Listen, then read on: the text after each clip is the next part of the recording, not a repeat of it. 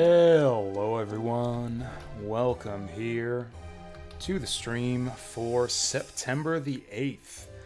Man, has it been September for this long already? Man, I feel like the month's flying by already. Yeah, how y'all doing today? We actually did manage to get the slightly early stream for once. I actually could have gone even earlier. I actually managed to get up like 2 hours early today. I ended up getting distracted, which is why the stream is a little bit late, or later than it could have been. If I were less distractible, we could have been online an hour ago. So, yeah, it's a good trend.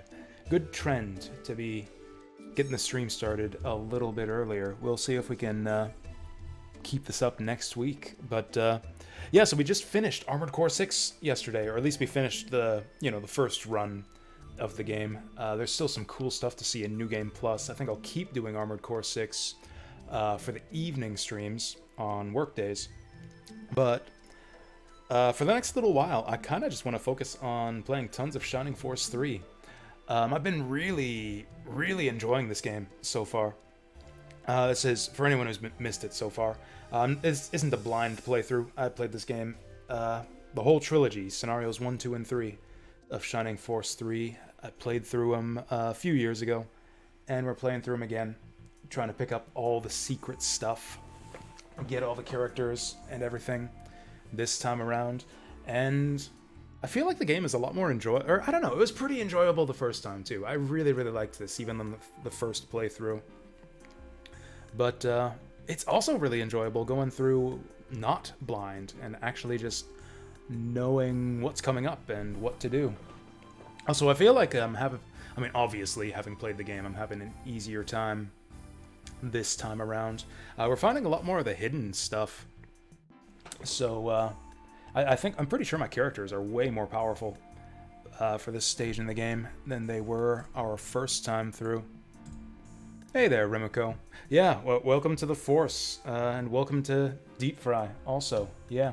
So, I don't think I have anything else to talk about here. Let's just get this shit started, and away we go.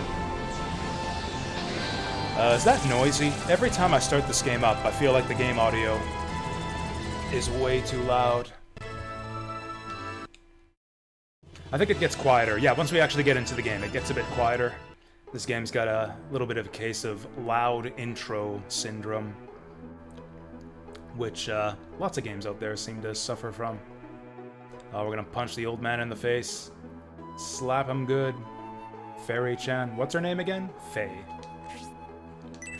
Alright, we're gonna pick it up from where we left off last time, which I actually don't remember. We've been going kind of hard on the Armored Core 6 lately. I don't think we've played this since last Wednesday or Thursday. I think we only did a couple hours last Thursday. And that was it for last week. I can't quite remember where we left off. Oh yeah, we were on the statue defense mission. We're in this little tent city here. And we were about to do the next map where we gotta defend the statue. We really can't defend the statue. The statue is doomed no matter what we do. But as far as the story goes, kind of the premise of the mission is we're trying to defend the statue. I'm pretty sure we did all our preparations and everything already on the last stream. Right, I remember now. And then I fucked everything up, and then I just decided not to save our game. That's right, I just decided to not save because we messed everything up last time. Lost like 1 or 2 characters. Actually, we lost Mascarin, that's right. We lost Mascarin, and she's friends with everyone. So we lost a bunch of friendship levels and got pretty much nothing in exchange for it. So I decided to just not save and to just retry this battle from scratch.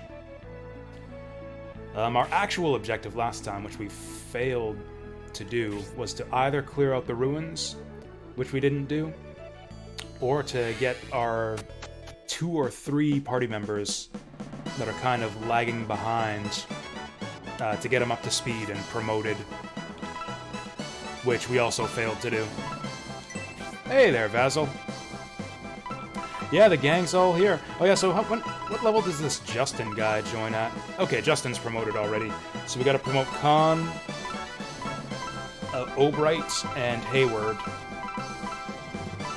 So that's mainly what we're gonna be focused on for this next battle. I also think we're gonna go straight to the ruins. I'm not gonna worry about most of the enemies here. We'll send like half of our guys into the ruins. Try to pick up everything we can there. Also, do we want to change the party? I forgot to do that last time, because we actually have more people in the party than we actually have room for. We can stick one person on the bench. Although, nobody's really running ahead on levels or anything. Everyone's pretty much the exact same level. Hey, Zap's here! Welcome here, Zap. Yeah, we're SRPGing once again, as usual. When was the last time we played an SRPG before this? Has it been a long time? It feels like it's been a long time. What was the last SRPG that I actually played on stream? Was it the Tactics Ogre Reborn? I think it might have been. I kind of want to bench Eldar because she kind of sucks. We can't bench Obright. We could bench Julian, actually. Because he's not even going to stick around with us. Like, we don't need to level him for the end game. I mean, it would be nice having him at a good level for, like, when he's the hero of Scenario 3. Although he joins Median's party in Scenario 2 also. So we could just level him up there as well. He's also just really powerful. So we could maybe keep him around for that reason. But I think we'll do it like this for now. We'll actually bench Julian and try to do without him. Probably a bad idea. He's a really good character, but we'll do our best without him. Like I said, I kind of want to balance the levels of all of our party members this time around, so that everybody's ready to go for the final mission, the final boss fight, without too much grinding.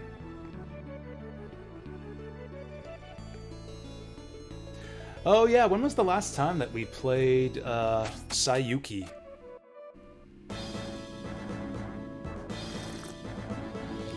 Also, if you want to expand the definition of SRPG, I guess the last SRPG we played would have been Age of Wonders 4. Hey there, BioBilly. We bodied Ibis so fast, did I? Oh, Ibis was the Chapter 4 boss. You know, I feel like that might have been... no, probably Balteus was still the boss that gave me the most trouble. But I learned a lot about the game from doing that fight. After Balteus, yeah. Chapter 4 boss was probably the one I struggled the most with. For some reason I got more frustrated with the final boss, but it actually didn't take us that long to finish.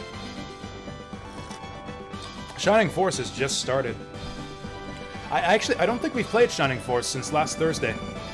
I only played this for a couple hours last Thursday. We've done like 3 Armored Core streams since then. Which final boss did we get? I didn't realize there were multiple options. We had to fight our headmate. Our waifu who lives inside our head got evicted from our head and inhabited a robot that shot lasers at us from a million different directions. She was kind of just like a slow version of the Chapter 4 boss fight, actually. Just like a slow version of the Chapter 4 robot boss, just with bigger lasers.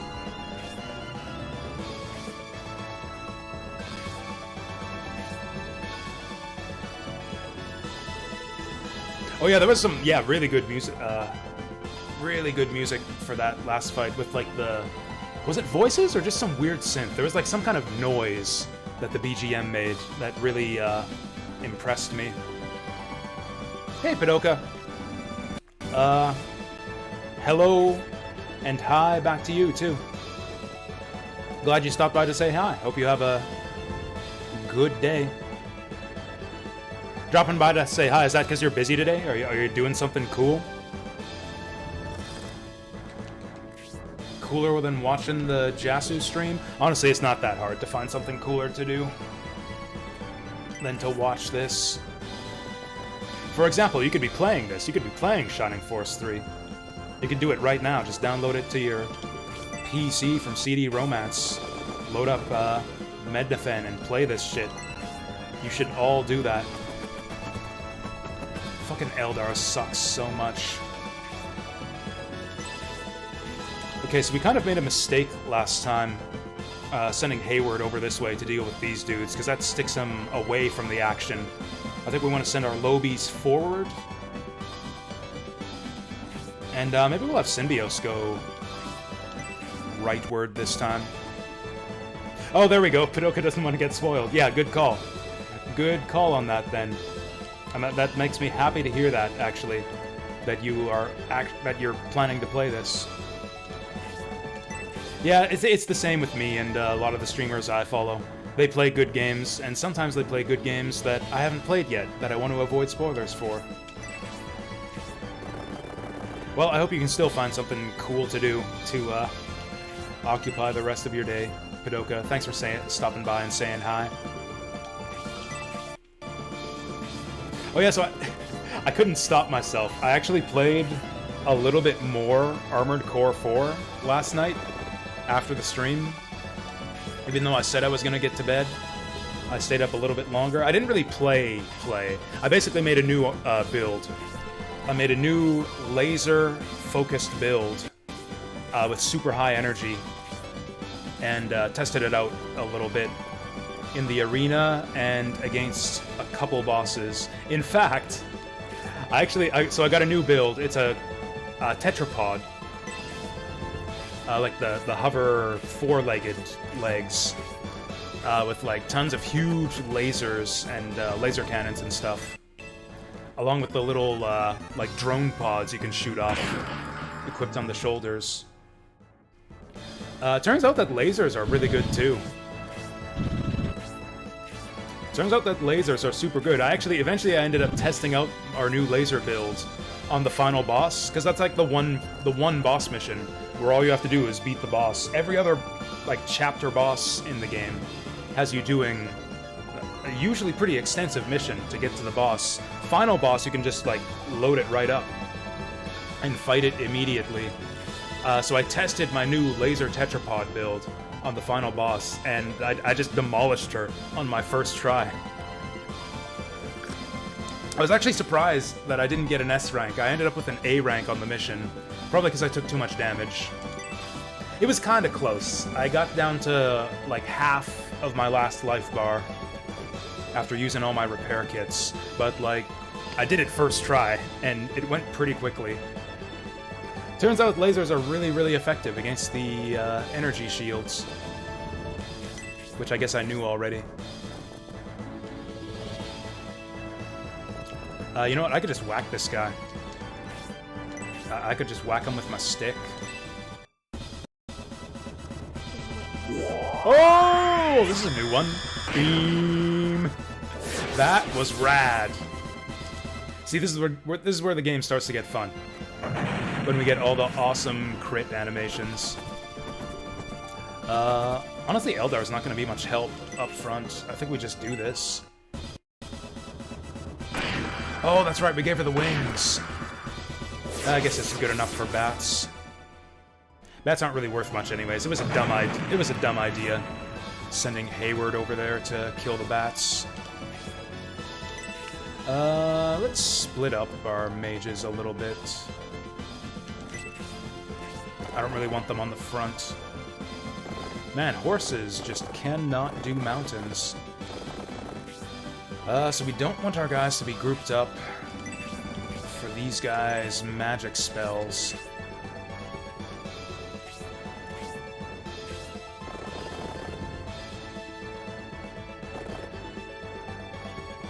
We'll set Danny Boy up. Wait, are we good there? 1, 2. Nope, that's gonna kill us.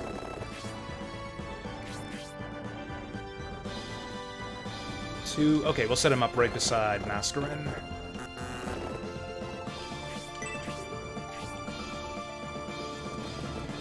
I guess we'll get Symbios to lure out the succubus. Someone's got to open up those ruins. Okay, so we don't want her getting blocked off by the mountain. Okay, so that's the danger line right up there next to Mascarin. Anyone who crosses that line is getting liched on. Man, these mountains are making a mess of me. I think we'll get Obright to run over the mountains. Maybe Hayward, too? Can he do that? Can elves climb mountains? Oh, no! Oh, no. Don't you do it! Don't you do it! That's really bad. That's really, really bad. Symbios is our, like, biggest attacker in the whole force. Grace is right there. I wonder if Antidote will work to cure that. They're going for the statue!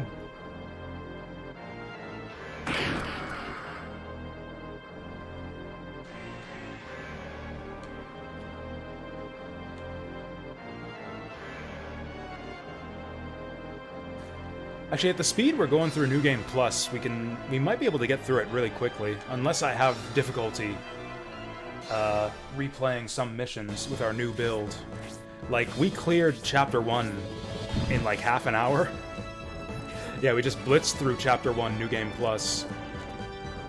So if we continue at that pace, I could probably do all of New Game Plus in like one 4-hour stream.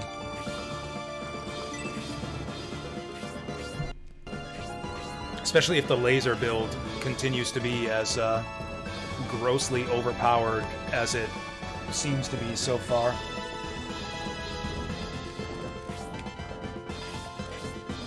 So does Mascarin being a wizard give her magic resistance? Oh yeah, we gotta be careful with the tanks. That's what got her killed last time. We actually have to be more careful about the tank than we do about the mages for her. Oh, nestle her in here. Is Antidote gonna work? Poison. Oh, level 2 cures most effects. There you go. He is charmed, right? It's not showing up. I was sure it said he was charmed. I'm gonna assume that he's still charmed, and I'm gonna try to shake him out of it. If he's not, I guess it's only 6 MPs. There it is, that's the charm symbol. Yeah, get that out of here. Yeah, that's the other plan is, yeah, do all the opposite choices on our New Game Plus run. That's right. Just snapped him out of it. Oh yeah, Deer Healer is my waifu. Begone, Jezebel. Hey, Windsweep. Welcome to the Force. Man, even the succubus isn't worth shit. Hey, we got the Twister. We gotta be a little bit careful here.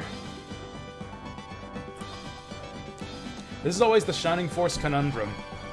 Do we go forward and chuck a spear at this guy, hoping that another one of our party members will get a turn right after to finish him off? But in doing that, we would risk the enemies possibly getting their turns next and just all going at once and killing Dantares. What's the agility count look like? Dantares is 18. I think mages are usually really high. That guy's 9. That guy's 14, so this guy's probably gonna go right away. Sybil is pretty fast, though. She can probably do it. Oh yeah, how's Berwick going, Windsweeps? I haven't seen you online in a bit. Are you done with Berwick yet? I need to go back to Berwick. It's, like, soon. Possibly really soon. Well, it's gonna take us a while to get through, Shining Force 3. damn it, Noon. Okay, he's got to be careful of that tank also. Oh, he's got to be really careful. Let's get him on here. What the hell is going on? I thought Sybil was supposed to get a turn right away. Okay, I'd love for Eldar to get this kill, but I don't want the Succubus to charm anyone, so I'll let Symbios get it. Been busy? Oh, that's fair. It happens. Chapter 8 side mission? Oh, so you haven't even gotten to, like, the hard part of it yet. You're still, like, doing training missions. Actually, there's some difficult stuff starting Chapter 8 also. I think Chapter 8 or 9 is where I kind of started to run into difficulty. And then Chapter 10 is kind of where it starts to get insane. Dantari's kind of underperformed on that last attack. Can we finish him with this? Get ready. Sure can! Sick. I love the way that knocks him on his ass, too. I know, right? The mechanics of Berwick are so fucking great. I really wish we could get a follow-up. If not officially, then like from some, I don't know, indie game or something. Like just the ideas of Berwick need to come back. The Berwick mechanics, the Berwick formula needs to be... I'm going to kill you. ...iterated and expanded upon. Spirio's gonna kill us, by the way. I think we actually have to fight her on this map. Let's get Khan here.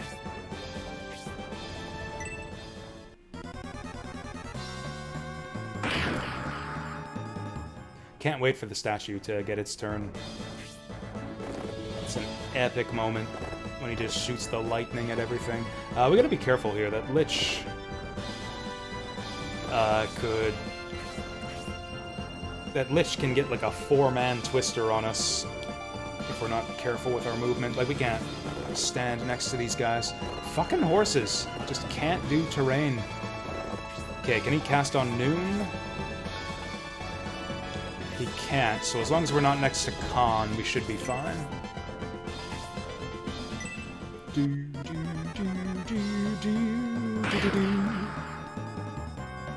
Yeah, that statue is clearly a big head with a chicken hat. I'm just seeing that now. Do you guys see that? Do you guys see the chicken on the statue's head? Maybe it's just me.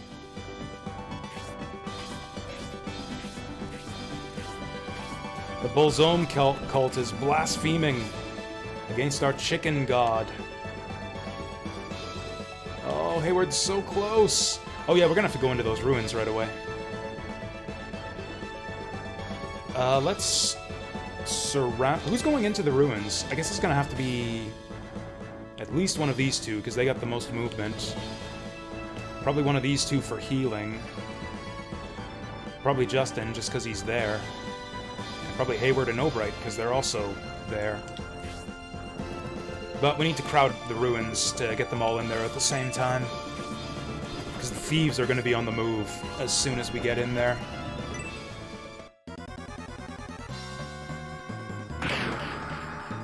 Holy shit, that actually did more than 1 damage.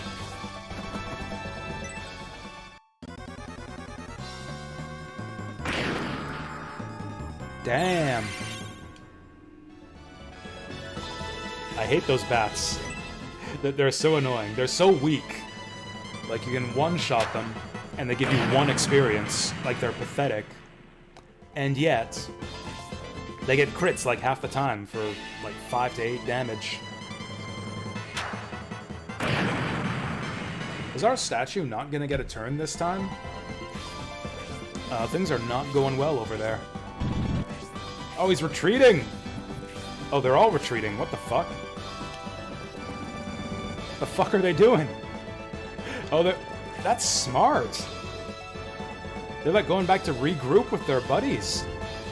They're not throwing their lives away, trying to get like 2-man twisters on us.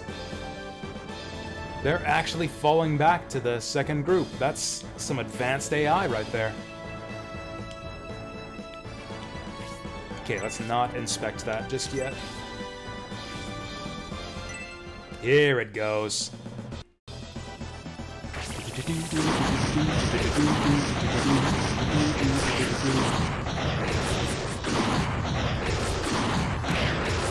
You can hold down the C button to speed up this animation, but I don't want to.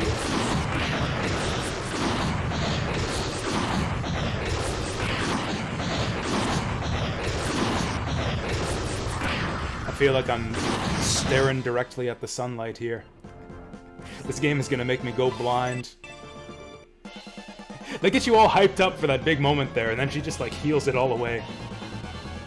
Get the highs and the lows, the triumph and despair.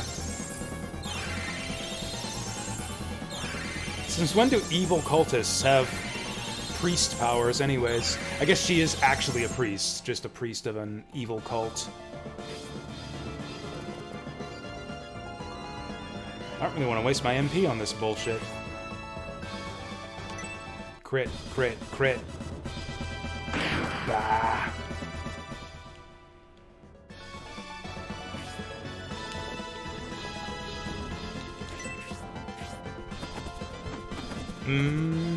I think I actually want Eldar in there. How speedy is she? Oh, she's 19 agility. Yeah, we're at the top of a new round. Yeah, let's get Eldar in there.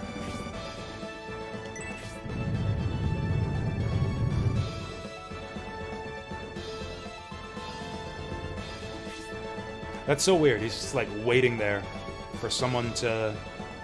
Oh, you know what? That actually makes sense. I just thought, like, why is he waiting there for us to go in? Why doesn't he just go in before we get there? He'd get a head start. It actually makes sense. We're the ones with the map, so we're the only ones who can open the ruins. The thieves are waiting nearby for someone to open it for them. Fuck, I keep messing this up. I keep messing this up. That's right, the first person opens the ruins for other people to go in it. Okay. We kind of messed up.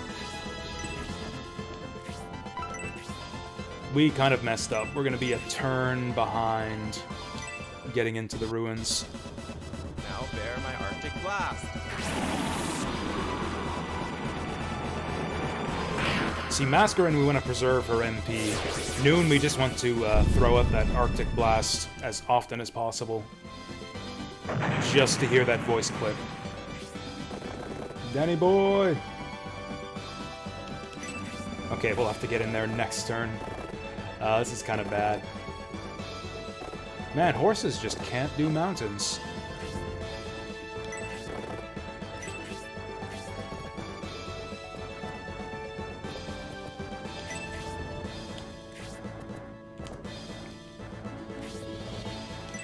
There we go, we gotta get on the space in front of Eldar. Yeah, everyone's way too far away to actually get in there.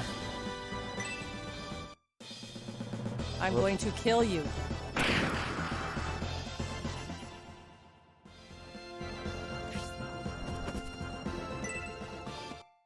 Succubus getting in on the action. Man, I can't wait to recruit Spirial. I messed up her recruitment the first time we played the game. You have to spare her on one of the later missions.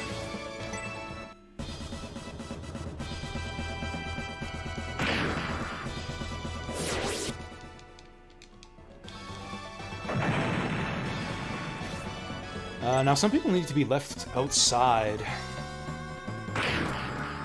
to take care of all these enemies, because they're probably going to rush us after they kill the statue. Synbios has to stay out. He's not allowed into the ruins.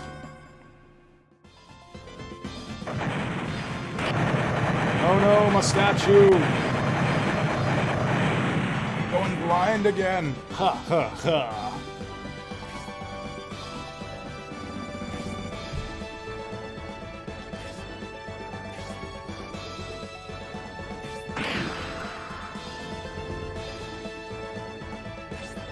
Oh yeah, and then this mysterious voice shows up. A strong and terrifying dark power. I'm pretty sure this is Galm. I don't know who else it could be. It's gotta be Galm.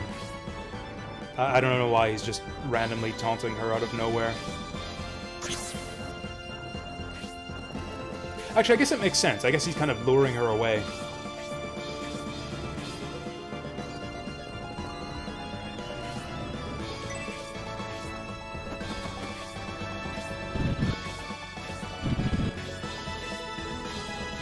Yeah, maybe she wouldn't have left if Golem hadn't talked to her. Okay, now they're coming back on us. You know, I think Obright's actually more good out here than he is in the ruins. Oh, we got the axe equipped already. Let's go. Oh, that's right. We still got the unpromoted battle music for Obright. I love that the battle music changes when you get promoted in Shining Force. I guess they did that in Shining Force 2 also. In fact, Shining Force 2 had even more epic combat music when you promote. Oh, baby. Do we give it to her? Oh, I fucked up. Ah. From this angle, it looks like these two were standing next to each other. I think I'm gonna go for it anyways, though. Yeah. I think these guys might have a spark weakness. Boom! Oh, just barely enough. 8 experience points. Damn. Okay, maybe we should only give kills to unpromoted guys.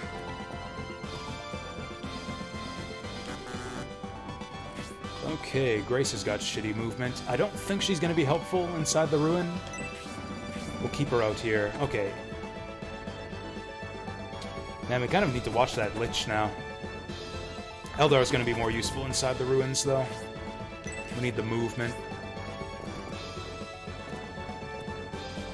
Okay, is Noon in danger there? They're all pretty far away.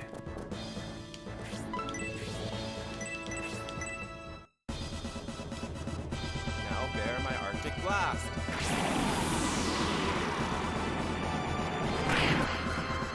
That's a pretty underwhelming blast right there.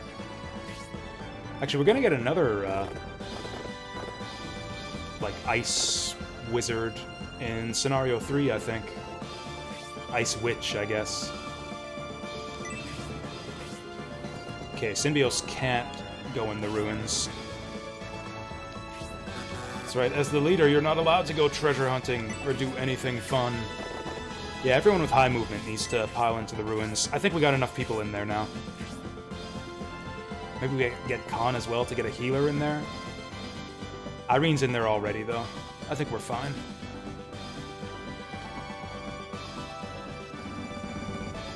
Yeah, I think we got enough people in the ruins. Damn.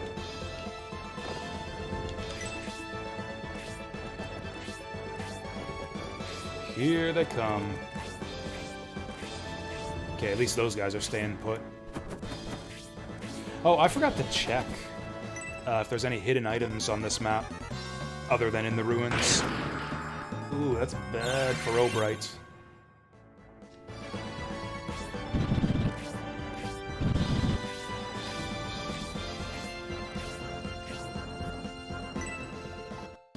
That's fine for Obright. Are you kidding me? He didn't want to cast the magic. That's awesome. Can we do 15 damage to the Lich? I suppose it doesn't matter. Either way, we're attacking him. How about a crit? That is the opposite of a crit, my dude. Alright, what's gonna happen? What are we even doing in here? What's going on? Okay, so we got a barrel there that we probably gotta hit. We got a locked treasure chest here. And here. And here. That one we can open. Okay, so we gotta cut off there, and then the exits are here and here. So the guy who opens this treasure chest might try to go through this exit. So we should move... I think the first thing we should do is move the block off this exit.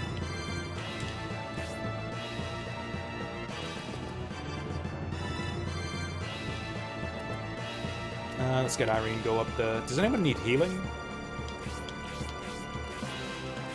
Dantares, kind of. But not really, he can do without.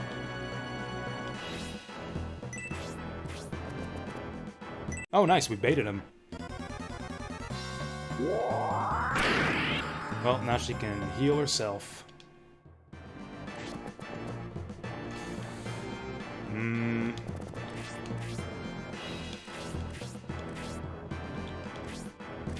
Okay, so he's not blocking anyone if he goes there. I do want to shoot the skeleton, though. I'm going to shoot the skeleton. Are we using the right arrows? I think we set up Hayward with only one type of arrow now. Yeah. What was that? Whoop. What was that wrong class bullshit? Oh, wrong class to equip an herb. Right.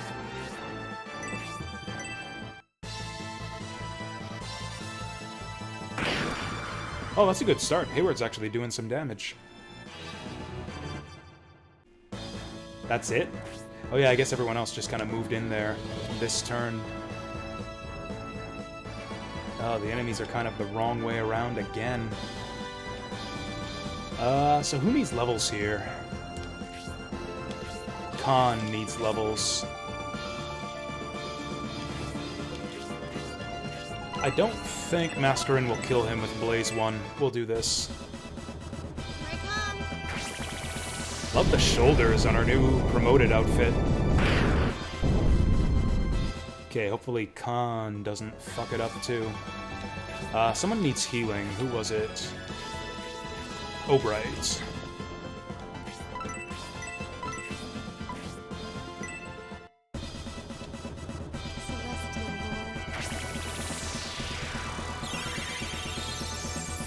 Hey, O'Bright's my partner now. Okay, let's pull the wizards back. Do not want them on the front lines. In fact, we don't really have much of a front line here.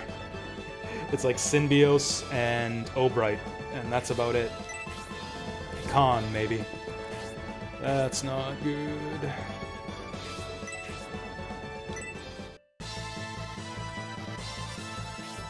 Oh my fucking god, you idiots. We're gonna get demolished now. Everyone's standing next to each other. Everyone is standing next to each other. He's gonna get a four-man twister right now.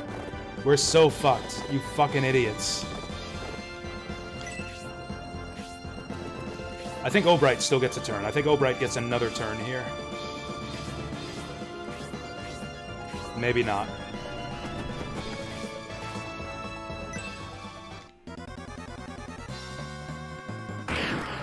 Can't believe this shit. Missed the Lich twice in a row.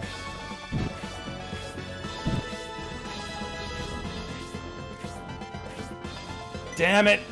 Oh, this guy's stupid. Oh, no, he's not. He's healing himself.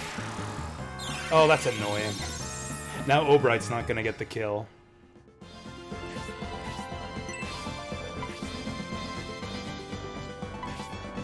I guess we'll try for it. Crit would do it. Oh my fucking god! That's three in a row. Maybe your mischance is based on like your promotion level. Like maybe if you're not promoted, you just can't hit shit. We need to get rid of this guy. Boom. Does anyone in here need to get promoted? Hayward. Okay, so we don't want to kill the thieves just yet. Not until they open the treasure chests.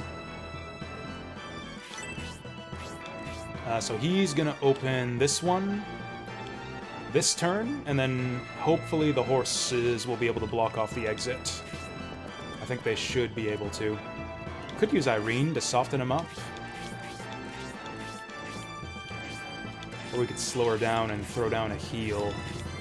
Oh, she's got to heal herself. Also, this guy's kind of getting away from us. I think we should have Irene go up.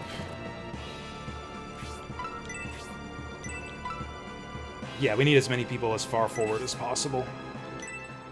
Make sure we block these guys off.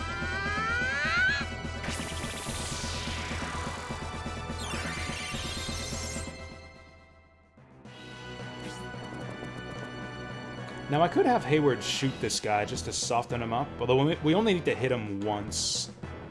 Oh, I could... No, we don't want to block him off. We want him to get the treasure chest.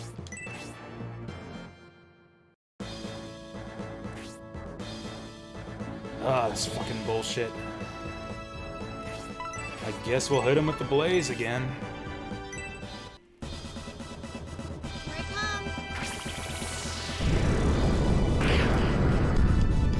Okay, so anyone should be able to finish him off now, provided they can fucking hit him. Does anyone need healing right now? We lucked out that the Lich decided not to cast on us there. Oh, we should Delta split. The Succubus can cast on us now, too.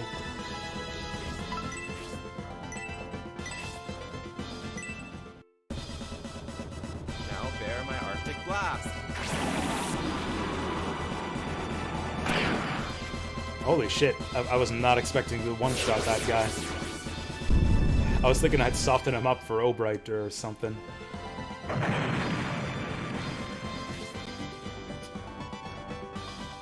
I don't really want to move Symbios up here. Now we need to spread out for when the Succubus arrives. Okay, the enemy's staying back. That's good for us. Okay, don't fuck this up, you idiot. Finally! Oh, we just barely did enough damage, too. Level 10! Oh, that was a good one, too. All the stats, even agility.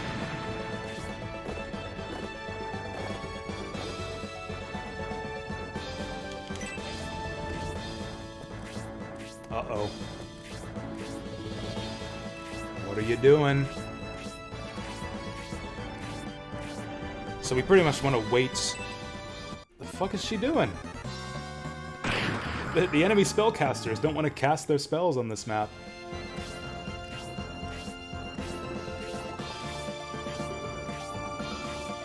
If we can manage it, I would like Obright to do all the damage here.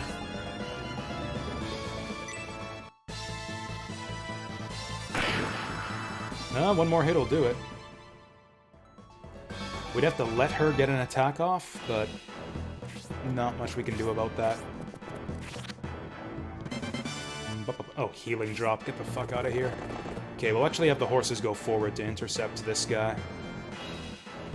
Also, I think the horses... Or I think the ruins get destroyed once we kill the thieves. We need to make sure we get these barrels. Eldar's too far behind to help out. I'll let her go for the barrel.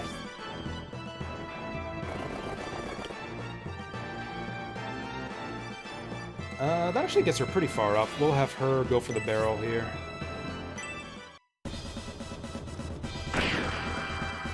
Okay, her and Dantares can intercept the other thief.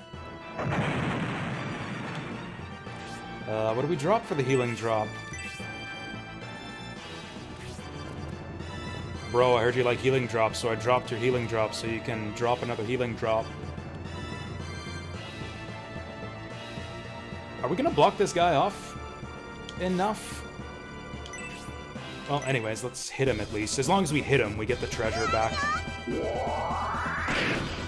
Or just fucking murder him. Just lay him out on his ass. Alright, healing drop is mine. Do we still need this guy to open more treasure chests for us? I'm gonna trust that this guy's gonna go for the other two. I guess that's a kill for Hayward. That's awesome for us. Yeah, let's do it. He won't miss. Hayward's not gonna miss. Oh, although he might not do enough damage. Oh, he finally leveled up the crossbow.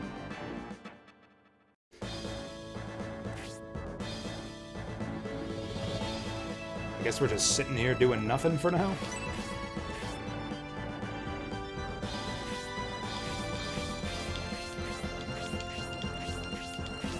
guess Khan could use some healing, although mostly we just want to split our forces here.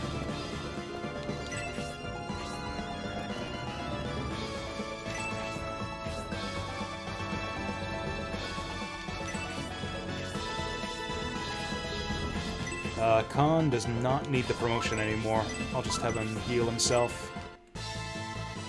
His blessings are upon us.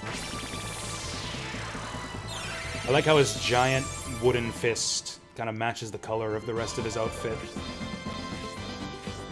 I know it's supposed to be like a big wooden fist, but I like to imagine that he just like has got a bit of cloth just wrapped around it. That's like the same stuff that his outfit is made out of. Like the yellow turban monk from Dark Souls. That's exactly what Khan is. He is literally a yellow turban monk. Oh, fuck. Well, hopefully that doesn't aggro the rest of them.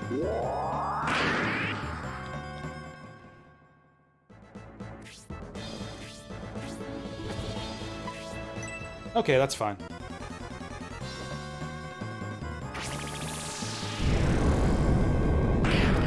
Now the healers have got something to do. I actually set this up deliberately, because mages in this game kind of have some extra magic defense. I put those two together so that the succubus would cast on them. Do a little bit less damage that way. Actually, the enemy's moving up on us. Let's get Obright a little bit closer. Please kill her. Nice. Level up. Level up. Oh, not even close. Okay, we need some fast healing now. And off he goes. Whatever, we just miss out on a little bit of experience.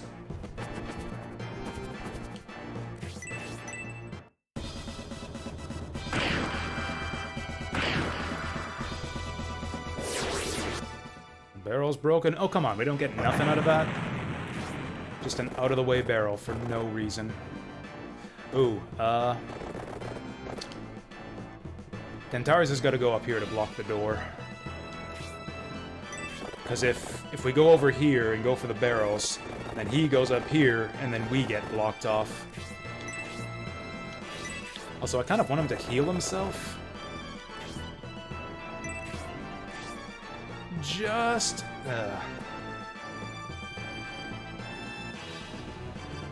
I'm afraid that he's going to go for this exit now and not go for the other treasure chest. I'm pretty sure he'll go for the other treasure chest, though. Let's just move. I don't want to hit him just yet. If he goes for the other door, we're pretty fucked. Okay, let's back up a little bit. Oh, this guy's got moves. Well, either way, we want to back up. Or do we? We actually need to make sure that they're in range to get healed. There we go.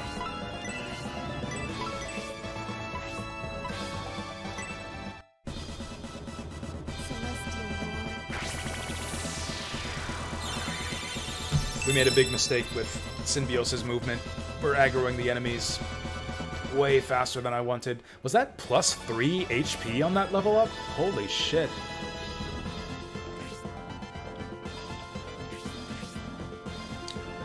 Damn. I really want to Arctic Blast this guy. But then we get clobbered by the tank.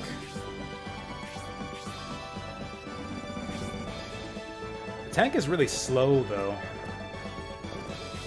The problem is Khan's all the way over here.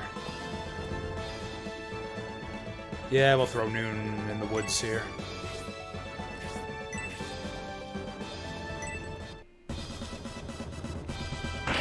We actually might need to worry about Symbiosis, since pretty much all the enemies are going to go for him. Thankfully, he's got that regen.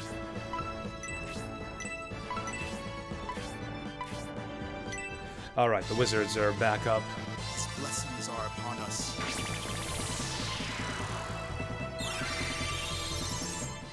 We might have to worry about Obright, too. Does the enemy have any mages? Okay, Spirial's still not moving. That's good for us. Alright, no crit. I guess we'll keep Justin in the mountains. Actually... yeah, let's keep him in the mountains. As much as I'd like to go for that White Knight we've hit already. It's more important to keep our guys defended.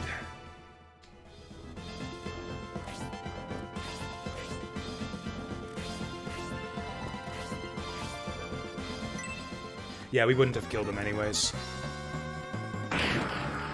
Getting lucky now, they're not critting us anymore. Oh shit, Obright's got the weapon type disadvantage. He blocks anyways like a champion. This might hurt.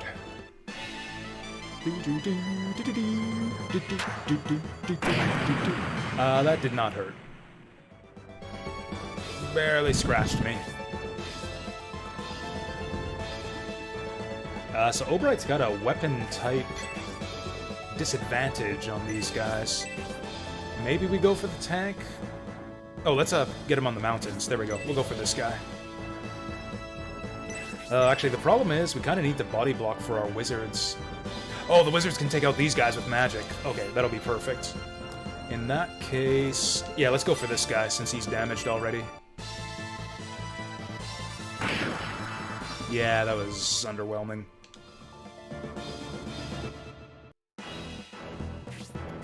Alright, he's going for the treasure. Light of Hope. Actually, maybe we have Eldar leave.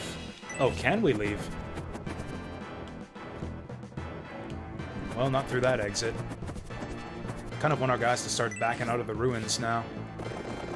Okay, so Danny Boy's got to block this guy off. If we kill him, the ruins will explode. And I kind of want to get to the barrels first. Let's do this. We got to get this. Garbage.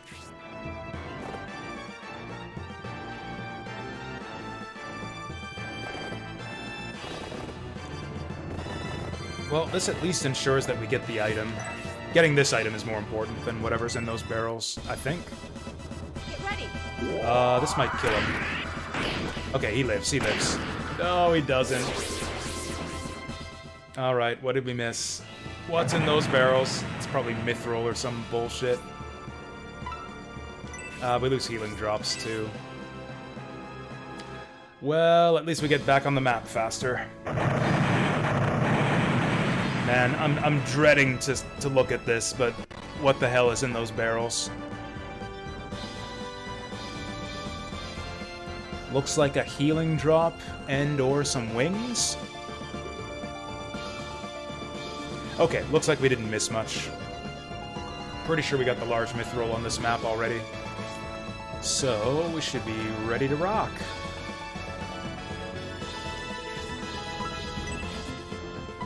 Alright. Alright, let's spark it up.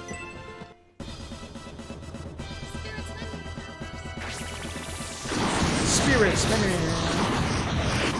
Boom! Holy shit, 23 damage!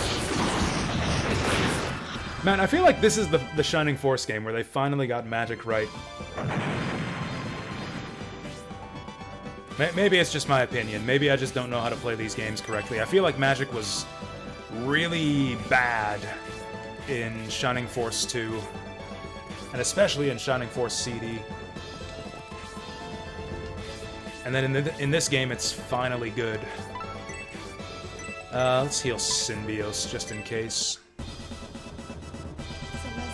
Okay, ruin time is over. Now we can go ham on these guys.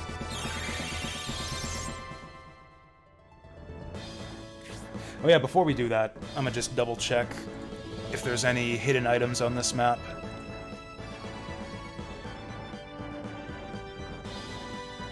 See hidden items. Oh, there's a goddess tier. That's not super important. Not really that important, but apparently there's a goddess tier hidden, like, right here. Yeah, right next to the statue. It's easy pickings. I think I'll get it if I can. Oh, I actually didn't think Mascarin would one-shot that guy. I was kind of expecting Noon to get the kills. This is a bit awkward.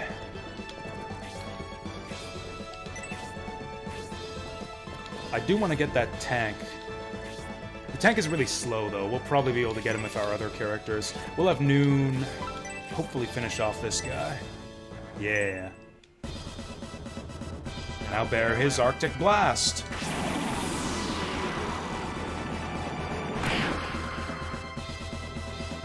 Even apart from just how good magic is in this game, like the effects are so awesome too. The way the background goes all wavy and stuff, just like the sense of impact is so good. I think Spirial spanks us if we go there. I think we want to slow push this for now. Yeah, wait for the rest of the guys from the ruins to catch up. Might even be able to get this White Knight before he gets a turn.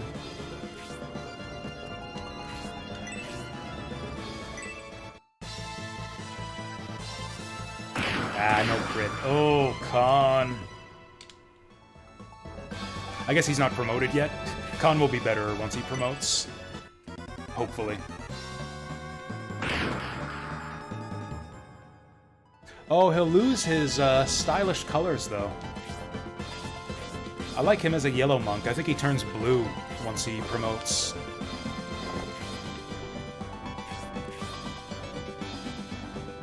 I think she's got magic. Oh, she doesn't. Do we go for the tank? Nah, we have no follow-up on the tank. We'll just have to eat one tank shot. Actually, I'd rather give that to Obright. We'll go for the White Knight.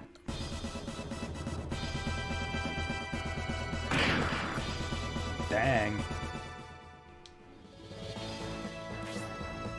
Well, now Obright can get the kill on the White Knight. Oh, they're creeping up on us. Damn. I thought Obright could outspeed these guys.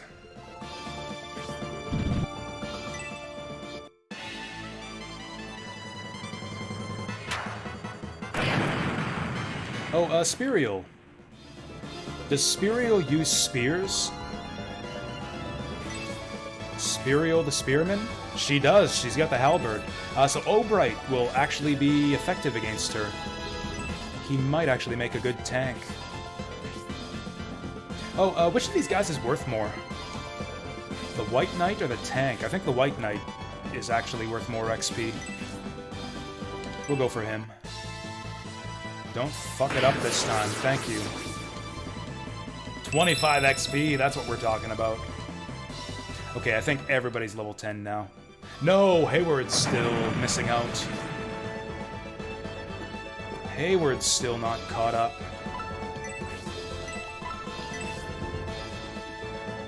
This might actually kill this guy. And I'm fine with that. Here I come.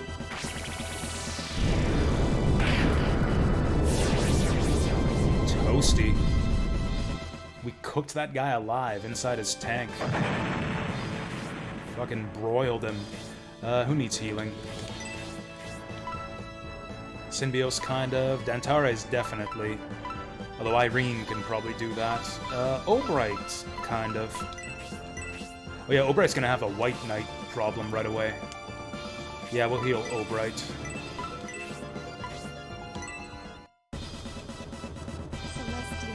Oh, he's only missing 3 hit points.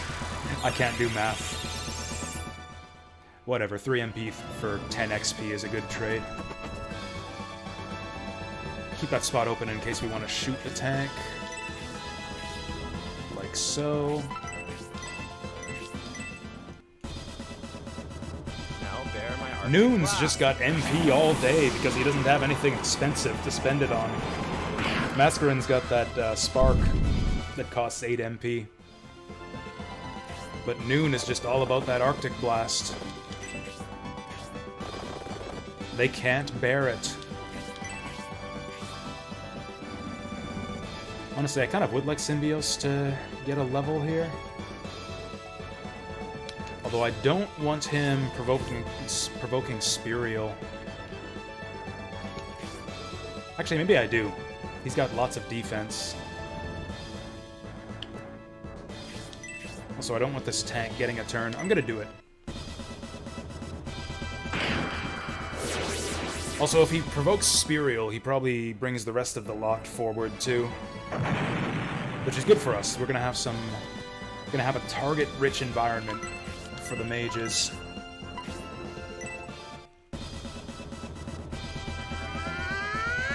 I say the mages, but Noon doesn't actually have an AoE spell, does he?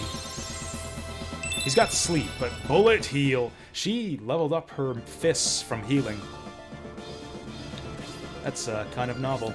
At this point, I'm kind of just healing for XP.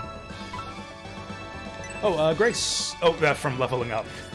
Grace is missing 3 HP from her 3 HP level up.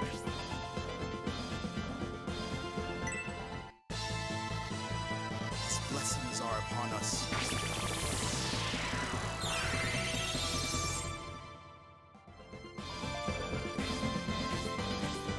They're still not... Okay, there they go. I guess Spirial is one of those non-moving bosses. Well, we'll go up.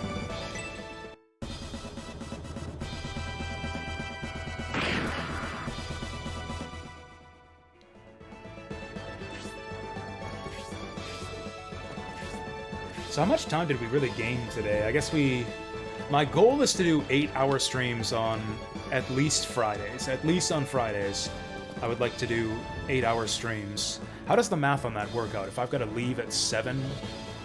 Oh, actually, I would have to, I'd actually have to stream at 11 a.m.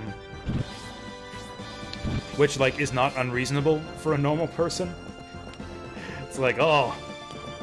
I've got to be ready to play video games at 11 a.m. It's impossible. Nobody can do that. It's like I fucking work at 11 a.m. 10:30 a.m. even. Obright doesn't need the XP.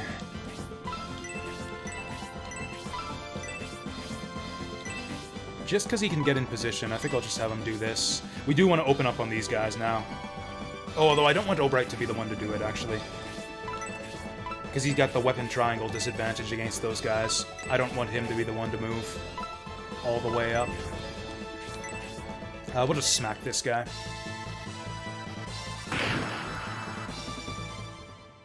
Actually, is this guy in the way of Mascarin? Oh, sure isn't. Oh, that's juicy. This is how we got Mascarin killed last time, but I can't resist it. I can't resist it. We're gonna get her killed. This is exactly how we got Mascarin killed last time. It's so good, though! Double palm! How does that work? She's got, like, kung fu powers now. Oh, Grace. Oh, Gracie. We got the level 2. We don't have the level 2 tornado. We do not have the level 2 tornado.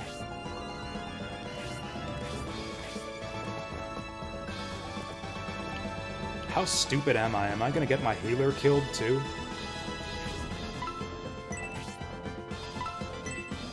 I don't think this even does 10 damage. But if we're gonna fail to kill all the enemies, which we might. Or actually, you know what? No, that guy we have even less of a chance of killing.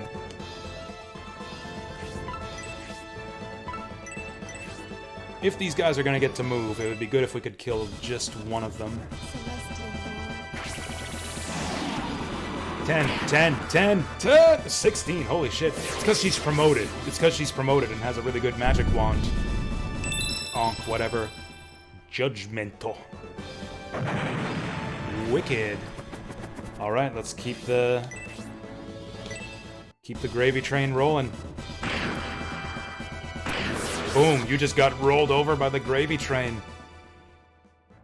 All aboard.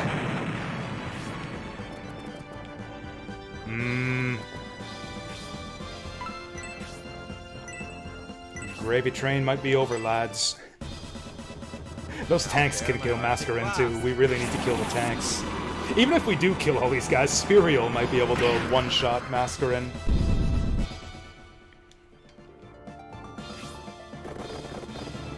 Danny boy, why can't you move, father?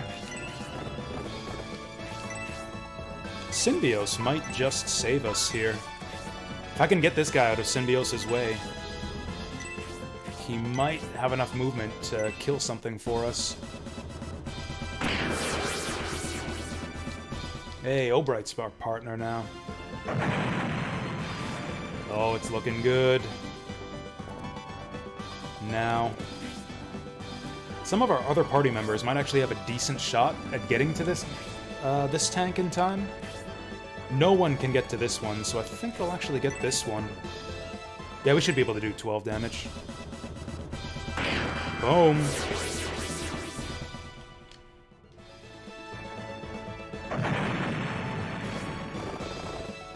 Ba-boom. Oh, we nailed it. We're owning this map. Holy crap. Now to see if someone gets one-shotted by Spirial. She might be pretty powerful from what I remember. I will drop nothing for the antidote herb. Stuff your antidote herb. We can give it to Spirial.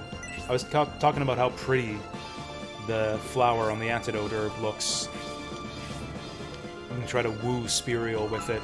Oh yeah, what advice does Benishram have? I keep forgetting to do this. Oh, we couldn't save the Elbisum statue. He actually comments on, like, the developing situation on the battlefield. He probably would have said something different if the statue was still alive. Irene can't do anything, but we'll see if we can heal someone to scab some XP.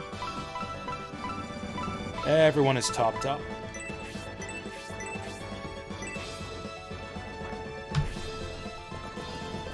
Is there anything else she can do? I might have given her an agility ring.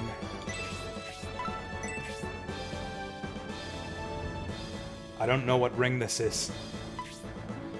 I don't know what ring she has on. I think I did it. I think I gave her the support ring. Protector ring, whatever.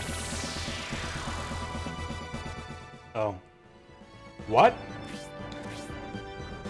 No effect. What does the protect ring do? I thought that was the one that gave you the defense buff. Here she comes. Oh, durr, she's gonna go for Symbios. I'm going to kill you. Yeah, yeah. Oh, fuck, she is. She actually is. Kind of want someone to move up and go for that tier. Ooh, this might take some doing. Oh, also we want Hayward to get a level up still.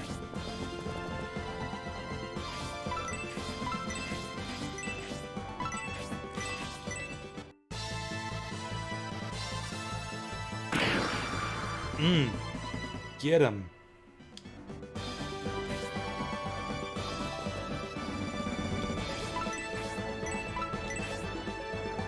We should be able to heal Symbios before Spirial gets another turn.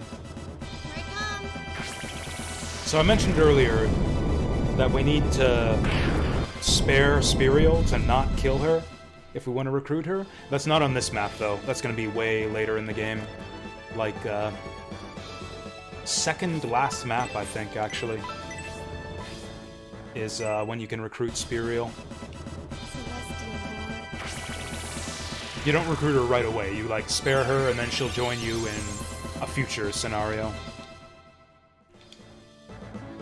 I think Scenario 3? I'm actually not sure. Actually, we'll have Eldar go for the Goddess tier or whatever over there.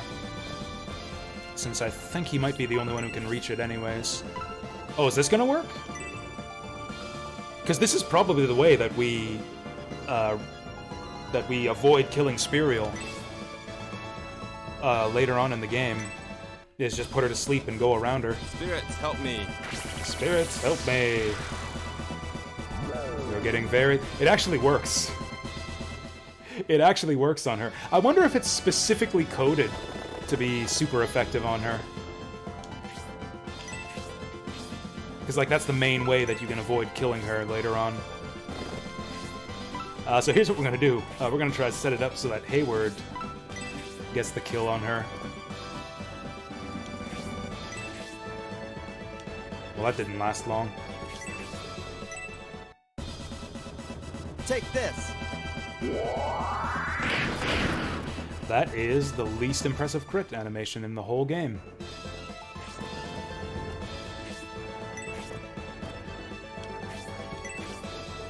There's no way we get Hayward this kill. He's gonna do like 2 damage. Bullseye. Bullseye! Oh, that was more than 2 damage.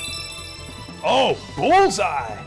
Alright, we don't have to worry about XP distribution now. Let's just end it. Although I do want to worry about, whoops, getting that item.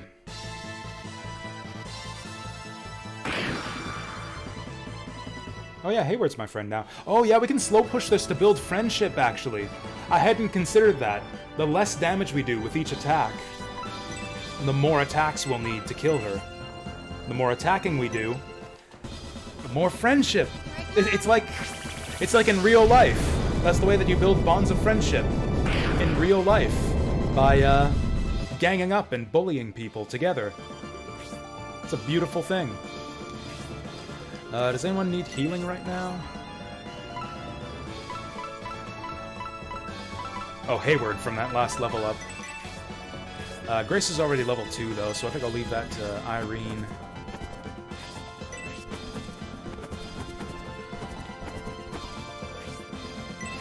Alright, nothing on the statue. We got a tear. So who do we want to give this kill to? Honestly, probably our mages. Oh, we could sleep her again, actually. We could keep the bullying going. Sleep her again. Help me. Oh, maybe it only works once. Or maybe we just got unlucky. Or lucky the first time. This might kill her if we get a crit. No dice.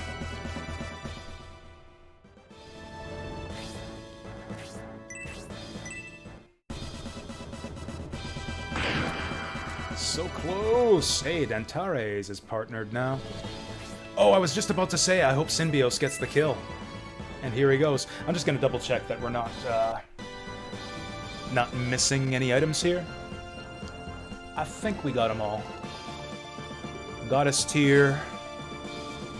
Large Mithril on the previous map that we missed. Large Mithril on the next map. Yeah, Goddess tier. Drops and potions inside the ruins. I think we got the Mithril. I mean, if we didn't get the Mithril, then we fucked up.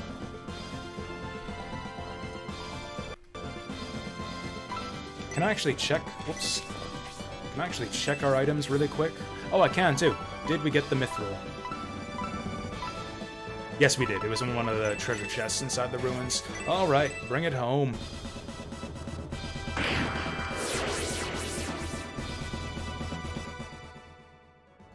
Spirial is past her expiry date. We'll drop an herb for a potion. Wait, yes. Maybe we could have dropped the fairy dust? I think the fairy dust sells for a little bit more than the herb. Oh wow, she's just lying there dying.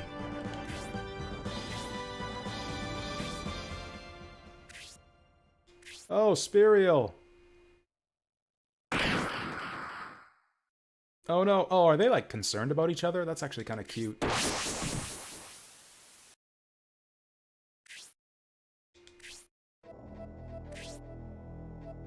Oh, okay, I was right. Yeah, it's Gom. Oh, wow, Gom with the rainbow text. He's so powerful. It's like the energy radiates from just his name.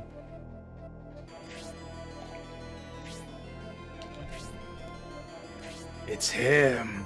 Oh, right, Julian's got a score to settle with this guy. He killed his father.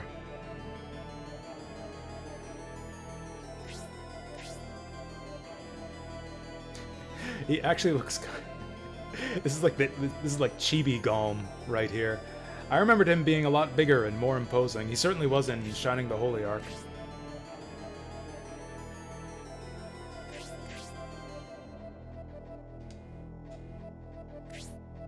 She just asked him politely, please don't interfere?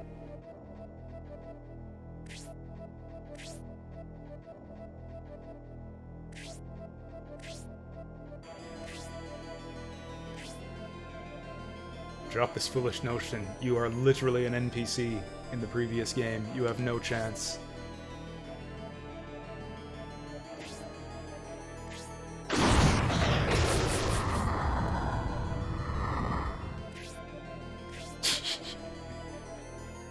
Oh, is he getting weak?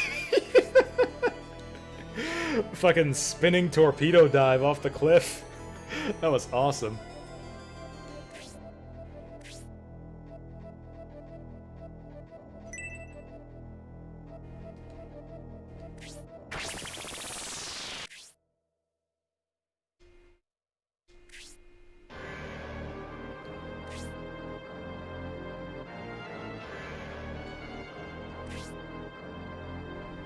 Oh yeah, I guess she is the healer.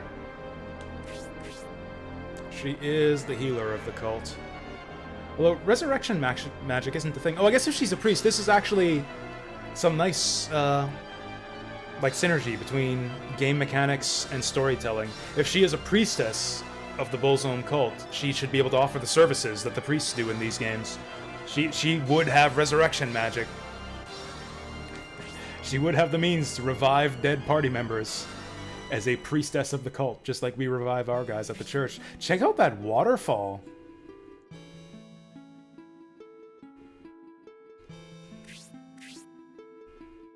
Are we actually going to rescue him? I think he's gone.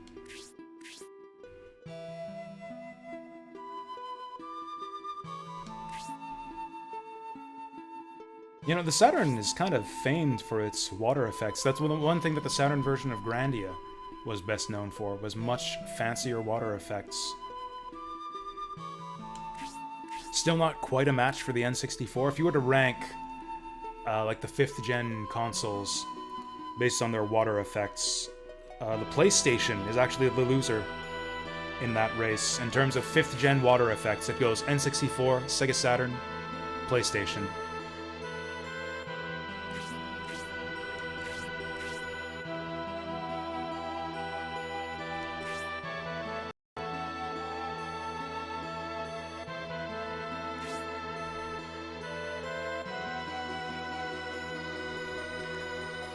What was that about Edmund? I can't remember what happened with Edmund, or even who that is. Oh, you know what? We didn't even need to race for the statue to get that thing. We could have just grabbed it after the map. Oh, right, the bridge. I think this is the perfect time for a detour, though.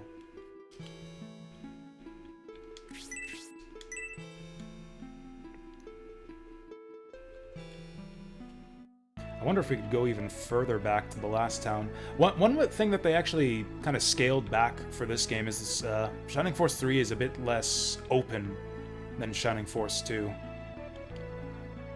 Like, Shining Force 2 has kind of fake openness. There's like a world map you can traverse, you can backtrack to different towns and actually replay some of the battles on the overworld. But there's not much of a point to it. Like, the game still has kind of a linear progression. In fact, I think that the openness of Shining Force 2 was kind of to its detriment. There's some parts in that game where it's not exactly clear where you're supposed to go. There's one part in particular that drove me nuts, where you have to, like, backtrack to a specific town and, like, use a specific item on a tree. And I feel like it's not very well clued. It's easy to get lost. There's a couple spots in Shining Force 2 where it's easy to get lost for pretty much no good reason.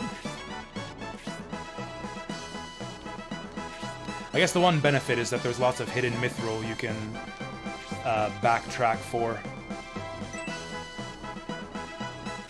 There's a lot of mithril you can like kind of revisit old areas to get if you missed it the first time.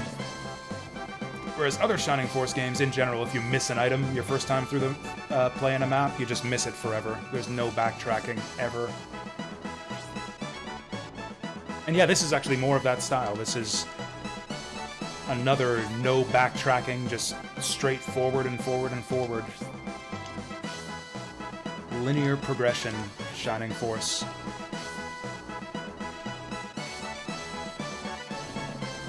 What did I come here for again? Oh yeah, save. I don't know why I'm in the base here. I guess to just see what everyone has to say about the situation. Oh, also, we don't need to put anyone on the bench now.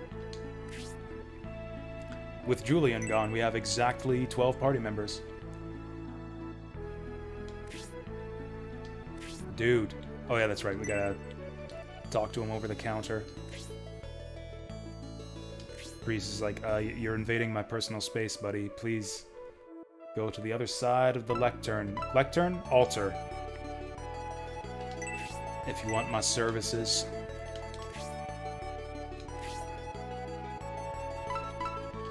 Promotion time. I think everyone's good. Yeah, Hayward's got it. Obright's got it. Okay, he's getting 4 hit points and 4 attack. Ooh da lolly.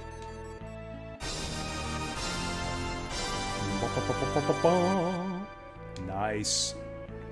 Okay, Hayward might actually be useful now. Also, is it just me, or is he slimmed down now that he's promoted? His portrait looks very similar to the old one, but I think he's got, like, narrower facial features. Warrior to Gladiator. Oh, come on, Obright only gets 3 attack? 5 hit points, though. 5 defense! Okay, good for him. Obright ready to tank it up for the team. Oh yeah, he's also got the same kind of creamsicle orange color armor that Symbios has. A man of culture. Damn, Khan getting 6 hit points, only 3 MP, that kind of sucks. Oh, what the hell? 4 defense, 4 attack. This is insane. Do monks get the best promotion games in the game? In terms of total stats, I think the monks might get more stats than anyone else. That was awesome. I forget what Cure even does. Like, status effects don't persist outside of battle. Oh, it's Curse. Yeah, it's probably Curse.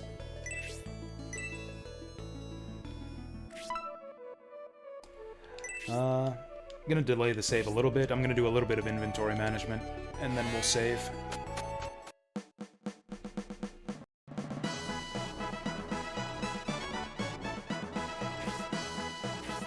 Yeah, so if we go to transfer, yeah, we got no reserve because Julian left the party. So we can sell that map, sell that fairy dust. That tier might come in handy. There we go, stash the mithril. Probably transfer that tier to someone. Actually, I think I might give Mascarin 2 tiers, since she's the one with the, kind of the most expensive spell right now.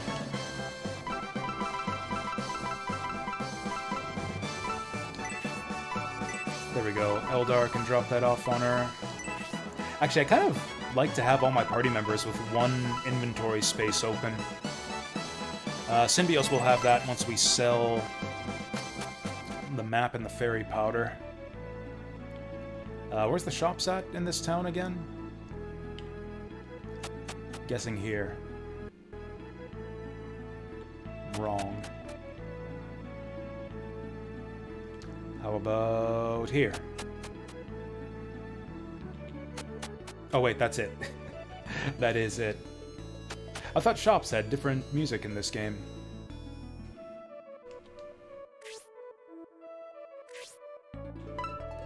Oh, we could have new deals too. Yeah, we got a few things to check out in the shop here. Oh, the maps are getting more expensive. Oh yeah, we're kind of semi-broke here. Yeah, we spent pretty much all of our money on accessories in the last town.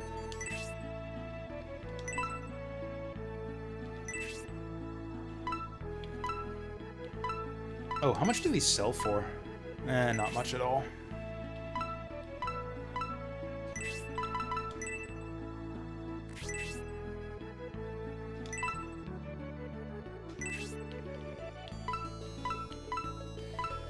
I should probably just start using some of these healing items. You know what? I think I'll sell some of the herbs. Yeah, 10 HP isn't a lot at all. I mean, it's something. But it's kind of getting to the point in the game where it's hardly even worth the inventory space. Yeah, anyone who's got an herb. Actually, Khan can make use of that. That'll save his MP if he uses that.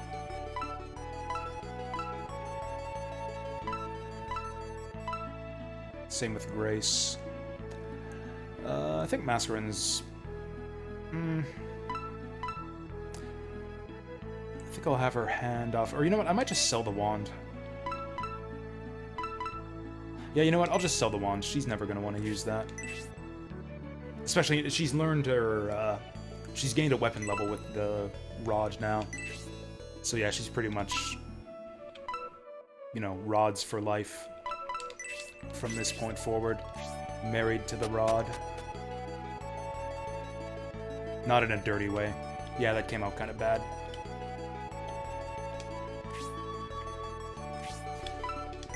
Alright, save it up. And then is there anything else we need to do? Oh right, I was gonna check the deals in the shop. There's probably nothing. I don't think they update the shop inventories between fights.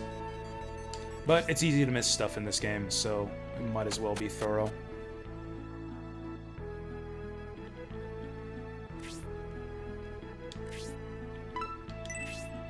Deals? I'm all sold out of deals.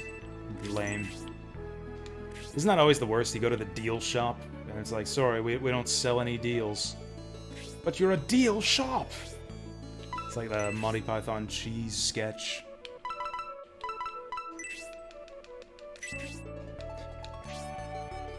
Deal seller, I am going into battle, and I require only your strongest deals. You can't handle my deals, traveler. Fuck. I'm cracking myself up, I'm sorry. That's not even funny. It's making me laugh just thinking of it.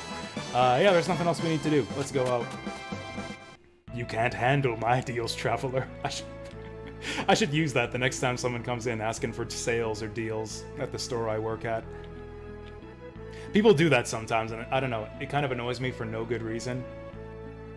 It's like, do you have any deals right now? What's on sale? When is your next sale?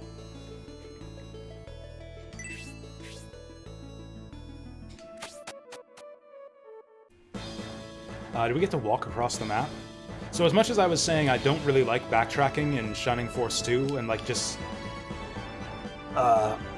having the freedom to traverse the overworld map and go to a bunch of different places that are all pointless, I do like walking around on these 3D maps. Honestly, this is a weird thing to say about an SRPG, but movement feels kind of good in this game. Like, it's very zippy. Like, you get, like, full, like, 360-degree motion. It's not tile-based like old Shining Force games. The rotation is very smooth. We can zoom this shit if we want to, too. Now it actually kind of does look like an RPG overworld.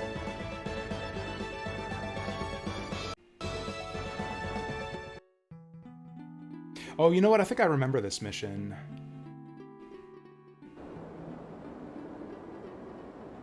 All SRPG maps are missions to me. I guess they're maps. Most people call them maps. Once across this bridge, we'll be in Aspinia.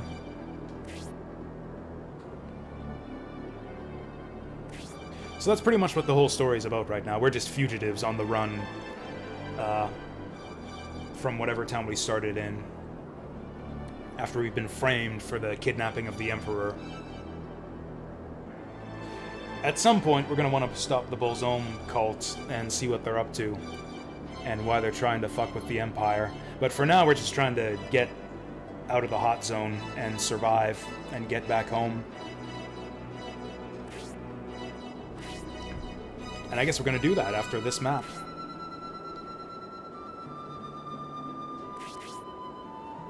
Heh heh heh. I mean, is Julian Republican rabble? He's kind of a mercenary.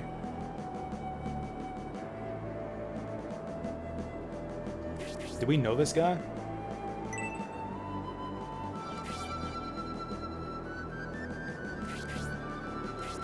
That's a pretty good reason. Why should I let you pass? ... You make a compelling case.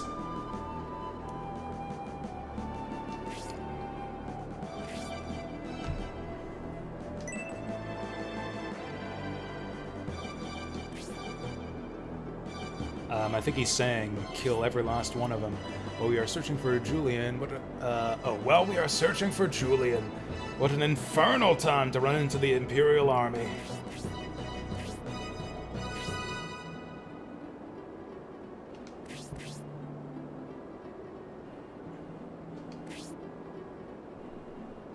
Shit, this is gonna be tough. We're fighting the most elite forces in all of the Empire. Man, Mascarin is just friends with everyone other than Justin and Noon and Khan. Yeah, check it out. Khan's got new blue duds.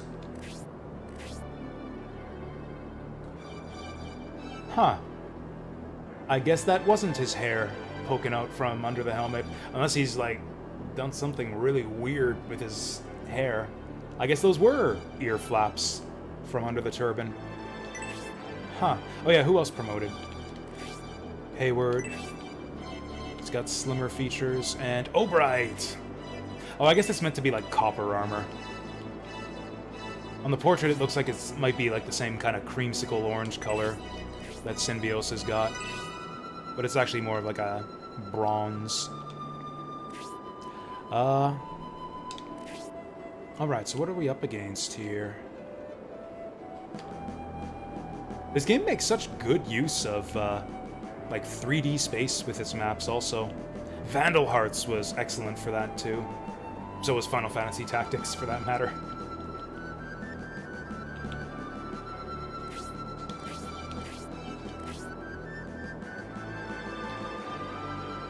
Oh, hey, we got Birdmen in the Empire. This looks pretty straightforward. The enemies are in kind of, small clusters going forward. Actually, you know what this reminds me of? This makes me think of, like, a shitty Fire Emblem map. Like, most GBA Fire Emblem maps are set up like this, where you just got, like, a winding path you gotta follow, with, like, a few enemies dotted here and there throughout. It's like a little group of enemies here, a little group of enemies here. And you just bait them forward and take them out a few at a time. Yeah, this is like the template for a crappy GBA Fire Emblem map. But maybe something interesting will happen along the way? It's Shining Force 3, so probably something interesting will happen along the way. Oh yeah, let's check the guide and see if we got any items to find here. Battle 15. We've got Mithril on this map, and we've got a white ring in the treasure chest. Oh yeah, we're gonna need Bird Lady to go grab that for us. She's gonna have to fight her way through these guys. Probably.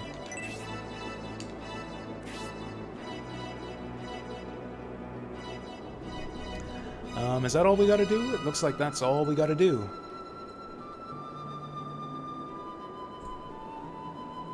Yeah, that's it. And then I think this is the end of the chapter. Who's up now? Grace? We'll keep Grace in the rear, kinda.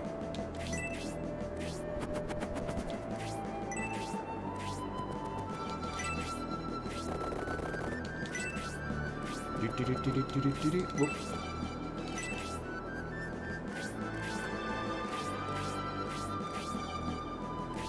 Honestly, I'm talking shit about Fire Emblem map design right here. Kind of a hallmark of shitty Shining Force map design is actually kind of the same as...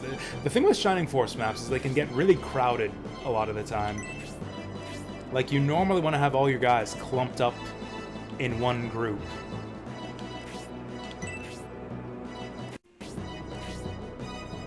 And especially in Shining Force 1, a lot of the time the maps will force you down narrow choke points. So you end up with like all of your guys stuck in front of a bridge with one dude in front.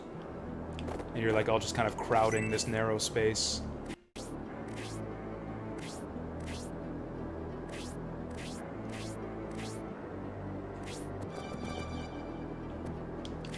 Alright, this is a decent formation. These fools are just moving up to give us a free smack at them. Those guys might have been out of our range if they hadn't both stepped forward like that. They're offering their heads to us. Let's oblige them. Oh, fuck, we're just a little bit short. Just a little bit short. Oh, can I get this thing from here? No.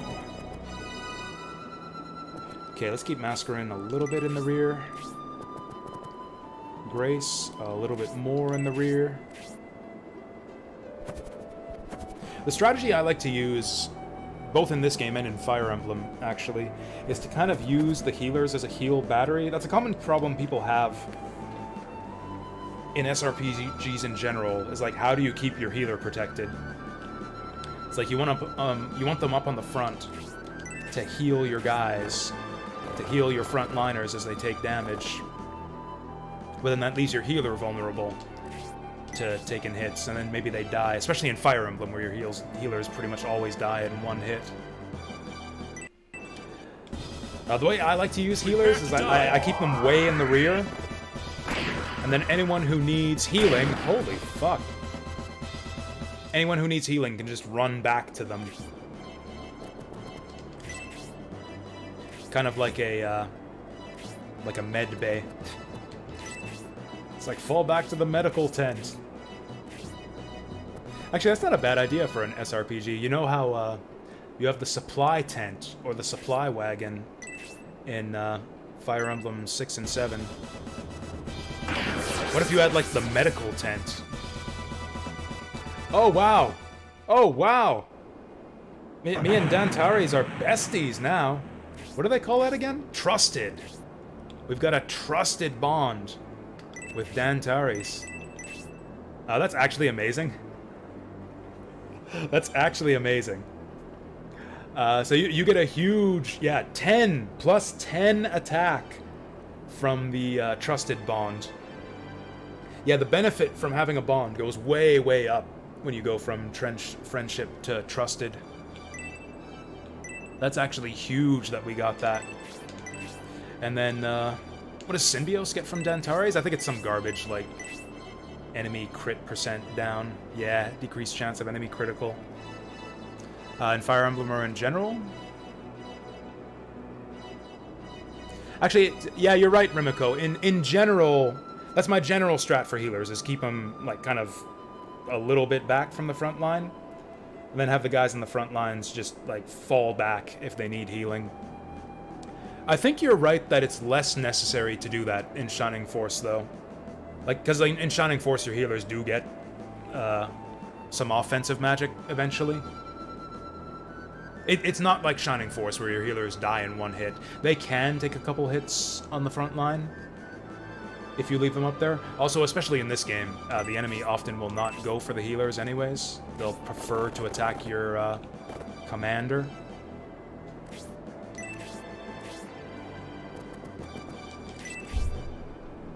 Haven't been using Izerna because you always want to bring more combat units. Yeah, that's always the... That's always how it is in, I found in Berwick Saga. It's like, anytime you bring a healer, you have no use for them, and they just don't do anything most turns in combat. So the next time you don't bring the healer, and then you really, really wish that you had a healer. It's like when you don't... It's when you don't bring the healer that you find that you really, really need the healer. At least that's what it felt like when I was playing Berwick Saga. Vols are super powerful in Berwick Saga, though. As opposed to healing spells, which are actually kind of weak. Like your basic heal orb, Soothe, only heals like 7 hit points until you gain a bunch of magic. You usually have to heal a guy like 3 or 4 times to get him to full, unless you're using the advanced healing magic. Whereas, yeah, Vulnerary is just a full heal every time. They're expensive, though, although not difficult to steal from enemies. You can get a pretty good supply of Vulneraries from enemies in Berwick Saga. That's why I like Owen so much in Berwick Saga, actually. He's kind of a semi-healer. Like, he's not a very good healer, but he has magic spells that he can use to fight if you want him to do that. He's not very good at offensive magic either, but like he can do both. He's very versatile. Fuck. Oh, that's Mascarin. I thought this was Irene for some reason. Yeah, we can do this. Fire Emblem Adult Brain prevents you from realizing healers can heal themselves. Oh, yeah! I totally forgot that Fire Emblem healers can't heal themselves. That's kind of bullshit.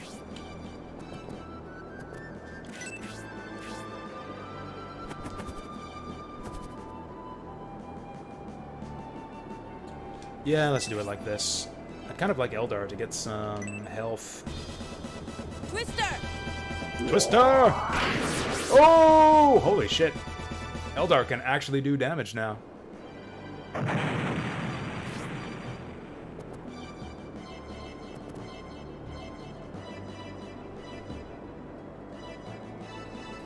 Actually, you know what SRPG has the best healers? Thracia.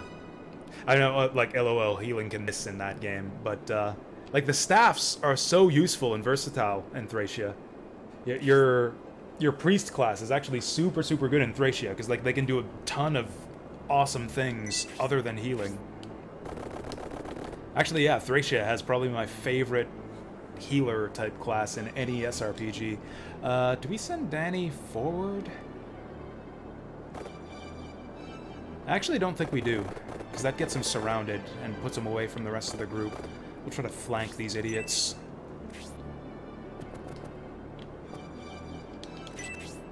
Yeah, we're doing the... This map is kind of doing the Shining Force 1 thing, where everything gets clustered and congested like this. Does Symbios know Spark yet? Not yet. I'm actually going to let these guys go for Symbios, because he's super tanky. Here we go, cavalry up the side.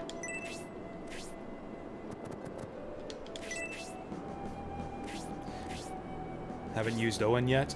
I let Owen go to turn 20 once. It's not... It's kind of cool. It's pretty cool. Maybe a bit less cool than I envisioned in my head.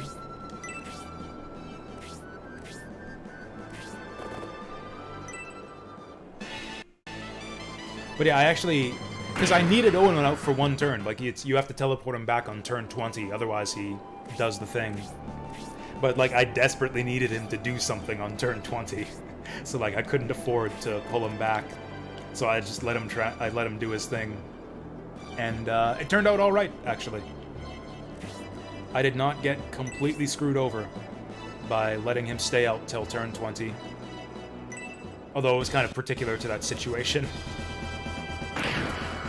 He's got armor for like 3 different colors. It's like creamsicle orange in his portrait. Bronze on the map, and copper in battle. He's got the armor of many colors. Oh, they're back to critting every time now.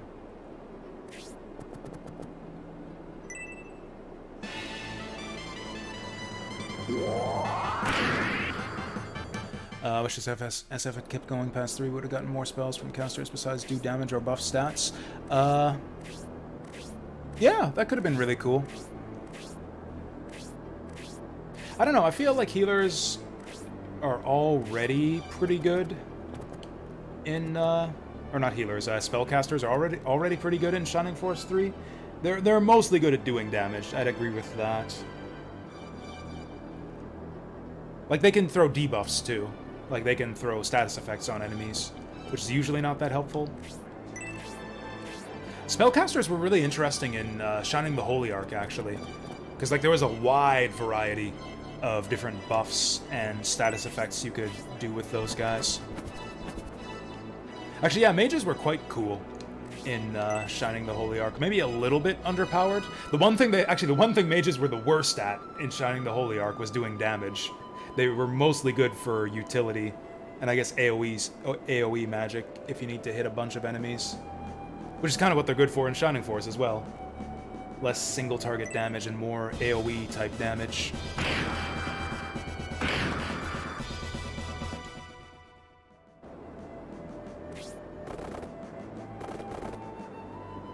As much as I like the idea of, like, fancy stuff like warp and reposition type stuff, I feel like it might kind of go against the spirit of Shining Force. Like, Shining Force is kind of a very simple SRPG by nature.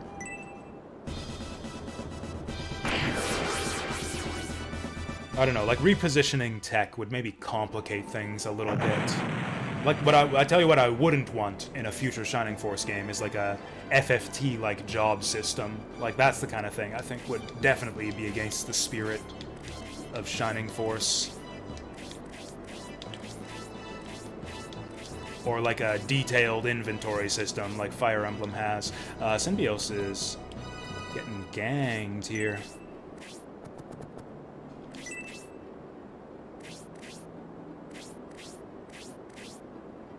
Well, thankfully we only have to hit a few enemies at a time. I'm actually gonna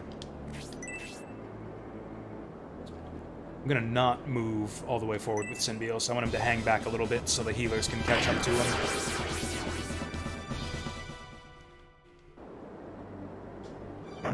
Are we over-leveled or something? We're getting hardly any XP for killing these guys. We've actually got a lot of guys in range to take out that guy. I'm gonna have Sybil use her full movement here. Get her up on the front lines. Damn it, Hayward! Oh, here we go. Ooh, or we could... Oh shit, this guy's full health. Crit? Irene actually does pretty good damage.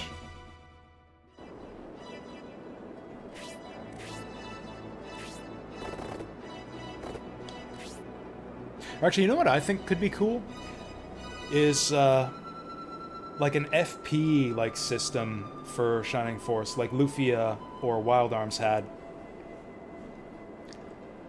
Where if your characters had, like, some kind of, like, resource bar that could fill up and let them do, like, simple special techniques. Kind of help differentiate the characters from each other. Actually, that's another thing this game does really well, actually. A problem that past Shining Force games had is that all of the characters are kind of just... It's actually the same problem that early Fire Emblem games have, where the characters are kind of just copies of each other. Like, a character is more just defined by their class and the bundle of stats that they come with. They don't feel that distinctive. Like, one dwarf is the same as another. One birdman is the same as another, except one will have better stats than the other if you level them up. Early Fire Emblem is kind of the same way. And this game actually fixed that, like, helped to fix that a bit with the whole weapon skill system. Like, the characters all have different special crits that have different special effects that make them feel really different from each other. In practice, they're actually really not that different from each other, but, like, the special crit animations make them feel really different and unique, and I like that a lot.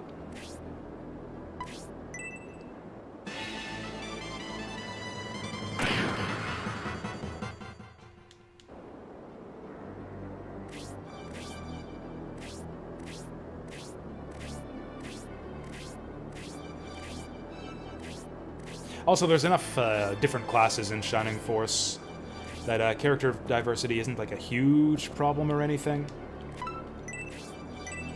Like, there are some classes you just get a lot of. Like, you'll get a lot of centaurs, a lot of knights in most Shining Force games. you'll get usually a lot of fighters or dwarves or whatever. Usually 2 or 3 birds. And then there are some, like, just unique characters. Like, you only get one, what's his name? The turtle. Turtle from Shining Force 2. You only get one wolfman. You only get one turtle. Mages is another one you get a lot of. You get a lot of different mages. Although the mages are distinguished from each other by their spell lists.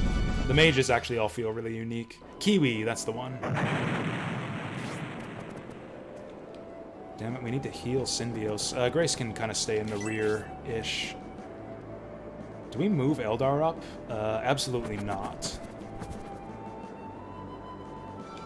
Because, yeah, she's weak to those tanks. Yeah, we need to clear those tanks up before we move Eldar up. Okay, well, if Khan happens to be here, so we'll have him heal Synbios. His blessings are upon us. Yeah, I decided to take your advice and switch back to the axe. Also, we found a new axe at the shop. And the new axe is better than the old mace. And I never did gain a weapon level with his old mace, so I figured, we might as well switch back to the axe. See if he does any better than that, any better with that. And sure enough, he almost immediately gained a level with the axe. I think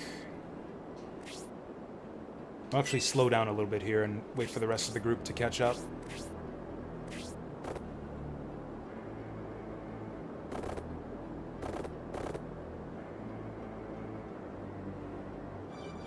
Should have gone up and just attacked these guys. Dantares and Sybil teaming up would have done it. Whatever, like I said, this will give everyone a chance to group up.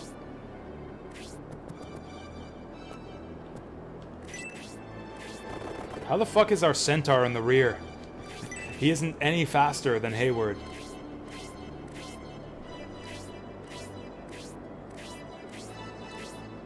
Fucking laziest centaur I've ever seen. So if we go here, he'll actually get shot from the bridge.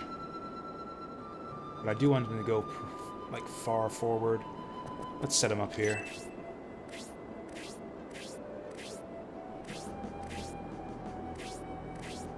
This is kind of a boring map so far. This is the first boring map in this game. Okay, now we definitely rush forward on the tanks. We can probably just take them out before they even get a turn. Oh! I forgot about that!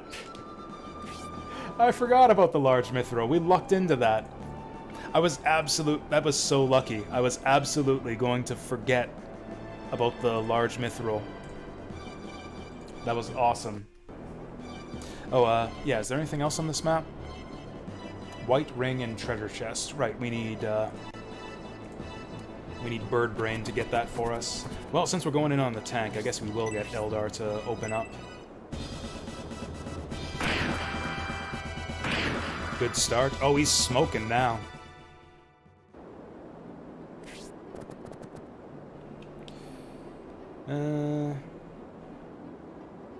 We'll get Noon to sit back just a little bit. Actually, no, let's put him forward. Everyone go all the way forward.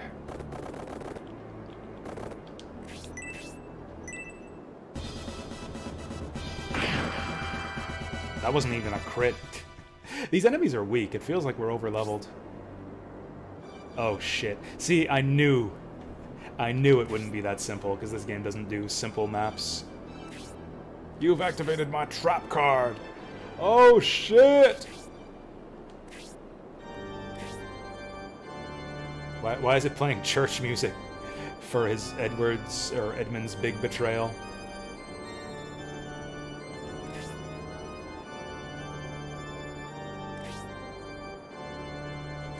Fucking traitor.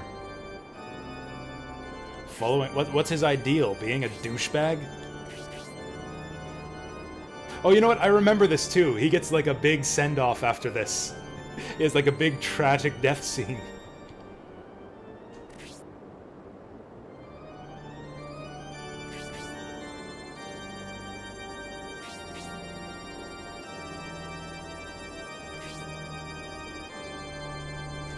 I love how they're making the church music double as, like, evil traitor music.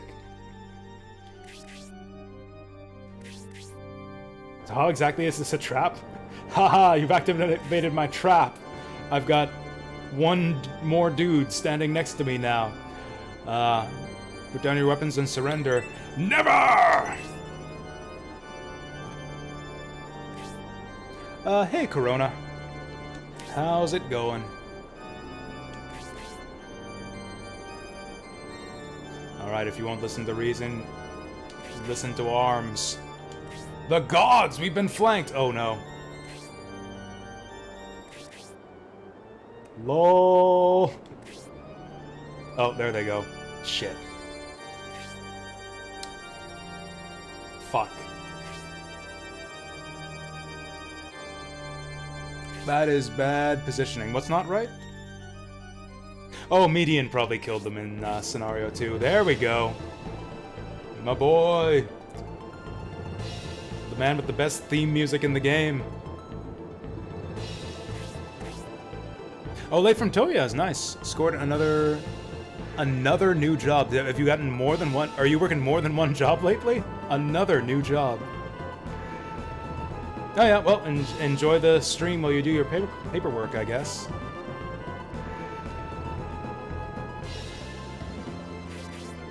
What innocents is he talking about? Are we the innocents that he's going to sacrifice?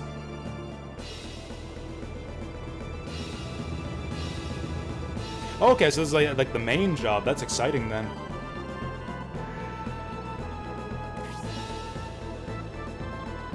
This is funny that they're so indignant about this guy being a traitor, even though they're with the Empire and they're on the other side.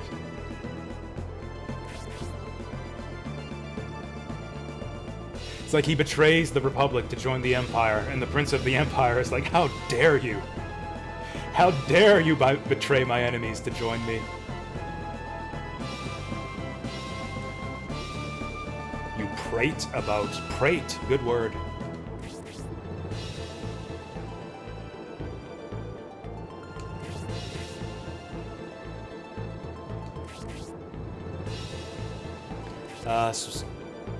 So is this like a Fire Emblem 4 Chapter 1 type situation where Median's gonna show up and deal with those guys for me?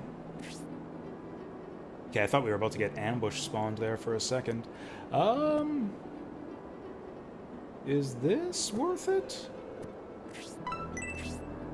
Also, what's their agility count? This could go extremely badly for us. 12, 18, so we're at the top of a new round.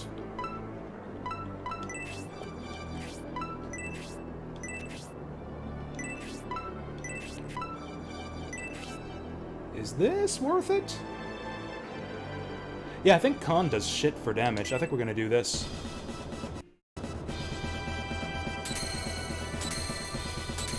Cue the strobe lights. Well,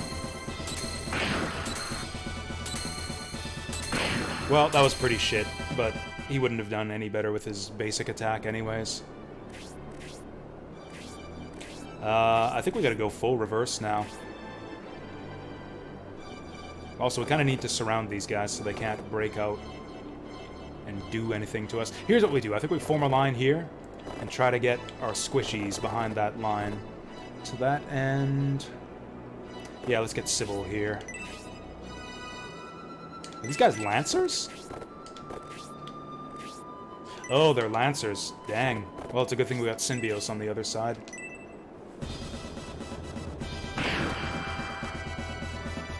Ooh, Khan is my partner now. Is Mascarin's in position. Oh, you know what? Shit. Kind of caught between a rock and a hard place here. I think we might have to let the tanks go. Yeah, we gotta deal with these guys. We need to form a wall. Get to answer over 200 questions. I had to take like a personality quiz, actually. At the first job I got out of university. I was kind of weirded out by it. Oh, if we hit that guy, we don't have a good, like, central focus point for Mascarin to do her thing. Although I think we passed Mascarin's turn, actually. Shit, Mascarin's gone already this round. Yeah, like, it's just a bullshit... Oh, it's a background check, okay. Kind of sounds like the same thing, though. Like, it's just a bullshit test, right? Like, you'll just answer whatever will get you hired. I kind of feel the same way about job interviews. Like, it's just a bullshit test.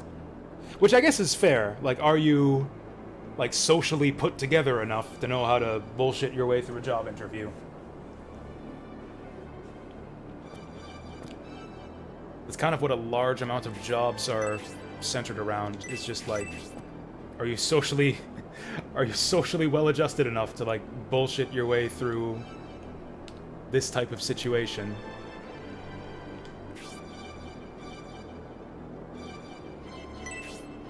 These guys are gonna get turns right away. We need to kill them. We do need to defend Grace. Yeah, let's do this. Hayward can tank a couple hits, I think. Can't even kill this guy!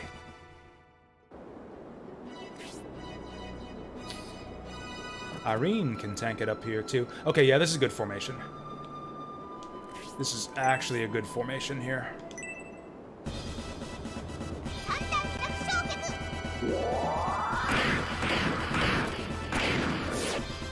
Yeah, I know, right? That's the kind of thing I'm talking about, Remiko. Like, that's what people want from a, like, job interview candidate.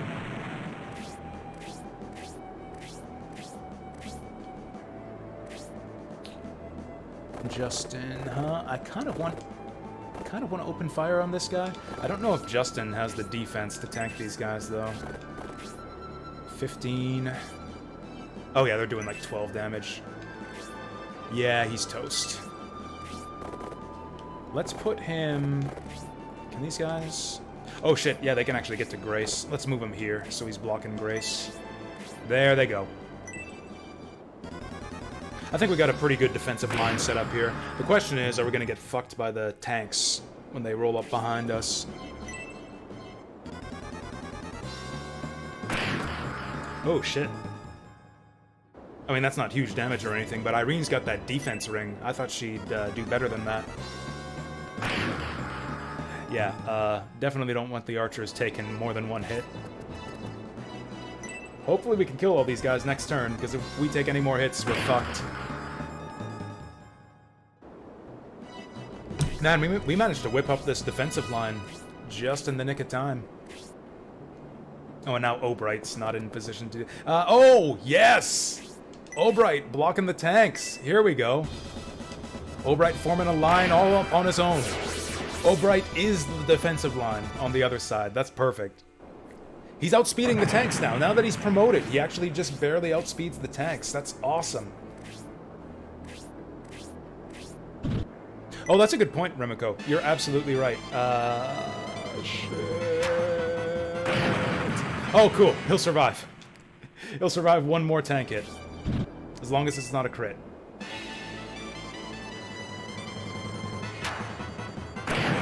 Okay. That ambush almost fucked us up real bad.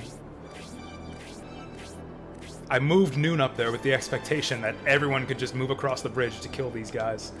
And then we get ambushed. No 3-target spell or anything, but I think the Spark will do well here.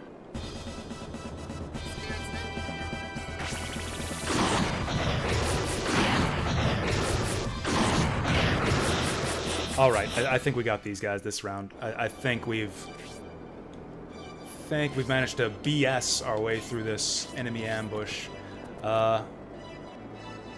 Actually, Noon is in the biggest danger right now. We might not get these tanks this round, so I will heal Noon.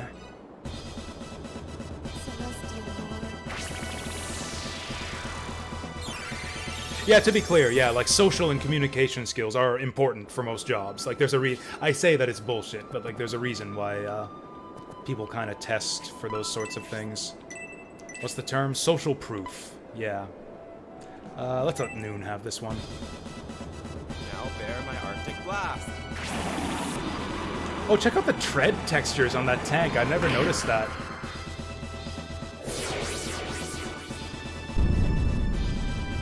It's kind of interesting. We mostly got like flat shading or like gradient shading on the 3D models, but like just a few little things are actually textured.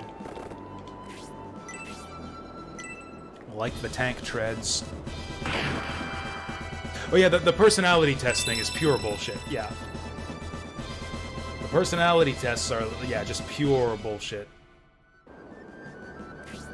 That test is basically just kind of testing, are you insane enough to, like, tell your employer that you might cheat and steal to get ahead? Like, are you that stupid?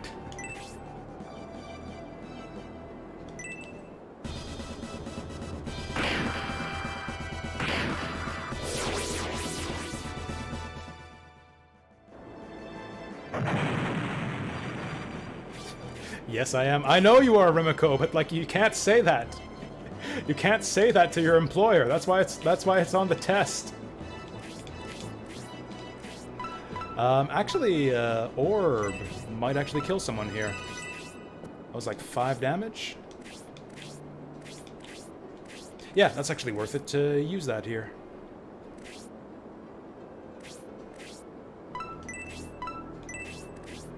Assuming it won't break. El Bisum Orb. Cool. We flashed him to death. Hey, Mascarin's our partner now. Probably drop nothing for the herb. Yeah.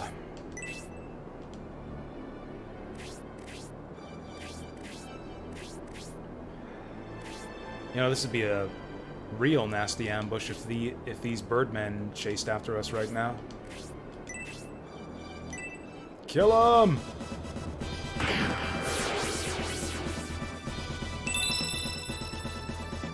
Oh, there it is. There's the spark. Amazing. Okay, I feel like we're wasting too much time on these guys.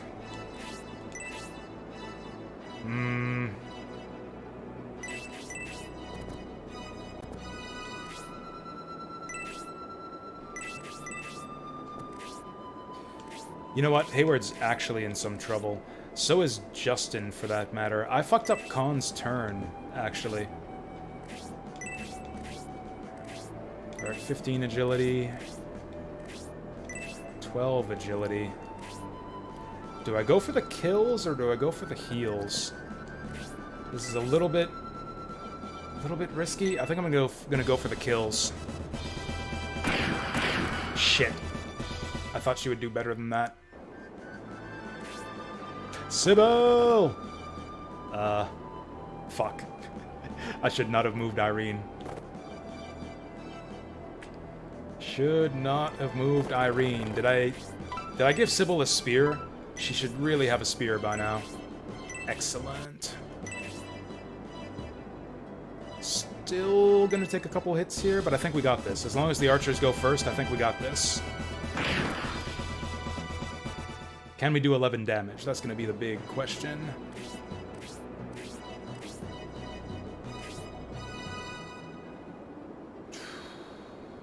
Hayward will actually survive a hit here.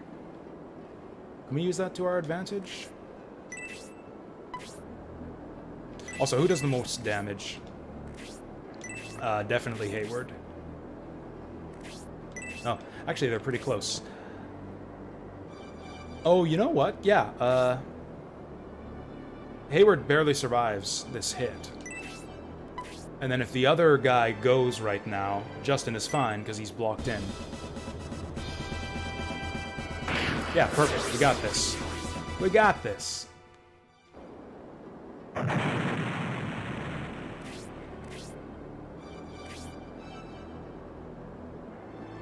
Is there any chance that Justin misses this? If he does, he deserves to die. I'm fine with this. Land this if you want to live. Good boy. Good boy. Had a carrot.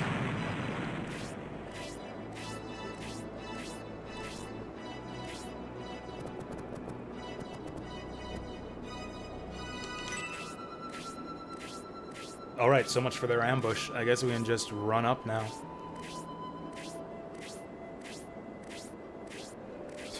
Yeah, see, the thing about most jobs is a lot of the time, I've found a lot of expectations at jobs are not clearly laid out for you. A lot of jobs you're just kind of expected to, like, just follow along with what everyone else is doing and just kind of learn by just copying everyone around you, basically.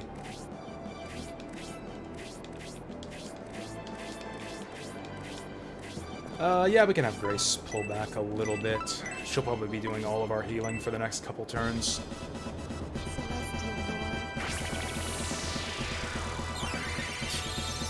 Yeah, coworkers neglecting his duties. Do you report them, confront them, or blackmail them?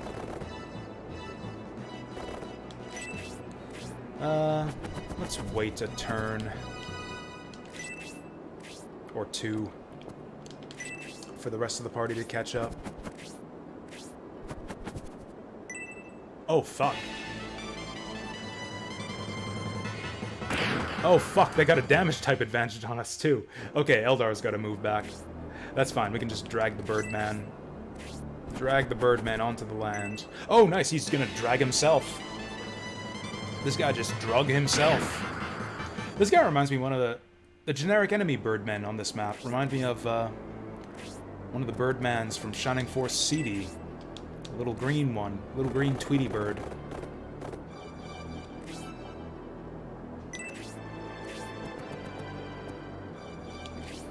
Irene can heal herself.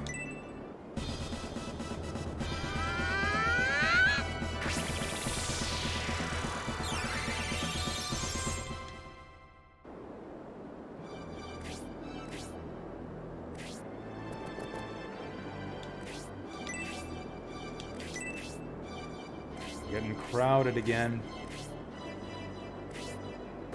It's kind of some tropes of Shining Force map design that have held even to this third game. One such trope is all of the mages on the map crowding around the boss. So many times in Shining Force maps, you'll have like all of the mages just right around the boss. Like they don't spread them out around the map. Sometimes they do, but a lot of the time it's just all the mages crowding around the boss. Maybe I put Obright here. Just to block these guys from doing anything shady. He's got 1,000,000 defense. He should actually be fine.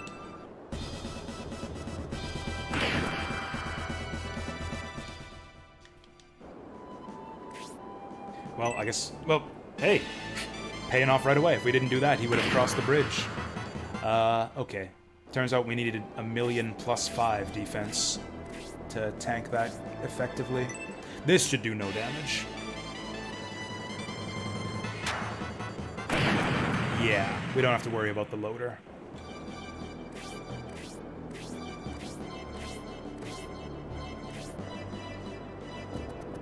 Mascarin. Eldar might have to heal herself. Okay, Grace can heal Justin.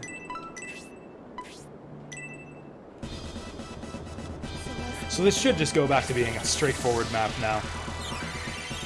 We've gotten over the twist.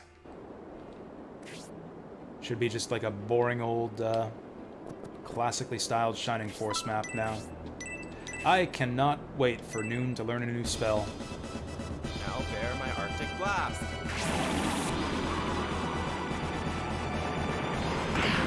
Frozen chicken.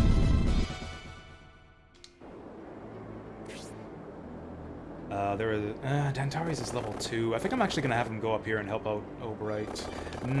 What's the agility on these birds? 18. We're on an agility count 19. Nah, we need to kill this guy. Eldar could die.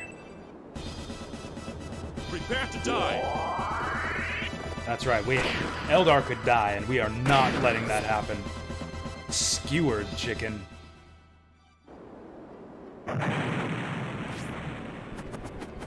How many ways can you prepare a chicken in Shining Force? Actually, you know what? If we're just heal... Nah, he'll chase after me if I do that.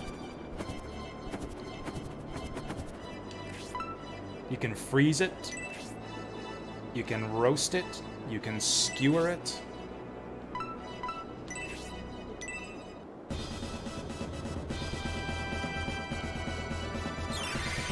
We actually weren't as in trouble as I thought. I assumed Elder was going to die in one hit, under the assumption that the other bird would also attack her, but it didn't.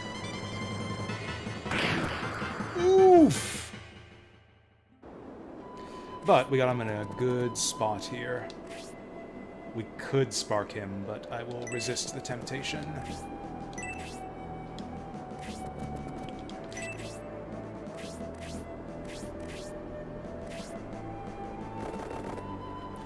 Now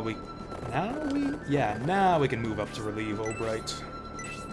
Ooh, do I go for that guy? I actually think I will, because he's the bigger threat. Also, I want levels on my speed. Whoa! Girl! Sybil is like an Olympian spear thrower here. Honestly, that would be kind of unfair to have centaurs compete at the Olympics. What events would they dominate in? Any type of running events, obviously. Hurdles? I feel they could do hurdles really well, too.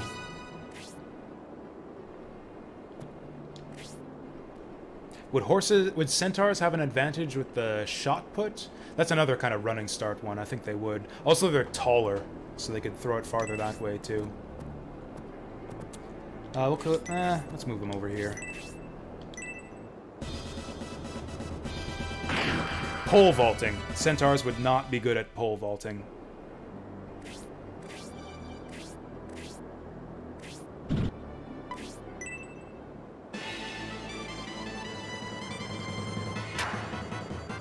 Skiing, slalom type events. Actually, that would be kind of amusing.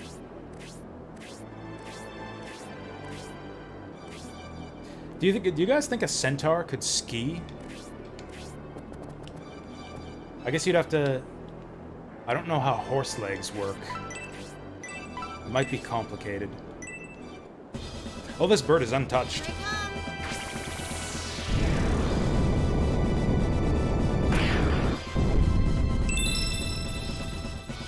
Give me something good. Oh, we got 3 hit points. That's pretty good. Who needs healing other than Obright? Synbios will heal himself up. Dantares could use it. Oh, Noon, obviously. I totally forgot. Oh shit, can we make it? No! Can't even make it to Dantares. Well, I guess we'll heal Synbios.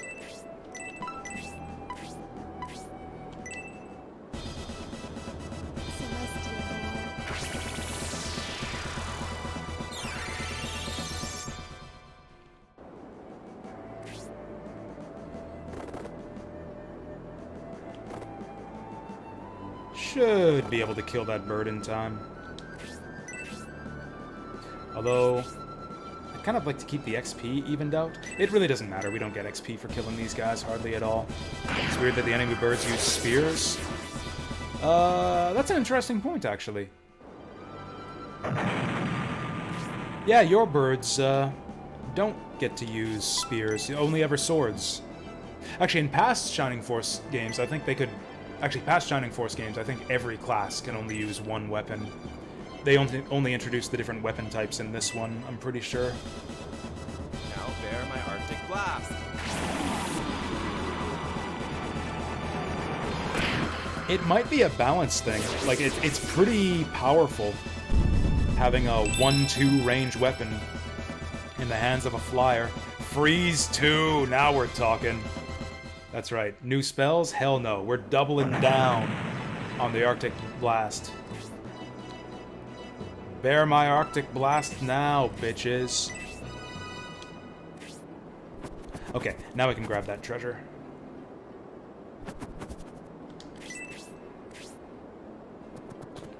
I guess Khan can heal him.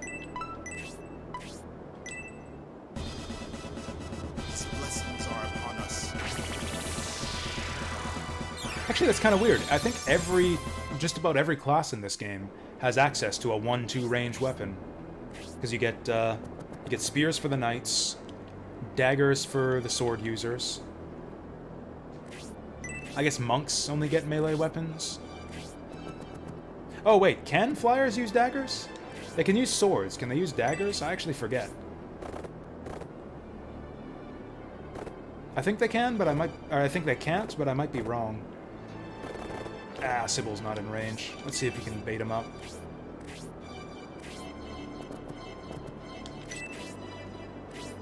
Our archers are lagging behind here.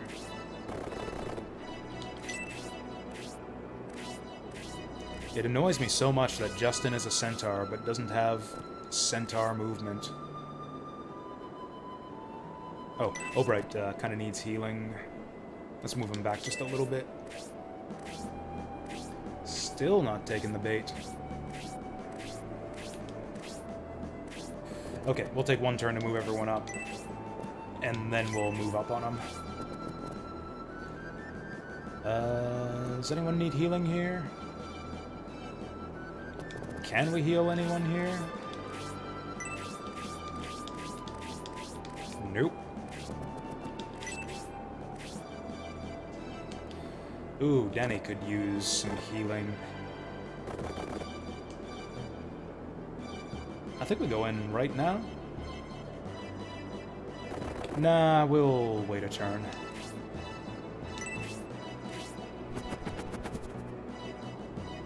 I think we gotta be in front of the treasure chest to open it.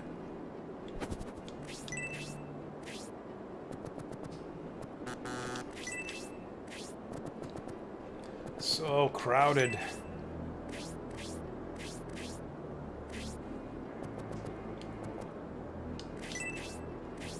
There we go. Danny and Cinny taking the front line.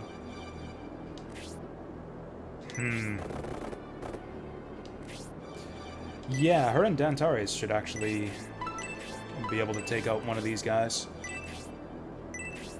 They got the type advantage. Been a while since we've seen a Sybil crit. Oh, we can heal Danny from here. Beautiful. Actually, if we time it just right, Eldar will be done grabbing that treasure and can swoop in on the boss from the side at the same time we're attacking the boss. We got 2 bosses on this map. What the fuck? Or do we just have to kill the one? Oh, we don't have to kill Edmund. Yeah, this guy's got the flag. Do we want to spare Edmund? Is this a decision point? I was pretty sure that Edmund died as part of the story.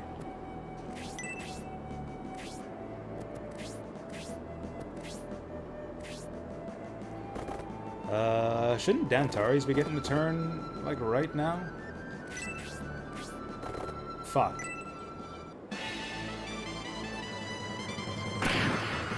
She's fine.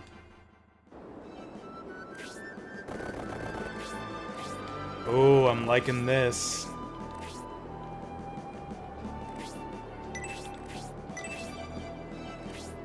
Oh, she's really slow compared to Danny. Oh, we'll have the weapon type advantage for this. Except... yeah, except nothing. Let's kill him. Boom! That exceeded my expectations. Was really hoping we'd kill that guy. Oof. Okay, Sybil might be in a little bit of trouble. This should do 1 damage. Oh, no. That's right, she's a girl. She's a girl in Shining Force. That means she has terrible defense compared to the male version of the same class. This is beautiful. Mascarin is just gonna kill everything, as usual. Spirits fuck shit up. One down.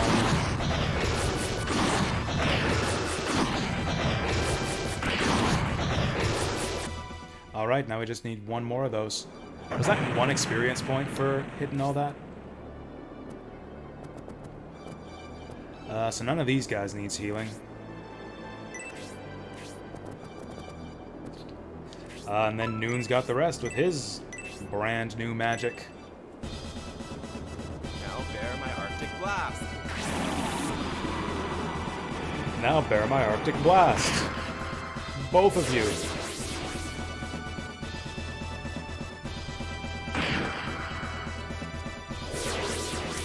23 damage. And Mascarin's our partner now. 2 kills, he got 1 experience. What do I drop for the antidote herb? Fuck all.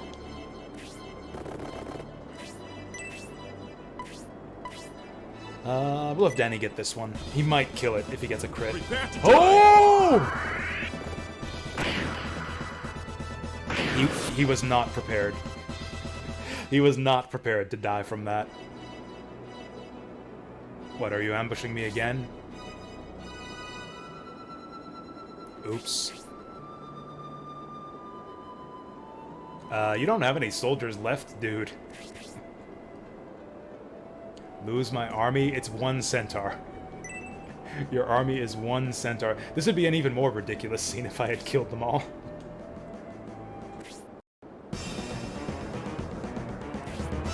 Oh, is he gonna kill him?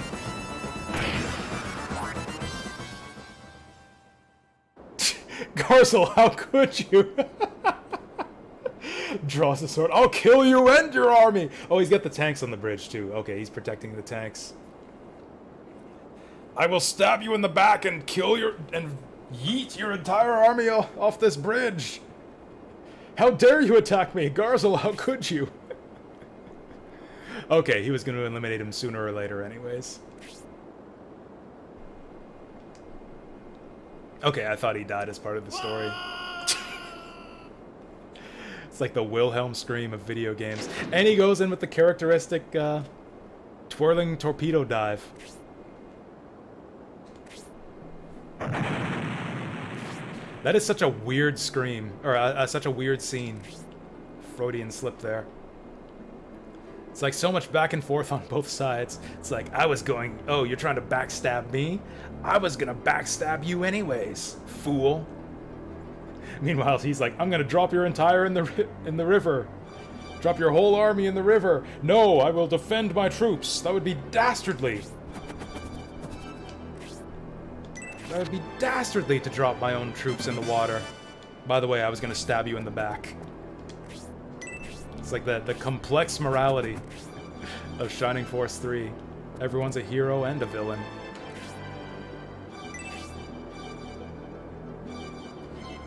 We don't really care about XP at this point. I'm just gonna kill him. Trusted with Mascarin. Okay. Some people need healing. Like Obright. Oh, actually, Sybil needs it even more.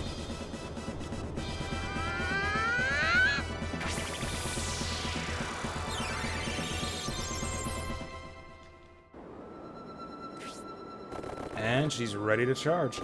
Charging might not be a great idea, though. With the wizards here.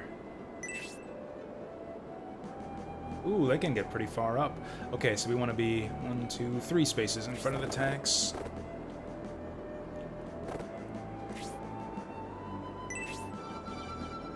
Maybe 4? I don't remember. We'll do it this way.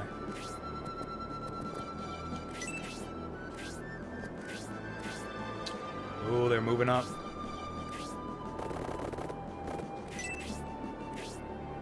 Kind of tricky to make use of our archers on this map. Obright's not that useful now. I'll just leave him back to get healed. Oh, excellent. He took the bait.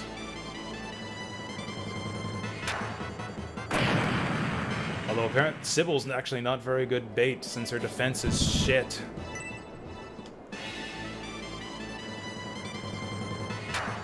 This is bad. Look at these rotund little dudes on the tanks. He's like penguin shaped. Like Penguin the Batman villain.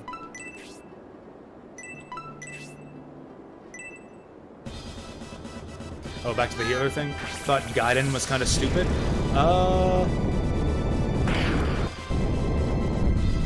Except healers do other things in that game. You get Nosferatu, like, right away, don't you? I think your healers get Nosferatu, like, as a starting spell, just about. I really liked the way that magic cost HP in Gaiden. I actually thought that was a really cool system. And then Nosferatu becomes like your, like an MP draining attack and an HP draining attack.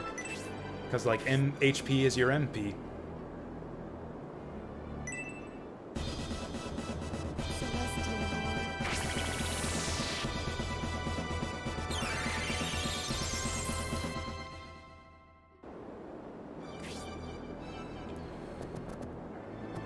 Oh man, Noon can't get up there. But Danny can. Danis the Manus.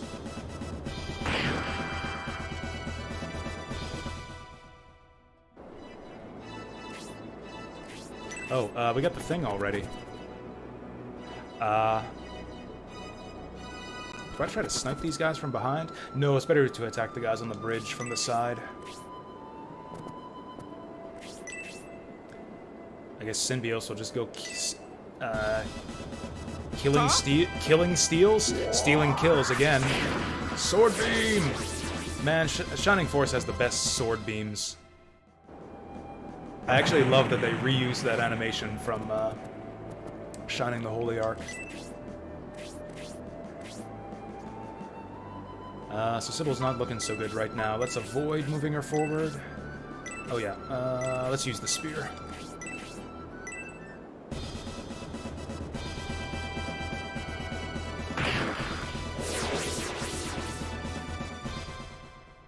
What else can healers do? Oh yeah, was it healers or wizards who get that crazy illusion spell in Shining Force Gaiden? Because illusion was fucking rad too. Random as hell. Like you'd cast illusion and you'd get like a random number of illusions between like 2 and 8.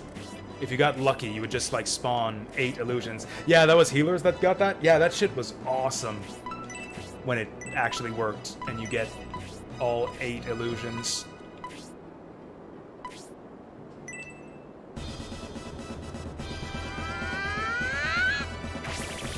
Kind of makes up for the bullshit that is enemy summoners in Shining Force Gaiden. Because, like, the enemies can do the same thing, except they're, like, summoning real monsters. Summoning, like, gargoyles and zombies and... Oh yeah, eventually zombie dragons.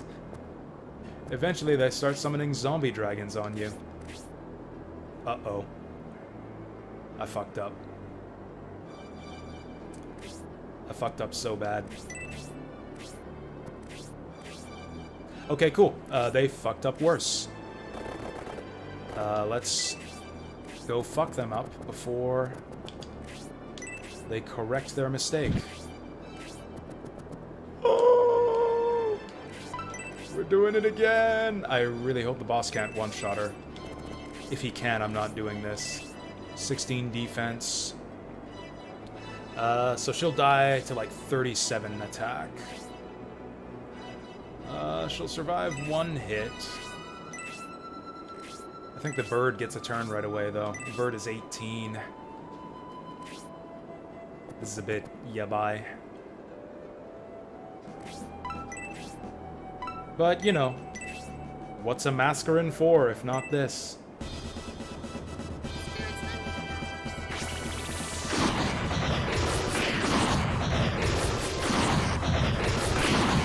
Yeah, that's a good start. I feel good about that move. Does anyone need healing right now? Mascarin. Why didn't I top up Mascarin before sending her in? Everyone's healed except for the one person out in front. Silk got Dread Fighters as summons? Holy shit, I did not do that. I did not get to summon Dread Fighters on my playthrough of Shining Force Gaiden? What? Fire Emblem Gaiden.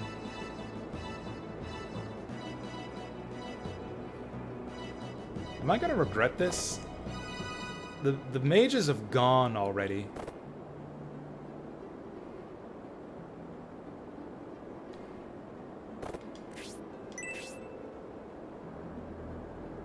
There's no way we finish off this bird.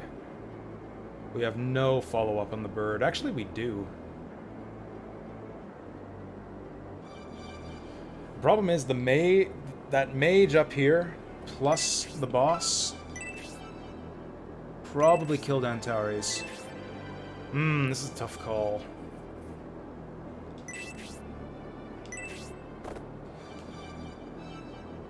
No, I think we need to keep our shit tight. I don't know. I don't know. I'm gonna hit him. With the melee hit, we might kill him. Crit will kill him. Fuck. Oh well. That bird might get a turn right away. Ooh, my bird gets a turn right away. This will save us an action, taking out the mage.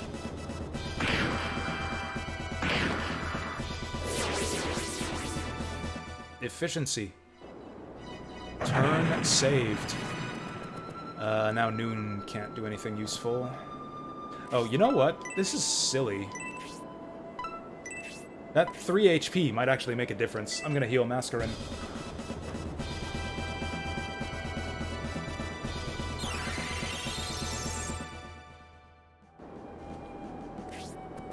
Damn it, Khan.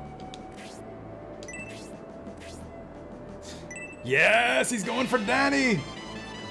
This is what I was hoping he would do. Although this might actually be even worse for Danny. There we go, now that we got Synbios up here, everyone will probably go for him. Yeah, the problem is Danny might get murked by the boss now. And or the enemy mage.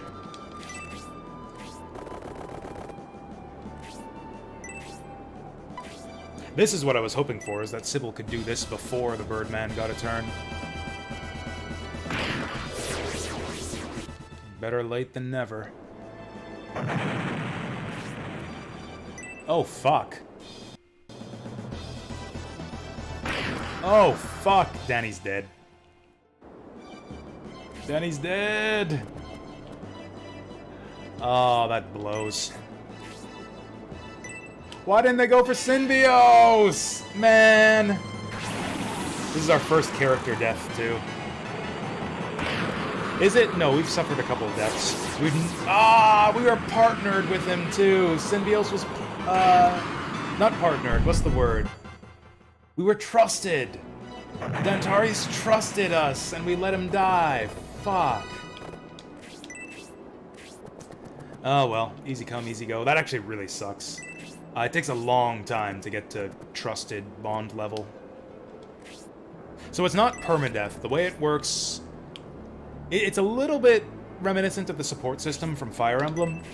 As you fight alongside your comrades, so there's no support conversations, but you gain bond levels, which are kind of like support levels, just by fighting alongside your comrades. By, like, teaming up against the same enemies, by healing each other. And then as you gain bond levels, you get benefits by standing next to that character. Like, anyone who stands next to Synbios gets bonus attack strength if they're bonded with him. If your characters die, you can revive them, but they lose a bond level with everyone that they were bonded with. And those bond levels actually take quite some time to build up. Like, Dantares, for example, Dantares and Synbios have been together since the start of the game. They're starting characters. We're on map 15 right now, and they just got to Trusted Bond level. It took 15 maps to get up to Trusted Bond level, which is the maximum with Dantares. And now we lose one of those levels. Everyone in the party loses a bond level with Dantares. Now that he's died once. Because he doesn't trust us anymore, because we let him die. Is Soulmate? I thought Trusted was the highest. If Soulmate is the highest, I've never been good enough to get up to Soulmate. We gotta heal Sybil now, too. Sybil's all messed up. Yeah, if it goes up to Soulmate, I let my guys die too often to get up to Soulmate my first time playing this game.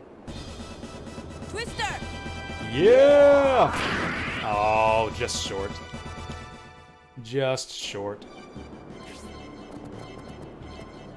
If the highest is Soulmate, then losing Trusted isn't that bad. I just know that it takes a really, really long time to go from the second highest bond level to the very highest one.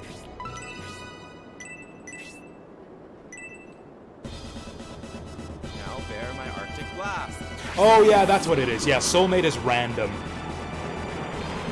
Yeah, that's right. The other bond levels have like a fixed amount of bond XP you need to build, but Soulmate is a random amount, and it takes a it can take a very long time to get Soulmate. You might never get it, which I'm pretty sure I never did on my first playthrough.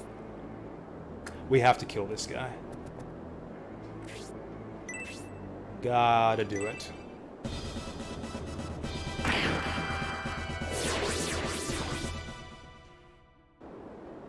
And now we've got to protect Sybil. Oh, there we go. There we go, she's protected. Is it even worth punching this guy with Irene? Kind of taking up space that another melee fighter could use. Also, does anyone else up here need healing? Actually, Grace... Okay, who's better at punching, Irene or Khan? It's actually Irene. Wait, does Khan even have MP? He does. More than Irene. Yeah, Irene will just punch this guy in the face.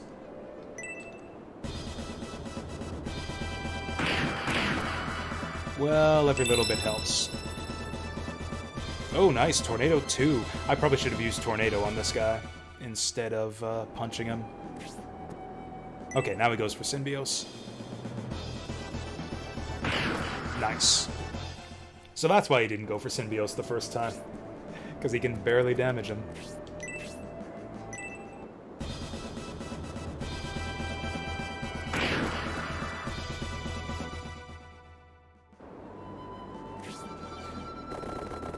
Okay, so the points for Soulmate is like half the points it took to get you to Soulmate, and then you just get a random chance to do it. I wonder if different characters have a higher chance to become soulmates with each other. That would be kind of cool. Take this. Because, like, you know, several characters have pre-existing relationships. Kind of like the old school Fire Emblem support system, actually. Like in Thracia and in Fire Emblem 3, characters had like hidden support bonuses if they had a pre-existing relationship with each other. Mascarin is useless now. She's tapped out. I'm actually gonna let Khan get the heal here.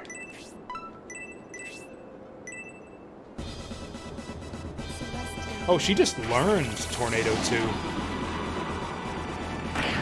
I thought that she got that from her staff. Level 3, holy shit. I thought that she just got level 2. She's ahead of everyone by like 2 levels. I don't mind Noon getting a level here. Or getting a bunch of XP.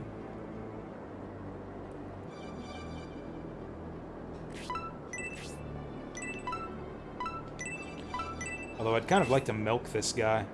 We'll try milking him. Hey there, Relentless Knights. It's been good so far. Dantari's just died. He was trusted with Symbiosis, so losing him kind of sucked, but other than that, it's going great. What weapon does this guy have? Oh, it's gotta be a sword. I'd actually like Eldar to get this kill. But, you know, can't have everything we want.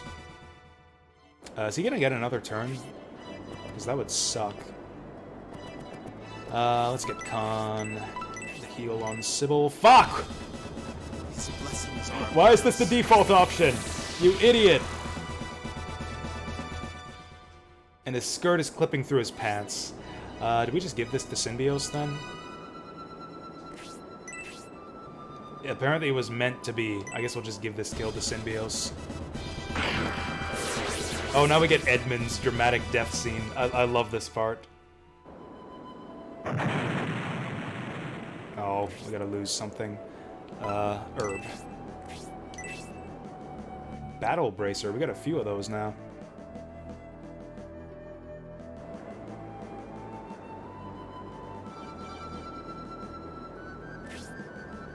Oh, am I misremembering? Maybe Edmund just got, what's the word? Just non-dramatically dropped off a cliff.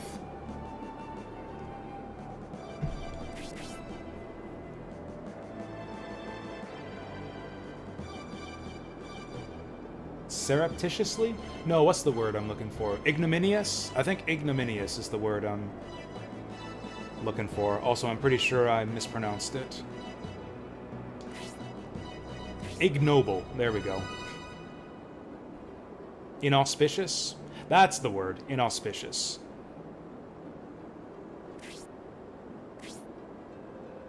Synthesis! Oh, she's got pink text. That's how you know she's extra cute.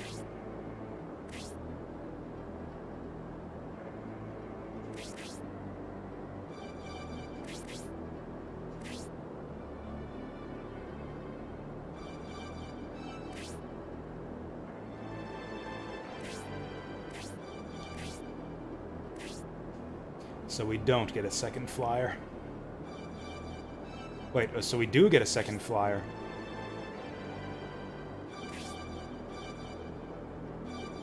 That's gonna suck when we're playing median side. We just lose our flyer partway through the scenario.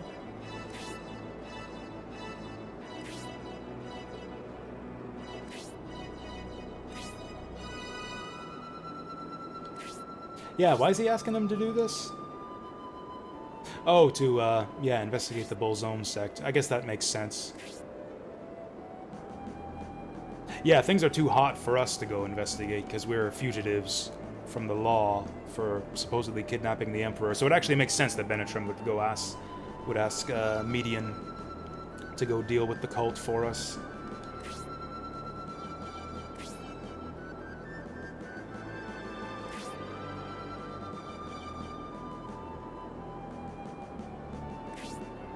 Also, once again, look at that waterfall. It's so big and white. This is like the Battle of Niagara Falls right here.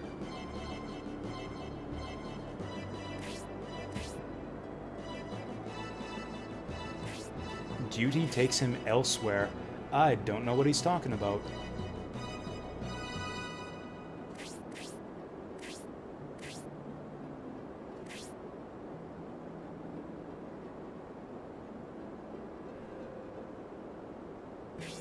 I'm really looking forward to Scenario 2. Scenario 2's got some good fights in it. Also some good characters. Oh, that's right. It's not that he gets a dramatic death scene. It's that they're talking about, let's remember him as an exceptional and brave general who backstabbed us and then was about to backstab the people he backstabbed us to and, like, slaughter all of his, like the Imperial Army guys who were serving under him.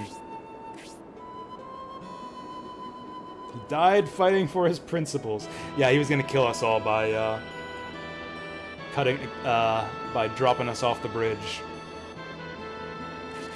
along with the Imperial allies that he backstabbed us to. He was a real dick. He actually might be the most despicable character in all of Shining Force 3.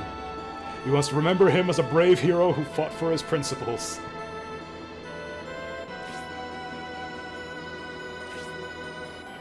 Black treachery of the worst kind.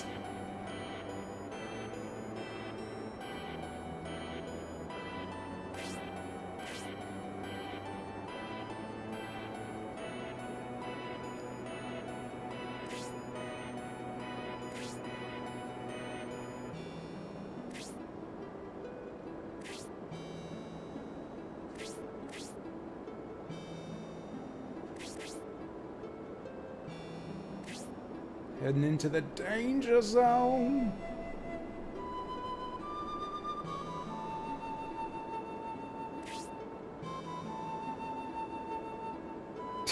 It's like, they might be encountering zombies. Maybe I should have given him my anti-zombie orb. Oopsie. Well, Vandal was a strong opponent, but Symbios brought Quonus village back to life by defeating it. They then defeated General Franz and finally escaped Imperial territory. They defeated the Spurial army, who destroyed the Albisum statue and were close to Republican territory, but two powerful generals, Edmund and Garzel, stood in their way. With the aid of Princess Sudion at the railroad switching point, a newfound trust was born, and the alliance that formed helped defeat the two powerful generals. I'd say that one of the two generals kind of defeated the other for us. The two armies part, unaware of the hardship ahead.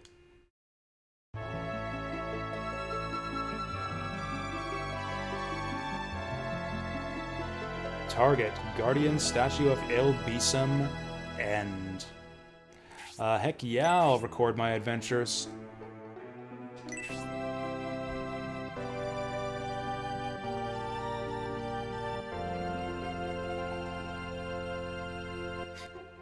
They're so polite about asking you to save your data responsibly. Don't power down, please. Revolt in the Republic of Aspinia.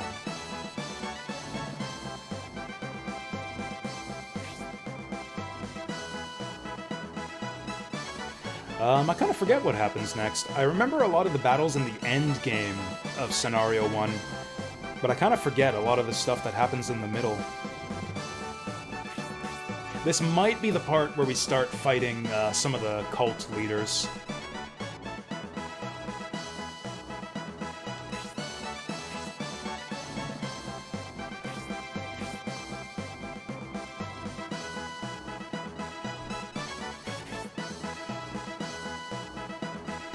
Okay, so we're back in Republic territory, figuring out how we're gonna run the Republic.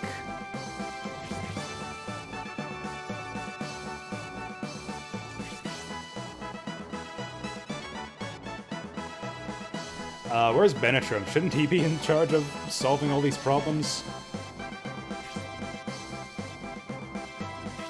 Oh, I remember now. We got the battle in the mansion coming up with the guy who ends up killing Symbios' dad. That's actually a decision point. That's right, we have to kill that guy very quickly before he teleports away.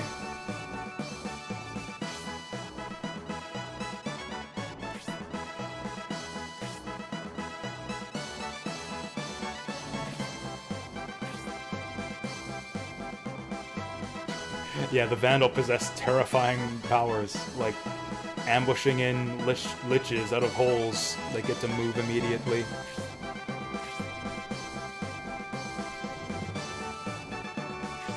It's amazing that we were able to come out victoriously. Yeah, that's the power of save scumming. The fuck do you mean we wouldn't win if we had to fight another Vandal? We beat one, we can beat another. Yeah, no kidding. We're like way stronger than the last time we fought the Vandal too.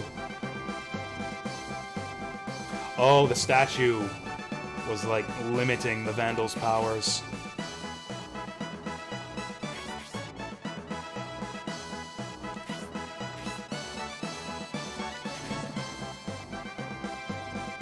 Talking about beasts from the north, is this when we do the Kraken fight? Actually, I think the Kraken is Scenario 2.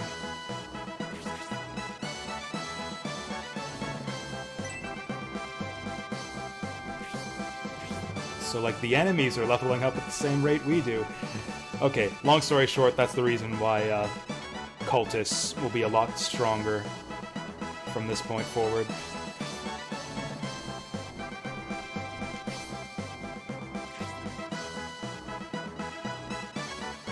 Oh, is Zero just gonna go back to median anyways? Ooh, epic music. Fafhard. Fafhard? Fafhard? That's a name.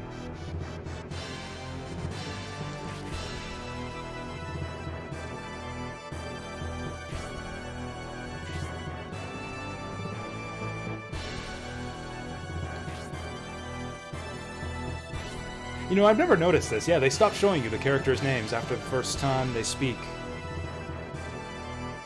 Seems kind of weird. There's lots of space on screen for them to put the name. Like above the portrait, above the text box. I mean, this guy's name I'm not going to forget. Like, this guy's Fafhard. Every time I see that face, I'm going to be thinking Fafhard. But, like, this guy. I forget who this guy is.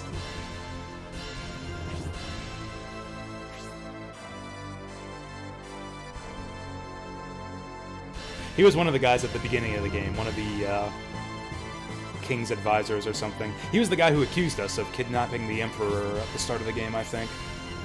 Or he like, stormed in and was like, Benetram, what the fuck have you done?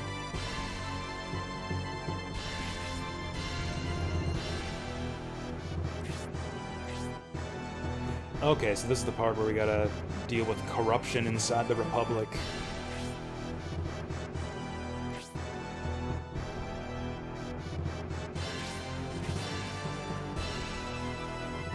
Did I read that right? The resources of the Republic does have to be shared with the people?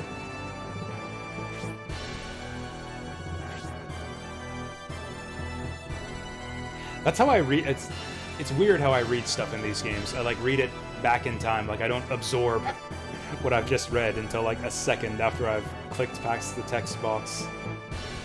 I do that a lot where I'll like I'll do this. I'll skip past the text box and I'll be like, wait, did I read that right?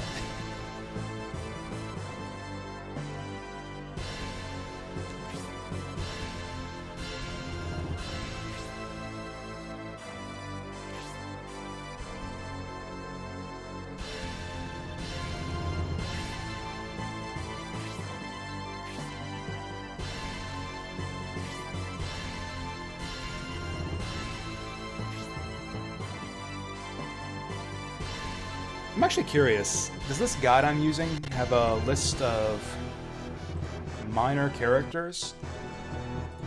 Because I can't remember who Barisol is. Like, I know kind of who he is based on this conversation. Like, who they say he is. But, now I can't find my way back to the main guide page.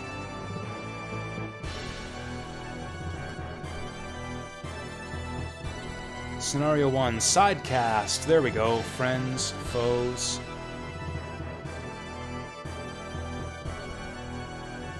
Oh, it only has like the big bad guys. Unless some of these people... This is actually kind of cool. Yeah, okay, Tybalt. That's this guy. This is Tybalt. Cool. I didn't even recognize these people. Also, check it out. I love the way that the portraits are all animated on this guide page.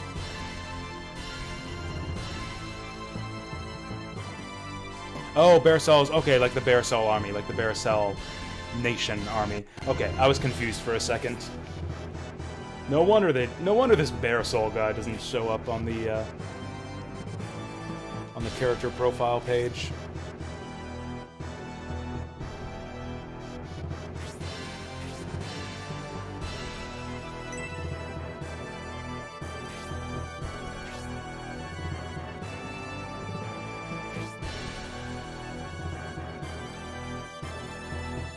You know what would really help this scene a lot, I think? Or at least help the player follow along, if they're as dense as me? If we had like a Berwick Saga style map here. If we could get like a map as they're having this conversation. Like a big old war room map. Showing us like the geographic location of all of these territories we're talking about. Because like they're referencing 3 different regions that we haven't been to yet.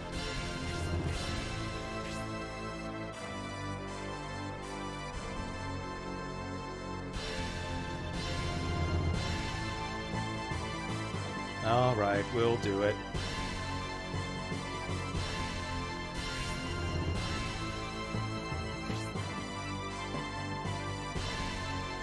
Alright, we're on the hunt. So, we gotta go save our game. Actually, I guess we just saved.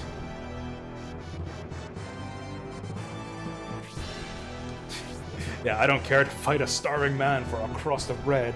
That's your job. That's right, I send peasants off to fight starving people for their bread for me.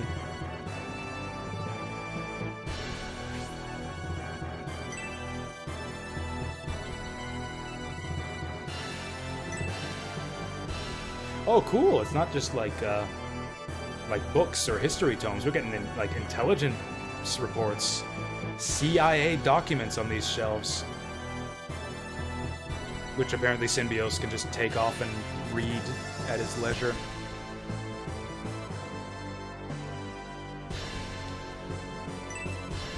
Is that an intelligence report or like a like an editorial here?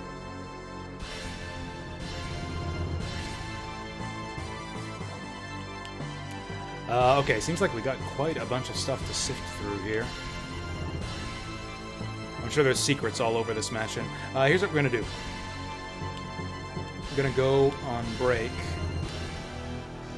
There we go. We're gonna have break time. Because I need to get myself a drink. There we go. We're gonna take down the game audio. We're gonna bring up the VG Jazz. There's the VG Jazz. We're gonna put up the break message, and I'm gonna go get a drink. Before that, I need to open up the next section of the guide. Okay, so we're Scenario 1, Chapter 4 now? Chapter 4 of 6? We're coming along. We're like halfway through the game. Okay, I think I figured out the best way to use this guide is to open all 3 sections at once. We're going to be looking through battles, events, and hidden items concurrently, rather than having to click all over the site, trying to find the right section every time. So we got no items to look for in the next battle. Oh, here we go. We've got a character that we need to find in town here. Just like not even a hidden recruit or anything, just a dude we need to talk to in a specific house. I actually missed this guy my first time through the game. I just didn't enter the house where you have to talk to him. Oh, we got Pen's about to join us. Nice. Oh, we're getting a few new characters here. Pen, Ratchet. Okay, we'll have to make sure we don't miss those guys. And then for hidden items, we've got power wine and a bunch of garbage. Oh, there's more stuff on the next page. Okay, we got large mithril, 2 small mithrils. Lots of mithril in this town. Alright, cool. So we got all that open. We'll grab that when we get back. In the meantime, I'm going on break, getting drinks, going to the bathroom. See you in a bit.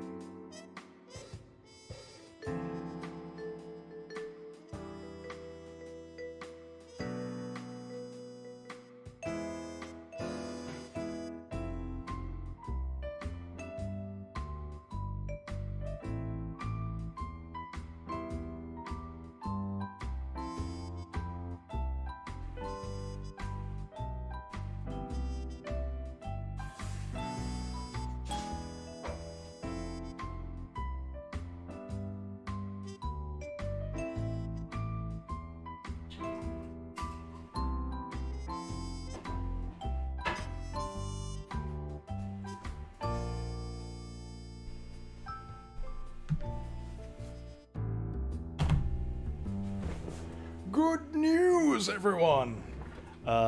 Good for you guys, at least, maybe. Looks like D&D's off for the next couple weeks for me, so, I guess we'll just play this all day. Instead of having to leave 3 hours from now, playing Shining Force for another 3 hours today. I guess we'll play Shining Force for another,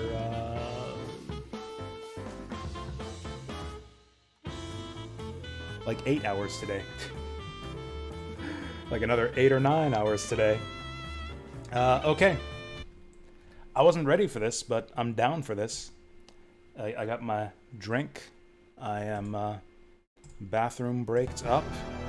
And I am ready for a Shining Force marathon session.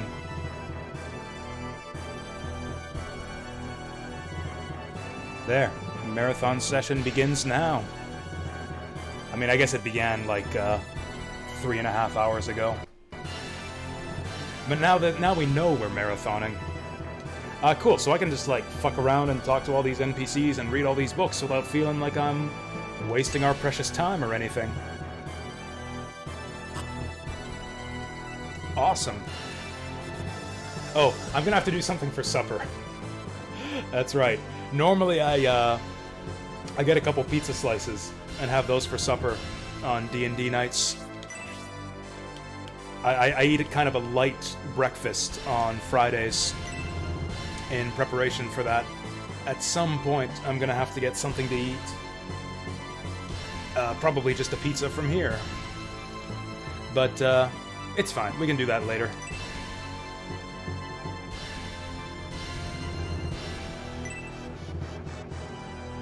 Man, these documents sure say a lot about society. I wonder if there's bookshelves like this, like, at the White House. Just, like, with intelligence reports saying stuff like, the government sucks and the people all hate us. Fucking corruption rampant everywhere.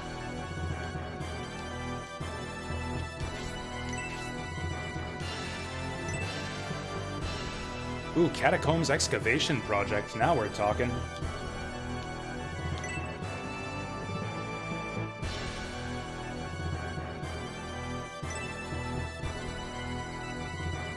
You know, that's actually true what this guy's saying about Benetrim. He kind of just tells us to do stuff a lot of the time without really explaining why. Which is kind of cool. It's like very monarchly of him. Kingly, that's the word. He just like says stuff and expects it to be done. Oh yeah, we gotta find out where the items are that we're looking for. Oh, we can't like go rifling through the maid outfit closet?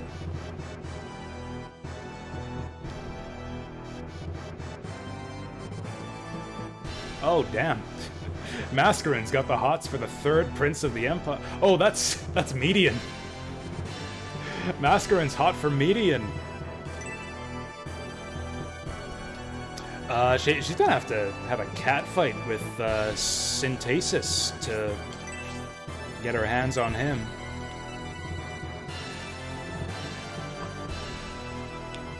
That would be like a cat fight of epic proportions. Spells being slung all over the place. Do we get these? Can I raid the royal treasury right here? Am I going to jail if I open these? I guess that's why the guards just let us in, because we don't have the keys to any of these treasures. I bet you this crate's not locked. Ah. Okay, I think I'm gonna zoom out the camera, actually. It's getting kind of hard to see where we're going.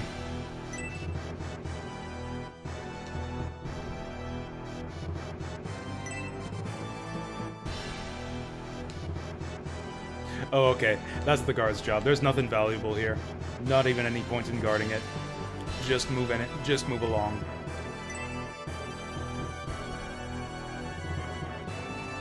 Wow, Benetrim's not even feeding these guys.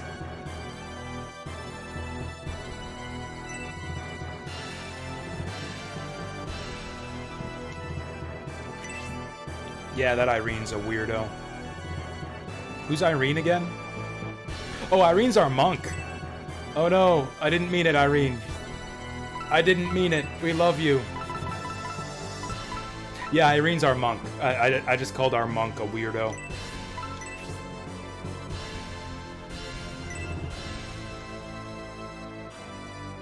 Yeah, Symbios is really good at telling stories. Just like sit him down with like a couple of drinks, he'll talk your ear off. Dot dot dot dot dot dot dot dot dot dot dot dot dot dot dot.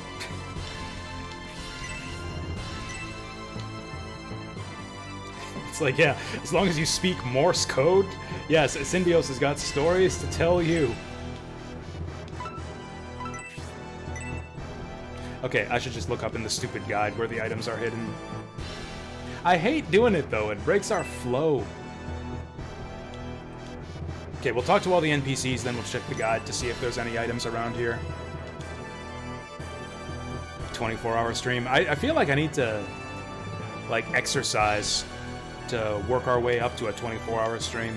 I just don't have the energy for it. Honestly, we streamed for like 11 hours on Wednesday, and I was exhausted by the end. I remember this guy. He's like one of the final bosses in... Is it Scenario 2 or the end of this game? I think I remember this guy. It's on a big map. It's a really basic map, just like a giant map with an enormous row of enemies on the opposite side. Just a big empty field with a huge row of enemies.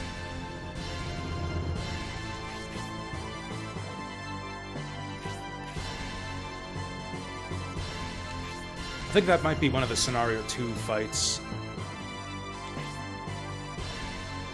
This guy wears a metal skirt. Is it true that I'm moving to counterattack the Barisal army? I don't trust this guy, so I don't want to give him accurate information, so I'm gonna say... I don't know, is this a significant decision? I'm actually afraid that there might be consequences here.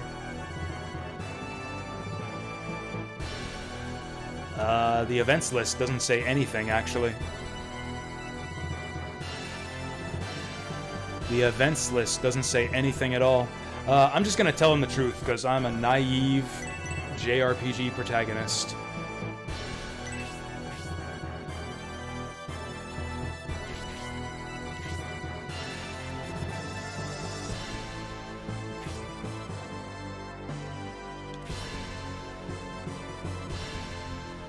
Oh, that's the guy that the maid was talking about. The other weirdo that the maids were talking about.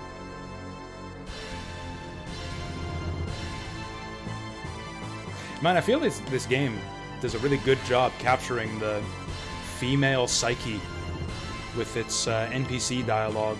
Like, all the maids do is talk all day long about which boys are cute and which boys are weirdos and which girls like which boys. That's like all the maids talk about in the castle here.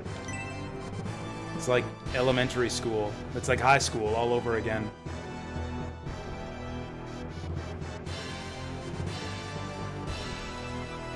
Mischievous Beast Pen. We're gonna meet him in just a few minutes here, I think.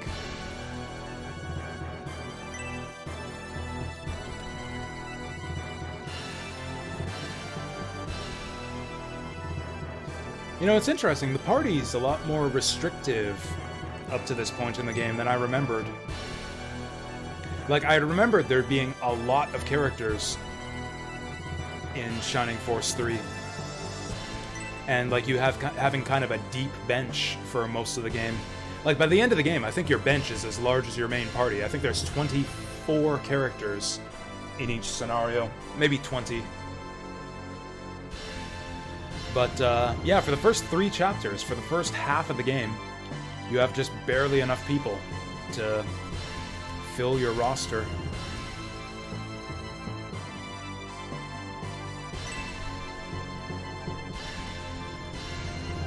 This is the part where the game opens up in that aspect a little bit.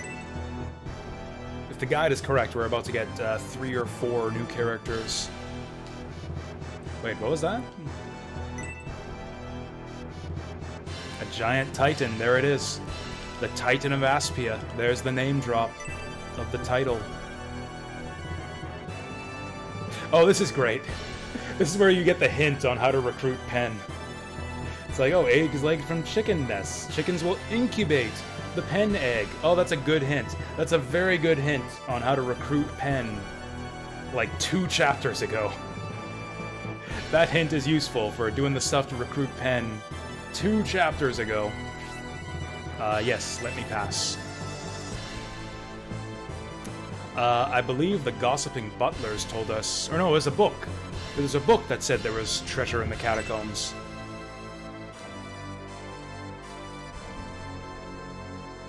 The Senate? I got no business there. I ain't no senator. Okay, let's check the guide. See if there's any hidden items here. Looks like these are all in town, actually.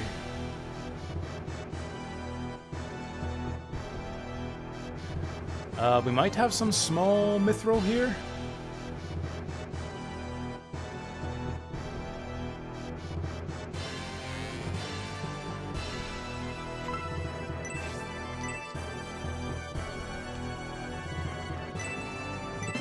There it is.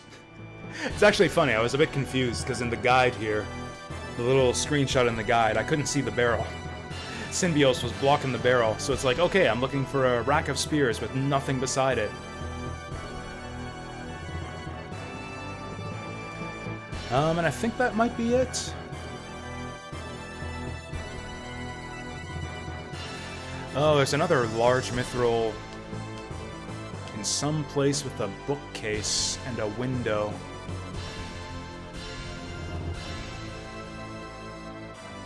Also, I don't even know that it's necessarily inside the castle here. Looks like it's not. Looks like it's somewhere else. Alright, let's go outside. Let's see the sights in town. Let's save. Let's save our game and go shopping. Oh, I recognize this place. I recognize this place.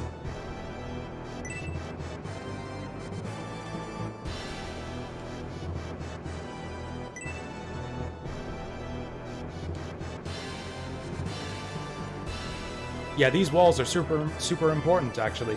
Count the bricks. Count the bricks on these walls here. They're gonna be super important later in the game. Oh, big meeting on the bridge.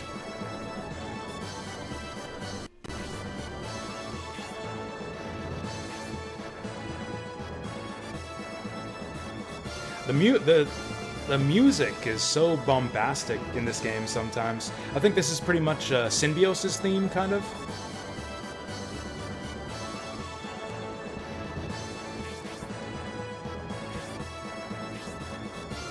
Sudion is in danger.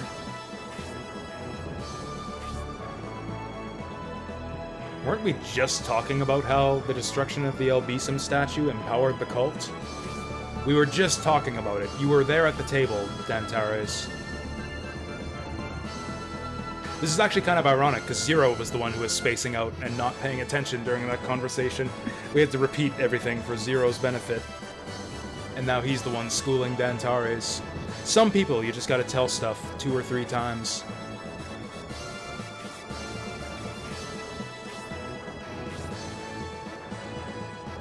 I got a friend like that, actually. One of my D&D friends, you gotta tell him stuff like 2 or 3 or 4 or 5 or 6 times before it sticks.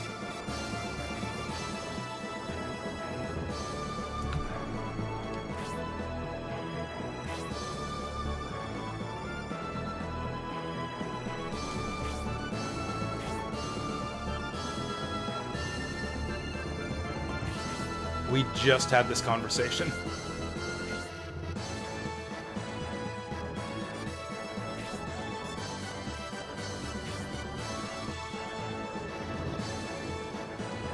Oh, you know what? That explains why the Bolsonum priests didn't just murder us the first time we saw them.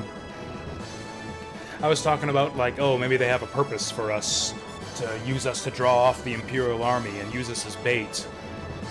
Because, you know, when you fight the priests later on in the game, they're all, like, level 20 endgame bosses. This actually explains it, too. They were weakened by the power of the statue.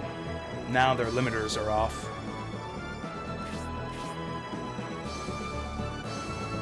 That's right, we gotta get to promotion level 3 before we engage the Bullzome cult in force. We gotta shiny up our force before we go to war with Bullzome.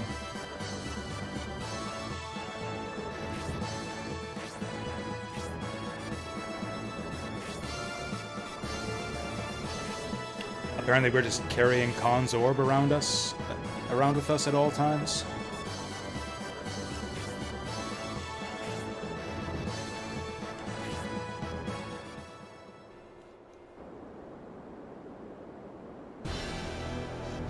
Cool. I like this bridge. I have such good memories of this bridge. Actually, I don't know why I have good memories of this bridge, because I got trolled so hard by the final boss fight, which occurs on this bridge. This is actually the final map of the game right here. The double header versus the Titan of Aspia, followed by a Raunt. I got trolled so hard by this boss fight. I had to redo it. I had to like restart it from the beginning. Both parts of the fight. Actually, I had to redo it like 2 or 3 times. There's like some trial and error to figure out how the trigger works for the second phase of the fight.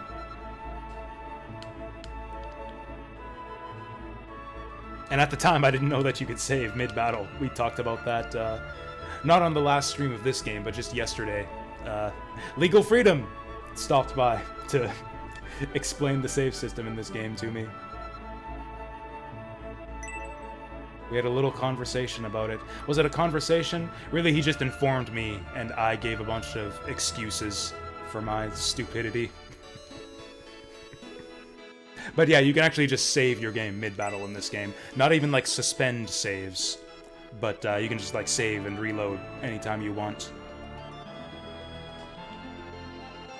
Which I knew, like, the first time I played this game. I didn't find that out until the final boss fight.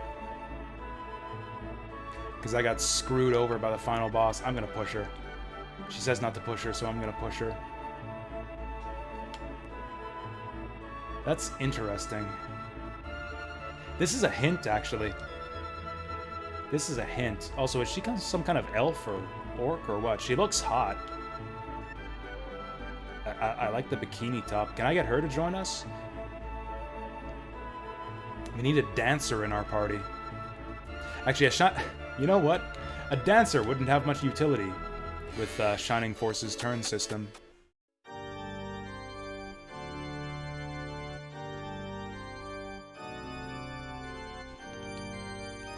That's actually a hint, like, oh, pushing NPCs and forcing them to go with you. We'll actually use that later on. We can't force her to go with us, but we might be able to force someone else later on to go with us by shoving them around.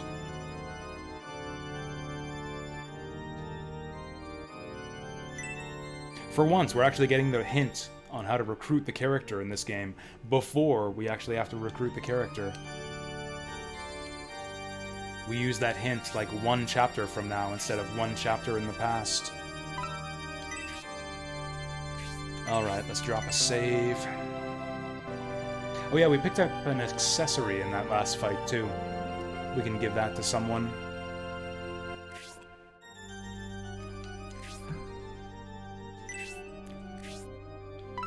I guess we don't need anything else from this guy. Everyone's promoted, so we don't need anything. So, we are looking for... You know what? Let's search for... let's do our item scavenger hunt before I start talking to NPCs. So we're looking for... crates. Oh, this has got to have something in it. I'm not even looking at the guide, and I know this has to have something in it. What the fuck? Why has this crate got a different tint if there's nothing in it? So we're looking for 2 crates next to each other. We're looking for this. What? That's bullshit. That is absolute bullshit.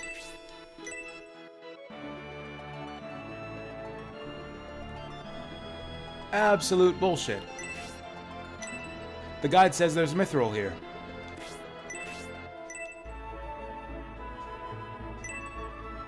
That's the one. Oh, you can probably inspect that box from this side. It's a little bit misleading, the way it's shown in the guide. Okay, so there's one mithril. We're looking for 2 boxes next to a building.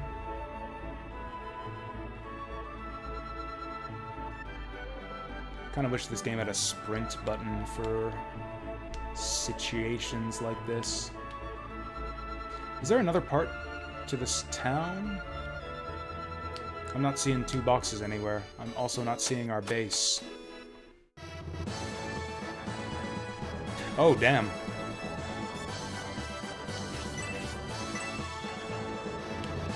I'm not ready to leave yet.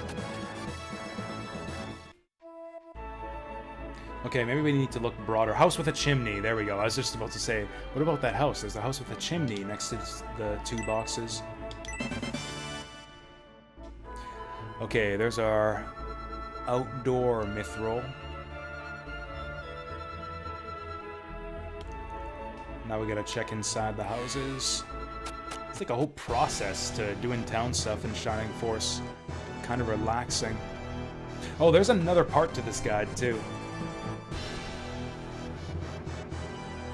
This is a bunch of garbage, though.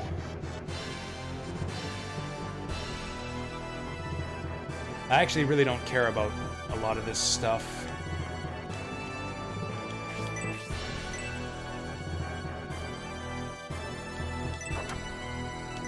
Oh! Just a rat.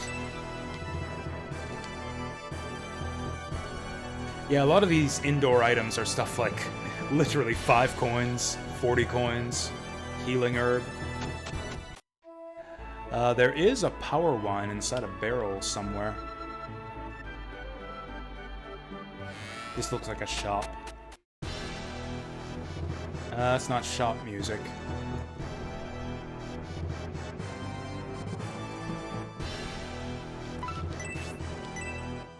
Okay.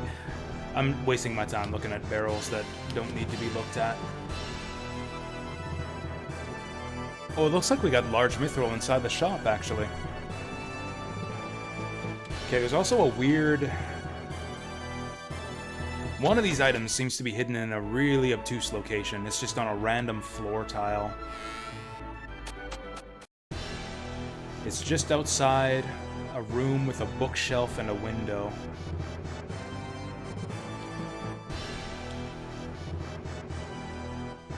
Other than that, we're also looking for a room with a bunch of barrels.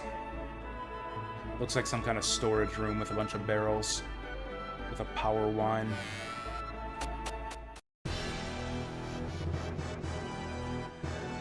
Don't think we got anything in here.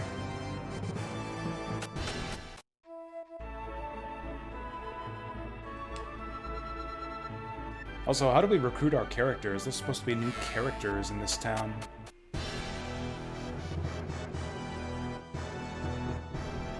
Oh wow, we got the weapon shop and the item shop in 2 separate shops in this city. That's how you know you're in a like a big fancy city, like a metropolitan area. When the item shop and the weapon shop don't share the same building. Alright, this girl's got some goods for us. Not in like a dirty way. Oh, it's just a treasure chest. Would have found that anyways. Okay, so we got the outdoor large and small mithril. We got the item shop large mithril. We got the small mithril in front of the spears. We're looking for large mithril outside of a door that has a bookshelf in the room.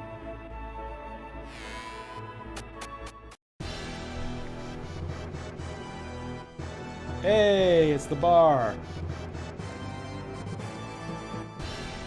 Also, there should be a new party member just inside one of these houses.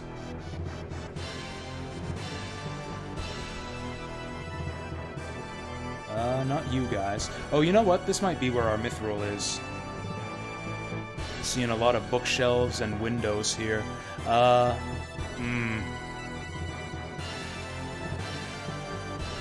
Might be here? Oh, this is confusing. It's gonna be so hard to match this screenshot.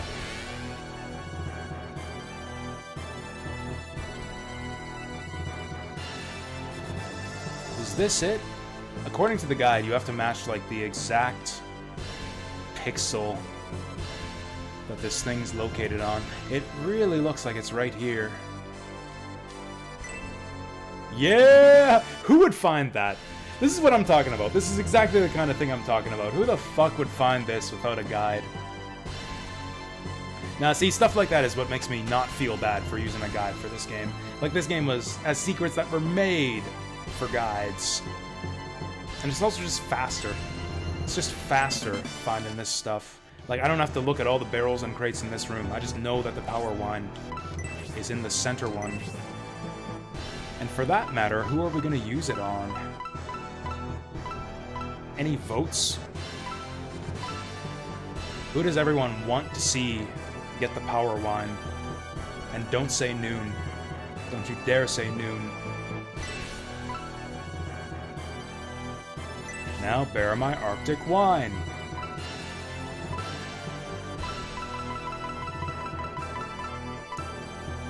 It almost doesn't matter at this point. Everyone's got pretty similar attack levels. Obright's lagging behind a bit. Kind of tempted to give it to Eldar. Birds kind of have stat problems in Shining Force games. Khan's really understated in attack too. Not understated, but understated. I'm gonna give it to Eldar. I just love flyers. Loves me Pegasus in Fire Emblem. Loves me Birdman in Shining Force. Is that it? Small mithril, large mithril, large mithril, large mithril. Man, we made bank on mithril in this town. Power wine, check. There's a healing drop out there somewhere, and 40 coins, but I don't really care.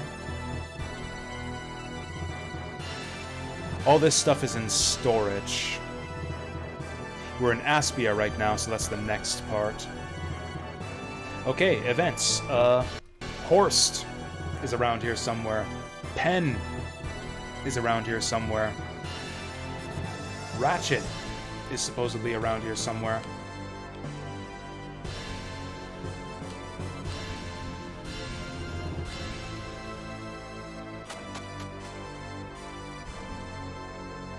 Unless they're not. Unless that's all for the next town.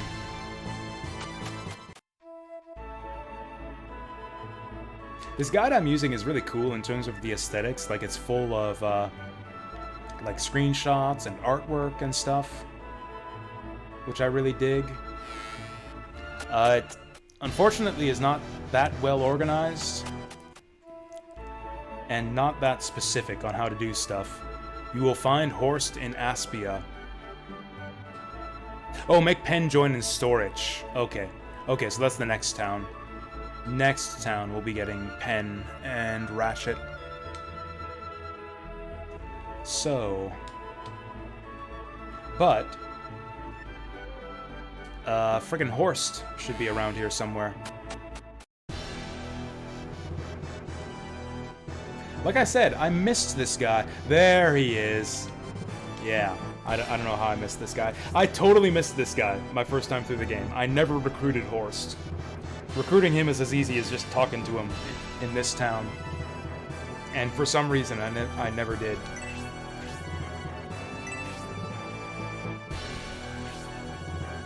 This guy's very polite. I'm gonna let him join.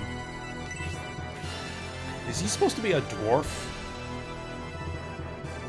Like, axe fighters are traditionally dwarves in Shining Force, but he doesn't have a beard.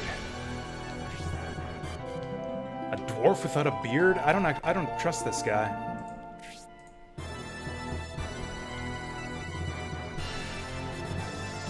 The mighty power of Horst. He sucks. He's worse than Obright. Okay, looking forward to using him.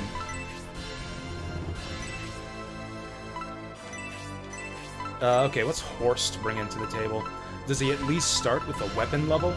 He's not even in the party.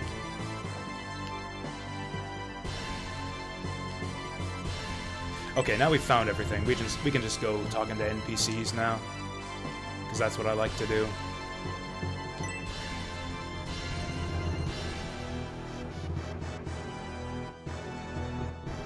I do like how the NPC dialogue is all relevant in this game. Like, it helps set up the setting and the political situation, and like the NPCs comment on the story and the happenings in the world and stuff. I prefer this style of NPC dialogue as opposed to like the working designs, just flippant nonsense and like jokes all over the place. With that said, the NPCs in this game do have a bit of a tendency to belabor the point. It's just like everybody's talking about how bad the war is. Everybody's talking about corruption in the Republic. And there's like 50 NPCs in this town. By the time we've talked to a dozen of them, I'm just like, okay, we get it. We get it. Republic is corrupt. And the generals are getting antsy. Okay, we don't have to look in barrels anymore. We found all the items. Gotta break that habit.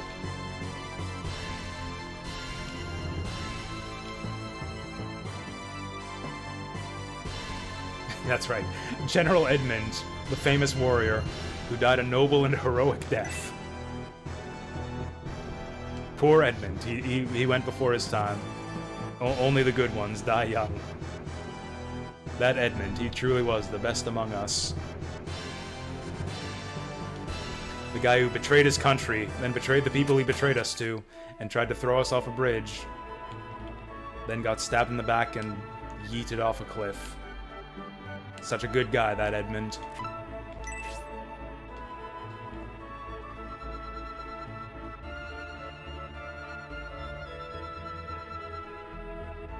Oh, I see. So they're bad if you, yeah, grind out a bit. Fair enough. That's the other thing, the balance in this game. The character balance feels a lot more refined to me in Shining Force 3. Shining Force 2, and especially CD, it felt like some characters just weren't good unless you spend a lot of time grinding them.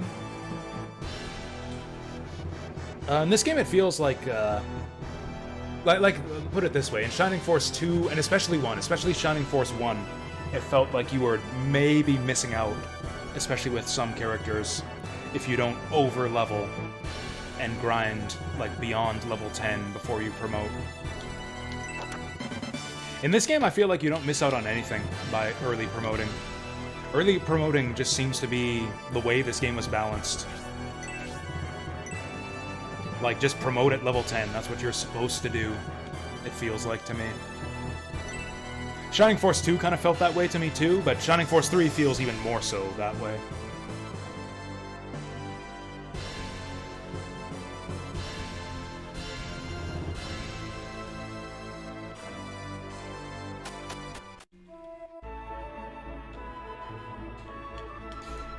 I wonder if it would be a viable challenge run to try to... It almost feels like... I think it might be more challenging to go longer without promoting this game, because the promotion benefits are so good. You gain, like probably 6 or 7 levels worth of stats by promoting. Like, I feel you're probably just screwing yourself over by not promoting, unless you're gonna grind on earlier fights, where you don't need the extra stats. Also, experience falls off really quickly in this game. Like, we're already only getting 1 XP per kill, although maybe we'd get more if we didn't promote. I'm actually not sure how XP scaling works with regards to promotions. Like, if I didn't promote, and if all of our guys were level 11 and 12 right now, instead of promoted level 2, would we maybe get more experience? Anyways, I wonder if it would be an interesting challenge run to maybe try to go through without promoting for as long as possible. I actually really enjoyed my Vandal Hearts 2, or my Vandal Hearts 1 challenge run, where I tried to go through the game without promoting. It turns out that the game is impossible without getting the first promotion. Like, the enemies just become invincible at some point, because they're taking half as much damage and dealing double damage. But the second promotion you don't need to do. Vandal Hearts has 3 promotion levels, and you only need to do the first one to beat the game.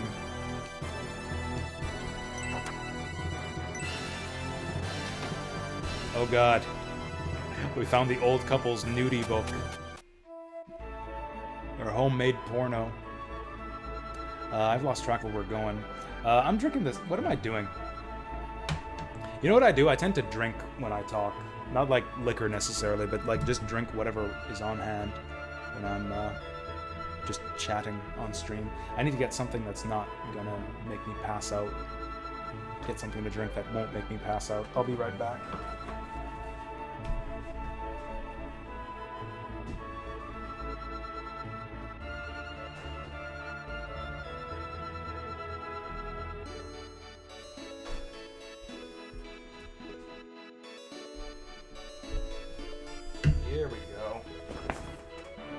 Here we go. Watermelon bubbly. I can't...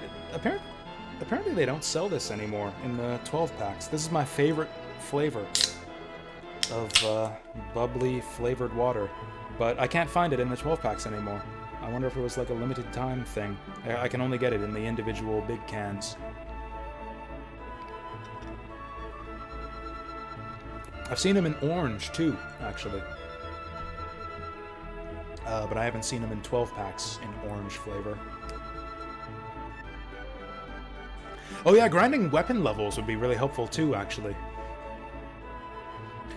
Yeah, I didn't think of it. That's the other benefit. And also you would get friendship levels. If you could grind out friendship levels as well. So yeah, even if the experience falls off beyond a certain point, once you gain enough levels, you would still continue to gain weapon levels and friendship levels, which would be really useful. So, Shining Force 3 is not completely ruined for people who like to grind.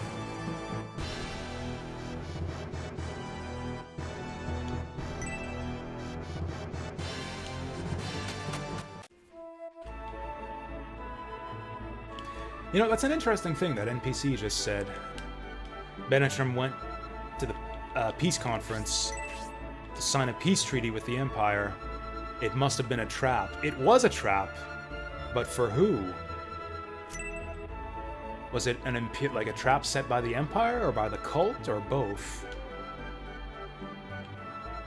Like, Domeric got kidnapped, and we got framed for his kidnapping, but apparently that was all according to his plan, and also according to the cult's plan? It's like, who's manipulating who here? Not the Republic. That's the one thing you can be sure of, I guess, in this game's story. It's like the Republic's never manipulating anyone to its own ends, because it's too, decentralized and full of corrupt nobles who are out for their own ends.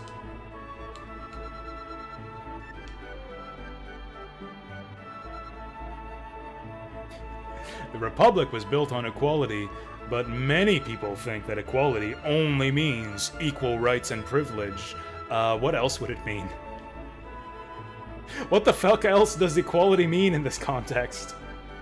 It's like, oh, some people think that by equality we mean equal rights and equal protection under the law. Oh, that's interesting. That's actually an interesting point. It's like, yeah, everyone's talking about, like, equal rights. What about equal responsibilities? Actually, is that a good point? Is that a good point? I feel like the people who have less should have fewer responsibilities. Like, that's where progressive taxation comes in. Like, no. No, people don't have equal responsibilities. No, actually, I take it back. This guy's full of shit. This guy's full of shit. Yeah. Equality does not mean equal responsibilities. The responsibilities we shunt off onto the rich. That's how we're able to have equality of... I guess that's basically how we're able to have public services. Do we have public services in the Republic here? I'm actually not really sure how, like, the political system is organized under the Republic in this game.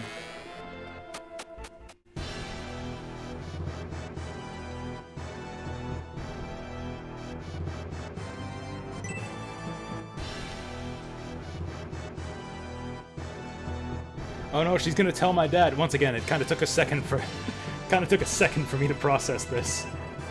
Oh my god, drinking on the drinking during the day? You're drinking in the middle of the afternoon, Symbios? That's shameful.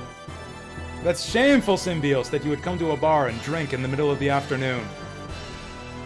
Your father would be ashamed of you if he could see you drinking in the middle of the afternoon, Symbios. That's terrible. That's terrible of you, Symbios. Good stuff. That's right. When a man wants a drink, he wants a drink. Ain't more complicated than that.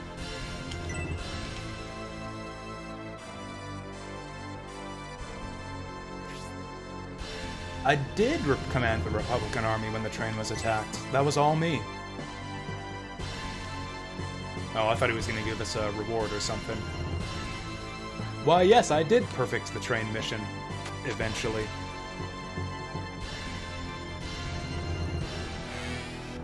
Oh yeah, we were talking about the save system before. The train mission was the main one where the save system kind of came into issue. Because that's the one map that's kind of super... that requires a lot of trial and error. Due to the kind of finicky way or I guess, kind of a specific solution that you need to have to protect the refugees in that mission. And save scumming our way through would have helped that a lot. I would have had to restart that map. Never. I would not have had to restart that map 5 times if we just set up save checkpoints in the middle.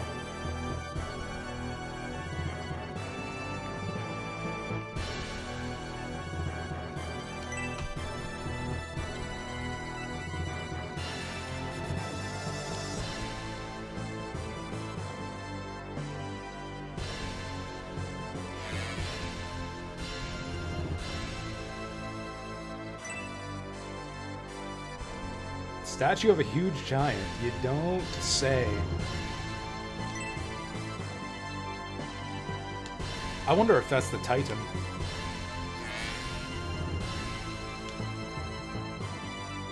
I'd say it's more of a huge robot than a huge statue.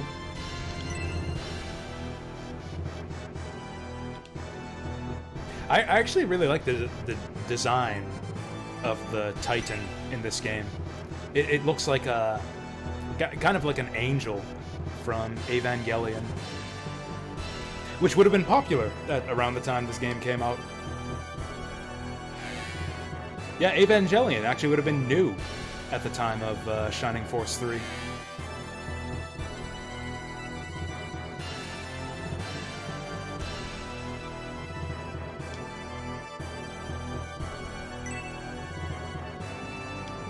It would have been so cool to have played this game back in the day.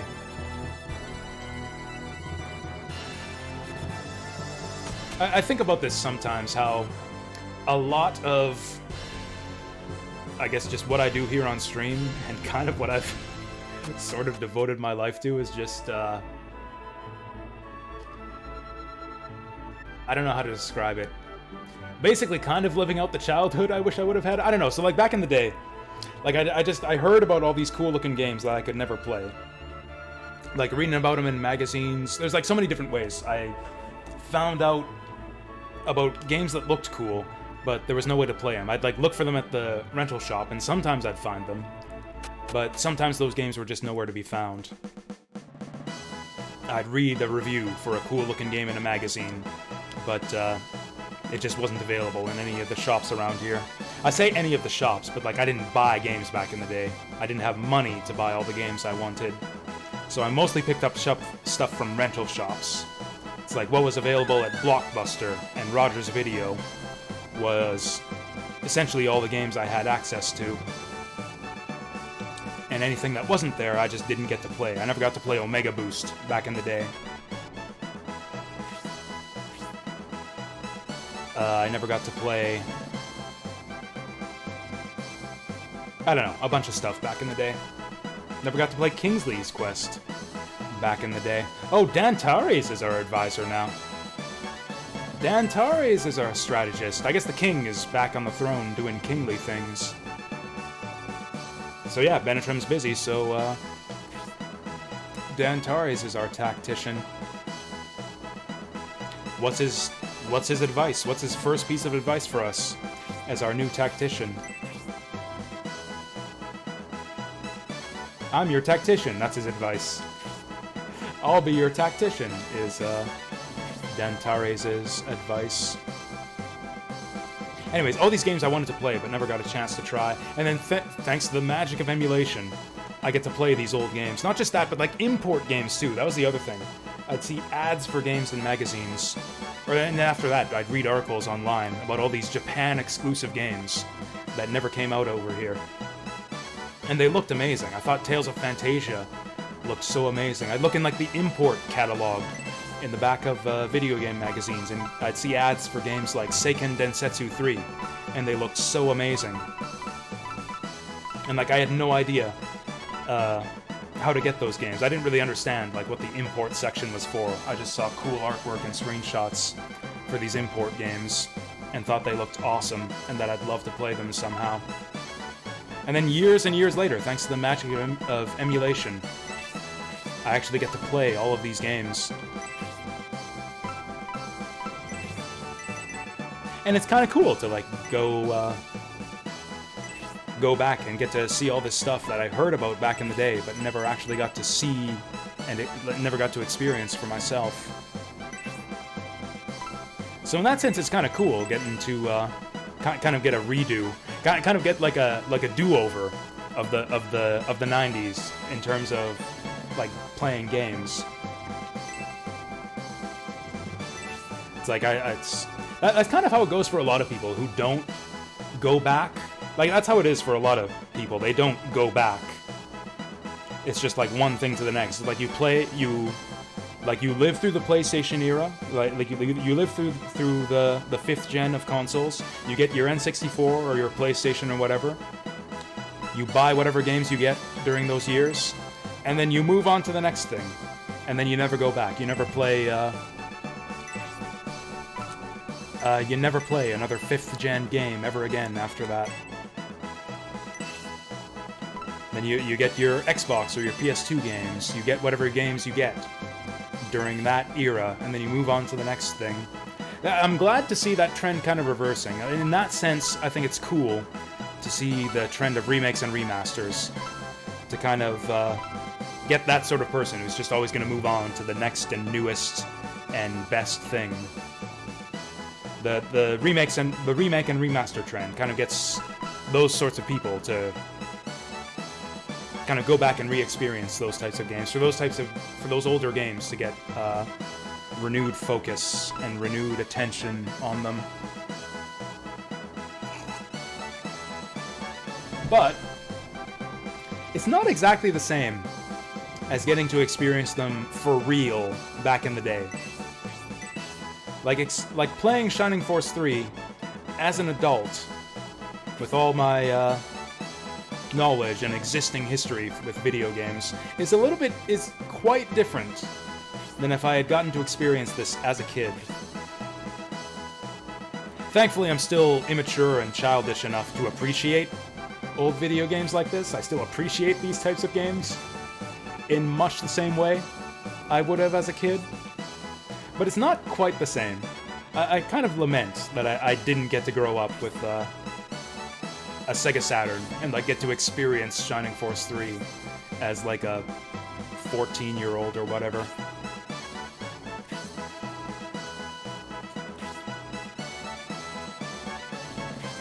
I think of that sometimes when I'm playing games like this, like, man, what would it have been like to play Shining Force 3 back in 1998 or 99 or whenever this came out?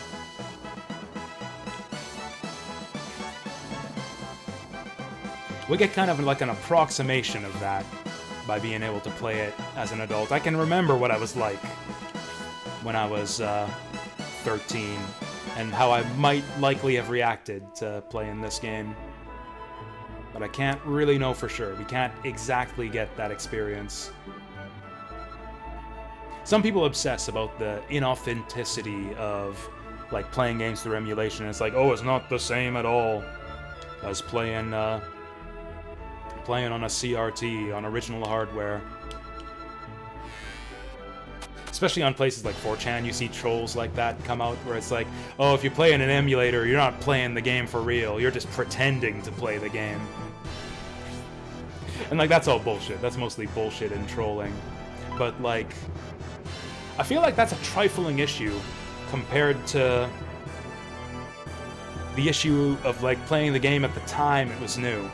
Like, forget about hardware, forget about CRTs or whatever. Like, playing a game like Shining Force in 2023 with all your knowledge and experience of gaming history up to that point is completely different from playing it back in 1998 or whenever, when it was new.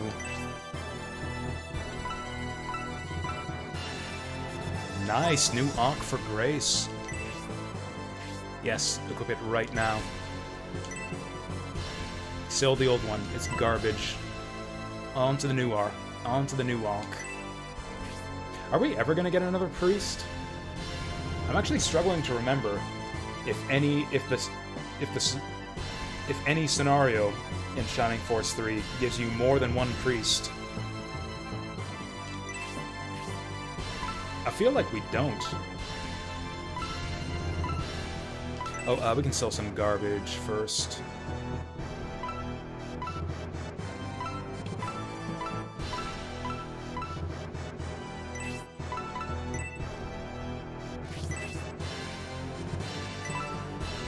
Anyways, I feel like I'm, Anyways, and I was talking in the Discord about how I'd like to start a YouTube channel for, I don't know, just talking about gaming topics such as the one I'm trying to talk about here. I think I'm terrible at expressing ideas like I'm trying to do right now, just on the fly, just like talking extemporaneously about stuff like this. I don't know, it takes me a lot of time to organize my thoughts properly and like really just kind of fully understand for myself what it is that I think and what it is that I'm trying to say. That's part of the reason I'd like to start a YouTube channel. I've been thinking about that again lately. No new swords for Symbios. We get a new blade. Yeah, that's not even worth it. We're better off keeping the sword and leveling it up than just getting +1 attack from the new blade. Nobody uses blades in this scenario. Yeah, this thing's just going to waste. Which is a shame, because it looks kind of badass. Comes spattered with blood. Right out of the shop, spattered with blood.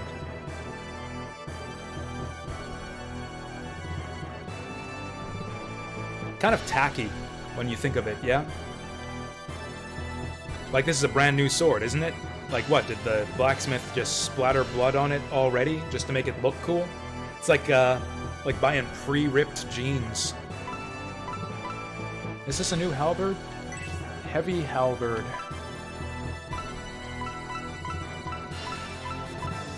Oh, yeah.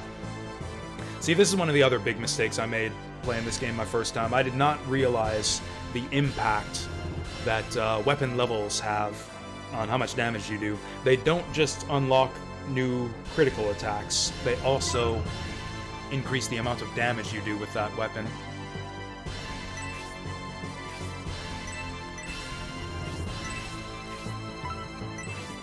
So like I would do stupid things, like on my first playthrough, I would totally spend a couple thousand to replace this sword with one that does 1 or 2 more damage.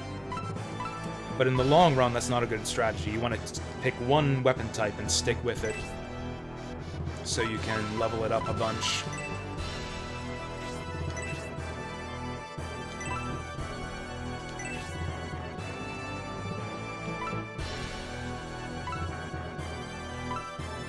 Actually, the bullshit I'm talking about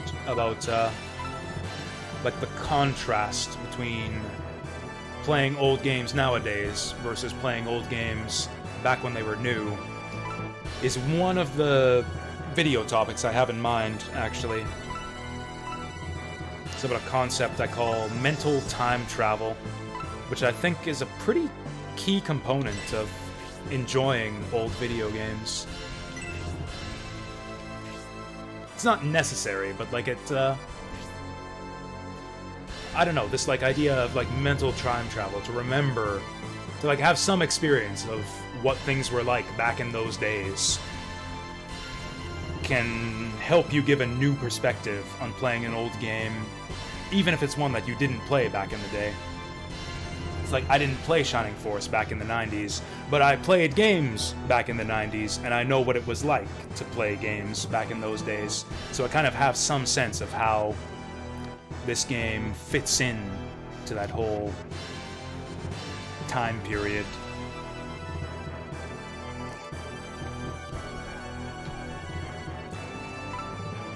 Anyways, I'm rambling, which is what I do when I try to talk about stuff like this, which is why I would like to start a YouTube channel where I can talk about stuff like this and not come across as I don't know, just do a better job of... I really wish that I could equip my guys who are on the bench. This really sucks that I can't equip guys who are on the bench. No one uses claws. That'll go on our Wolfman. Finally, we get a new weapon for Irene. This is the real reason why our monks suck right now. It's because they haven't had a weapon upgrade in forever.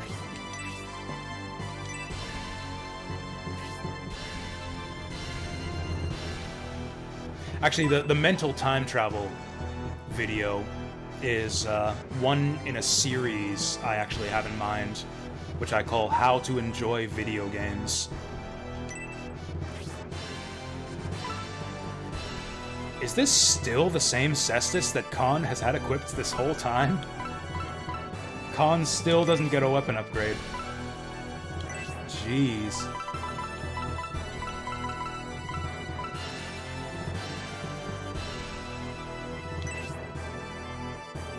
Interesting. Oh, because he has levels in Cestus, so even though his Cestus is weaker, because he has a level in it, it's equal strength to the glove. No one's using arrows just yet. In fact, everyone's using crossbows.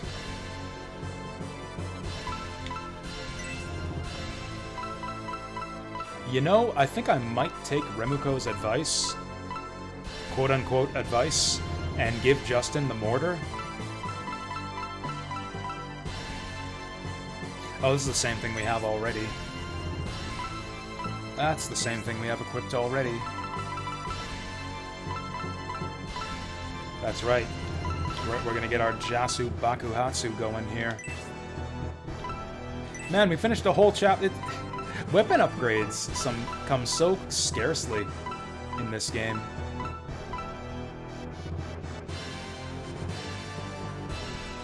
This is purely suboptimal. This is strictly suboptimal. We're screwing ourselves over by doing this. We put so much work into the crossbow already. But we'll do it anyways, because it's funny.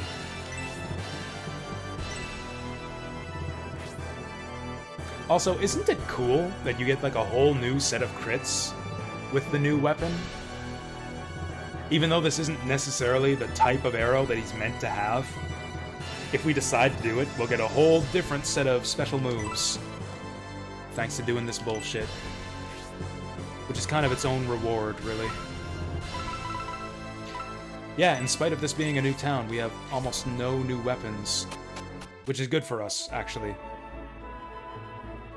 Because I have hardly any money. Oh, I still haven't distributed these rings, but before that, we need to decide who's actually in the party. This town is tiny, and I still keep getting lost. Where's our base? Looking for the base. Base. Biscuit base. I need the buttery... Never mind. Alright, let's hit the watermelon water for a bit instead of the whiskey.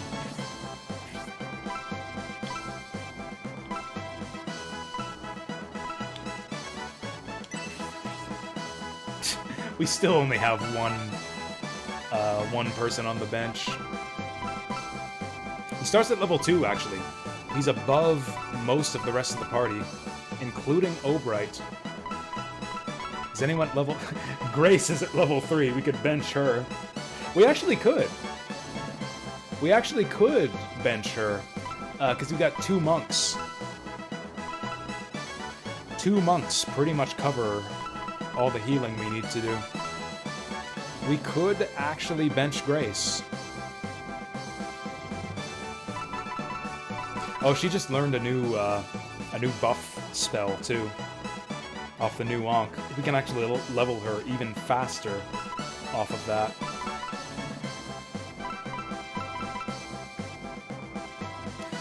I mean, if we want to keep the levels balanced... Yeah. Yeah, I think that's what we do. Grace on the bench. It's completely stupid, but that's what we do.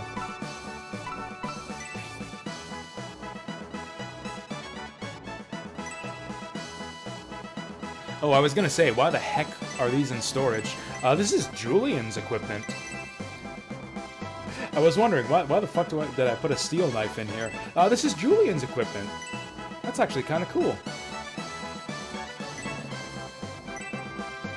Why do I have so little small mithril and so much large mithril? Oh yeah, this is also Julian's equipment. Might as well pick it up. Oh, we can give it to Horst. Oh, also, you know what we should also give to Horst?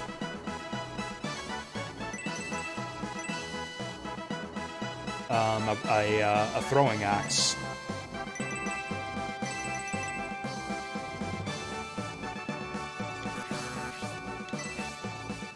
I think I'm gonna take my pizza at about 7 o'clock, because that's normally when I would get it if we were playing D&D.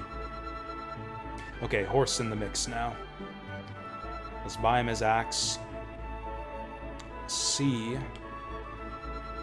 if he can get a better mace. He probably... I would guess that he starts with the best possible mace. That'd be some bullshit if we had to equip him right after he joins. It's like, you've been living in this town how many years now? As a member of the military, how have you not bought yourself like the best possible mace by now? No, that's not you. You fucking idiot! You fucking idiot! What are you doing in the barracks with this scrub mace all these years? Man, we're gonna have to dump all of our money on Horst now.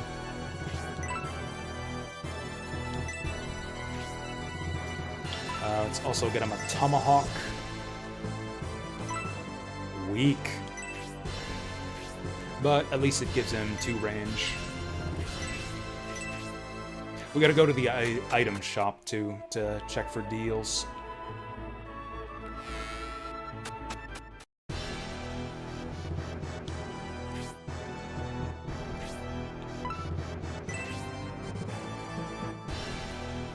Nothing but outdated maps. This is basically a scam. Like, anyone else who comes into this shop and buys these maps is gonna, like, go to those ruins and find nothing but just an exploded wreck with no items in it. Actually, I guess we left a potion inside that one ruin. We left a potion inside a barrel inside the one ruin in the last chapter.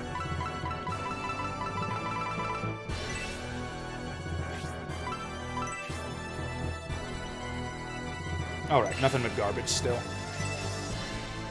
Ah, we got accessories to distribute. Battle Bracer is kinda garbage. Obright doesn't have an accessory yet. We can give it to Horst, we can give it to Obright. Well, Obright clearly needs the help more, so I guess we'll give it to him.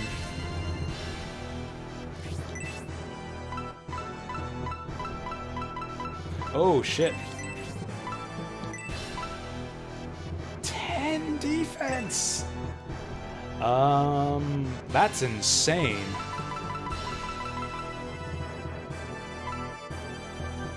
I don't even know who to give that to. I'm tempted to give it to Dantares, because he almost always goes in first. Like, he's the man on the front lines, tanking it up for us. He's the fastest guy in the party, or at least the fastest physical fighter. Also, he was the first one to die. Although the magic did most of that. Bracer won't defend us from magic. Oh, also he's got a Protect Bracer on already. So this is just a better version of that. Who else would we give it to? Oh, Sybil. Sybil for the same reason. Actually, they both have kind of shitty defense. I wish they showed us their total HP on this screen.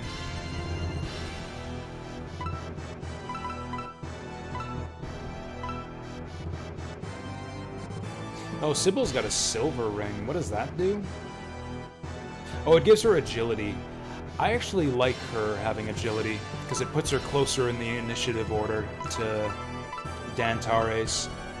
They can be kind of a team. I'm going to give this to him, and I'm probably going to give the Protect bracelet to... Whoops. Whoops. What's the new guy's name? Probably going to give it to the new guy. Defense 3.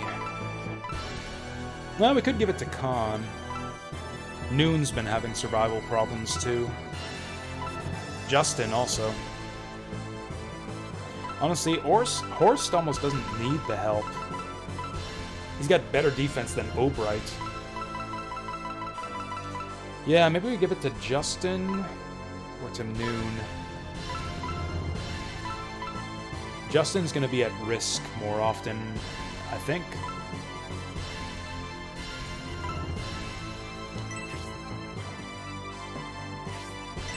Let's give it to him.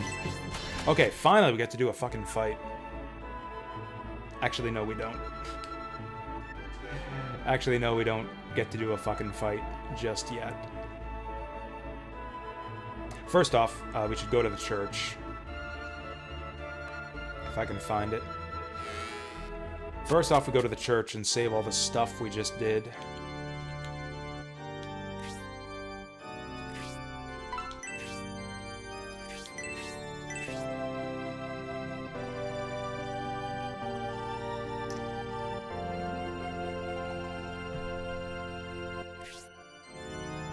Alright. Okay, so number 1, we go to the church. Number 2... Ironically, number 2. So like I said, I've been talking a lot in the last hour or so.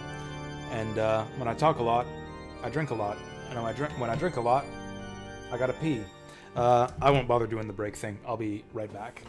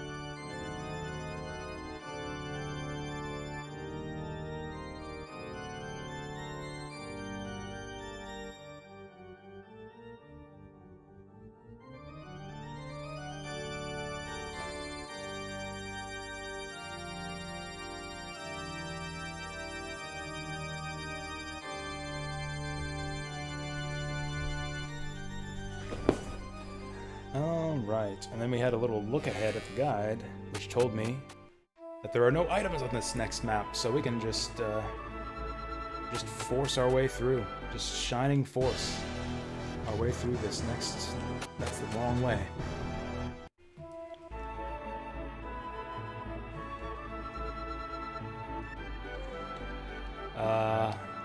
Cool.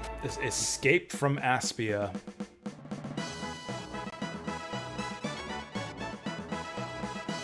I really hope we didn't miss anything. Oh, yeah, actually, I kind of want to talk to all of our party members. They probably all have stuff to say about the oncoming battle.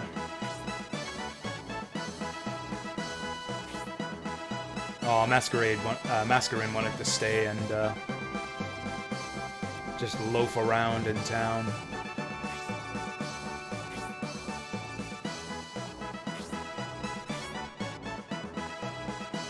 This is such a simple thing, but I actually really like that you can just talk to your party members in the base, and they'll comment on the current situation in the story.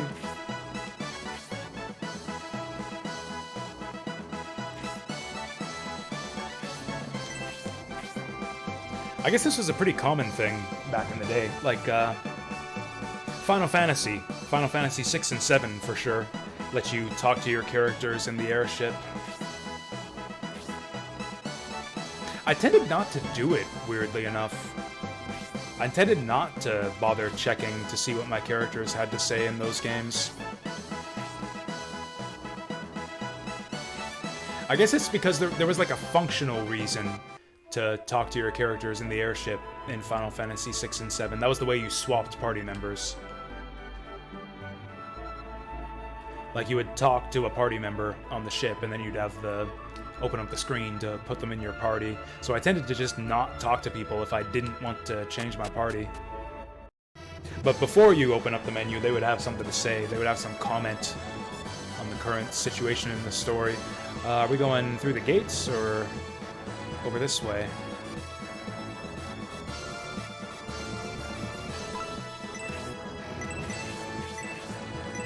This would be a great place to hide a secret item.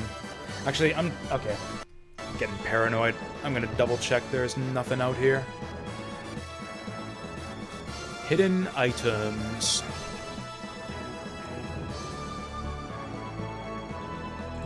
Okay, looks like all the next batch of hidden stuff is in storage. So it's like I said, we're good to just brawl for the next fight.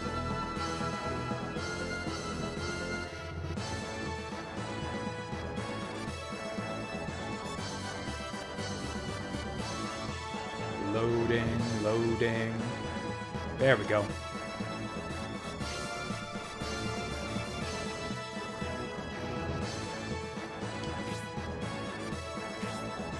I don't remember this fight at all.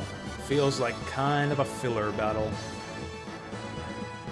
The main Barisol army must not make it to the town. Oh shit, we have an actual objective here.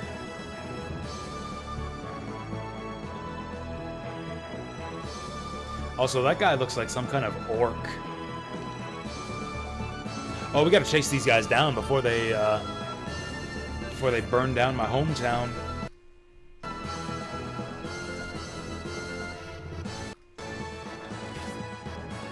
We got rats fighting. Oh, these are hell. I remember these guys. Yeah, the hellhounds that look like frickin' rats. Oh, so that's the destination. I guess this is the guy that's going to destroy the town? Also, these must be those monsters that everyone back in Aspia was gossiping about.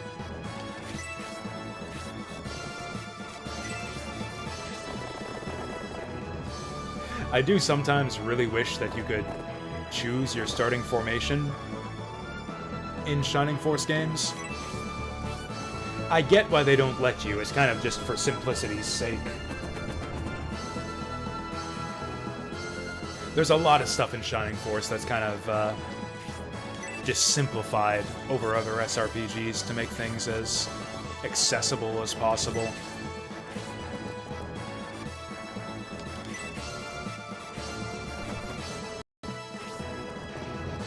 It's like, yeah, no deployment screen, no changing formations. just start up the map and go.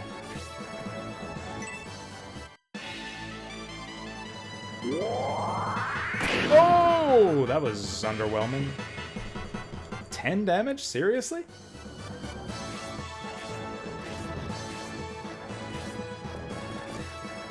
I wonder if the counter does reduced damage, or if these guys are just really tanky.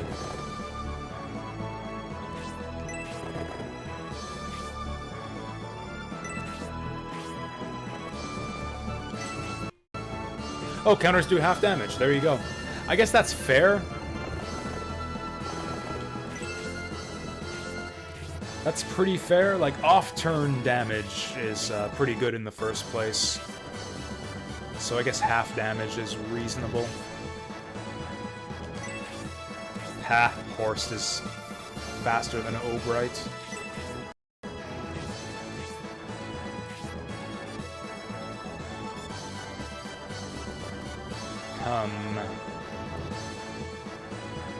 Do we keep her in the mountains?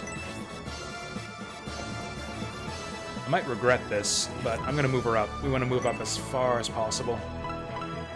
Also, I don't think we're gonna get a lot of chances to use the magic on this map. There's not that many enemies.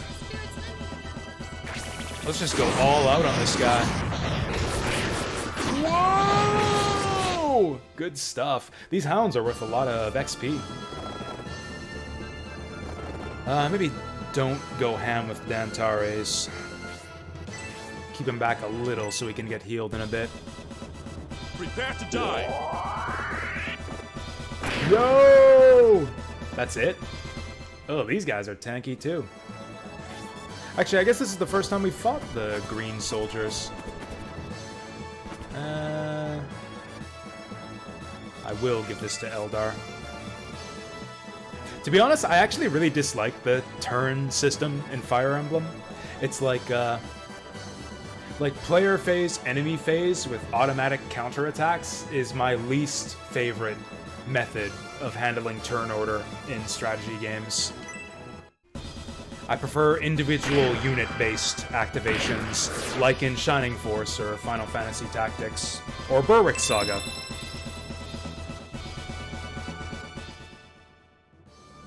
I don't know, I feel like being able to move all your units at once just introduces a lot of balance issues and like realism issues too. Like it just feels janky. It doesn't feel like real combat, like real warfare. If I get to just like move all my guys at once and kill all your guys before they even get a turn. Now bear my Arctic blast.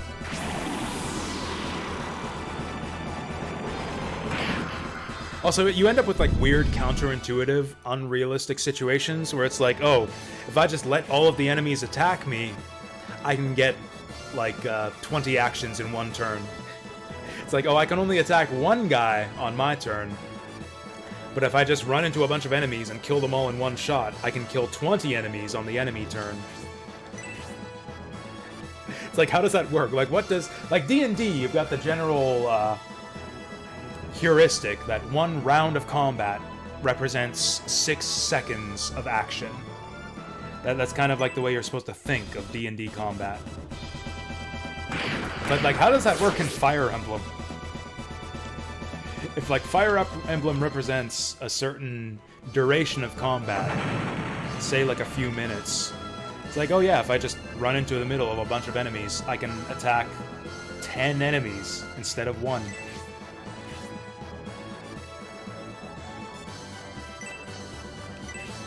You also end up with weird counterintuitive situations where you can put yourself behind by attacking the enemy. It's like, I attack the enemy, I miss, and he hits with the counter. Cool, I fucked myself by making an attack. You can like do a turn that's worse than useless, which just kind of feels bad.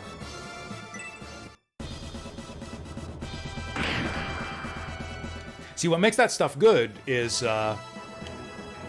when you have dwindling enemy forces in, like where the health of a unit determines its attack damage, which is the way it works in most war games.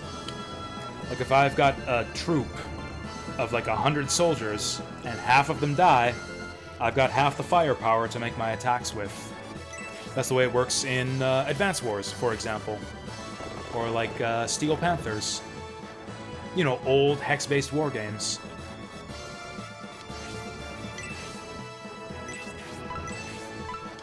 So you can do stuff where it's like, oh, I've got this weak unit that I don't really want to attack with, because they'll get slaughtered by the enemy counterattack.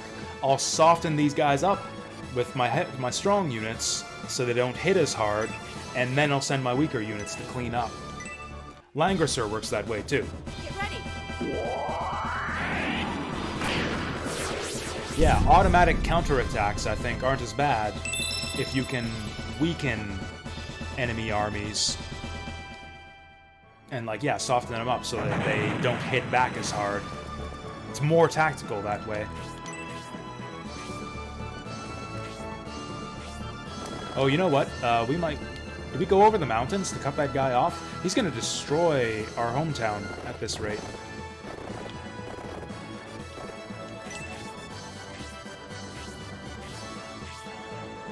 Yeah, we're not gonna make it. We'll send these guys over the mountains, maybe. Yeah, dwarves go good through mountains. We'll have them go. And we send our bird up there, too.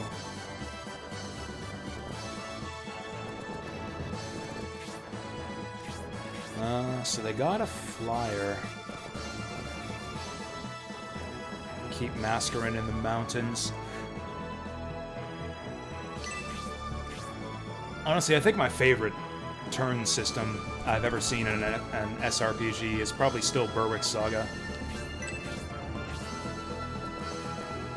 Like, it's so important, the decision of which unit to move, and, like, in what order everyone goes in. Because, like, the enemy gets to move right after you. You have to actually consider what the enemy's gonna do with each move. It's like chess. You gotta think a few moves ahead. I don't want to suicide Dantares when he's missing 6 health. Good move. Okay, now we can suicide our units in. 3 range on this fucker! And the crit. What a crock.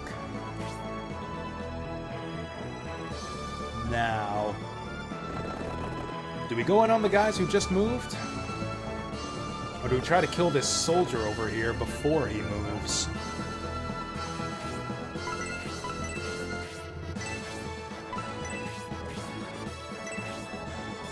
We can go for the bird, we can go for the soldier. I feel like we might not get enough attacks on the soldier to kill him.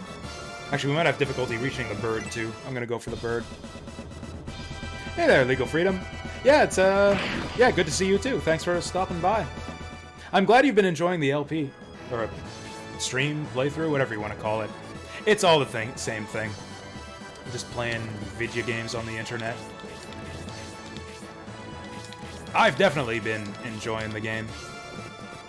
It's like the only real spot of bother we've had so far is the railcar fight, and as established, the difficulty there was mostly my fault. Almost entirely my fault. We could have made that easier on ourselves with some better use of the save system. Good heal. Alright, let's mess up this Birdman. Do we mess up the Birdman? I kind of want to mess up the soldier, actually. We might get a kill if we get the crit. No, there's no way we do 36 damage. There's no way we do 36 even with the crit. Also, Symbios hasn't gotten a crit in a long time. Of course he goes for Eldar. No, don't you do it! No! Yeah, exactly. I talked about that. Or I guess, yeah, you've been watching the stream, so you know how I feel about that. I think it's worthwhile to do a first playthrough completely blind. But, yeah, you get a totally different experience using the guide. There's so much stuff that seems to be just intended to use the guide to find it. Actually, just in the last town, there's like some large mithril on just like a random floorboard in the middle of nowhere. And like, it's fun to use that stuff. it's fun to just like, it saves you time digging around all over the place too. You just look it up, you find the stuff, and then you're a little bit more effective in combat. Also, like, all the help from the guide makes it easier to find like, do all the secret stuff that you missed the first time, too. Like, with our newfound powers and all these stacks of mithril we're making along the way, it's gonna be easier to do stuff like, I forget the guy's name, to kill the guy who kills Symbiosis' father. That one map where we got, like, a limited time to kill the dude before he teleports away. It'll be easier to spare Spirial later on with all the awesome goodies we're picking up along the way.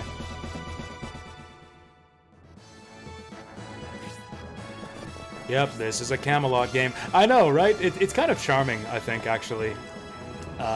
Benjamin Ben. Cool name.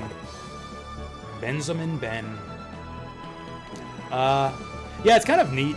It's not uncommon to see, like, game developers have their tropes and, like, their, like, little bits of code and game design that they'll reuse from game to game.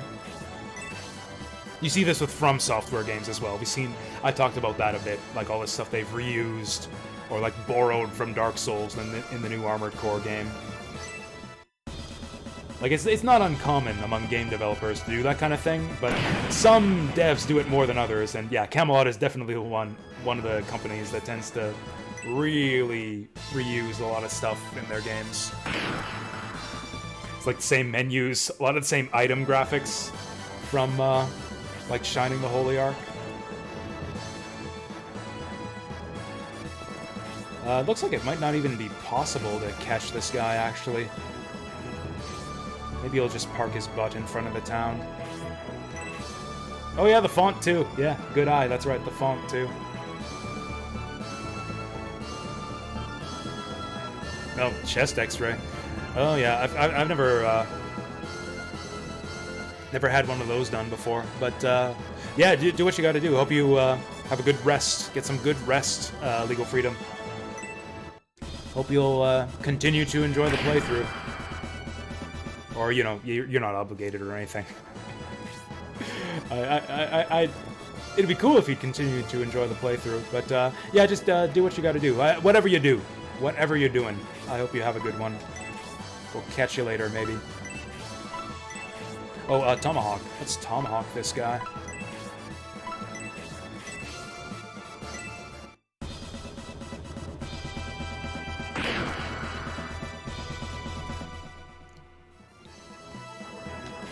Death is like how a human character is made, like almost...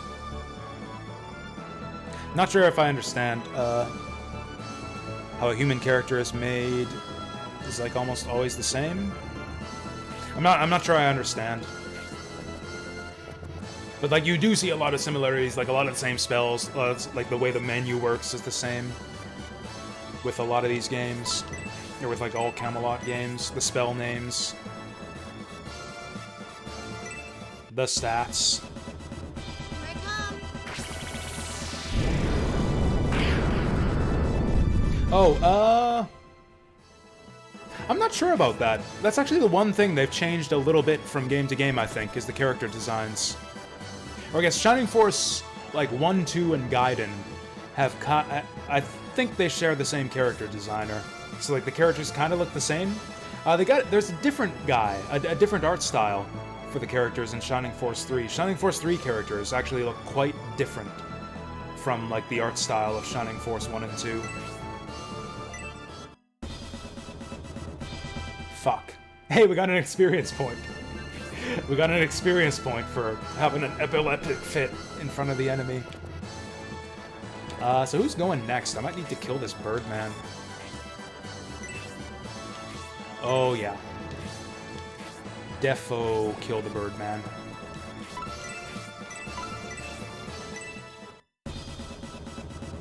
Now bear my Arctic blast. I have on my Predator Constitution. I do complain a lot, don't I? I do complain a lot when having difficulty in games, don't I? It's worse in the moment than it ends up being in retrospect. I'm able to get over bad times pretty quickly in hindsight. Like, I'm not... Rarely do I seethe about games that I'm having trouble with, like, after I'm done playing the game. Usually once I've, like, had a chance to cool down, I'll be like, okay, I get what was going on there. I understand why we were having difficulty. And I know what we need to do to get past it. It's just in the moment. I tend to rage and seethe a lot.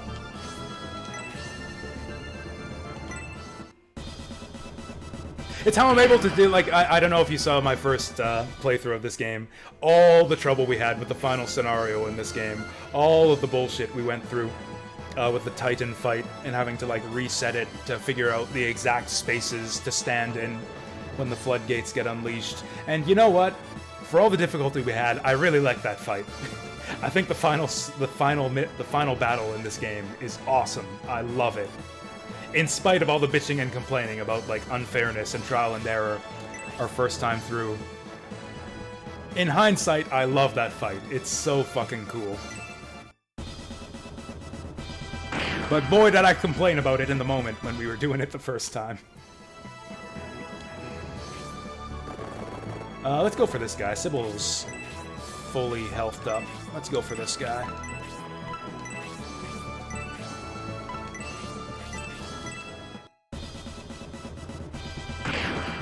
Mario Tennis? Are there, like, Camelot-isms in Mario Tennis? I've never played Mario Tennis. But, yeah, that's actually come up on stream. Someone told me that, like, oh yeah, Camelot, they make Mario Tennis these days. Oh, nice, the town is defended. Fuck them up.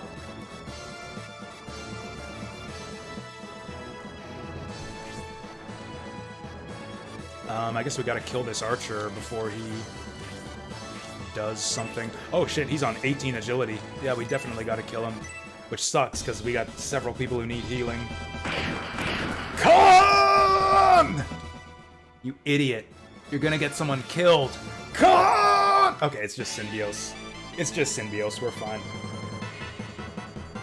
Yeah, Symbiosis is fine, he can tank it.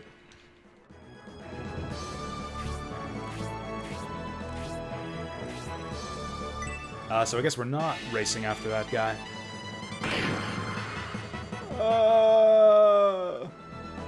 Not Eldar! Okay, at least that other one's not moving. Alright, who needs healing? Symbiosis. Eldar. Oh, we don't have any healers down there. Actually, just Symbiosis.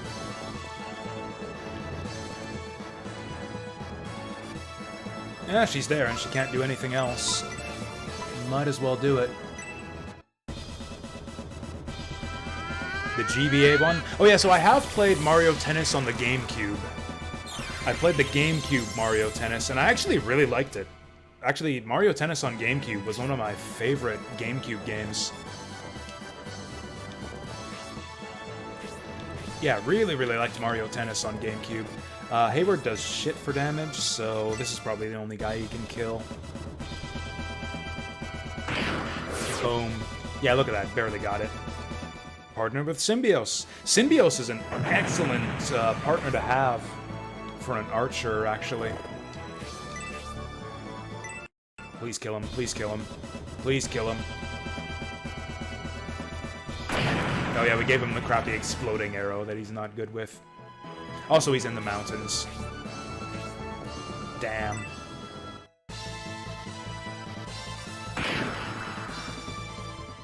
GBA one could be linked to the N64? GameCube, maybe. I don't think they did any fancy Link stuff with the N64, but that sounds like the kind of... In fact, it was definitely the GameCube. If we're talking, like, link-up technology, that's definitely GameCube. Because that was the thing they were pushing with the GameCube. That was like the Legend of Zelda 4 Swords was a game where, like, you needed a Game Boy Advance to link up to your GameCube to get the full experience. Shit, you needed... To get the full experience of 4 Swords, you needed 4 people with Game Boy Advances and link cables to link them to your GameCube. to get the full experience of 4 swords. That's crazy, the stuff that Nintendo expected you to frickin' do back in the day. And it's so funny, like just one generation later, it'd be so easy to do stuff like that. Like you just have an online game. You just have an online game, and then boom, you can do a 4-player Zelda game with your friends. And yet they never made one! They never made one! Where's 4 swords for the Wii? There's like no multiplayer whatsoever in Zelda on the Wii. Even though it had online functionality and online multiplayer. We need Eldar to meet up with our healers. Apparently Eldar has difficulty with mountains.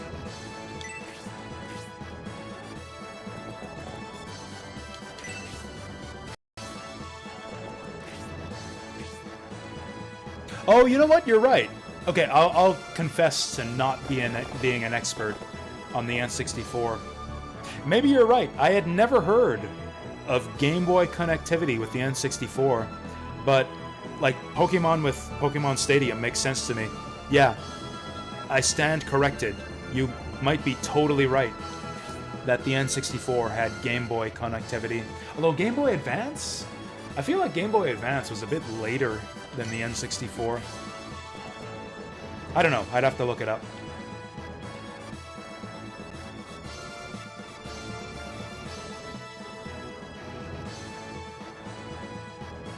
Yeah, Game Boy I could see. Game Boy connecting with N64 I could totally see. Again, because of Pokemon Stadium. Oh shit. This guy's not dead yet. This archer is still up in our shit. I totally missed him.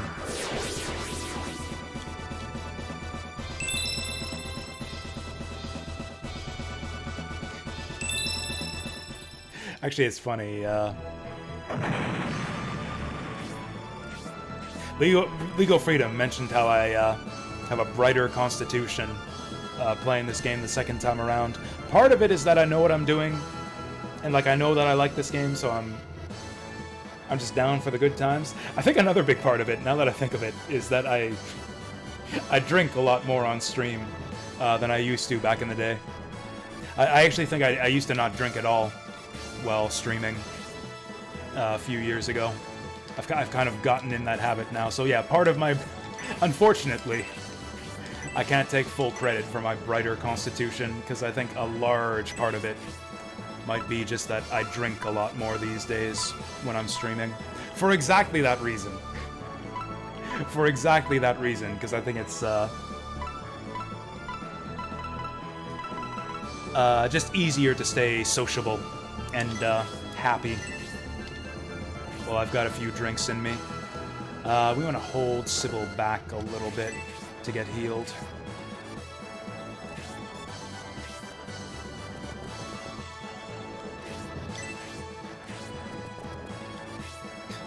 I keep thinking, like, oh, we'll get Grace to heal her. Grace is not on this map.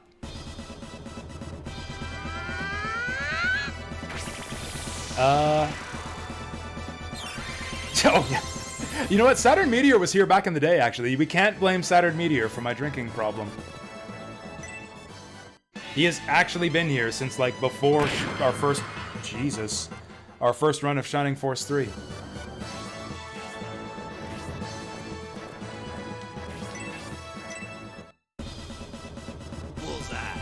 Bullseye!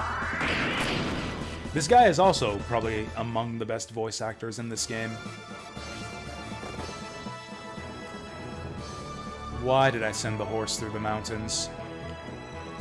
I think he'll still go faster this way. Okay, I was terrified he was going to be able to reach noon. The only problem with drinking on stream is that I get tired a lot faster. Like, drinking mostly just makes me sleepy.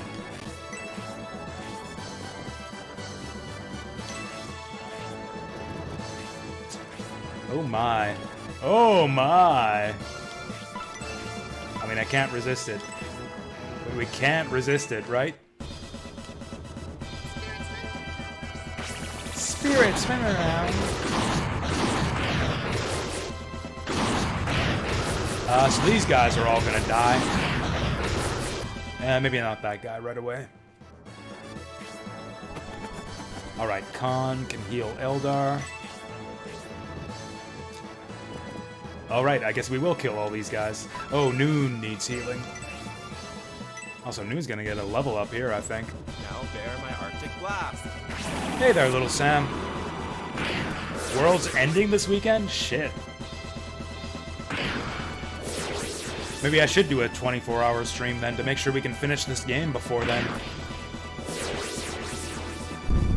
How are you gonna handle it? Are you gonna party? We're gonna have an end-of-the-world party? We actually... So, experience maxes out at 49 in this game, I think. You can't ever get more than 49 experience in one attack. We probably got way more than 49 worth from those kills, so we actually wasted experience there, which kind of sucks. But it was worth it to get rid of those guys. Did we just kill this guy?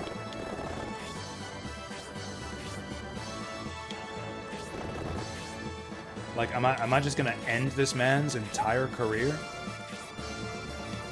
Yeah, I think I am. Fuck mages. Prepare to die. Final Fantasy VIII. Interesting pick. You think he'll finish it in time?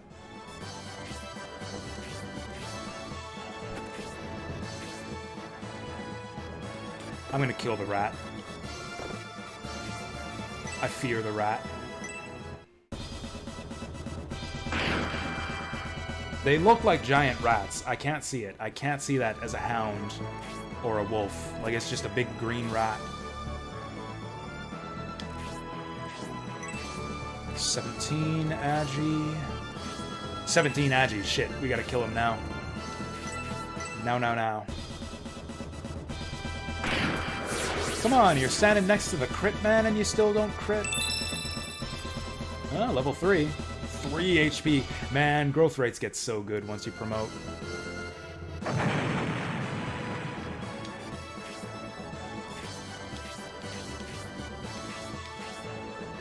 Oh, we gotta heal Noon.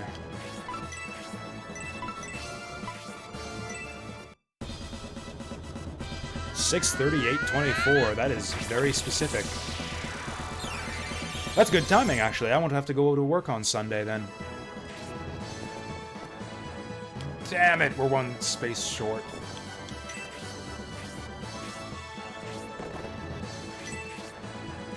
Yeah, we've made some poor life choices for Justin here.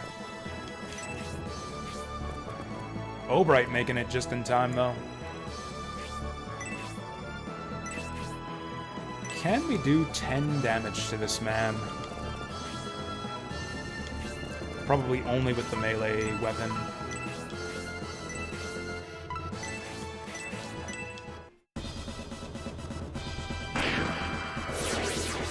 Marking that down.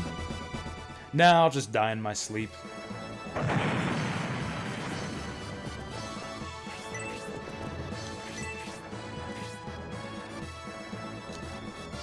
I don't have an antidote, do I? I'd actually love to have an antidote in my inventory for once. This antidote heals paralyze. I'm not gonna take the temptation. We're gonna plant Dantares right here until everyone catches up. Same with Sybil. Surely someone else needs healing. Actually, no, we've gotten through this pretty cleanly. Antidote on Eldar if we can manage it. Which we can't? Ooh, support. I'm gonna use up all my MP, though.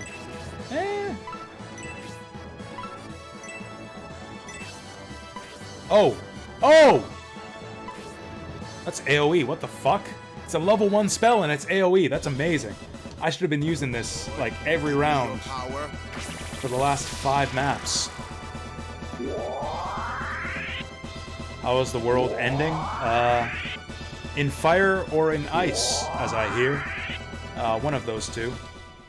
Does it not tell you how much your defense and agility goes up?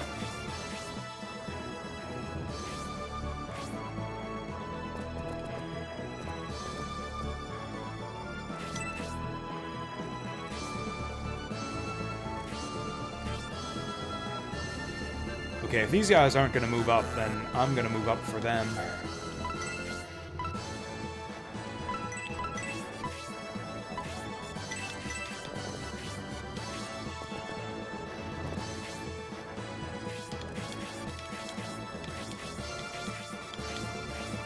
Kind of want to heal Dantares. I'm going to do it, because Irene's probably just going to be attacking every round from now on. I'll use up all of her MP, but she's not going to use her MP. Oh wait, she could have Tornadoed. This was a mistake. I forgot she had Tornado 2. Tornado 2 would have been really good. Probably. Next turn.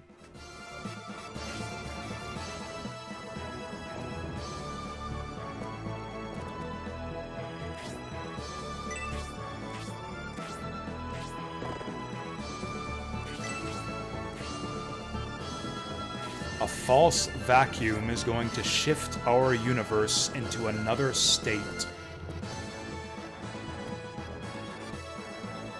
So, like, we're all going to get sucked into a vortex that'll dump us in the Berenstain universe? Is that what's happening? I think we just go in on the enemies now. They're clearly not moving.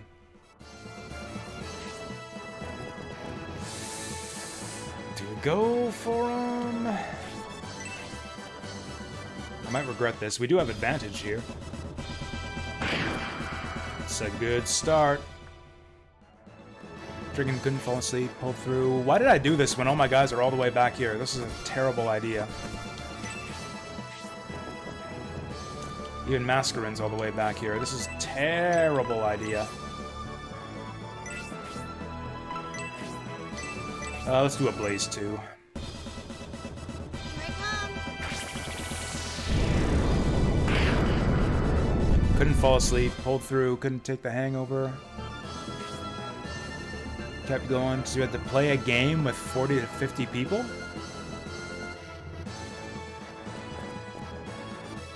What kind of game? Are we talking like sports? No, what sport? Is that like a WoW? What game takes 40 to 50 people? Is that like an MMO raid? I've never played MMOs. Do raids go that big? Oh, Arma 3. There you go. That kind of game. I get you. 35 hours. Shit. That's impressive. Oh yeah, speaking of MMOs, I saw a video from Folding Ideas recently about World of Warcraft. It's not a recent video, but I saw it recently. Talking about, like, competitive raiding in World of Warcraft. And yeah, I never thought of it, but yeah, there's, like, the whole race to be world's first for, like, whatever new expansion that comes out. And, like, sure enough, people will just, like, stay up for, like, 24, 30 hours in a row to be the first guild to finish the new content, which is kind of crazy. And, like, a bunch of people do it.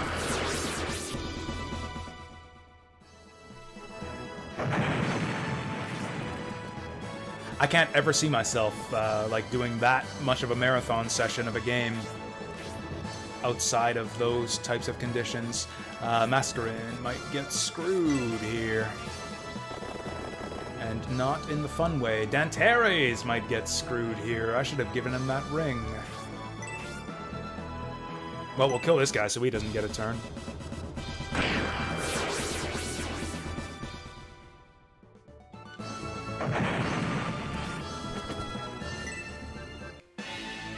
Uh-oh.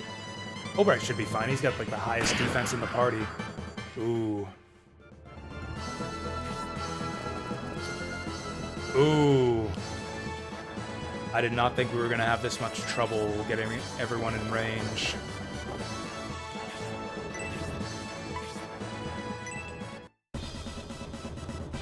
I was hoping for a crit there.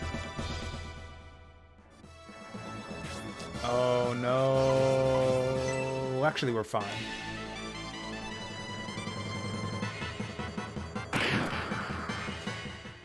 Read Possum Wrath. Is that a book or an essay? Or a blog post?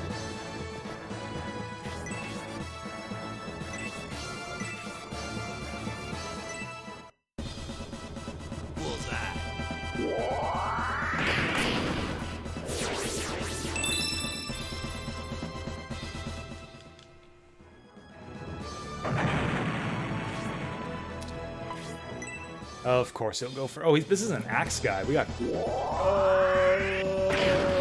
Yikes. Okay, do we have any healers in range? Why did I not bring our healer?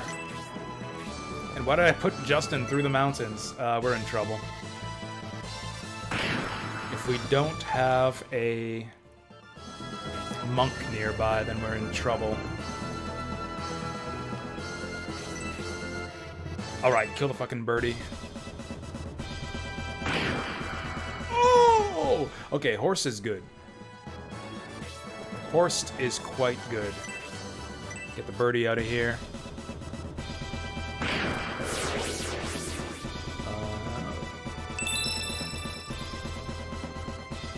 Ooh, 2 attack. That'll actually help him catch up to Horst.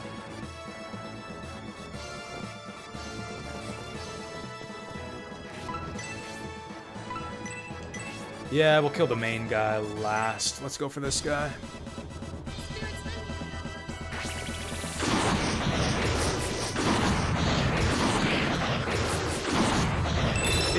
Isn't that an issue with games like Arma? Where it's like stuff is going on the server, even when you're offline? So like, the people who tend to do well in those games are the people who just play all the time. It's like the more hours you dump in, the better you do. Fuck. That Eldar just spazzing out on this fight. God damn it. Oh, we got just barely enough for the heal. Excellent. His blessings are upon us.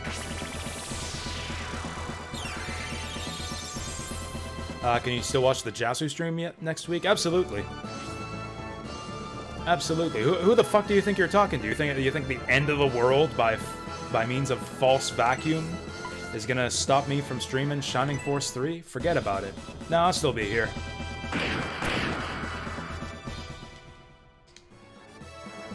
Rain or... that's always been my motto. Just like the Postal Service. Rain or shine or false vacuum that destroys the world. The Jasu stream must arrive.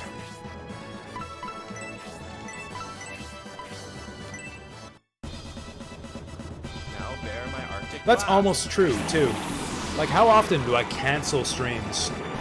Like, sure, sometimes I'm late. Sometimes I finish early. I mean, okay, evening streams, sure. Sometimes I say I'll be back on Thursday in the evening, and then I'm too tired and change my mind. But, like, when was the last time I didn't stream at all on a Wednesday, Thursday, or Friday?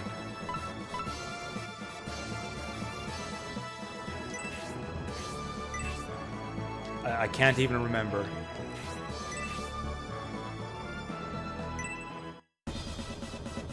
Prepare to die! Dantares with the crits. This man has more crits throughout this whole playthrough than the rest of the party combined. Ta? Finally, there's one for Syndios. Good hit. This guy must have massive defense.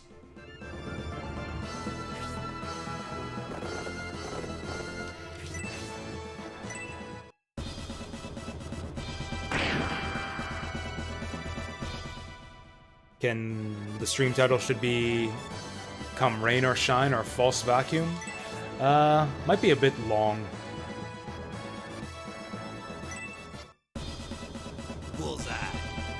The character limit for stream titles is pretty generous, but like if you can make them too long, they'll like go beyond the display limit and just show ... and then like people don't read it and they don't know what you're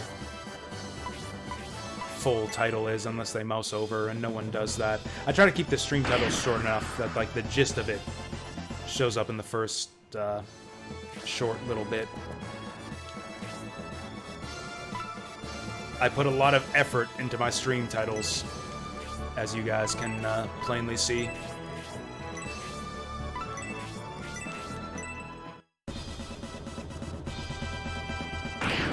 I would like these guys to level up their ranged weapons.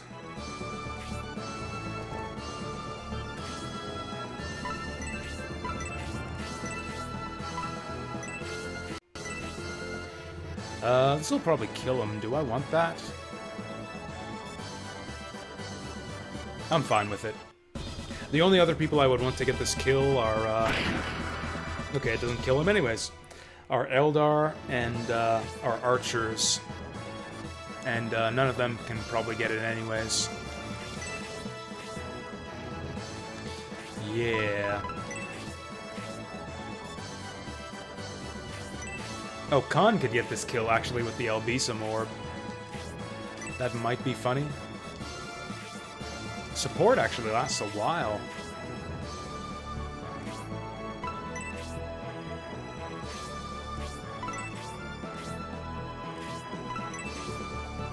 I'm gonna hold off. I'm gonna give it to my archers because they suck and need the help. Oh, let's give it to Justin so he actually gets to fucking do something on this map. How's this guy going? This guy's getting 2 turns before Justin gets 1. Getting ripped off here. Yeah, enjoy your FF8, little Sam. It'll be your last. Yeah, I hope you get the most out of it. Just a regular playthrough? You doing any special runs or anything? Level 2! Woo! You know what? I remember Justin being really good. I remember him getting, like, lots of 2-stat level ups across the board. I think we took him into the Bull Zone fight, if I remember right. Which I don't think I do, actually. I don't think that's possible, because he's not part of Julian's party.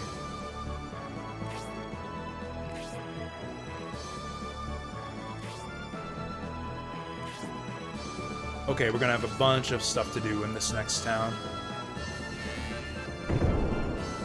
We're locked out!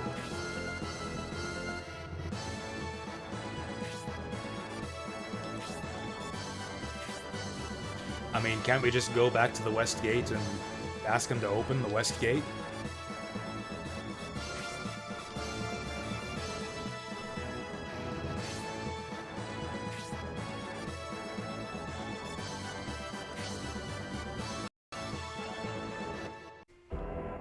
Oh, I see. There's some shenanigans going on back in the capital.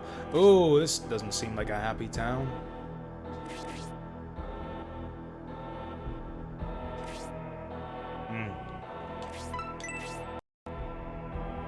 Oh yeah, I guess Dantares is the man who, yeah, Dan the man is the one who tells us what to do now. He's our tactician.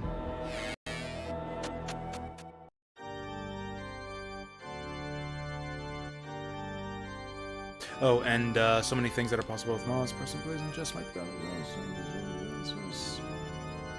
Interesting. Oh yeah, I guess it would be a totally different game if with like a World War II mod enabled. Honestly, I've never been big into multiplayer gaming, especially massively multiplayer.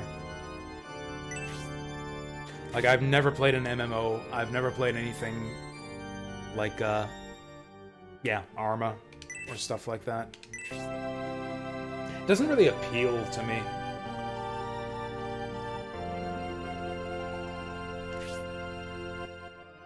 I don't know. I'm pretty antisocial in general. Like, I play video games to, get away from people. So, also, like, internet-mediated communication has never been something I've been big on. Like, I've never liked text chat. I've never liked messaging back and forth with my IRL friends. That shit used to, like, drive me crazy back in high school. Someone would, like, IM or text me, just be like, sup? It's like, I don't know, nothing.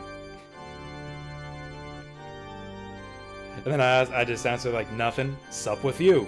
Nothing. And then that's it. That's the end of the conversation. Like, I assume they're initiating the communication, so it's like, oh, sup, I got something to talk to you about. But no, they just like say sup for the sake of saying sup. And I don't know, it just drove me crazy for no reason. I'd be like waiting for them to initiate the next part of the conversation, for them to say the thing that they actually texted me to say, but there is no next thing. They just texted sup to say sup. I feel like almost all internet communication is like that. In different ways.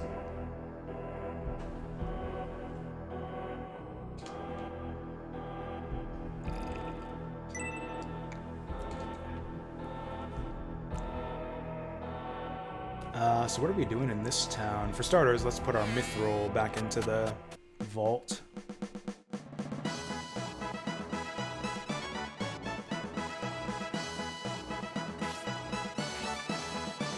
I like how they're leaving an empty chair for Benetram at the table. Like, nobody's gonna sit in that chair. That's the king's chair right there.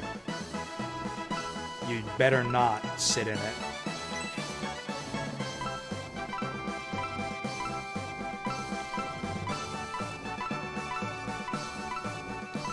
I could have sworn that we picked up mithril on... Oh yeah, that's right, we picked up nothing on that last map. We did get a new accessory, apparently. Oh yeah, that's right, we got the hatchet and the mace. Defense 3.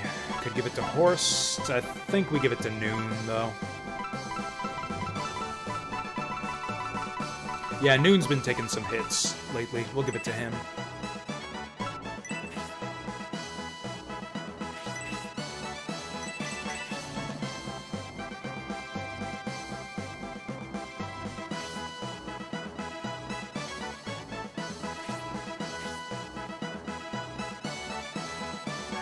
Oh, passage through the volcanic mountain. I think I do know where we're going. There's another decision point here, I think, that I missed the first time around. There's a dragon in the mountain that seems like a boss, but you actually want to avoid killing it. You get a bonus in one of the later scenarios if you don't kill the dragon.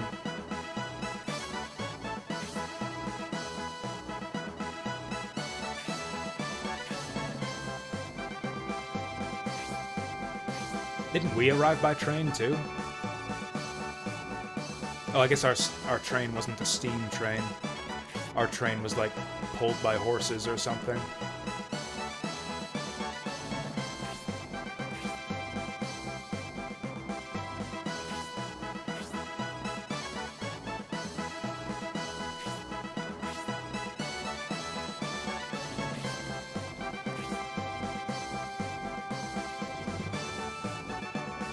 This town is under extraterritorial rule? What? I thought this was our territory. We're still in Republic territory, aren't we?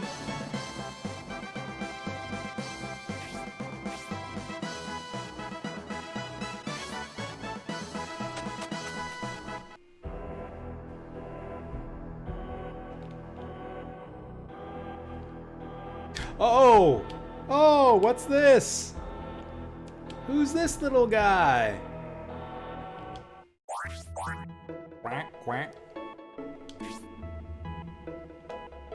How cute! He's got an important message for us. Chirp, chirp, chirp. Oh, nice! The game's narrator is translating for us. Pen the Penguin. Pan the Penguin has joined us. He's a flying penguin. Awesome. We got 2 bench slots now. He's definitely going in the party, although if I remember right, he actually starts at level 1 unpromoted. So we're gonna have to bench him, and we're gonna have to work hard on him. Honestly, it kills me, but it might be easier to wait to level him until the end game.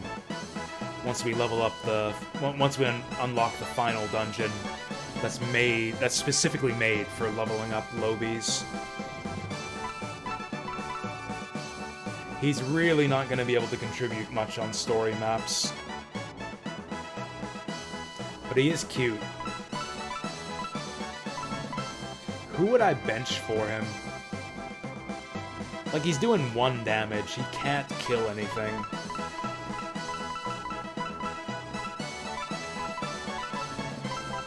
Is anyone level 3?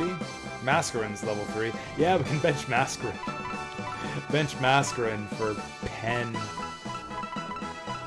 Or Noon.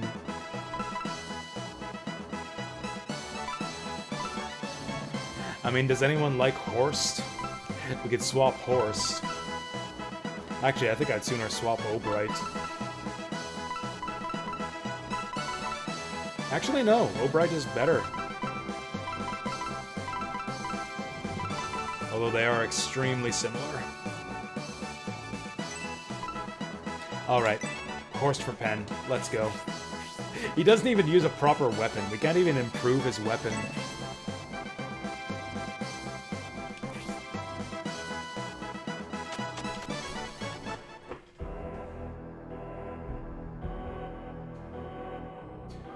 Alright, first things first. Let's, give him the loincloth. Ah, that's good advice. Thank you for that. I don't have a loincloth yet. Should I have had one? We don't have a loincloth. Unless they sell one in town here. I'll bench him till we get the loincloth. That's good advice. Thank you for that. The memes, though. We'll use him for 1 fight. We'll use him for 1 fight and see what we can do without the loincloth. And then if he's just unusable, we'll bench him. Item shop, you think? We can try it. Boy, do I wish the item shops in this game would have signs in front of them more often.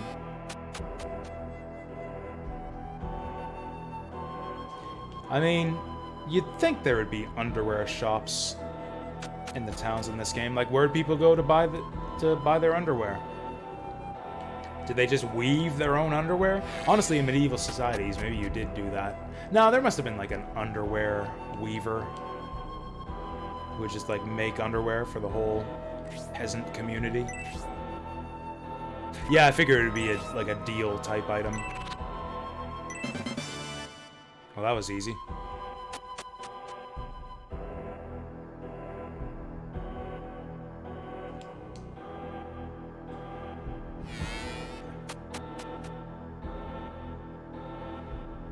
Here we go.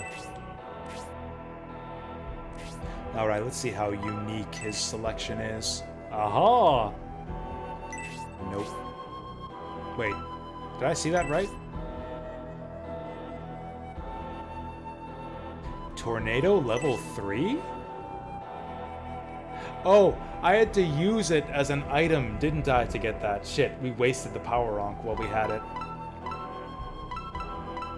I thought that it taught her the tornado spell, but yeah, I think you have to use it as an item. We messed that up. We failed to use the Ankh to its full potential, and now it's obsolete. Oh, now we're talking. That's 1/3 of my money.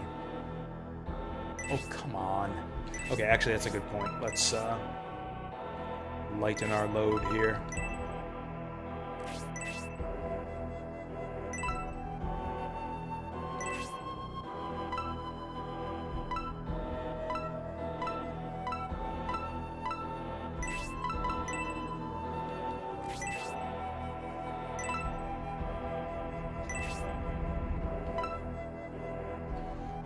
Khan's fine with 4 healing items. Pen's got nothing. Oh! Okay, so I did understand it correctly. Yeah, I was confused for a second, because it's like, I equipped the staff. I talked about it at the time. I equipped the staff, and it's like, oh, we suddenly learned Tornado. I guess that equipping the item just learns you the spell. And then I actually looked at the staff, and was like, oh, level 3 Tornado. I didn't get level 3 tornado. I must have had to use the staff. That makes sense. It's dependent on the weapon level. That explains it. I actually don't know if I knew that. I don't think I ever fully understood that, even on my first playthrough. Like, even by the end of my first playthrough. I don't think I knew that. This game's full of mysteries. Okay, so that's one sword. Oh wait, we still didn't clear out Symbiosis' inventory. Oh wait, yes we did. Oh well, we got other people who need clean inventories. Oh, we'll get Pen to hold on to the map. Maybe Pen can be our item user. That would be... Oh no, he's not a healer, is he? Yeah, Pen won't get the extra experience for using healing items.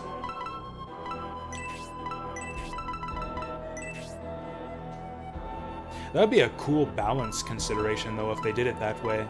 Like, what if Pen was the only fighter in the game who got bonus XP for using healing items? Be a good way to get him up to speed. Probably the best way to do it is just wait till we unlock the optional endgame dungeon. But, you guys know me. I hate doing the, best and smartest thing in video games. Gotta do the dumb thing. Oh, new lance for Dantares. This is gonna bankrupt us. He does have it equipped too. I thought he might have had the power spear.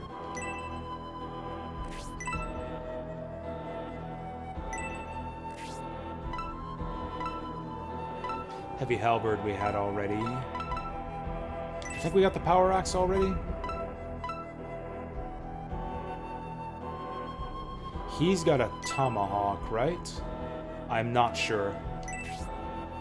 That's the second time I've made that mistake. That's the second time I've made that mistake. I selected buy just to see what's in his inventory, and then you buy it instantly. Oh well. Okay, get fooled twice, can't get fooled again. I will not select buy unless I actually want to buy the item. I was pretty sure that was the axe we had on already too. I just wanted to be double sure. Okay, this will definitely be an upgrade for Khan.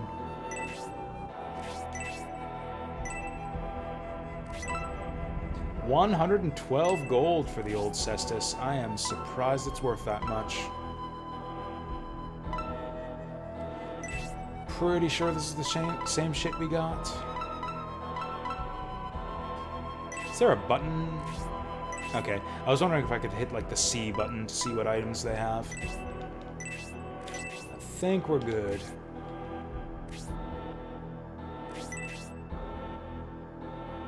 Still nothing but garbage.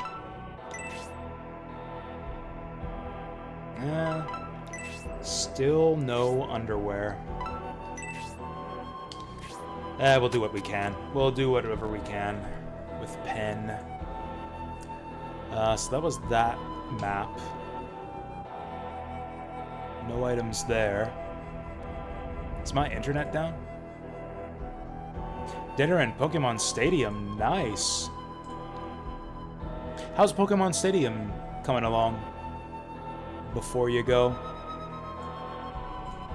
I was confused about like what even that game entails, but apparently you like earn badges and like beat the Elite Four. It's like a Pokemon game, except with all those like all the exploration and wandering the map taken out. You just battle stuff and play mini games apparently.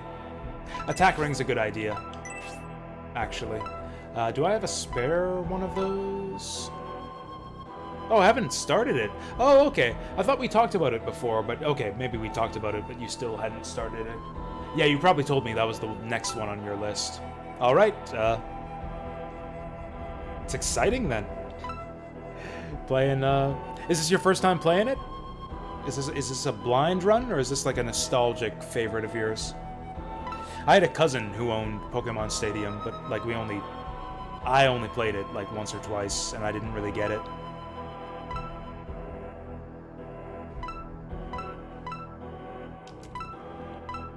Eldar doesn't need the Battle Bracer as badly anymore. Oh, we can't use bracers, it would have to be the ring. Well, I guess we can find that out. I'm sure you're right. If I had to bet money, I would bet that you're right.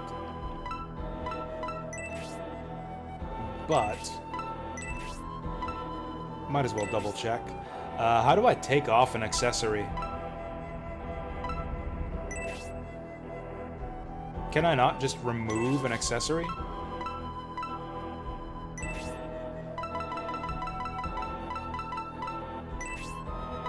Or do I need like a second one to swap in? I guess it's fine.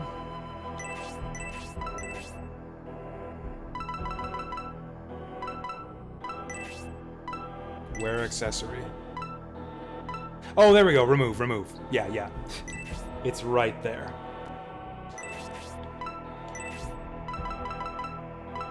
Equip your hand as your accessory. Well, I'll be damned. On the one hand, it's kind of weird, because everybody else in the party can use it. I just kind of assumed that bracers could be equipped by anyone. But if you think about it, like, everybody else in the party has hands. Everybody else in the party has hands, and Penn's just got these flippers. So I guess it makes sense that the bracer is not meant for him. I'm cool with that. Well, so much for that.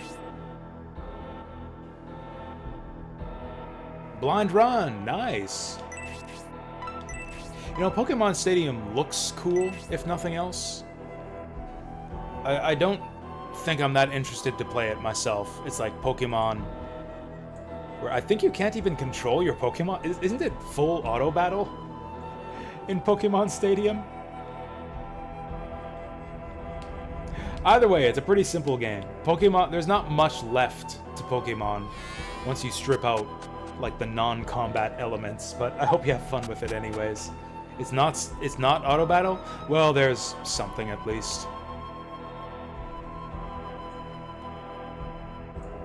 Also, Ratchet is apparently in either this town or the next one. Oh great, we got large mithril outside a random building again. Oh, you know what? We've actually got a ground tile to kind of indicate where it is. Maybe. Maybe not. There it is. You can see there's like kind of a weird tile right there. Kind of a weird patch on the ground there. I would have never guessed there was mithril there, but it is kind of visible. A tiny bit, just a tiny bit visible. Should have made him a pool noodle accessory. That would be adorable. I would be so down for that. Probably nothing in here. Other than a strange smell.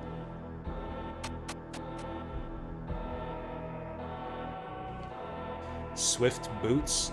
Oh, the boost cats support level 1. Dang, I've had Mascarin equipping those boots this whole time, and I didn't even know. That's excellent advice. I will actually trade those off. Because, yeah, she's actually not getting much use out of those boots. Oh, you know what? This is kind of a bit of elegant UI.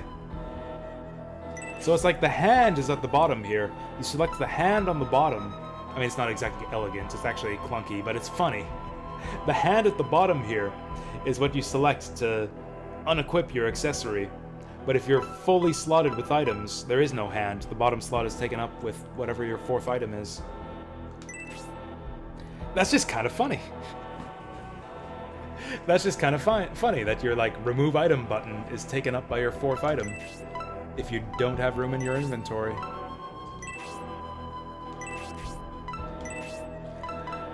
So Mascarin's got a clean house. Probably give it to Pen. Yeah, Pen is our storage penguin now. I'll get it eventually. There we go.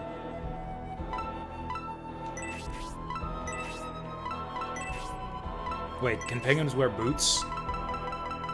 Because he's got, like, flippers. You'd think he wouldn't be able to wear the shoes either. Okay. Well, maybe the shoes are just really big.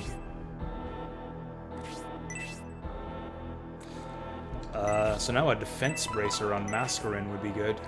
I'm sure there's something in these crates. Probably the one that's not broken. Nothing. Oh yeah, there's nothing outside. I knew that already. All the rest of the items are outside.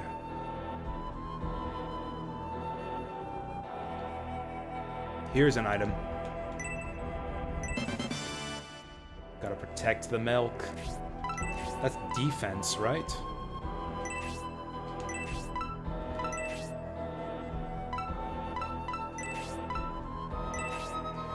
Tempted to give that to Sybil.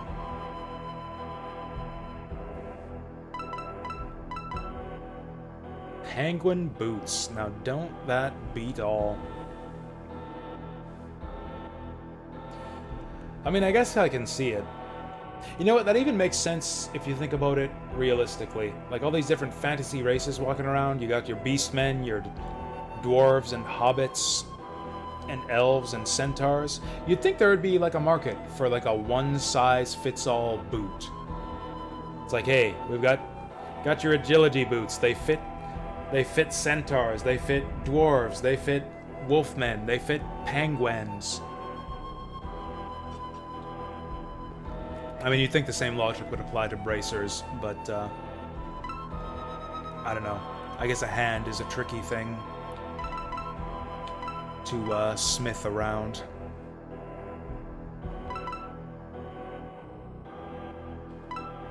Use on whom? I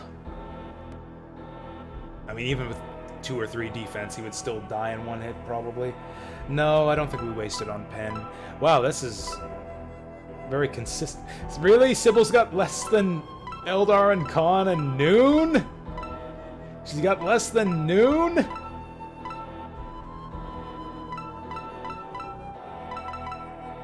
Hayward's pretty low, too.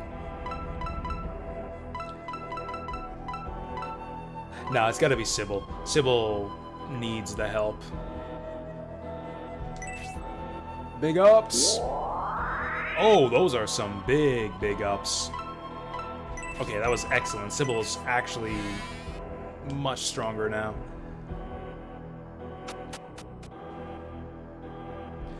Are there enough stat items even in this game to make Pen the Destroyer of Worlds?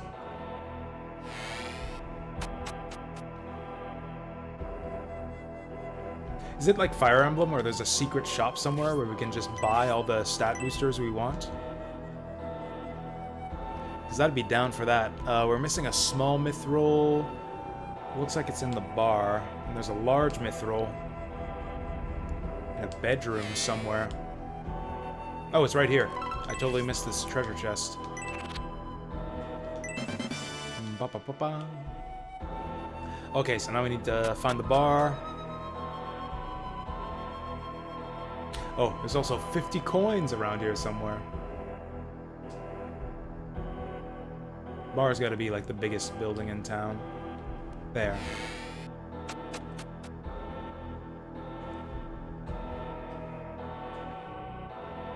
If you hoard them all and only give them to Pen, he can be almost as strong as one of the stronger units. If he also gets lucky on level ups and promotes. So basically what you're saying is that Pen is the best character in the game. That's what I'm getting from all of this. It's like he's kind of almost as good as a good character if you give him all the stat boosters and promote him late. And get super lucky with level ups, yeah.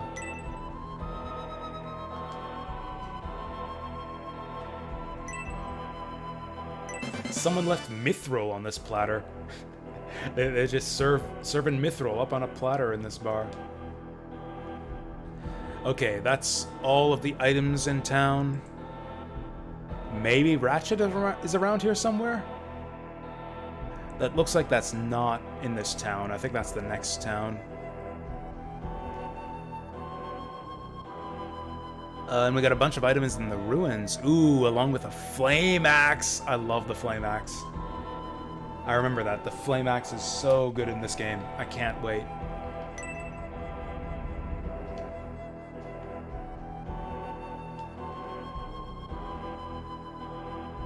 The girl working here is a babe. Who's he talking about? You! Scumbag. I can't tell her I like her, so I pretend to be drunk to pinch her butt. Fucking... Men are the worst. Men are just the worst. Kill them all.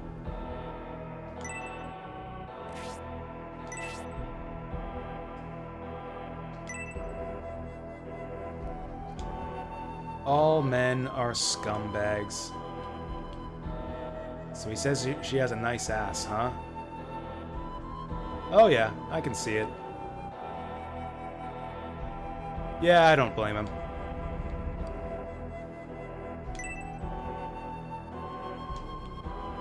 Oh, there it is.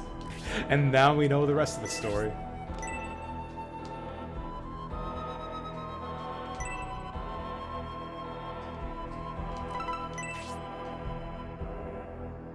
Holy crap, someone actually recognizes me.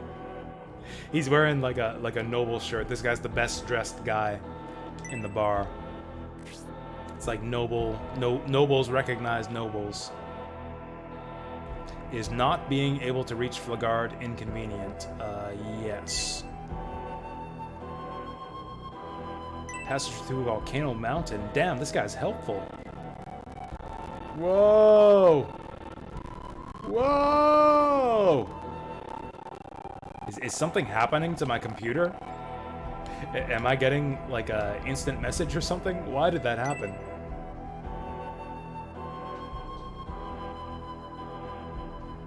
Where does that back door lead? Oh. Into the gate, apparently.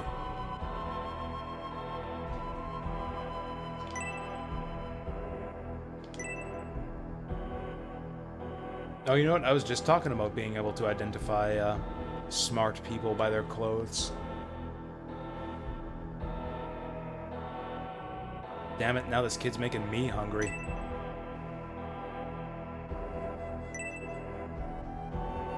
That's right, fucking rich bastards. How dare they cook food in their own homes where the rest of us can smell it. This is gonna scar me for life. Fucking, this is my favorite NPC. This is my favorite TXT. Hashtag triggered. Liberals.txt.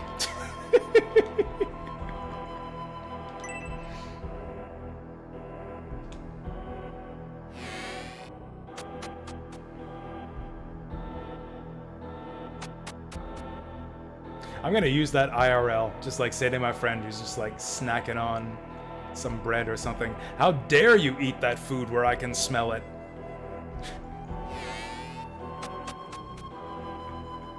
That's right, let's go riot. Riot. Grandpa can't tolerate the Empire. Oh, are we in Imperial territory? I was under the impression this was Republic territory.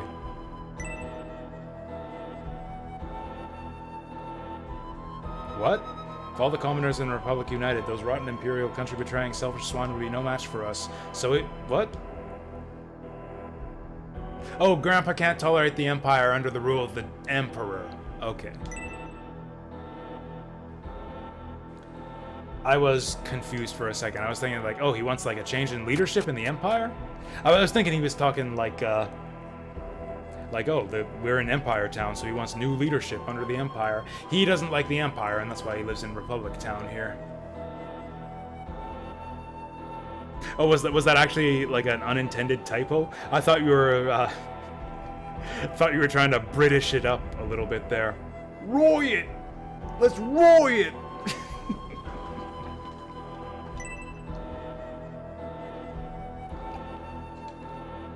Actually, one of the NPCs was talking earlier about her harbor accent. Maybe that's like a Cockney accent. Are we allowed in this door? The door's locked.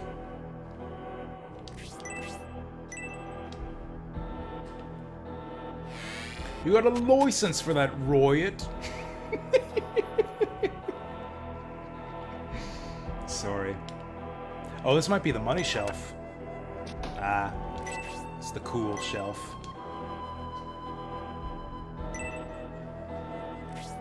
Yes, the Empire definitely controls monsters.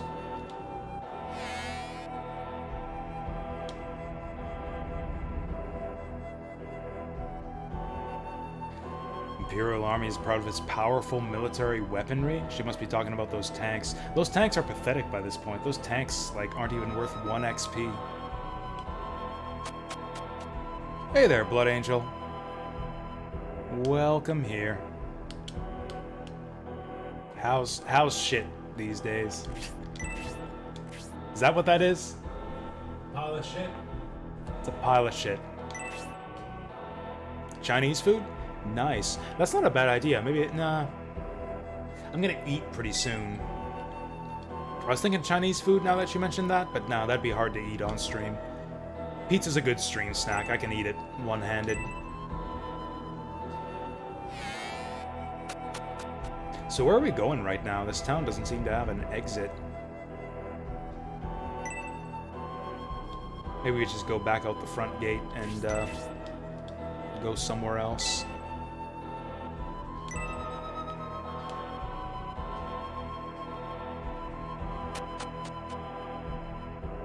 You know, poop emotes seem to be weirdly popular. Vazzle's got one that he likes. It's the poop on a stick. Yeah, we see a lot of poop on a stick in these parts. Wait, what am I doing? I wanted to go save. Although, actually, before I save, I think we got some mithril to deposit. There it is! I was just about to ask. And I didn't even need to ask. Basil's just, like, ready on the poop. He's got the poop at the ready at a moment's notice.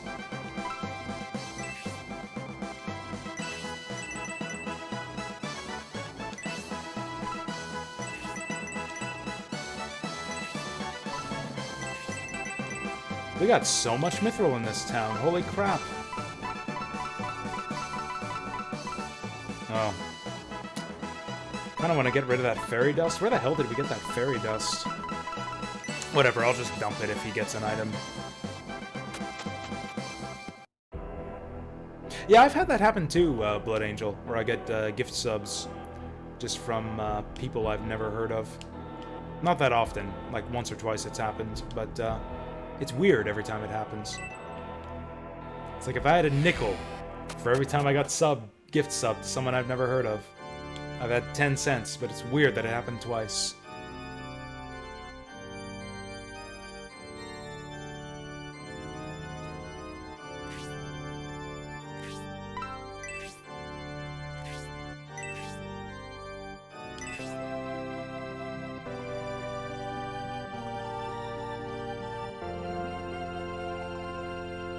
$1 bill that was like boner.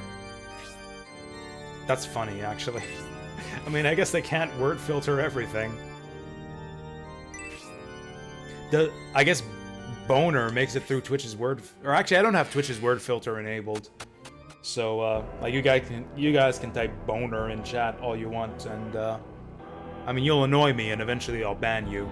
But Twitch won't censor you or anything, because I've got that switched off.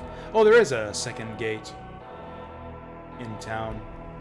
I'm guessing this is the one? The broken one?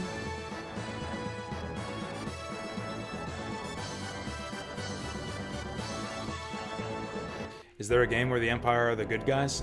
This game, kind of. I mean, actually, no. Actually, no. Domeric's pretty evil. The Republic's no better, though. Like, sometimes you get... I don't know if you get games where like the Empire are the good guys. It's mostly evil empires. FF6, Suikoden. You do get games where like the Empire is just like one faction among many who's like no better or worse than the others. Oh, you know what's a good example of that in anime? Banner of the Stars. Yeah, Banner of the Stars, the good guys, quote unquote, are the Ab Empire.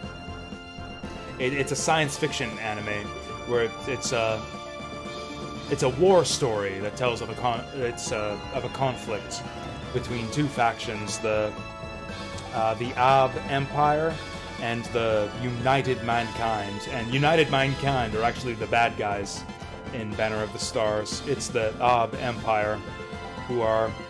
And, like, depending on how you look at it, you can kind of say that there's, like, moral equivalence between the two sides, but the story is told from the perspective of a noble from within the Ab Empire. They're essentially the good guys of the story.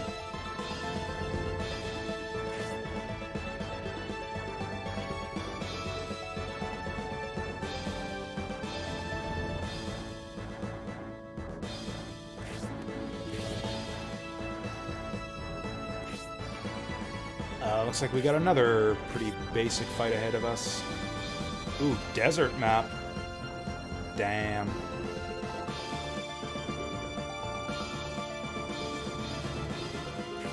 Fafhard's going to Flagon.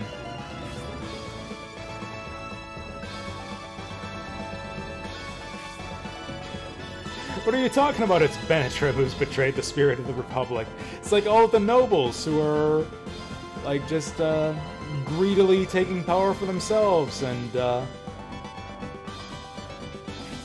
doing nothing but looking out for their own interests and leaving the people. Their corruption is causing the people to starve. Oh, is that fair? Is this actually a real criticism? Why are we giving foreign aid while people starve?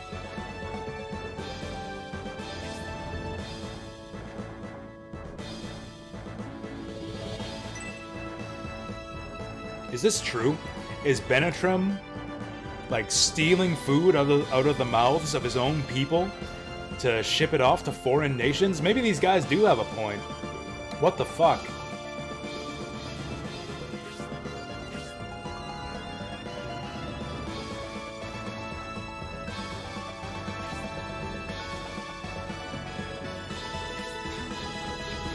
That's right. But pass a bill through Congress. That'll feed the people.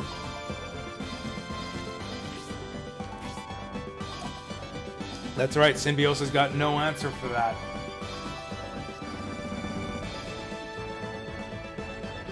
Shut down with facts and logic.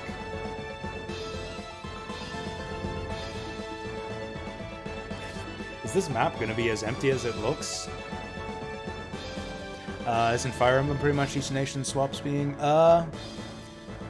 Fire Emblem's kind of like Final Fantasy, where it's like a totally different setting with like a brand new cast of characters. It's like every Fire Emblem game is its own universe that's not connected to the others. In general, although I guess it's more of a multiverse now, as of Fire Emblem Engage. I guess they were kind of doing stuff like that already with Awakening.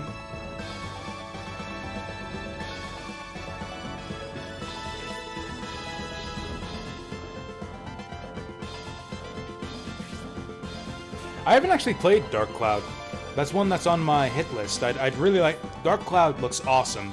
I was talking about this earlier in the stream, actually. Kind of like, going back and experiencing games that I heard about back in the day, but never had a chance to play. Actually, I remember Dark Cloud got kind of middling reviews back in the day, but, like, even the kind of so-so reviews made it sound really cool. By the time I got a PS2, though, Dark Cloud was kind of passé. That was an early PS2 title, so it was kind of not in stores anymore. By the time I got my PS2. I'm gonna smack this Hydra. Really? I did play Dark Cloud 2. I love Dark Cloud 2. I think Dark Cloud 2 is a brilliant game. One of my favorites on PS2.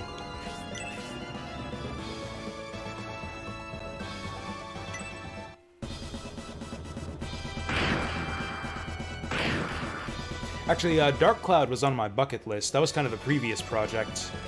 It's really more of like a, I don't know what to call it. Just a list. The last list of games I was working through on stream was my bucket list, which was just a big list of games that I really wanted to play. The games I was most excited to try out. Which is, again, a lot of those games that I heard of back in the day, but never got a chance to play for myself.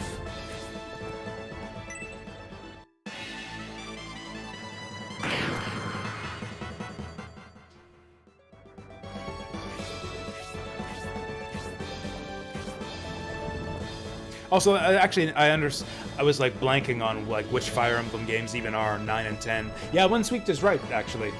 You kind of do reverse like the player perspective side between Fire Emblem 9 and 10. I mean, FE10, you kind of end up seeing the story from all sides, where it's like you've got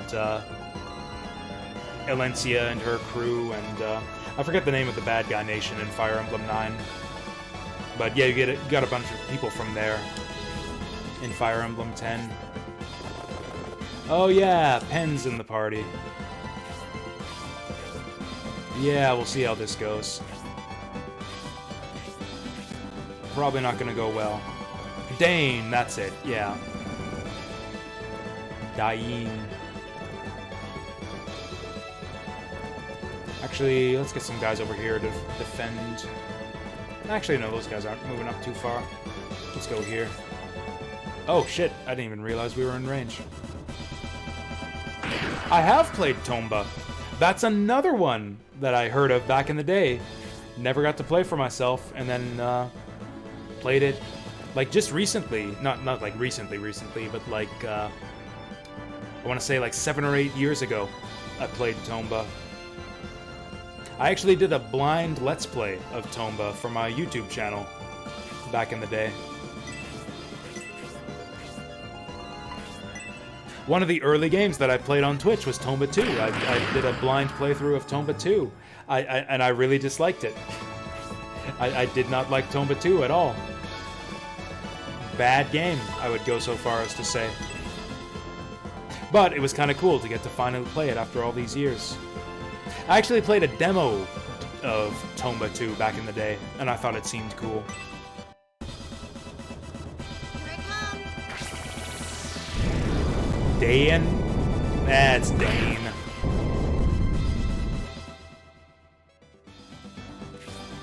I mean, sure, it's Dain, but, like, come on, it's Dane. Dain.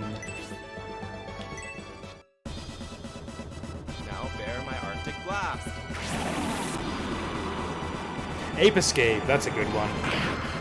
Ape Escape is a classic. I've never played Ape Escape 2 or 3. 3 actually looks awesome. I saw a stream of Ape Escape 3. That was, it was actually one of my favorite streams I think I've ever seen.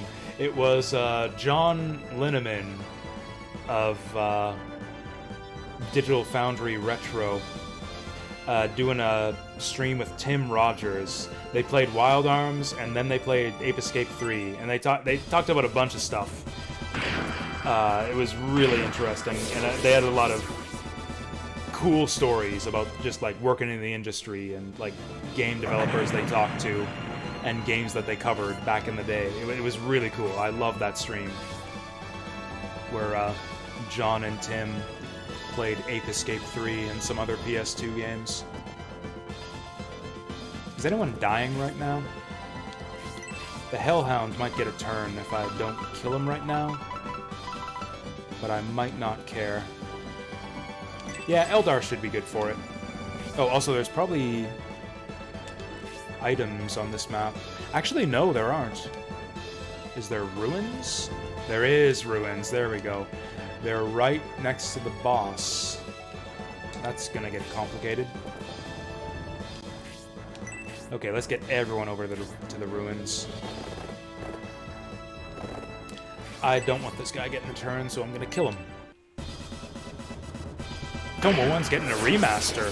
Holy damn, I did not know that. That's an awesome game to get a remaster. I could see that getting some graphical improvements. Tomba 1 looks a bit rough, maybe? It's a very early PS1 game. I could see like a bright cartoony style working really well for that game. If they did it up in the style of like Monster Boy or the Dragon's Lair remake, like just like totally redo the sprites with cartoony graphics that look like the opening animation. I could see that working really well for Tomba.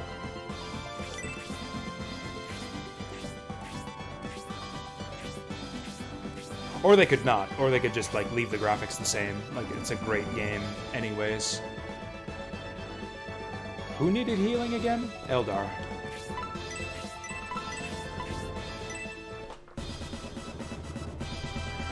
Drakengard 2 is one that I liked back in the day too. I think I still own that. I think I still own Drakengard 2 actually. Really, really liked it back in the day. Yeah, actually, Drakengard 2, one of my favorite PS2 games. I have not gone back and tried to play it. I haven't actually tried Drakengard 2 in a very long time. Not since I owned a PS2. I actually find that I don't have that problem that often, Blood Angel, of games not holding up for me. I know it must happen sometimes. There must be some games I liked as a kid that I don't like anymore as an adult, but I can't think of any offhand. If anything, I've found my ability to appreciate old games has actually increased with age, as I've become kind of just more patient, more open-minded, more skilled in general at games. In some ways. I guess in other ways I've gotten worse at games. Anything reflex-based.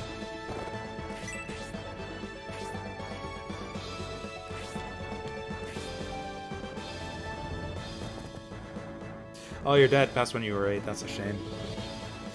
But at least you got to, you know, share some gaming memories with him. I've never had any, like, my dad is alive, so I've got that. Very, very grateful to have both my parents in my life, even at this, you know, stage in my life where I'm an adult and I don't see them as often. I have never really had any shared interests with either of my parents. Actually, that's not true. We play board games together now. I've gotten my parents into board games in the past several years, so we share that at least. But like as a kid, there wasn't really anything I would do with my parents. Like they weren't into video games or anime or like any of the stuff that I was into.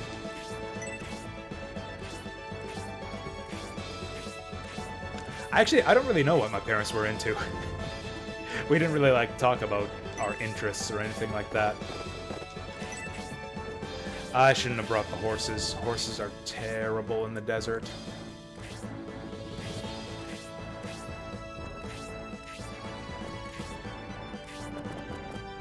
My mom plays shitty phone games now.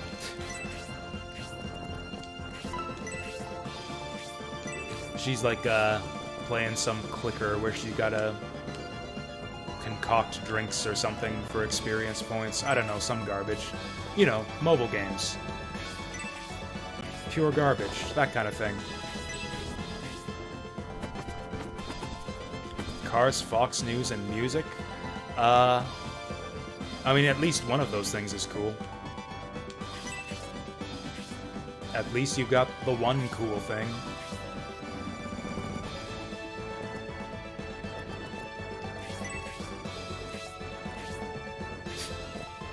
You know, there's kind of like a whole facet of humanity that you're just like blocked off from if you aren't into certain topics. There's like certain comic topics that just a broad swath of the population are into, like the kind of thing that you're just that like just tons of people follow, and like it helps to fit in if you follow those things. I'm talking like sports, politics, cars, the weather, local construction projects. That's like the things that people talk about around here. It's like sports, politics, what's being built, like what streets are blocked off due to construction, like garbage like that. What songs are popular on the radio, and like I've never given a fuck about any of that. I'm just like completely just like alienated anytime any of that stuff comes up in conversation. Whoa. Lagging out there. Wait, why am I... Oh yeah, we're going for the ruins first. Where's the entrance? Oh great, the door is on this side too, right next to the boss. This is gonna be difficult. Also, do we have any items to grab? None outside the ruins. Okay.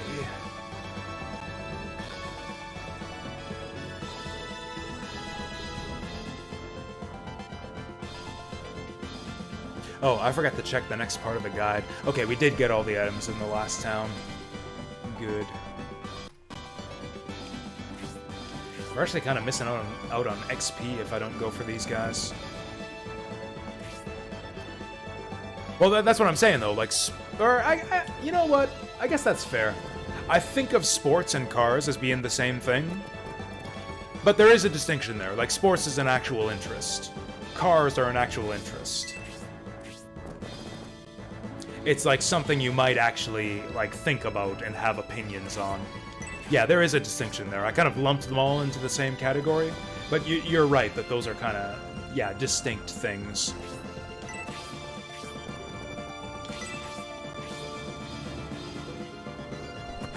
Yeah, you're right. Yeah, they're different. I agree.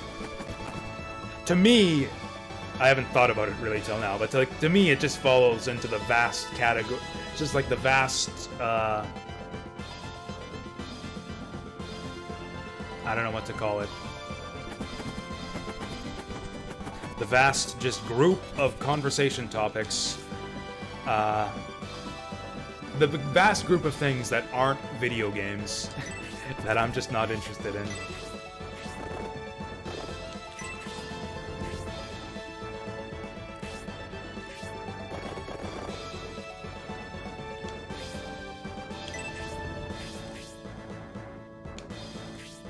Let's go this way. We'll divert some of these guys to pick off these dudes. Yeah, I've never gotten into comic books either.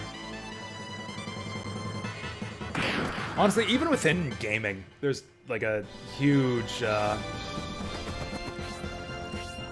amount of things within gaming that I'm just not interested in.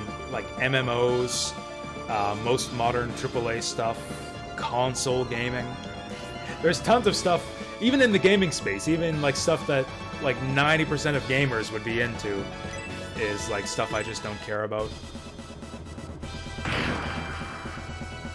It's pretty rare that, like, something...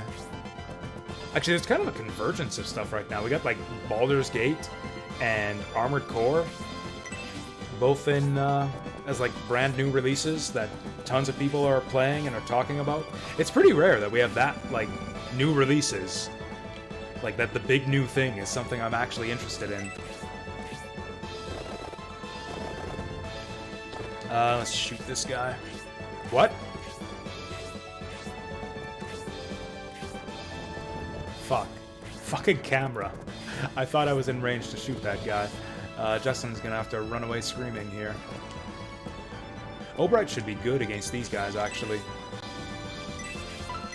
He's got the weapon type advantage.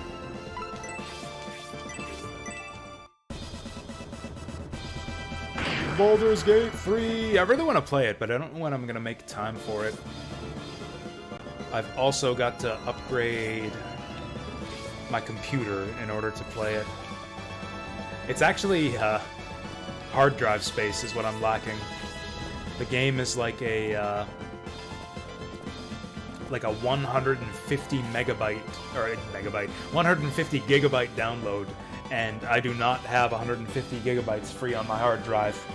Like, even if I clean it out as much as possible, I don't have 150 gigs. So I need a new hard drive to be able to play Baldur's Gate.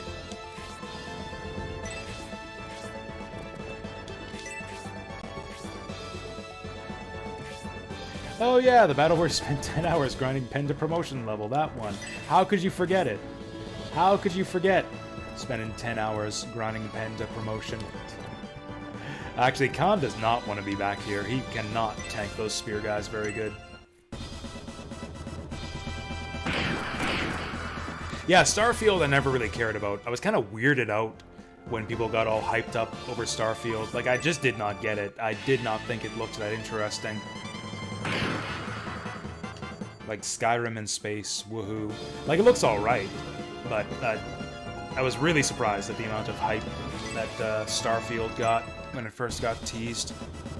I mean, who knows? Maybe it is good, but, like, the trailer just didn't impress me. It did not look like much. I want to avoid moving too far forward and provoking the boss, so we'll do this.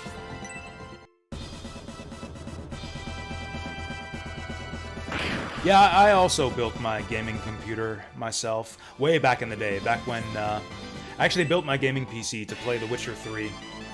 So whenever The Witcher 3 was new, that's when I built my PC.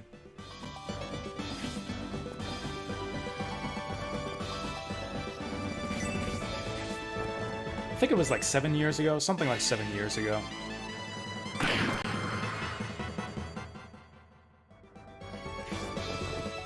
There was actually a deal at the time. You buy a GTX 970 and you get a free copy of The Witcher 3. So I took advantage of that.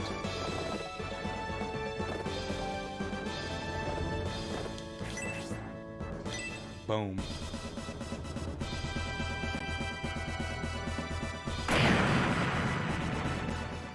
That's true, Remiko. It's like, okay, so like, it's a Bethesda game, so you're gonna see a lot of the familiar stuff from Bethesda games, but like the sci-fi and in-space aspect can change things quite a bit. I actually learned that from Age of Wonders Planetfall. I was thinking like, oh, okay, so it's gonna be like Age of Wonders in space. Age of Wonders with a new coat of paint. But like, they actually changed the mechanics to fit with the sci-fi theme, and it actually made it into a like kind of a brand new game. Like, Planetfall actually plays very differently from other Age of Wonders games. And like, they made a bunch of changes to accommodate like ranged combat and technology, and like to make the game systems fit better with the sci-fi theme.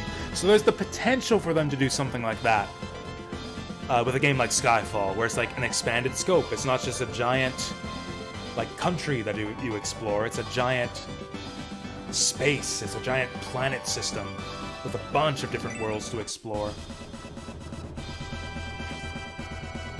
And like FPS combat that isn't like faux turn-based like Fallout. Alright, Pen getting in the mix. Fuck him up! Mmm! Good shit. I think we're taking him out of the party. I think Pen is out of the party until we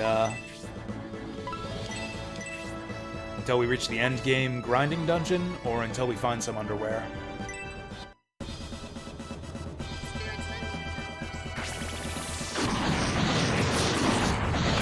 Built your computer right before COVID. Good timing. Good timing on that, because that would have been right before the prices got jacked up on everything too. Trusted with Obright. I have no idea how that happened, but I'll take it.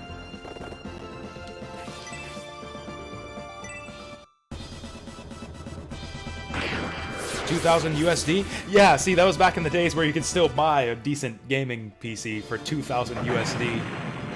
Actually, even that is a fair bit. Mine cost me 2,000 Canadian dollars. I spent 2,000 Canada bucks to build my PC back in like, would have been like 2016, I think. Yeah, honestly, mages make the worst friends in this game. Mages are the worst friends.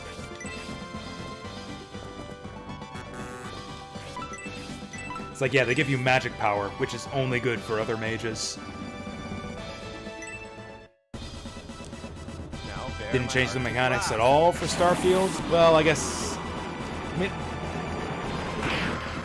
I've been kind of against... I guess I'm a natural contrarian. I guess I just don't give a shit about Starfield because everyone was getting hyped about it. Now that everybody apparently hates Starfield. Now that it's out, apparently everybody hates Starfield. And now that that's the public consensus, I kind of want to give it a shot.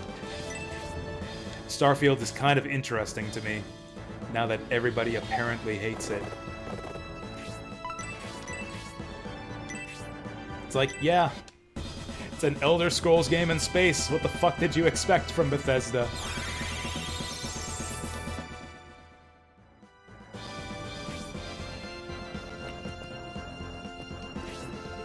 Oh, Khan's gotta heal himself. Does anyone else need healing? Danny. Justin. Okay, let's heal Justin. Oh, that's right, Justin was about to die. Fuck.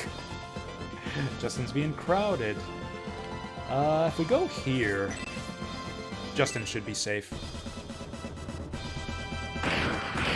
Why did I think I was gonna do 15 damage? Okay, Symbiosis and Sybil can take that guy out.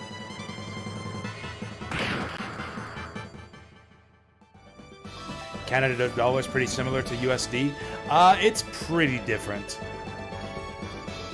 It's pretty different. Like, I think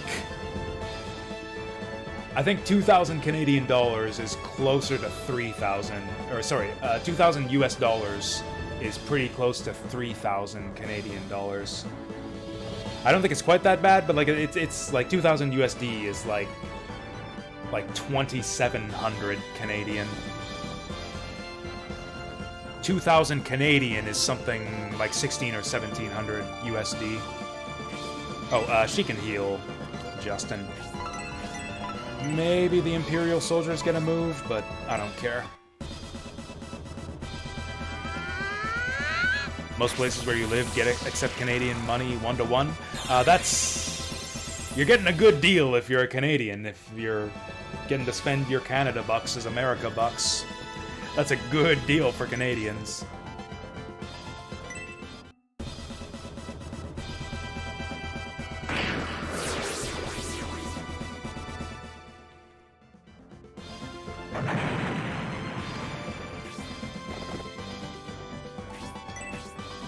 Yes.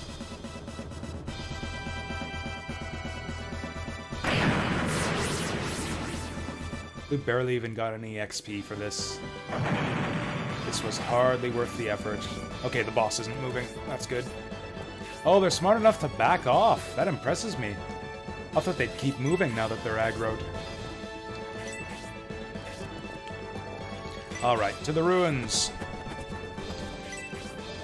Oh, there's that bird over there still. Get up there!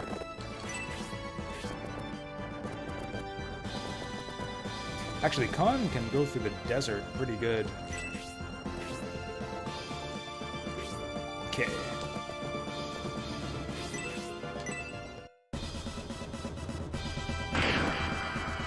Fiance's lovin' Starfield? Nice. I like Fallout quite a bit, actually. Honestly, I do like the Bethesda formula. Just like the openness, like the go anywhere in whatever order you want. Ignore the main quest. Climb that mountain over there. Like, I actually do. I'm kind of down for the like Bethesda style of open world RPG. It's just, I got a lot of it already. Like, I've already gotten a lot of that style of RPG by playing as much Skyrim and Oblivion and Fallout as I have. Kind of wouldn't mind it if they mixed it up a bit. for their next game. Sounds like they didn't really, though, for Starfield.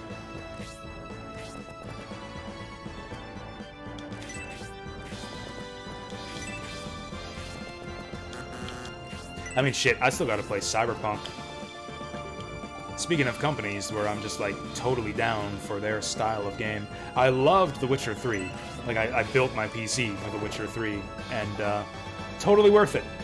Totally worth it to spend $2,000 Canadian to play The Witcher 3.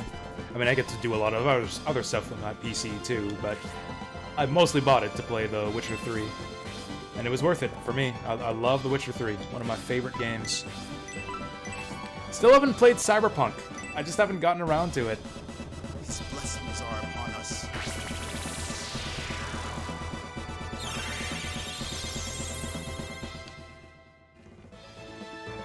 Canadians like coming to your town to shop for some reason? Probably because they'll accept their Canadian money for like 40% more than it's worth. That would be a big reason. If I could spend my Canadian dollars like they were American dollars, yeah, I would absolutely come to your town to do my shopping. That just explains that mystery in an instant right there.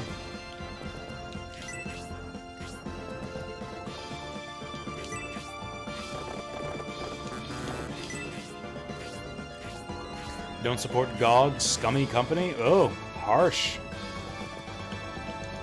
How do you think? I like GOG. I don't buy stuff from them anymore as often. I've just got a huge GOG backlog. I've bought pretty much everything I wanted from their store, and they don't put new stuff on there that often.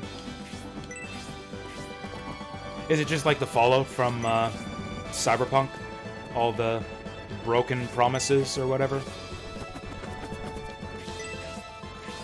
I'm often unaffected by that kind of thing, because I don't really pay attention to pre-release hype that much.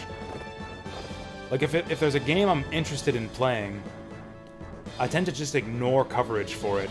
Like, I don't watch previews, because I want to avoid spoilers. Like, if I know I want to play a game, I'll just buy it and play it. And just avoid coverage. Avoid pre-release coverage, and try to go in as unspoiled as possible. This is going to be really awkward to get in here. Oh, you know what? This would be a good spot for a in-battle save, because I don't know if we're in a good position to hit this ruin.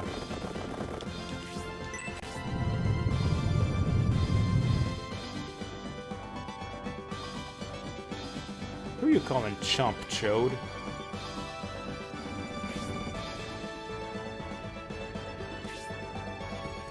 Yeah, it's gonna be pretty awkward to get into that ruin in time.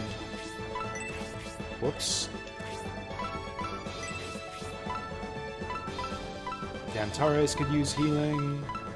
Probably gonna be Dantares. Sybil... Actually, Sybil probably needs it more. I cannot reach either of them.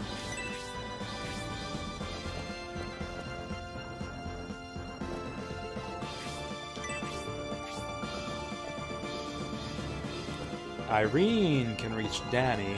It's not worth it for level 2, though.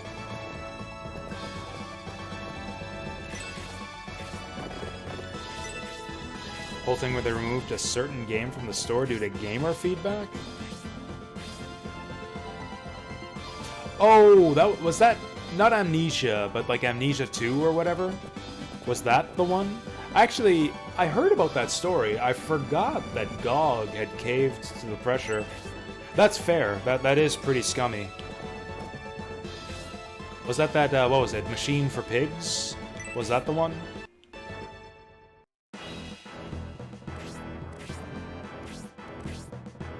No? Okay, this is a different story then. Although it's funny that something like that happened more than once.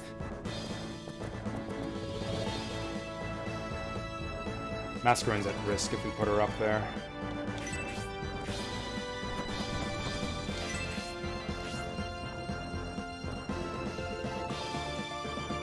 Noon's at risk if we put him up there. Okay, our fast mover's gotta go in here. Those guys and Sybil will probably be enough for the ruins, I hope. Can I go have a look at the ruin map? Pen is gonna die here.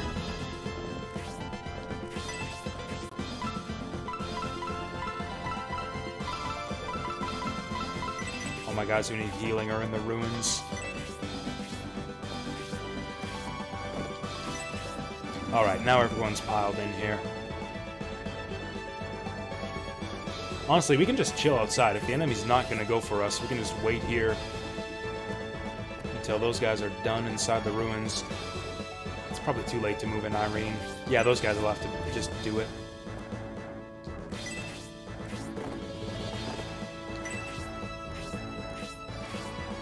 Okay, cool. We'll just chill until they're done in there. We use the Pango as bait.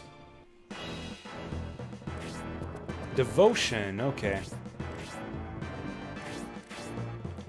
Red bats, what the heck?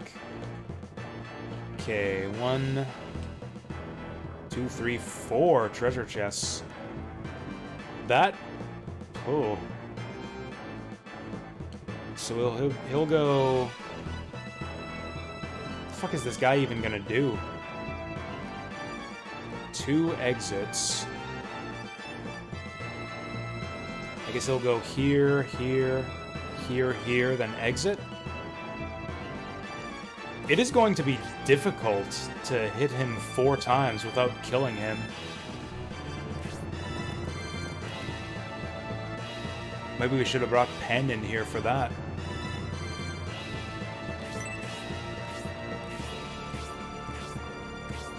I mean, I also think Blizzard sucks, but for other reasons. I just don't think they make good games anymore. Or, I don't know, maybe they do. They don't make games I'm interested in anymore.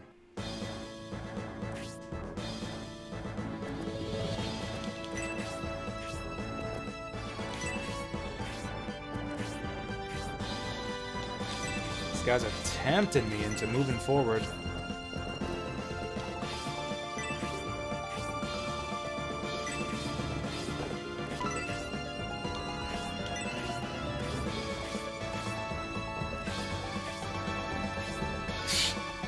They're just edging forward. Yeah, Pengo is a waste. He is a true mascot character. He is only here for moral support. Do we go this way? Yeah, I think we'll get to the door faster this way. Although this gets us an easy attack. Nah, those guys will go up that way faster. Let's get Danny this way.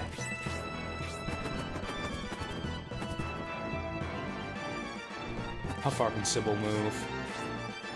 Oh, Sybil can get right up there. Okay, got our fast movers and Obright in here. I would love a kill on this attack.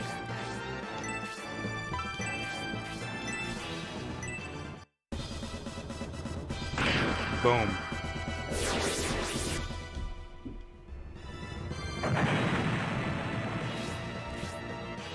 I don't know, I'm sympathetic to the whole, I guess, anti-China. Oh, fuck.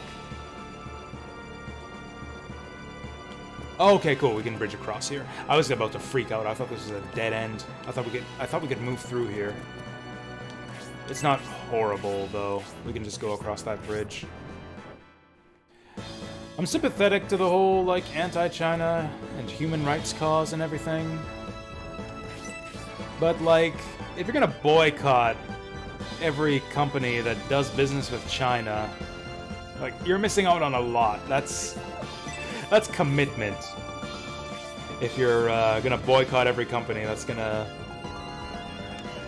like sell out its moral principles to do business with China. Most of the time it's not an issue, because like I engage with so little of pop culture. Like anytime those kinds of controversies come up, I pretty much always just don't care about the thing in question anyways. Like, I didn't care about devotion.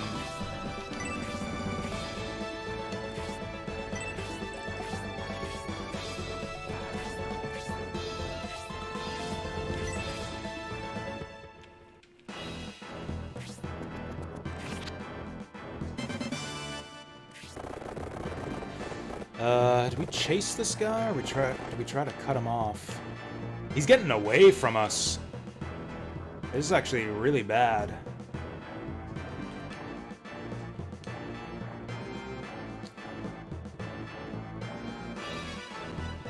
I guess we chase him. Obright can go for the bat. Oh, can we fly through the treasure chest? It looks like we can't. We fucked this up pretty badly.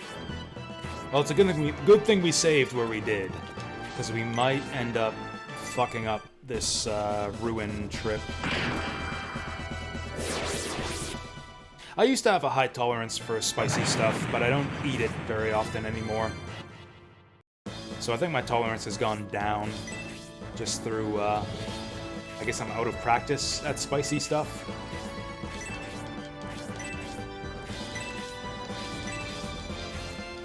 The few times I've had, like, hot wings, I found myself, I guess, getting more of a reaction from them than normal, than I used to. Ooh, this is gonna be tough. Why did I put Mascarin in here?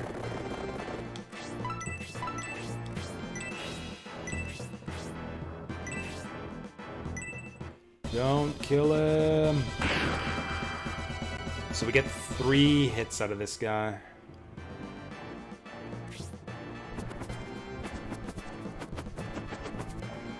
Eldar would do better. Eldar does less damage.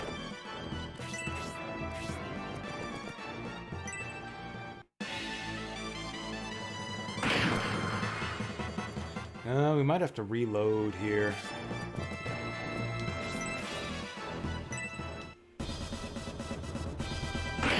Also, if there's anything in the barrels, we might have some difficulty getting them before we kill the thief. I believe that the ruins get destroyed, even if there are monsters left alive. Jesus! Like, yeah, it's killing all the thieves that destroys the ruin.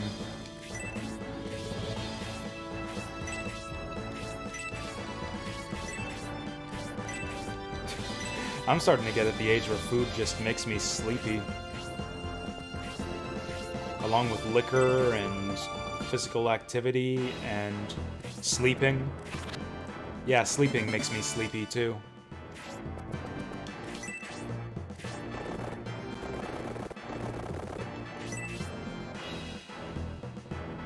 This is gonna be tough.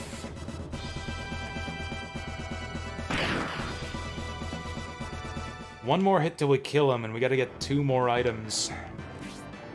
Also, I'm gonna have to drop some pretty good stuff to get this. Potion.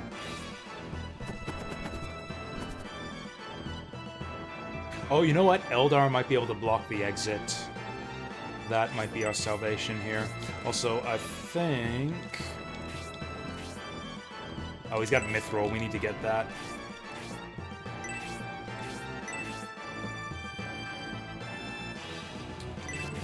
We are not in a good situation here. That Hydra is going to destroy us.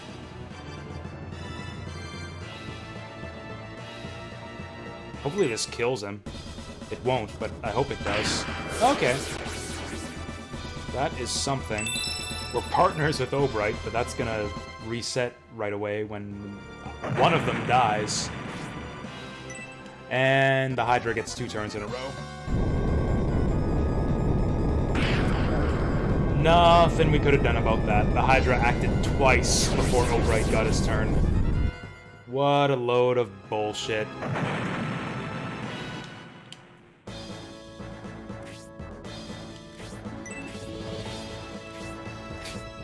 Which Azure Dreams video? Because I've played through Azure Dreams a few times. I Let's Played it back in the day. I think I've done 2 runs on stream. Okay, no one needs healing.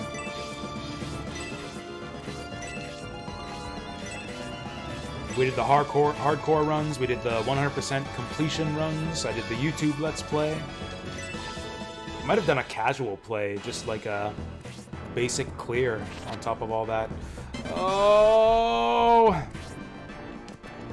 We're gonna have to reload, which I guess is fine. We might be able to save Obright. Shit!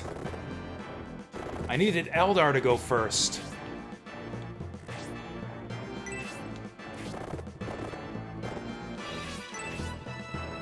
If we kill him, do we get all the items?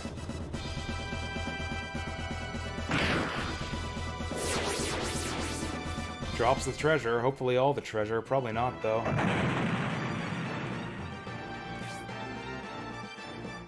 We get the large mithril. Ah, we do get both. We do get both. Okay, that helps a lot. And we don't have to worry about the hyper now.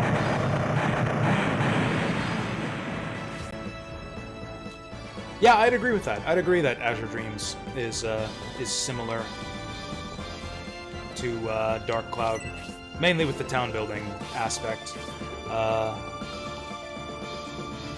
Do we go in here? Okay, does anyone from the ruins need healing? Sybil. And that's it. Let's heal Sybil. Oh, we could support, too. We could have Irene do the healing. Nah, she probably can't reach. Let's do Sybil. Actually, Sybil can't reach. Yeah, Sybil's a horse. She's gonna take like 5 turns to get over there. Let's do support magic.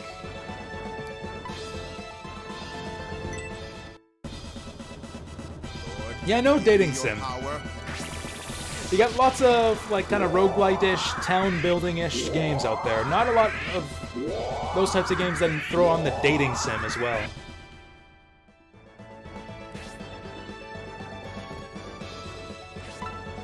Alright. It's time. Rain thunder. I forgot all about that. Oh, I forgot all about the rain thunder. Okay, you better believe we're gonna be spamming that as much as possible. Yeah, no one needs healing. We're good.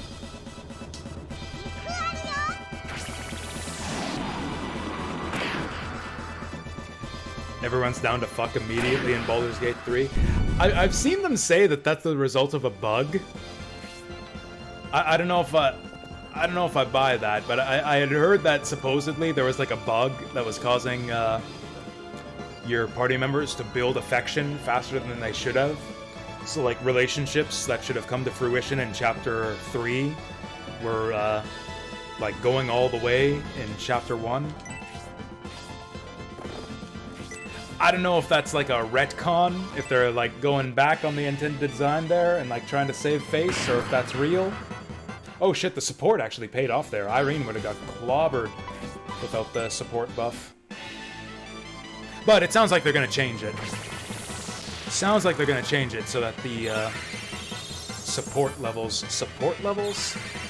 the relationships build a little bit slower and more naturally.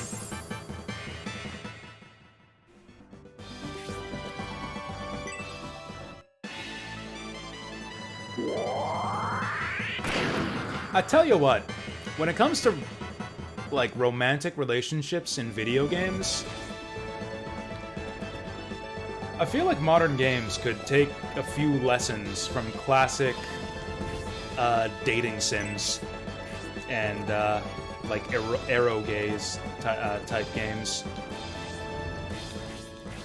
So like the thing is, pretty much in any game these days with like romance options, you can romance anyone you want just by talking to them. Like, just if you want to, you can romance anyone. Like, it doesn't matter. All you gotta do is just talk to them and pick all the right options. Sometimes you don't even have to do that. In the old dating sims, though, like, you couldn't just have any woman you wanted. Like, women had standards in Season of Sakura. Women's had standards, high standards in true love.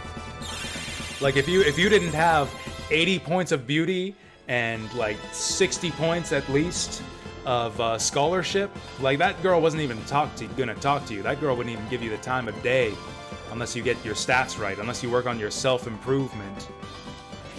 Like, they actually cared not just about you being nice to them, they cared about,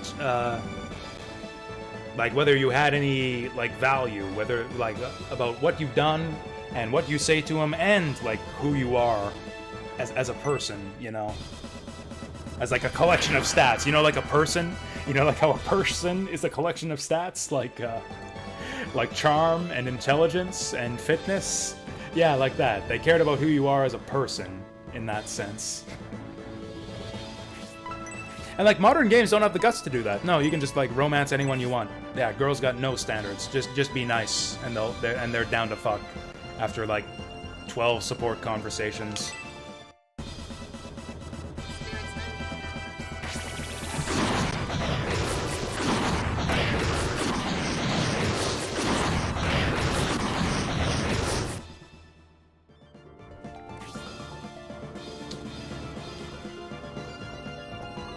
Does anyone need healing? I'm sure we do, but we might be better off with the tornado. Yeah, that's bad advice. Enemies do not come to you in this game. Dantares is a terrible tactician. Did we get all of the items from the ruins? We missed everything in the barrels. We got the Heat X. We got the Mithril. We missed the Teardrop, a potion, and some wings. Actually, we got the potion, but then I dropped it to hold the Mithril Axe. Okay, we got all the important items on this map. Oh, more importantly, does anyone need healing? Sybil. Oh yeah, that's right, she's not even gonna make it in time to do anything important.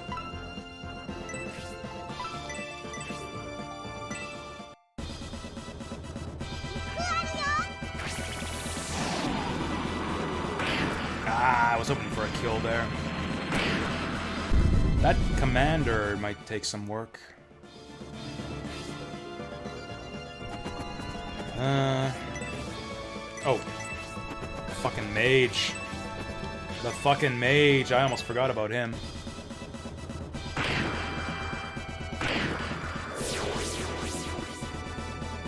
It's funny how polarizing the characters are in Baldur's Gate 3. I feel like that's a sign of good character writing. Because I've got people I follow on Twitter who, like, just do nothing but post screenshots of whatever, like, sassy thing Astarion said. And how he's, like the greatest, sweetest boy in the universe. And just, like, every little thing he does and says is precious. And then you've also got people who's like, man, fuck Astarion, I killed that dipshit the first chance I got. And it's like, every character is like that. I've seen that kind of polarization on every character. Like, Frog Girl is best girl, Frog Girl is worst girl. Shadowheart is the greatest, cutest waifu in the history of video games. Shadowheart is, I've seen a lot of hate for Shadowheart, but I don't really understand it. People don't actually have, like real things that they say about why they don't like her. It's like they hate her because she's popular or something. I haven't actually played Baldur's Gate 3. I'm looking forward to playing it. Baldur's Gate 3 fan, looking forward to the day where he can finally play Baldur's Gate 3. Yeah, she's like an edgelord, yeah. A cringe lord, some would say.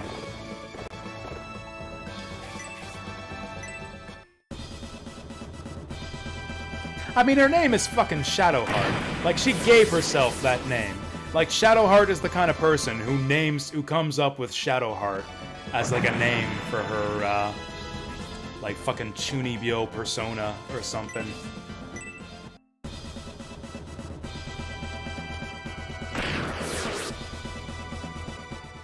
Yeah, Shadowheart is just like a big old chuny, from what I hear. And, like, some people are down for that and some people aren't.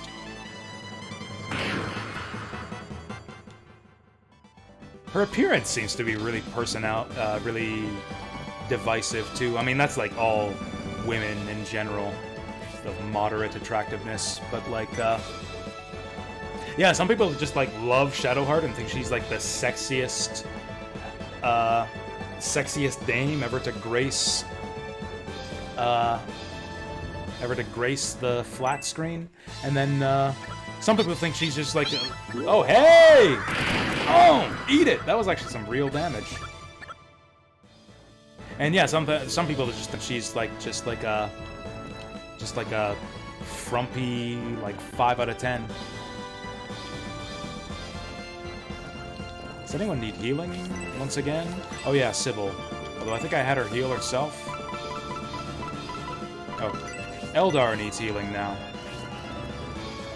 Khan to the rescue. Oh, we could do support also. We could also do support.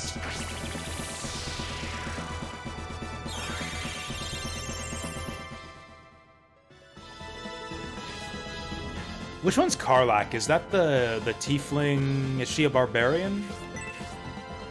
I've seen some hate for Karlach.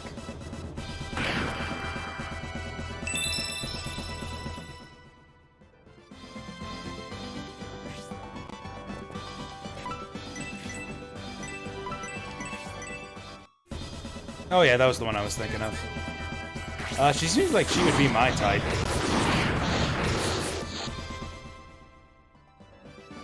I think the frog lady, the GIF character, seems like the most divisive one.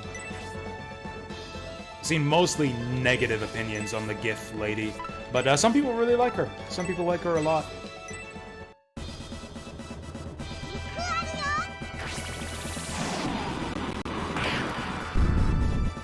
I mean, I don't have a dog in this fight. Like, none of them are going to be as good as Jean, so, like, who cares?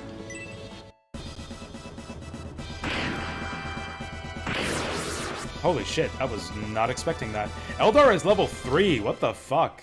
How did Eldar become the level leader all of a sudden? Too many stat boosters. Revenge Mace? Oh, dude.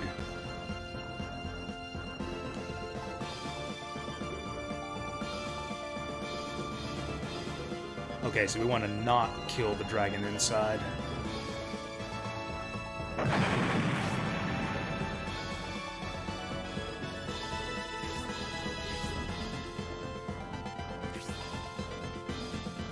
No, that's wrong, you two. He was a bad guy. That's why he had to die. Oh, this guy's trying to sound wise. Dantare's trying to sound wise like Benetrim now.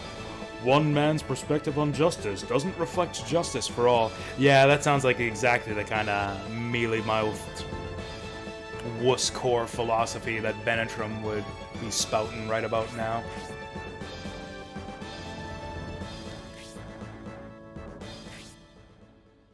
Hey, hey! I feel like a machine like this would get, like, sand caught in its joints or something. Could have joined us, like, just a moment earlier there, dude. Could have tried out this machine if you'd have helped us in that last fight, dude. Okay, cool. Apparently there's no, like, interview or acceptance process for the Shining Force. If you want to join up, you're in.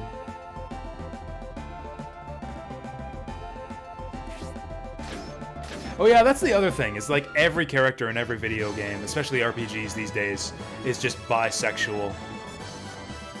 Just because, again, like we can't have them refusing the player. Not for any reason can a romanceable character ever refuse the player. Like, no standards whatsoever in terms of sex or stats. What's the term? They're player sexual. Romanceable characters in RPGs are always player sexual.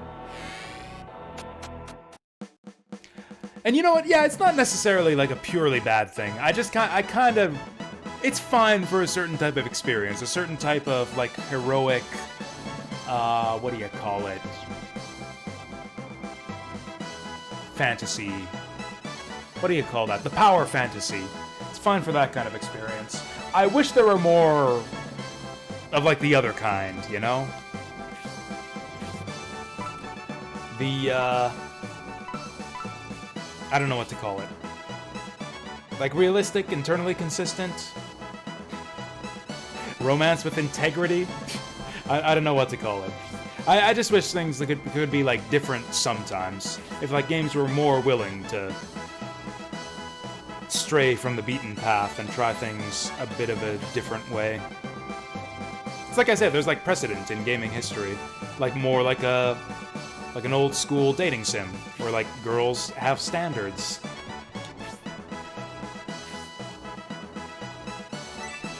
And like maybe you can't just like romance every lady you see just by existing and talking to them.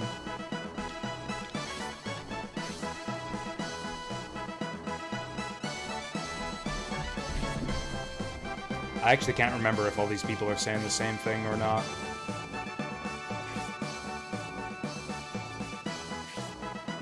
I don't think that the player sexual thing is like necessarily a bad thing or a strictly good thing. It's just kind of like one way of doing things. And these days it seems like it's just about the only way that people do things, and that's what bothers me.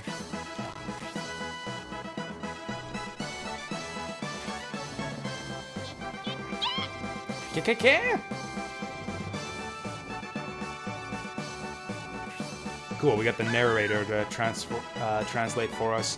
So I guess this is his mother. Pen's mother, keeping a watchful eye over him.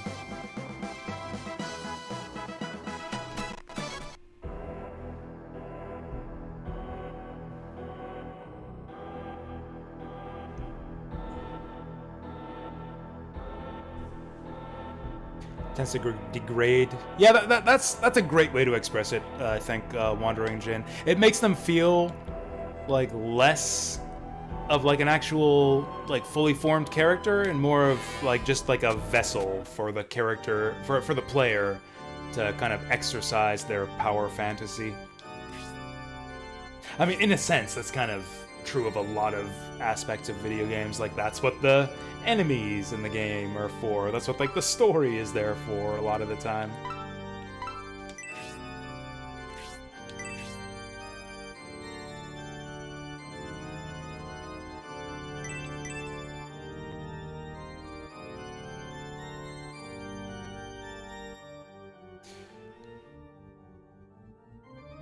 So that's a decent, like, it's a great, yeah. So you do gain something. You do gain something as far as like inclusivity.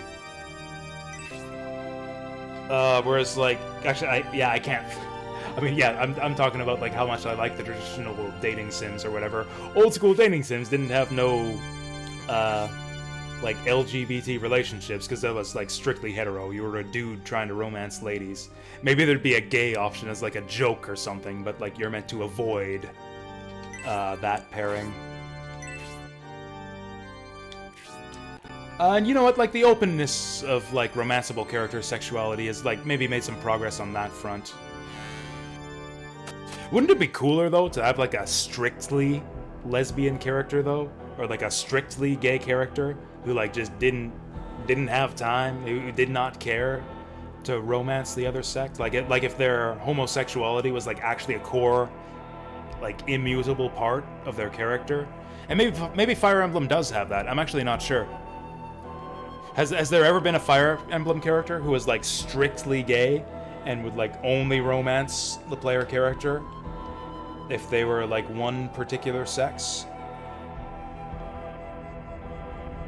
I mean, maybe it wouldn't be like strictly cooler, but like wouldn't that be like kind of cool in a way to have like be a unique facet of their character?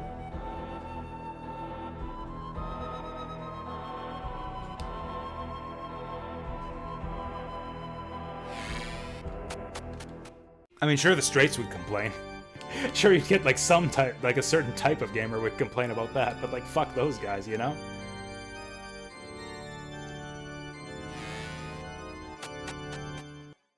There's a few in Fallout New Vegas. Yeah, and like the open world RPGs, you see more of that type of stuff. Where you have like tons of options for like just generic NPCs that you can maybe like romance and invite into your home.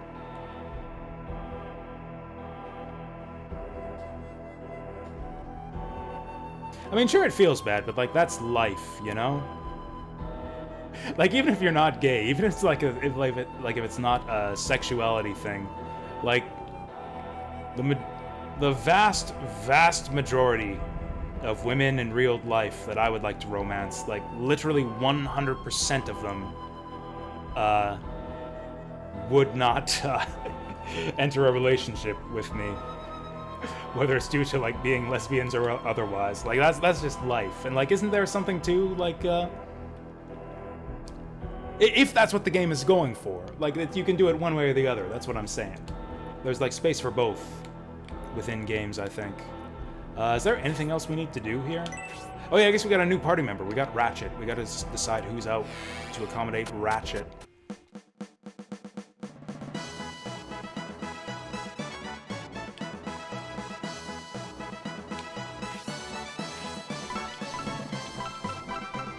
Oh, I guess we can deposit some mithril too.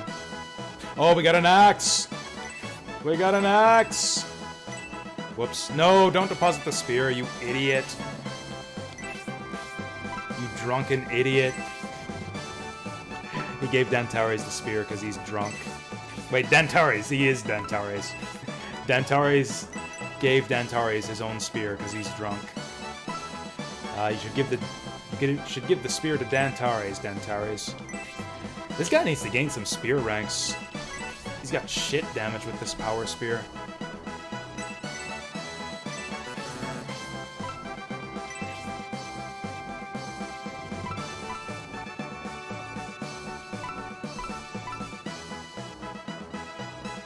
Is Obright cursed? Oh, Obright's dead. Okay, I'm glad we did this. Obright is dead. We have to fix that. Oh, Eldar's got a revenge mace. Okay, we got a few things. Got a few things to deal with here. Oh, and we're done with the map now, too. We can sell the map. Okay, so actually Pen is out. Yeah, Pen is out. We're not doing the Pen thing. We are absolutely not doing the Pen thing. I think we put in Ratchet for Pen. Although Ratchet's level 3, we actually don't need to put Ratchet in. Okay, Horst for Pen.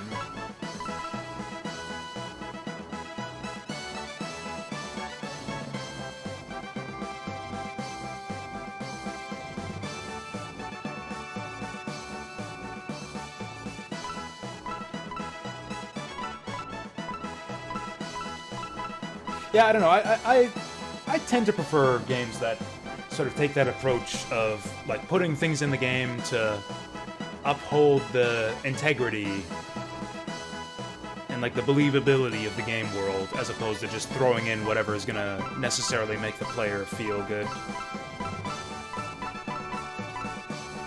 To some extent, I tend to like it when games kind of expect the player to sort of mold their approach to the game itself, rather than the opposite. Rather than having a game that will just like always mold itself to accommodate whatever the player wants to do. I like having to kind of shift my thinking in that way and like adapt to the experience that the game has set before me, rather than expecting the game to just do whatever I want it to do. And give me whatever experience I think I want in the moment. Like, I don't know what I want. I want the game to show me something cool, and then I'll, like, play along with it, you know? So we need to revive Obright.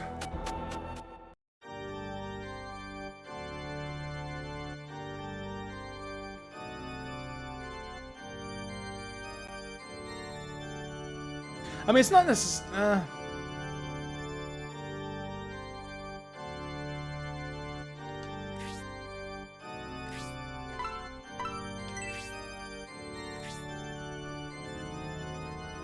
Oh, well, we didn't come here to save, we came here to revive.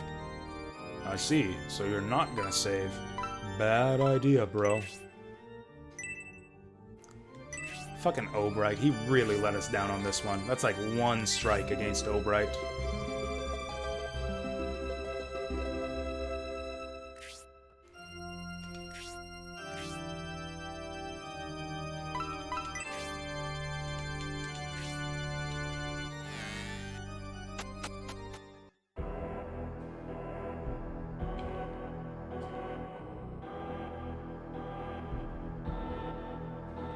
I don't know, I've been thinking about the issue, like, is it illogical to have everyone be bisexual. Like, it is unrealistic. Like, that's just not how people are in general.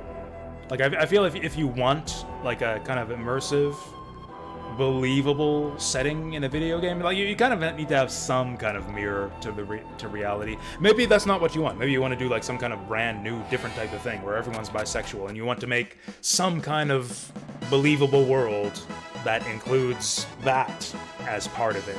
And, like, maybe you write your game that way, but, it's challenging. That'd be tough. I mean, I've seen it done before, and, like, maybe believable is not what you're going for. Maybe you're going for, like, goofy camp or pastiche or something. Actually, there's an anime I like called Vandred, where the whole premise is that, like, there's a planet of men and a planet of women. It's a sci-fi anime, and they're, like, at war with each other.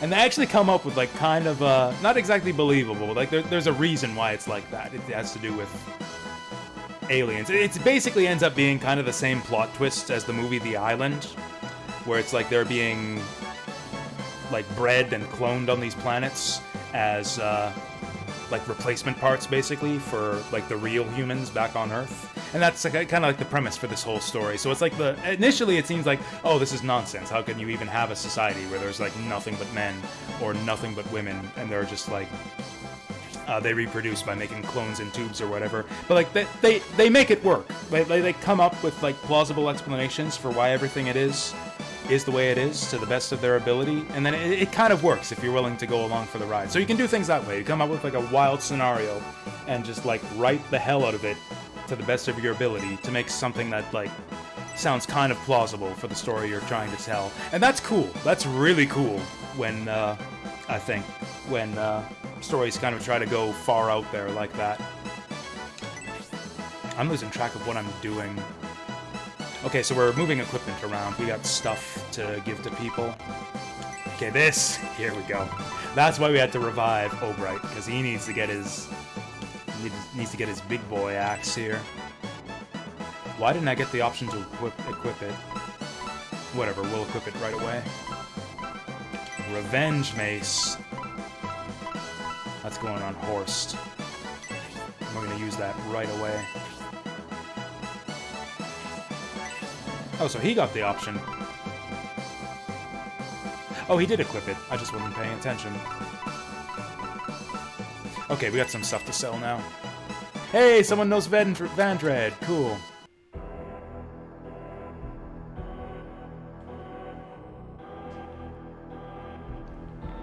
I mean, there's no rule that says everything has to be realistic or like real life, but, like, it sure is a lot easier that way. Like, I feel like a story needs to be believable or logical on some level. Like, if you're going to depart from reality, there has to be some explanation for it. Like, Vandred kind of jumped through a lot of hoops to justify, like, the planet of men versus the planet of women. Like, the more you depart from kind of the baseline, from kind of, like, the normative expectation of, like, how humans and society work, the more you get away from that, the more work you have to do as a writer to make that believable and to set up a scenario where that makes sense. And, like, I mean, writing's hard enough as it is. Like, it is just easier to make it so that things are in your fiction the way they are in real life. Especially if you're dealing with complicated fiction. If you want, like, complicated, believable, like, politics and, like, a vast fantasy world where it's, like, there's, like, an enormous, long-running, deep history, like, it kind of helps a lot to just draw on history. Like, Game of Thrones draws a lot on history and the War of the Roses and stuff for pretty much that reason, I think. Lord of the Rings draws a lot from, like, real-world reference from mythology and history less so much, but definitely mythology for Lord of the Rings for that reason, I think.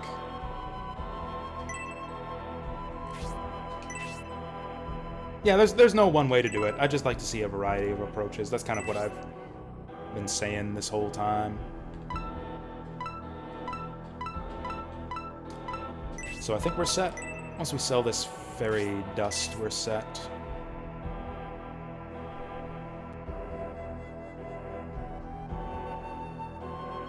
Also, I was missing some stuff when I was talking about. This is an interesting conversation. I like this.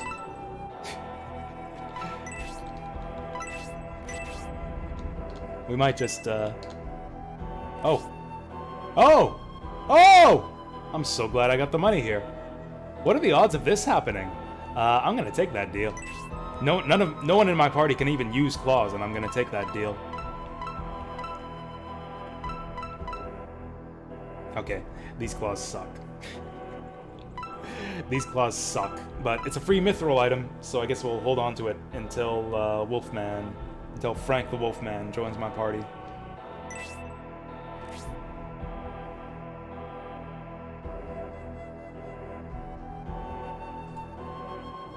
Yeah, it can be fun to... So I'm at the part where I'm like slowly scrolling through chat and making sure I don't miss anything interesting, because you guys are saying interesting stuff. I'm at the part where Remoku says that's why I like RPGs. You can grind and outscale the difficulty. Yeah, I agree. Like that can be a big appeal of games. Like, you know what? I might even be on board with saying like it would be kind of nice if every video game had at least that option. That's kind of why I like the old school like cheat codes in old video games. Like you can just cheat your way through any video game if like you only just want to see the ending and like just appreciate the graphics or whatever. Like just don't even engage on a gameplay level. Just engage with the game on like a really basic, like just blitz through the levels, see all the graphics, see all the story. Even that, there's like some effort involved in implementing that into a game. The only argument against that, I think, is that it kind of requires some discipline for the people who like challenge to not use that kind of thing. Like the Get Good crowd, who people say like there shouldn't be autoplay modes, there shouldn't be easy modes. Like a lot of those people, their arguments come down to like, well, I just lack the self-control to not use those options if they're available. And that's kind of a fair argument, but like a lot of the people who make that argument don't have the honesty to just say it that way. But that's a lot of what their arguments kind of devolve into, or reduce to. Also, the thing about logical magic, yeah, Blood Angel, about logical magic kind of caught my eye. I'm kind of the opposite, actually. Logical magic often comes off cross as boring to me. Where there's like this long, convoluted explanation for why characters can shoot fireballs from their hands or whatever, or manipulate objects from their minds. I'm fine with like vague, hand-wavy explanations for stuff like that, and I'm kind of also down for like mystical, like unknowable aspects in fiction. There's a lot of stuff like that in Lord of the Rings, where like a lot of like the higher beings in that game, and like the way Gandalf works his magic is like kind of unexplained and like unknown. Like represents where like magic kind of represents something higher that's outside of human comprehension. I kind of prefer that type of magic myself. I like it where magic is like kind of like, it can't be arbitrary. There's a distinction between magic being kind of wild and beyond human comprehension versus it being like complete nonsense and being totally arbitrary and unpredictable. My green screen's freaking out. Take a second to fix that.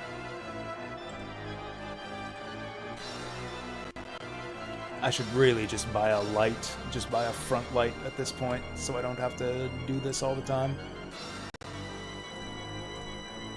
Both are fine. It can work either way. I say that all the time. I might as well just stop saying that.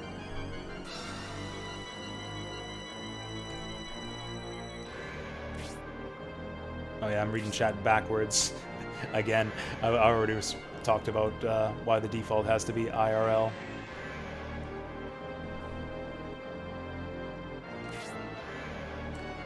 Going into the bowels of hell. I think there's a dragon here.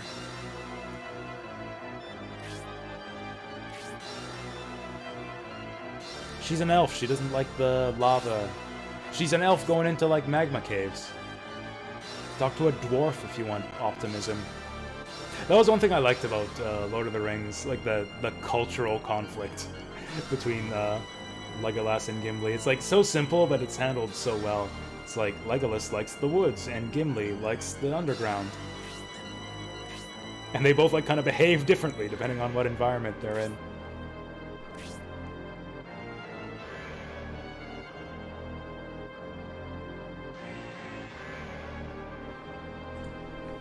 Oh, I agree with Remiko about Mega Man 2.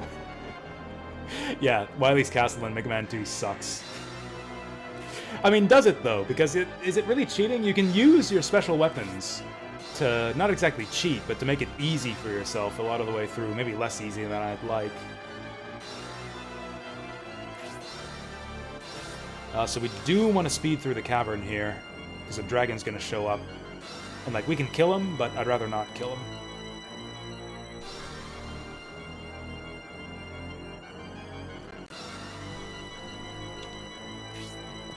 Well, let's go. Alright, down the stairs. Cool, I'm caught up. I'm caught up on chat. Excellent. Oh, no, I'm not. Loving a series called Arcane Ascension. I haven't heard of that. What kind of series? Are we talking like TV, comics, video games? Ooh, that's a good spot for Eldar. Books! Okay. It's like the last thing I would think of. Series of books. Who the fuck reads books?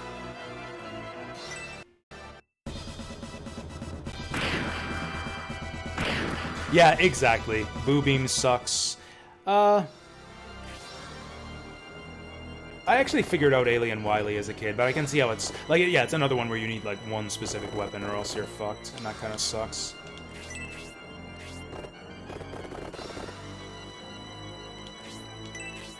Honestly, I think Mecha Dragon sucks too. Mostly for technical reasons, like the slowdown fucks up my jumps in that fight.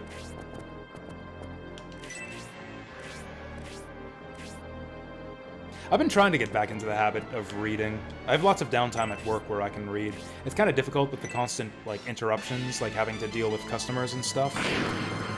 But I've been trying to get better at it. Like I mentioned Lord of the Rings, I've read that just recently. Again.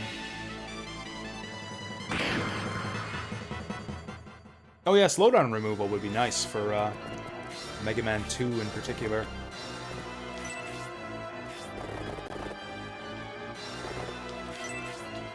We're in a bad starting position here. Oh, also, where's What's-His-Nut? Oh, What's-His-Nut is back there. Horst.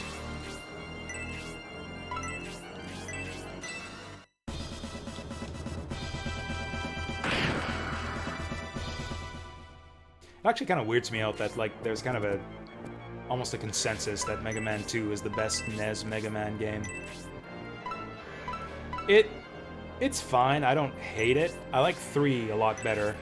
I actually think it's the second... One is... I don't think I've seen many people say that, like, Mega Man 1 is the best Mega Man game or anything. I think it's generally regarded to be, like, a bit rough around the edges. Like, they kind of didn't perfect the formula, or even really fully hone the formula until later games. I kind of feel like Mega Man 2 is like that too. Like, Mega Man 2, it's a big improvement over 1. Like, I don't like Mega Man 1, I do like Mega Man 2, but, like, it's still super rough, and I don't like it as much as any of the other NES games. Like, I like 4, 5, and 6 more than I like 2.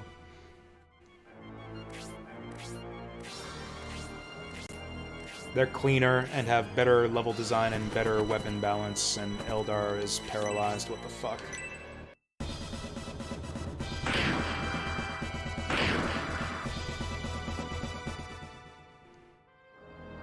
Mega Man Legends 2 is the best Mega Man? I like 1. I like Mega Man Legends 1, actually. I prefer it over 2.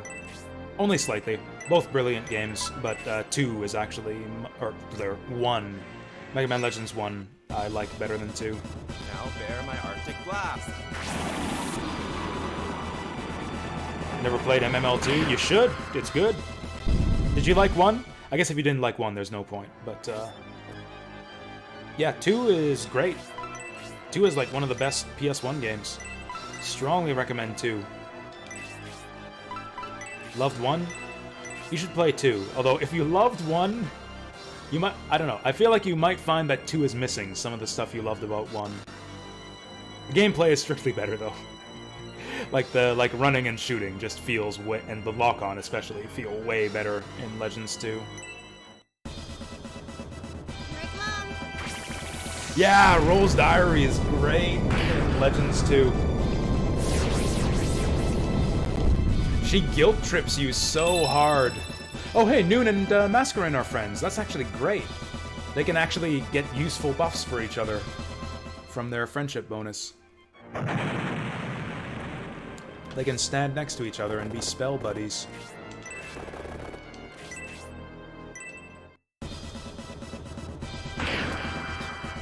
Like, you can do horrible things to Roll in that game, too. Like, man, the diary entry, where, like, if you just keep on shooting her over and over and over again in the first mission in the snowfields. Like, it's so heartbreaking, the way that she describes that in the diary. It's like, I couldn't believe he would do something like that. It's like he wouldn't do it on purpose, would he? I don't know what to think anymore. Am I losing faith in Mega Man? No, I can't think that way. He wouldn't do it on purpose. It's like, no, I totally did. I totally did it on purpose to gain the dark armor.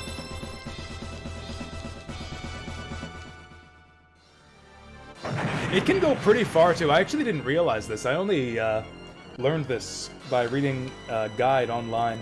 So if you do enough negative stuff to Roll, eventually she'll... like, fall into a depression. And, like, all of her dialogue changes, and she writes about it in her diary, and you take a penalty, to all of your, like, weapon, tweaks in the workshop. You, like, have to pay a depression tax to Roll to get her to improve your weapons.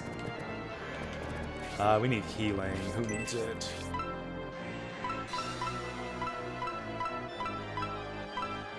Actually, we could use an antidote on Eldar. Who knows antidote, though? Nobody. Grace knows antidote. That sucks. Yes, that's right, D&D. D&D. Deep Fry. That's right, I got the message earlier. We're off for the next couple weeks, actually. So we're gonna have an all-day stream next Friday, also. I think. I don't know. I've got one friend missing this week and one friend missing next week. I don't know if we're just gonna play without him next week, or if we're off next week as well. Oh, it's not for the foreseeable future. It's just, one of my friends can't make it this week and another friend can't make it next week. We actually talked about this at the last session. I just forgot. I thought it was next week, actually. I thought it was the week after this week that, we were gonna take a break from D&D, but apparently it was this week.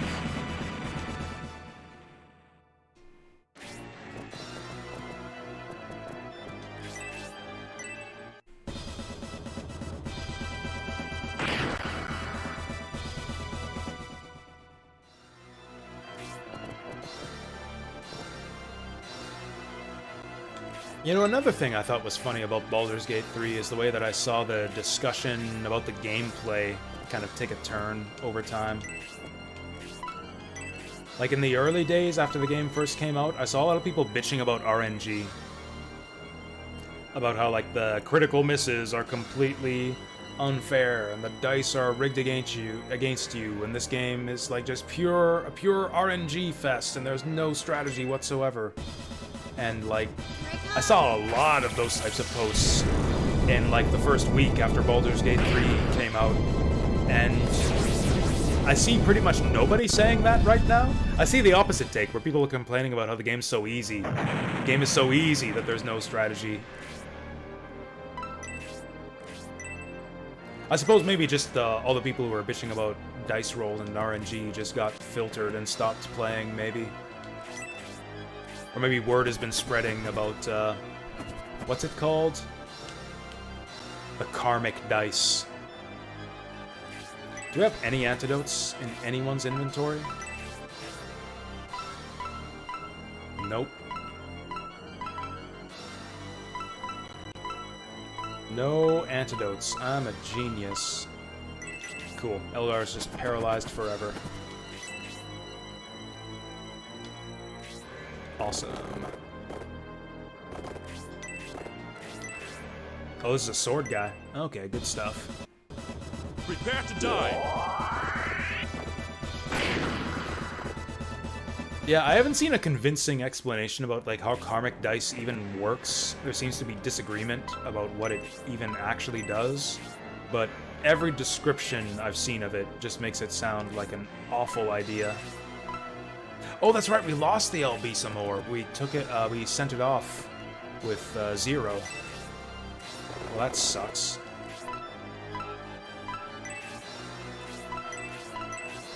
Could have used it on these skellies.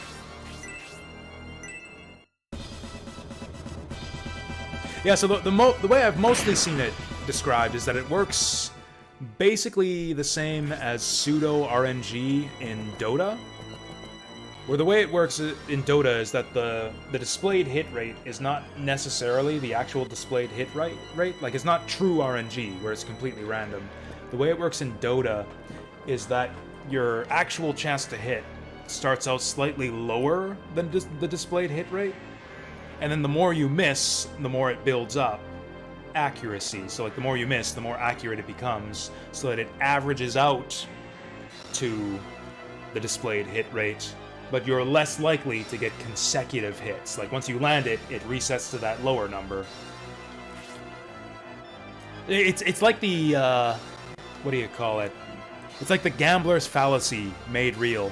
You know the gambler's fallacy, where it's like the way people think that, like, oh, I've been missing repeatedly, so that means that I'm due for a hit.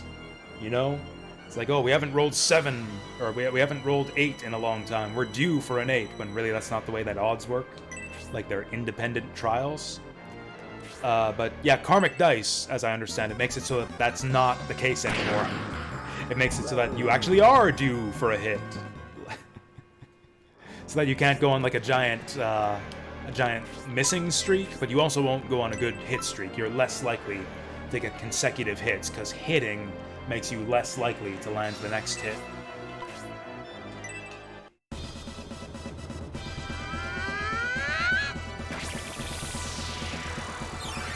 The problem I have is, like, that's not how D&D 5e is balanced.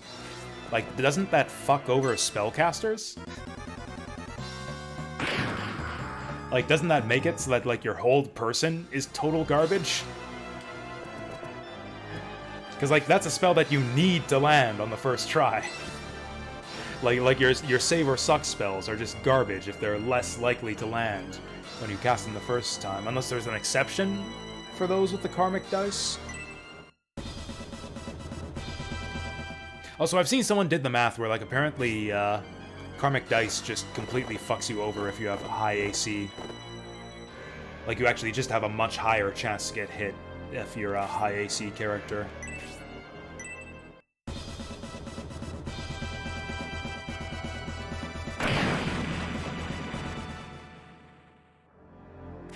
You're more likely to win or lose in streaks? I thought that was the opposite of what karmic dice were supposed to do. That's the opposite of, like, every description I've seen of what karmic dice does.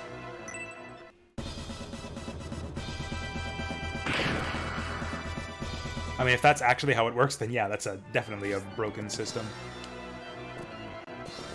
Oh, we still gotta kill this guy. Like, right now. Well, what are we doing? There we go. Oh, in general for probability, I see. Whoa, big ups.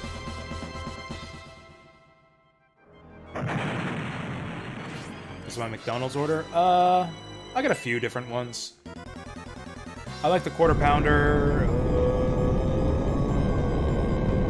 This is deja vu. This is how Obright died last time. I like the Big Mac. Big Mac's probably my favorite. I like the quarter pounder. I like the nuggets. And if I'm looking for a full meal, I'll get a burger and nuggets. I don't like the fries. I'm not a big fan of fries. But I will get a burger, and if I'm extra hungry, I will... If I'm not that hungry, I'll get nuggets. If I'm looking for a regular meal, I'll get a burger. If I'm really hungry, I'll get a burger and nuggets. I do not get soft drinks. I do not get fries. I like coffee. McDonald's coffee is really good. Honestly, my most common McDonald's order by far is black coffee and nothing else. That was an underwhelming Blaze 3. I should have done the Spark. We desperately need to kill these guys before they get a turn.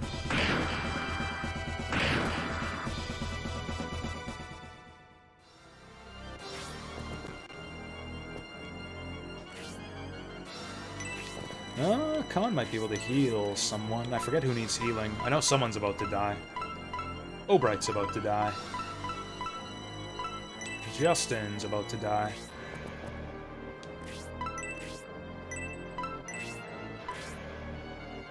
Do I have to go heal 2 here? I might actually have to go heal 2. Actually, this will be an experiment. Obright's lost all his friendship levels anyways, so it's less of a big deal if he dies. Yeah, black coffee. I do not like cream or sugar in coffee at all. Okay, we're good. About 20 hit points from a heal one. Damn it, Noon. Oh, can we go up elevation? Does magic ignore elevation? Oh, it sure does. Shit, yeah. Now bear my Arctic blast. Nice. Nice. He could not do it. He could not bear my Arctic Blast. 49 XP. Also, the Hydras just went, so they shouldn't get a turn anytime soon. Well, these guys are on the wrong side of the field. Oh, we could lose Symbios here if we're not careful.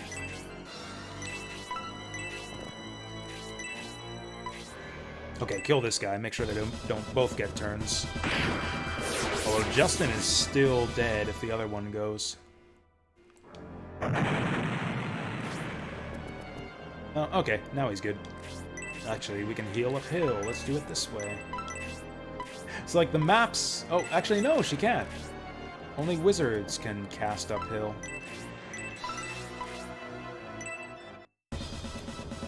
That's for black coffee and give her... Why would you do that? You get... That's right, you get what you fucking deserve. I would do the same thing if I got 4 cream and 4 sugar in my black coffee.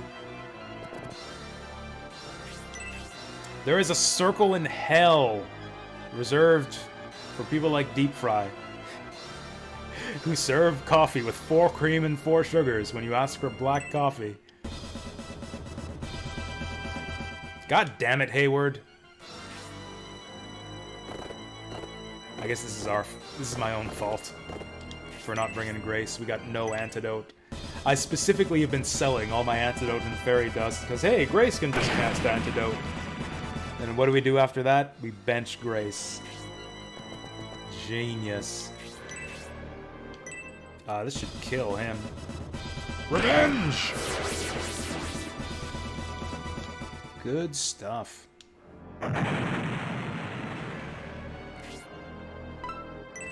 I don't know why we're carrying this stupid claw. Nice. Maybe this isn't the map where the dragon shows up.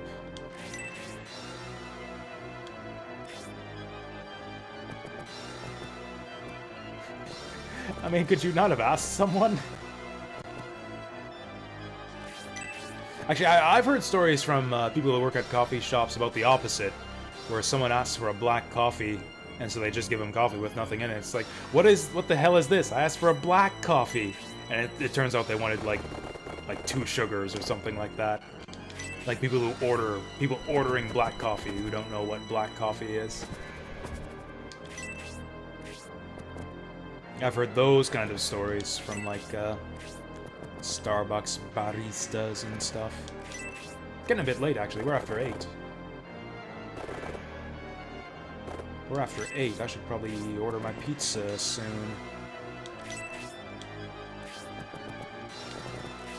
I think we'll just let this guy chase after us. Oh, he's got the antidote. We could actually use that to heal Eldar. I mean, he can't catch up to us. Oh, wait. Fuck me. That wasn't even a crit or anything. Actually, this might be better. There we go.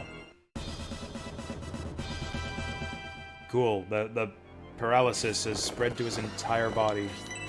He just cannot ever attack anymore.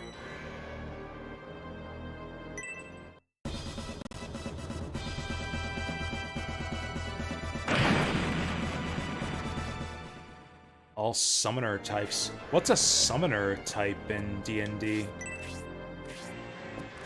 I thought Druid was the only class that could really, like, kind of summon consistently. I guess I've never played the other spellcasters, actually. I've only played Clerics and Druids.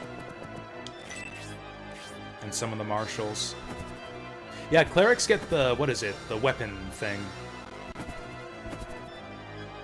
Oh, Wizards get Elementals, okay. Well, let's see if Eldar can do anything. Nice. Very nice. See, not only gets the attack, but it gets the crit, too.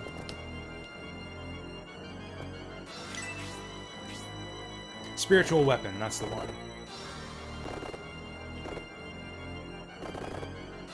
Yeah, let's get this bitch. Prepare to die. Yes! Supercharge! Super, super, super.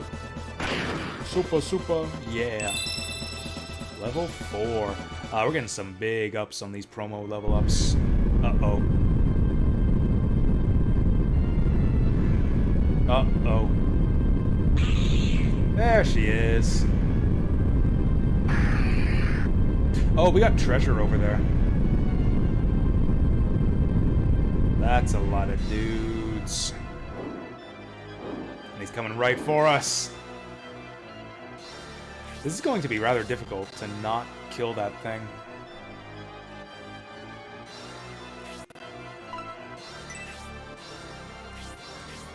Do we drop the mid-battle save? Oh, it's got a lot of hit points. So there's that. Okay, what's our initiative? 20. Khan's got a lot of agility. 17, 15. So the skeleton is first priority. Oh, we do need healing, but the skeleton is first priority. You don't learn. Excellent! We were not gonna get this kill otherwise. Boom! Excellent stuff. I also stopped playing Tactics Ogre Reborn. That game really annoyed me after a while with the just constant RNG effects. Oh, we get the attack buff from Symbios here. Oh, this could be a good one. Crit would have made it even better, but that's pretty solid for no crit. Might regret this, but let's go for it. Kill him, kill him, kill him, kill him. Ah. Trust it. Oh, hey, that didn't take long. Dantares, trust me again. It only took like 2 fights.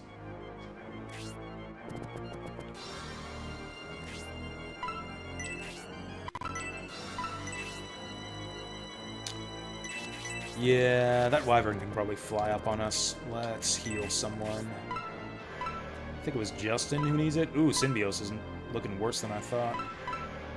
Obright again. Where the fuck is Obright? Oh, he's standing right next to me.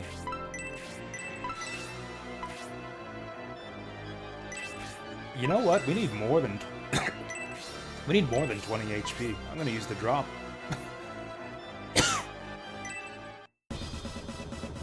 I mean, I also want to finish Tactics Ogre. I was really digging the story. Like, I kind of wanted to see it through to the end, but yeah, just the random cards dropping all over the map, the random abilities is really what killed me. Don't you dare paralyze... Man, these fuckers! We might have to redo this map with Grace in our party.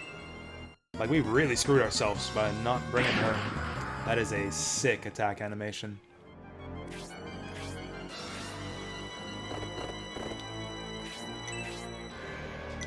Advantage! Well, that didn't count for much. Oh dear. Oh, the baby dragon is weak. It's actually gonna be easy to not kill this thing.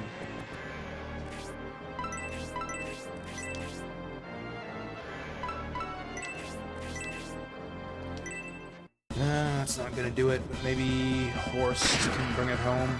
Not Horst, Hayward. Damn it, I was really hoping we'd kill the Hyde. This could kill us. We're dead.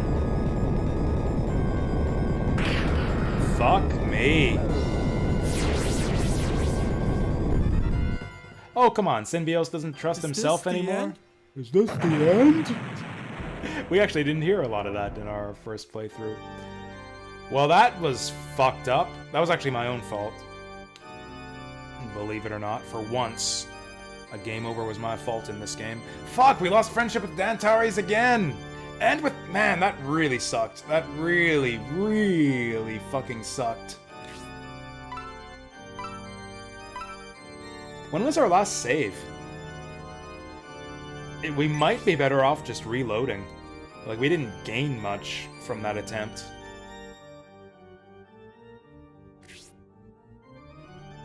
I'm just afraid that I might have not saved that soon before leaving town.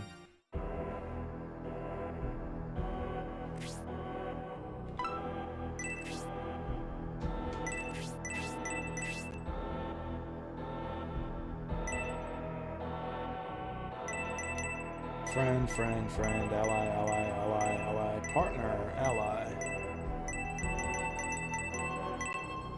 We lost a lot here.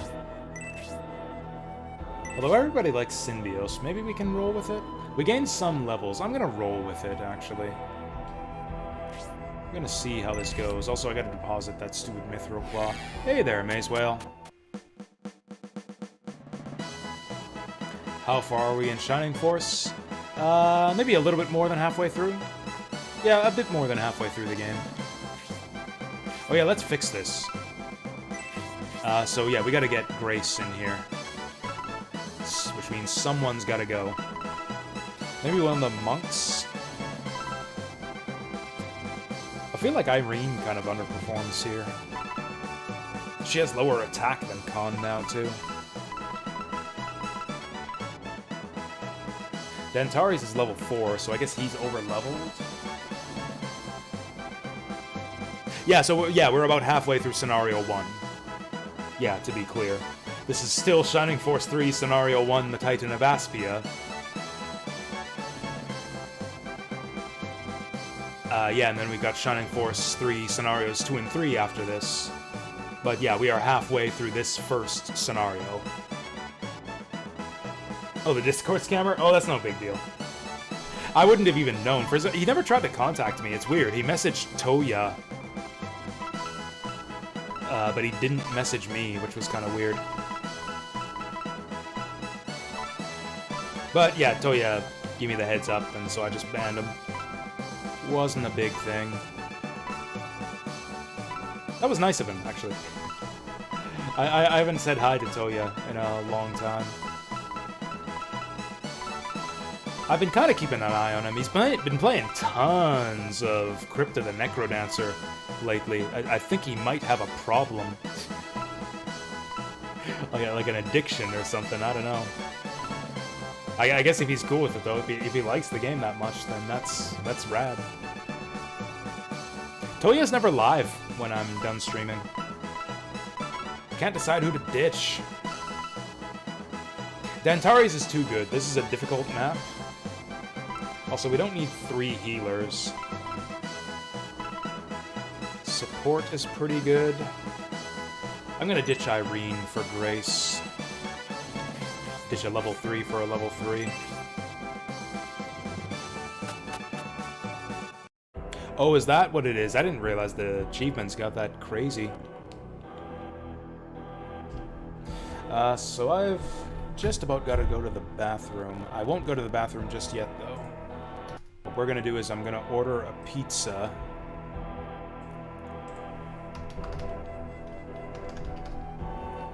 We're gonna keep playing till it's time for me to get the pizza, and then I'll go on break.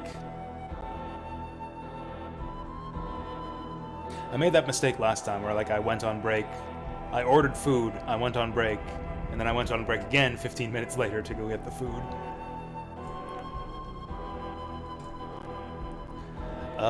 Now you get a great deal on pizza if you buy 2 of them. Oh!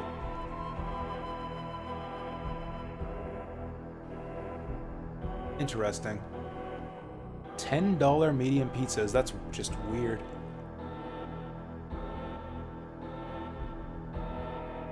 Medium pizzas, minimum quantity of 2 required. So 2 pizzas for $20. That's what they're saying here. 2 pizzas for $20. That's weird because they got another deal where you get 2 pizzas for $22. I mean, I guess it's a better deal, but that's strange. Well, I'll take it. I mean, that's a great deal. That's like 5. That's like almost $6 off.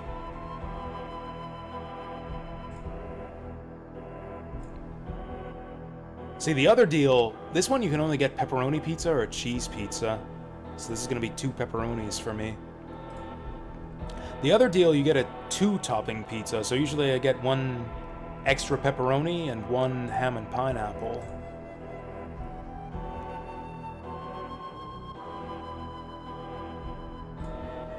Okay, 2 medium pepperonis.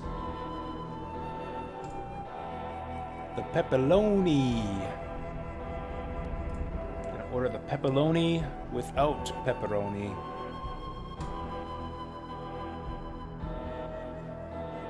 Oh yeah, they're open till 1 tonight. Yeah, they're not gonna be. Pizza place isn't gonna be closed at 8:40 in the PM. All right, medium pizza combo. Wonder if they're busy. Usually it's 15 minutes. Looks like it's 15 minutes. Okay, so at 8:50-ish, I'm gonna go get supper. Yeah, back to the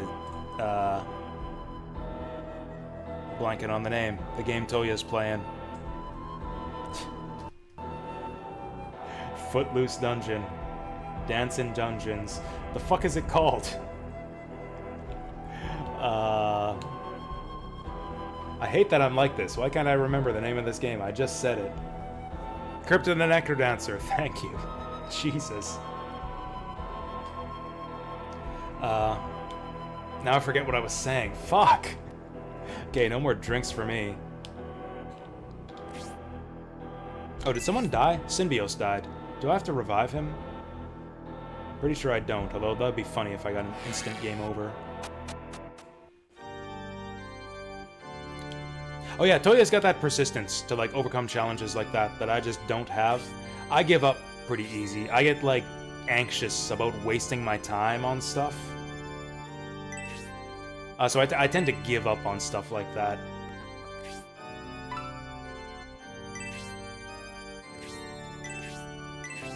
Yeah, that's right. He does get the insta-revive. We lose a bunch of money, but I spent all my money before this map, so we're fine. In fact, I probably made more money on that failed run than we lost for dying.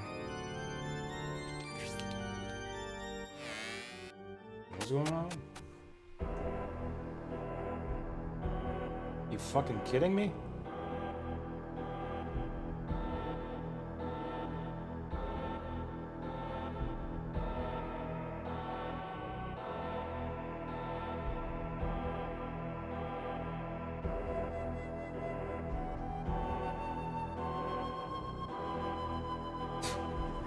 I'm not sure, but a friend asked me if I was free right now. One of my board game friends. It sounds like it might be an invitation to board game night, but like, Fucking 9 p.m. when I've got to walk over there?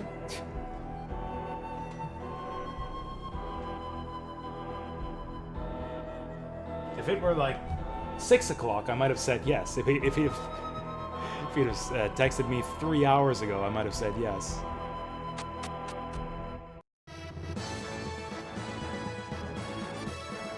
Okay, yeah, this is the way. Oh, right. Did I stash that claw? Honestly, I don't care. Even if I didn't, I'm not walking back at this point. Oh, we got the fairy dust this time! Cool, we can heal paralysis now. Not that it matters, because, we actually brought Grace this time. Where'd we get that fairy dust from? Someone must have dropped it. An enemy. Oh, yeah, as far as Crypt of the Necrodancer, yes, it is a very hard game. I could not... It was too difficult for me to enjoy. It requires too much focus. Also, quick thinking, too. It's basically like a roguelike where you gotta, like, make a move, like, 2 moves a second, essentially. It's a simple...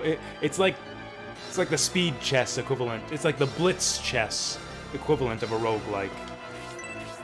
You gotta make your moves pretty quickly and consistently in that game. I couldn't manage it. I can't think quickly enough. Fuck, I forgot to switch. Or I didn't forget. Yeah, I did forget. I forgot to switch to the spear.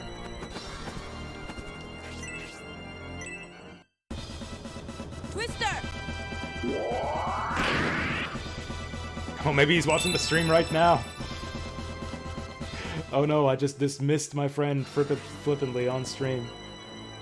I mean, I just ordered pizza, too. I just ordered pizza. I'm stuck here for the next hour. Thanks to this pizza that I just ordered. I can't cancel it. Yeah, I'm not even making excuses. I legit can't go right now. Also, I don't even know if it was necessarily about board games. He didn't say. Just asked if I was free. Maybe he needs a place to stay for the night. Sleeping in the doghouse. I have no idea. It's not exactly a short walk. I would not be willing to carry a pizza all the way over there.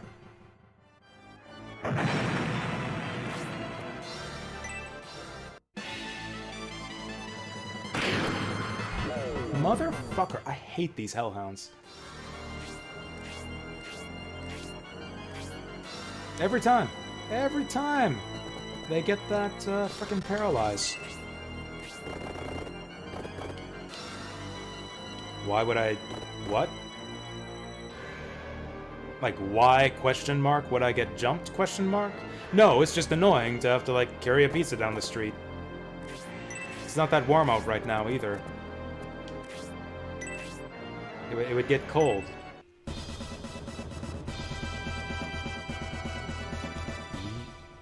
Hate these hellhounds! Hate that hellhound! Oh, I'm blanking on the name now. I just can't do names today. The Ramune soda. Yeah. Yeah, I love that stuff. I haven't had one in ages, but I did love it for a time. Here I come.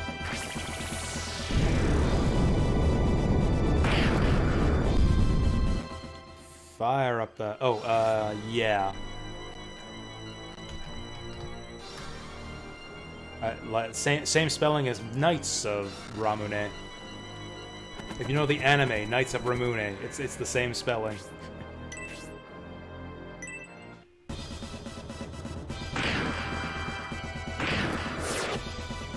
Actually, I think some translations... Hey, trusted with mascarin! I think some translations spell it with an L. The drink is with an R, but I think some translations of the anime spell it with an L. So we need to be in range of Grace. There we go. Perfect timing. Perfect positioning.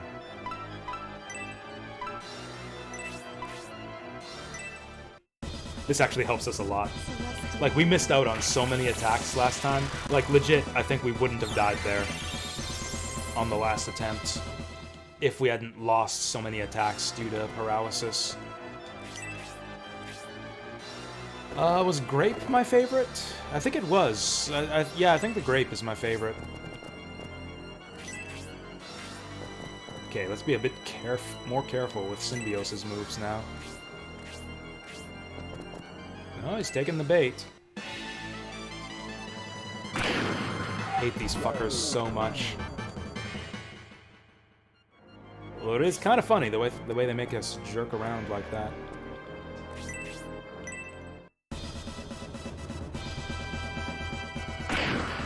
Pew. Oh, just like old times. I could pick myself up a Ramune soda as well, I guess, while I'm out. I won't, but I could. Getting a bit crit starved from these two guys. Where are the crits? Where are the crits from my archers?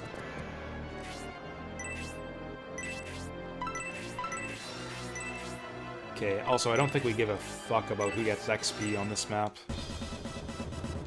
I thought this looked like an easy one with how sparsely, like, the enemies are dotted around.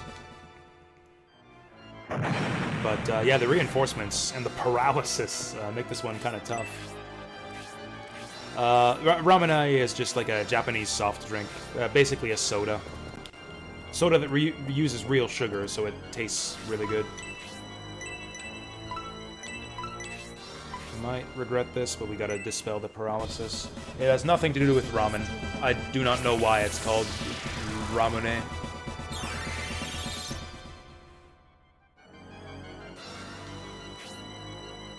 Oh hey, we're blocking off the other skeleton spawn spot.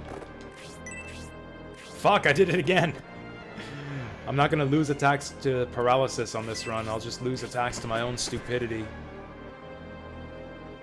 Oh, Eldar's gotta get healed now.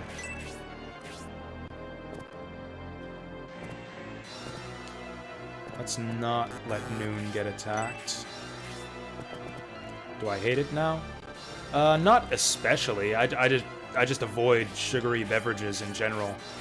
Like, I've kind of sworn off soda. My brief Ramune addiction was kind of a temporary lapse. Yeah, it's delicious stuff. I really like it, but I drink only in moderation. Honestly, almost never. I almost never drink sodas these days.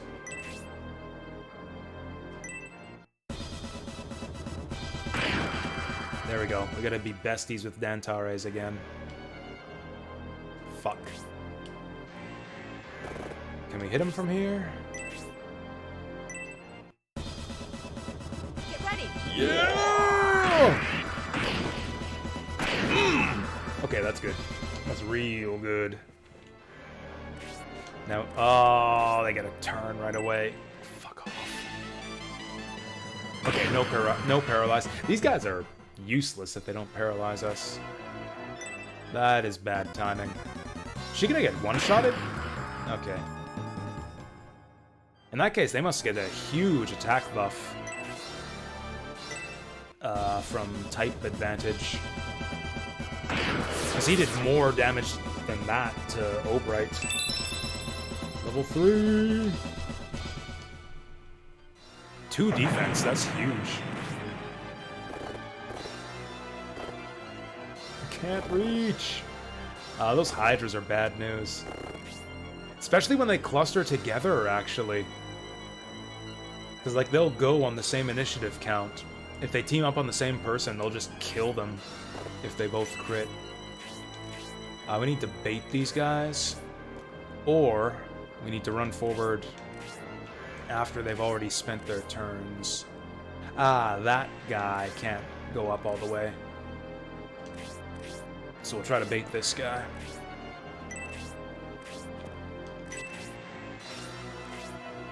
Here come the Hydras. It worked!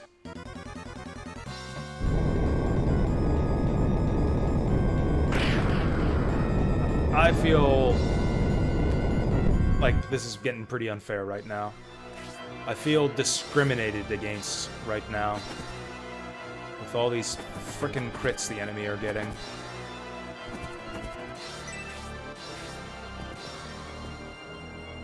So Masquerade needs healing, but we also need to kill this guy. I think it's worth a single target spark.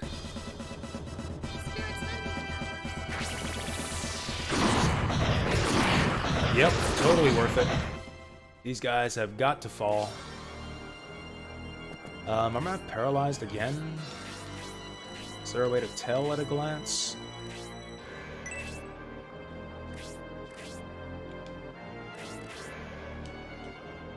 Okay, we got the skeleton. I actually don't think it shows us if we're paralyzed on the screen here. Anyways, we got lots of people who need healing anyways. Synbios kind of, Mascarin definitely. Horst definitely. Yeah, it's worth it for the heal too. Also, I'm gonna go pick up my pizza pretty soon. Celestial Lord. It's funny how the main benefit of heal 2 is that you get to heal from 2 spaces away. Fuck! Dantares is useless because I can never remember to put that fucking spear on him. He's missed 2 attacks now. Okay, this was lucky. Khan's picking up Dantare's slack. Level 4. That's right, if Dant don't want the levels, Khan will take them. We might not get the kill on this guy at this rate.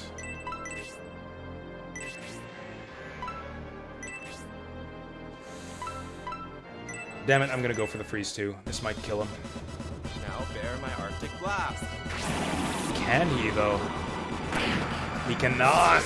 Excellent. Level 4. I like having well-leveled... Yes! There's the staff level up, too. I think that empowers his magic.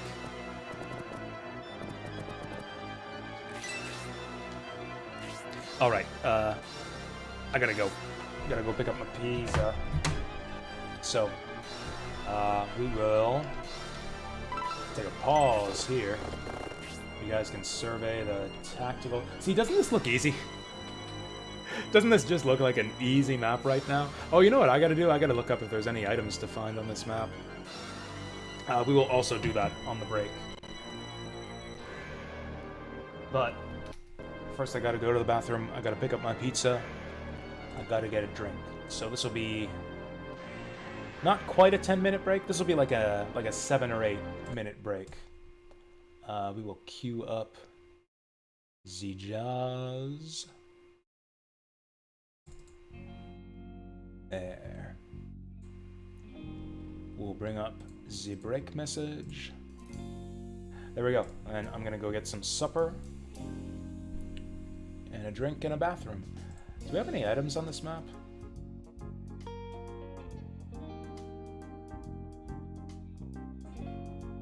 Oh, we do. We got several items on this map. I missed one already. We got large mithril back near the starting point. We got a mithril dirk in that chest on the ledge. I missed items back in town. I think. Maybe?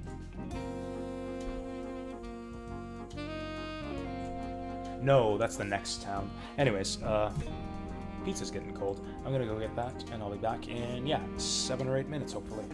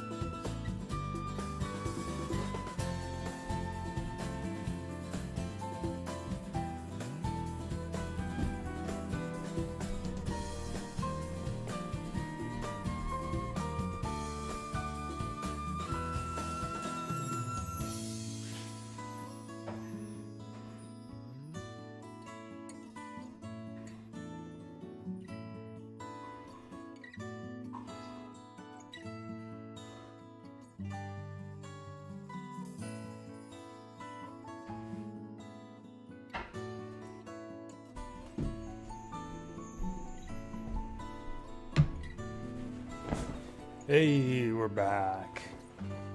Oh, Maze Whale's back to work. All right. We will see you later. Maybe. I guess you were back to work 7 minutes ago, so I guess you're long gone. Goodbye, 7 minutes in the past. Where'd the jazz go? There it goes.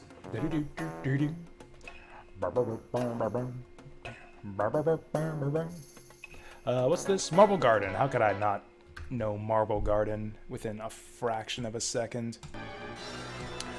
Okay, so these are items in the next town I'm looking at in the guide here. You know, I think this might be the first time I've gotten, like, I've eaten a medium pizza on stream here. Usually when I order stuff, like when I get food midstream, it's, like, just light snacks, because normally I eat a big meal before the stream starts, so that I don't have to take breaks like this. But, since I was expecting to not be here this evening, I was expecting to go to D&D and get supper on the way there. I need a meal. I need a proper meal. Okay.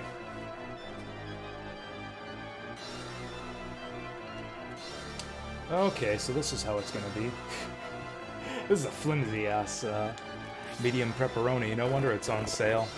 I swear, it's like an inch smaller than it's supposed to be. Well. I'm actually fine that he showed up there, because we need to go back there anyways. So there is apparently mithril in this little corner here. So I think we're going to turn around the entire party to get it. I want a horse to go back there.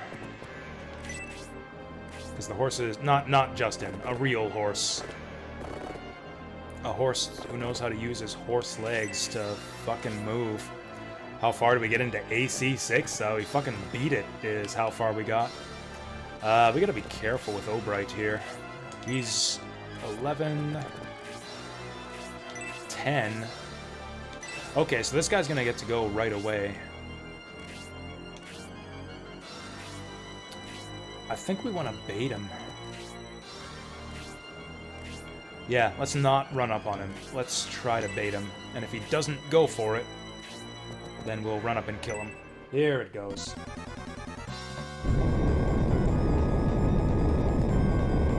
How to deal with Ibis?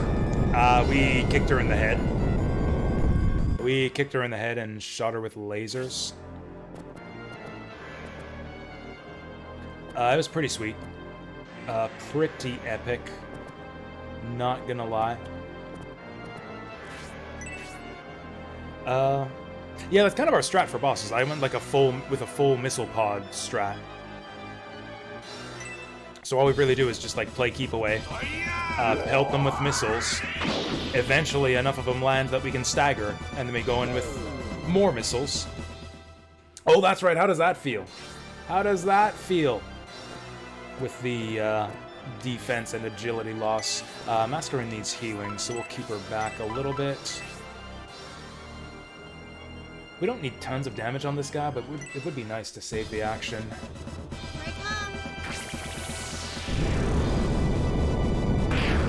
Oh, got him anyways. Beautiful. Yeah, I don't know. We just shot a bunch of missiles and then dodged enough of their attacks. So Masquerade needs healing. Oh, Obright. Obright needs healing.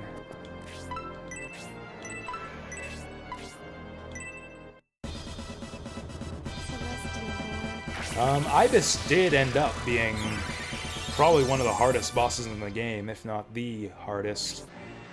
I mean, really the one I struggled the most with was definitely Balteus. But Balteus is actually not that hard. It's just that you might not understand the game well enough and like how to build mechs to be able to deal with him properly. Also, your part selection is really limited by the end of Chapter 1. Like, after you beat Balteus, you get a lot of parts that'll help you beat Balteus really easily.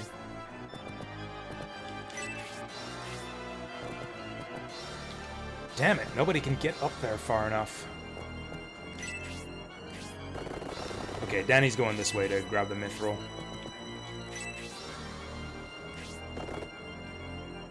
I think Sybil's going up there to help deal with the skeleton.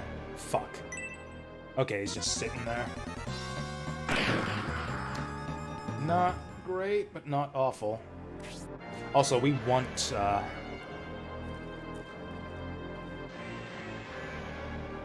yeah. Tasty. We want Eldar there to grab the goodies over here. Over here? Over here, we need Eldar to float over that way. Using a lightweight AC? Hell no. I have not found a way to make lightweight ACs work just yet in Armored Core 6. Now, I've been going heavy all the way. I don't understand how to make lightweight builds work. Like, there's no advantage to it. Like, you're faster, but you're still not fast enough to, like, dodge enemy attacks. You still don't have enough energy to boost as much as you need to dodge the bosses. The main difference between a lightweight build and a heavyweight build is that you die, like, 10 times faster. And you have shitty weapons, so the fight takes 10 times longer. Yeah, I just do not understand, I guess the dichotomy, or the,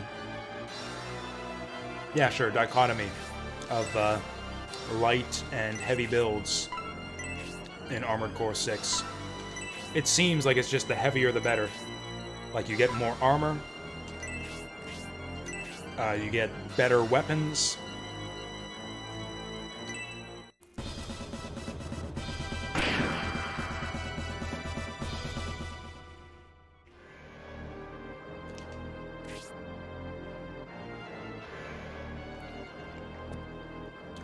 Okay, we'll get Horse to clean this up, but we'll do it from over here.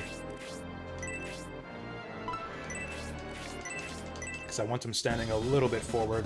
I should get, like, some paper towel or something so I don't drip sauce all over myself.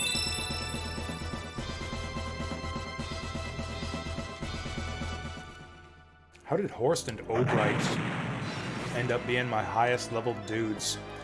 She needs healing.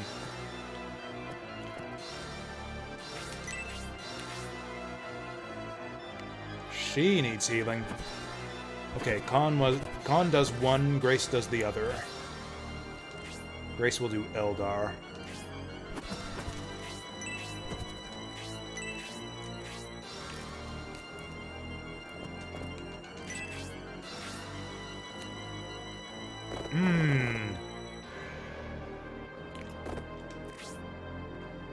There we go, that's all we need. That's all we needed. Okay, they can turn around now.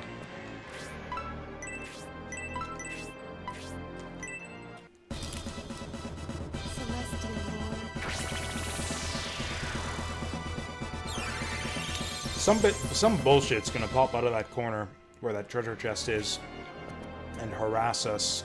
I just know it.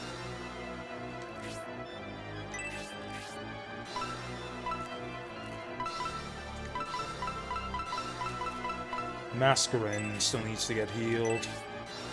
Where is she? Way too far up. Okay, let's be a bit careful with Symbios this time.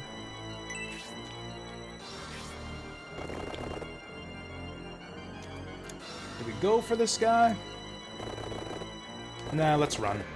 We need to keep our guys together. Oh, fuck. I didn't think we were that close. Nice! Oh, giving us a freebie.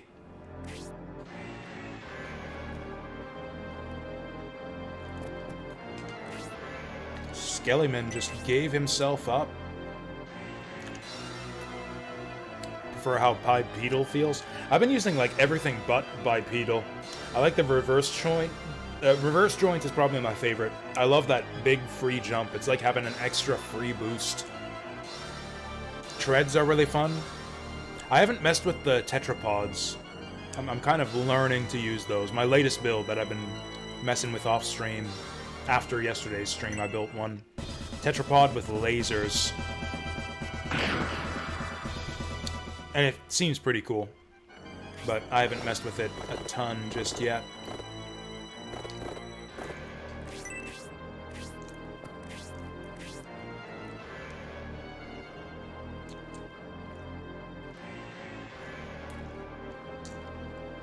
So the dragon's gonna come out right away.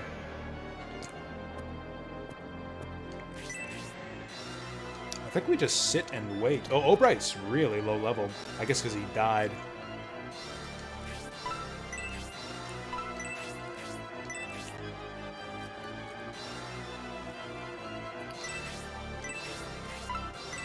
He's got that heat axe. I should use it. I'm gonna use it.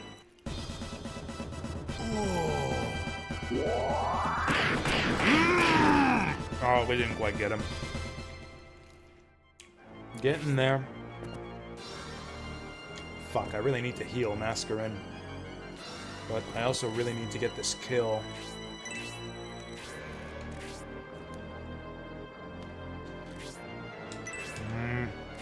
17 is super high. Yep, let's just kill him. Here I come. I've had difficulty getting melee to work in Armored Core 6. It seems super strong, but like in the late game it just keeps missing. Like the enemies are able to just like constantly boost away or something. Or maybe it's just that I'm speccing my machine wrong. It's like the melee attacks, like I go for maximum melee tracking, and then it's like the melee attack overcorrects and like steers around the enemy and misses.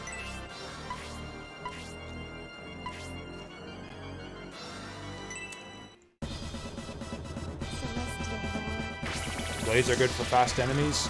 Yeah, the missiles can be a little bit defective for that.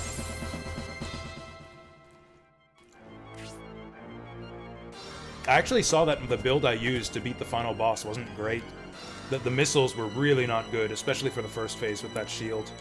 I actually messed around with my laser build yesterday after the stream. I messed around with it in the arena a bit, and it seemed strong. So I tested it out on the final boss, and I just smoked her, like first try. Super, super easy. Didn't quite get the S rank, but I got an A rank. I think we were close on the S rank.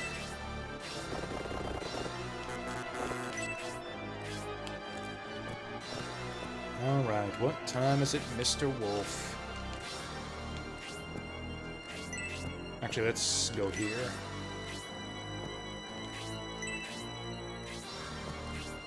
Okay, cool. He's just gonna keep stepping one at a time.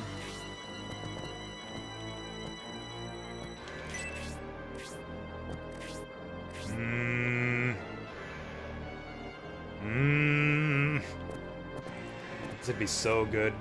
So good. I don't want to overextend, though. Especially with Grace all the way back there. Let's get him. Yeah, I'm actually starting to come around to the opinion that missiles are, like, the worst shoulder weapon. Like, the songbirds are super good. The grenade launchers are super good. The big laser launchers. I love the plasma laser. With the big, like, AoE burst on impact. That one is super, super good for staggering enemies.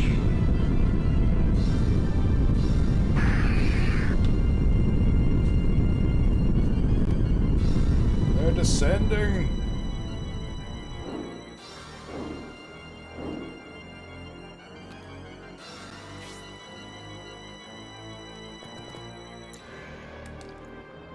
So what are we gonna do about that? I think these guys have a bit of speed, too. 15, that's not huge. Let's keep Mascarin back a little bit. Let's do a spark. I think it's worth it. Yeah, the minigun seems super good, too. I kind of stopped using the minigun when I saw how crazy and out of control it could get. New special.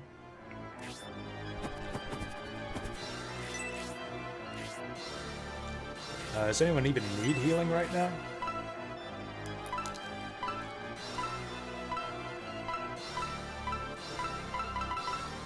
Nope.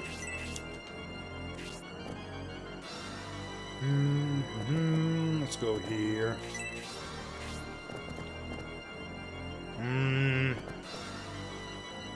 Tempting. Can we get him? Noon probably does the most consistent damage out of anyone. Then an archer should finish him off, and both of our archers can go there. Although I don't know if they have 15 agility. I'm gonna go for it. Now bear my Arctic Blast.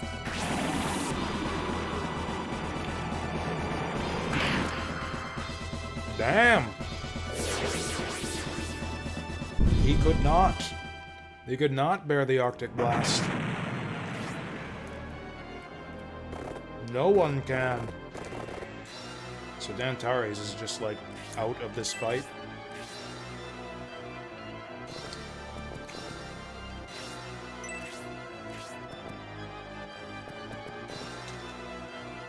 We got fucked over somehow, moving Symbios here last time. I forget how, but we're gonna do it again.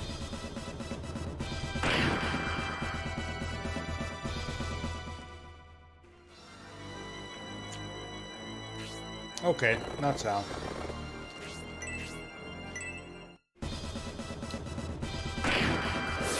I hear the shotguns are really good too. I haven't gone double shotgun build yet. We kind of did for a little while.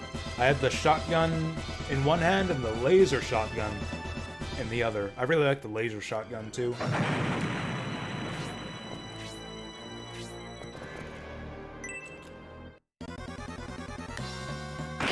I love a lot of the weapons in Armored Core 6. That's like one of the best things about the game. Like, they're definitely not balanced.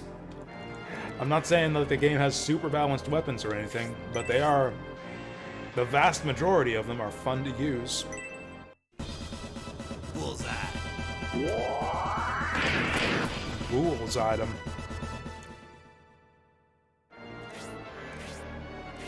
Okay, so we want to avoid that guy.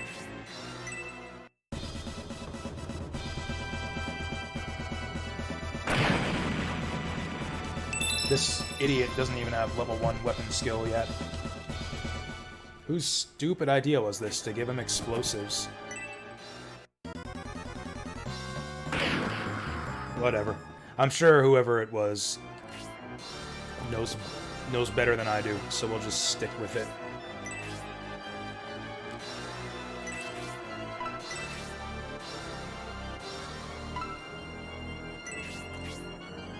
Man, Horst and Orbright, dude. They're like our best characters right now, just temporarily, on account of both of them getting awesome weapons on the last map. Like, seriously, we get the Revenge Mace on the same map that we get the Heat Axe? That is killer. I'm gonna have him run forward and keep on stopping shit for us. Oh, that guy can fly pretty far. Maybe we just go here.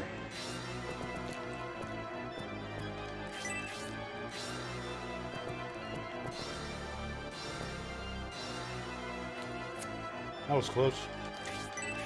I should really get that paper towel. Pizza is half done, though. Did someone get paralyzed? Oh, I stopped paying attention. Where's the rest of the items? I messed it up. There's more items around here somewhere. I might have missed them. Damn it.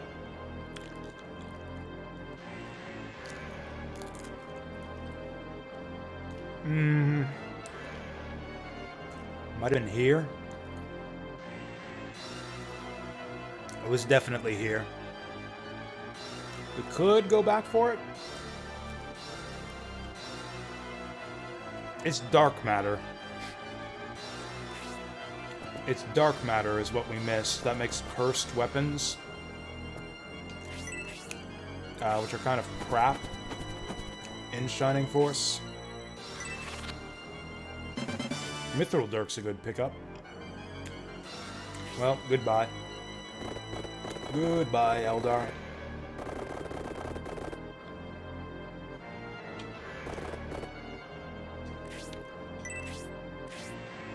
Oh yeah, that's right. You do get money for it. That is true. Oh. Okay, so we can use this screen to see who needs antidote. We learned something here. Oh, also more importantly, we can see who needs healing. Symbios. Okay. Well, let's get on that.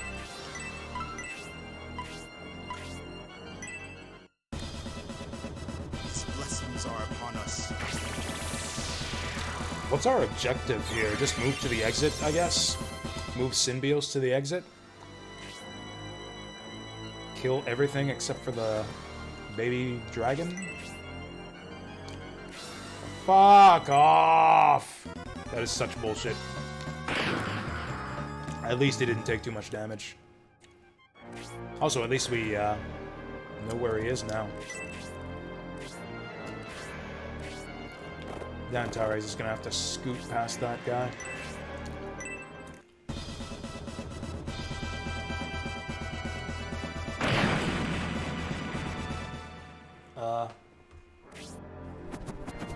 This exploding arrow is not leveling up fast enough. Oh dear.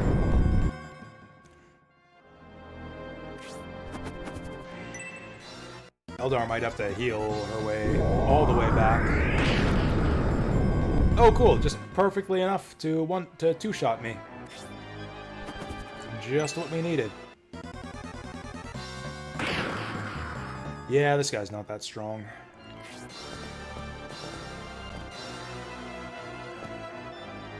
Let's hit this guy.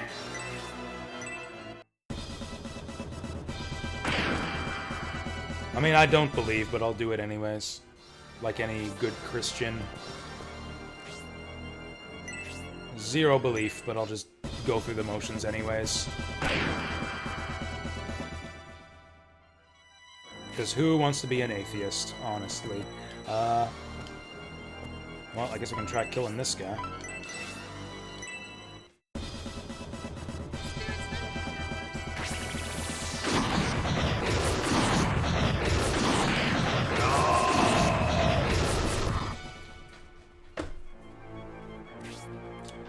Okay, so Eldar is gonna have to heal herself. Can I outrace this guy?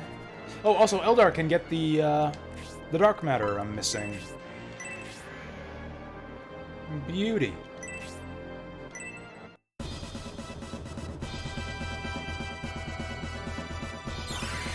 Now, as long as she doesn't get critted again, we should be fine.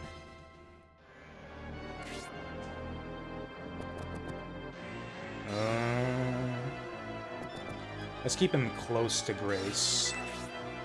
Excellent. Should probably use this on Symbios instead, but I'm worried about losing him. Celestial Lord.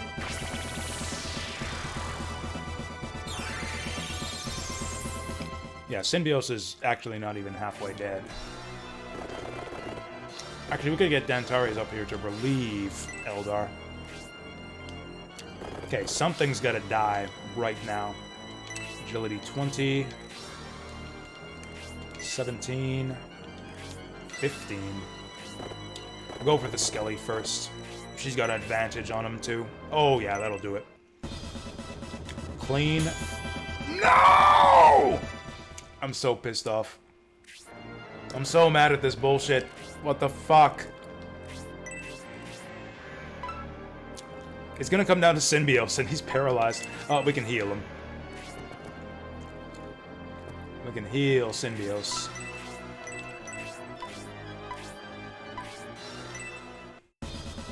Who was that? Who did that? Fucking Sybil.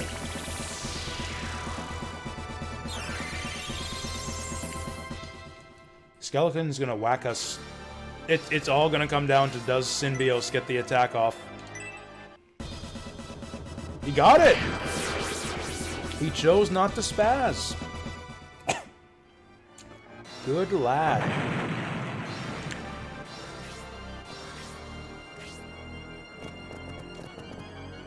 Is Hayward gonna clean up here? Oh, he is. He fucking is. Bullseye.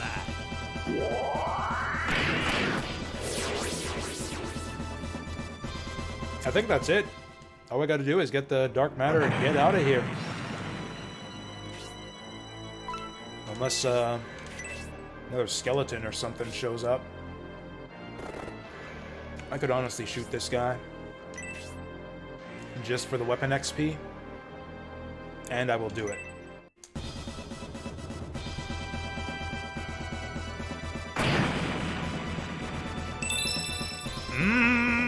That was huge. Permanent attack buff. This guy's got more movement than me. Oh! Oh! We could maybe kill this guy now? We could actually maybe kill this guy. Stop it. Stop it!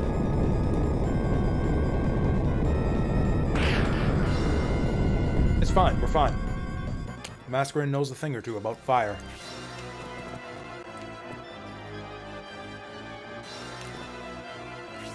Can I eat with my mouth open? I could, but it's gross. And we'll pull her back. Can't say I've ever had that request before. I had a friend tell me once to stop chewing with my mouth open. I'm paranoid about biting my cheeks, so I like to open wide while I chew. I've got fat cheeks, so I tend to bite them a lot. So I do a wide biting motion when I chew.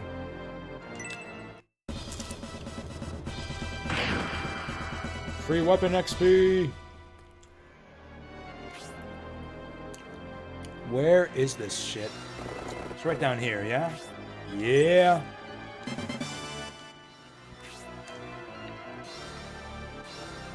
Who needs it?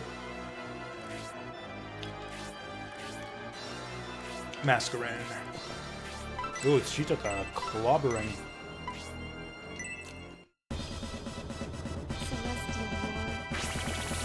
Bitch takes a clobbering and keeps on slobbering.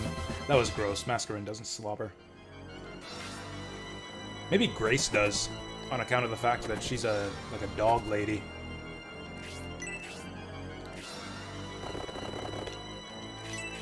Pretty sure Symbiosis is the one who needs to escape here, but I'm moving the whole party forward. Just in case new enemies spawn in.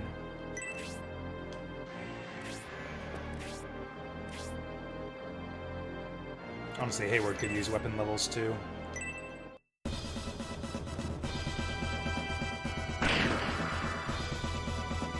Hopefully we don't mess anything up just by attacking it.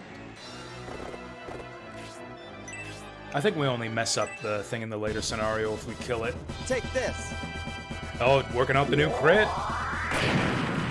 Maybe that'll blind him or something. Lost an illusion. That's right, get wrecked. Can't keep up with me. Well, hey, what do you know? The blind did nothing. This might kill him? Not quite. E-Tech? I don't remember no E-Tech. I actually do. You prefer to be called something else, but I can't remember what off the top of my head. I'm sorry. I do remember you, but I forget what you actually go by. If that counts.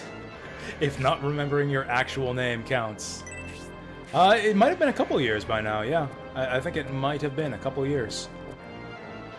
How's it going? How have things been? Can he attack me from up there? I feel like maybe he can't.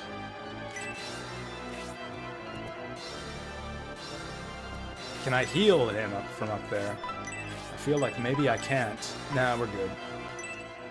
Good? That's good. Well, I'm in pretty much the same place I was 2 years ago, so you haven't missed much. Same job, same apartment, same stream, same bat channel. Life is good enough. Life is good enough. I kinda wanna kill this wyvern, they're worth juicy XP.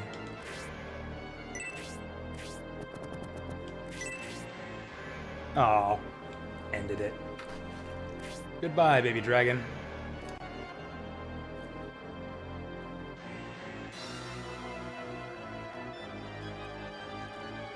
Same PC? I guess that depends on your position on the ship of Theseus. Yes, it is still the same PC. It still looks the same on the outside. Actually, I'm exaggerating. Pretty much all the parts of... Yes, it is the same PC. New graphics card. Same PC otherwise. Dog named Zelda. That's cute.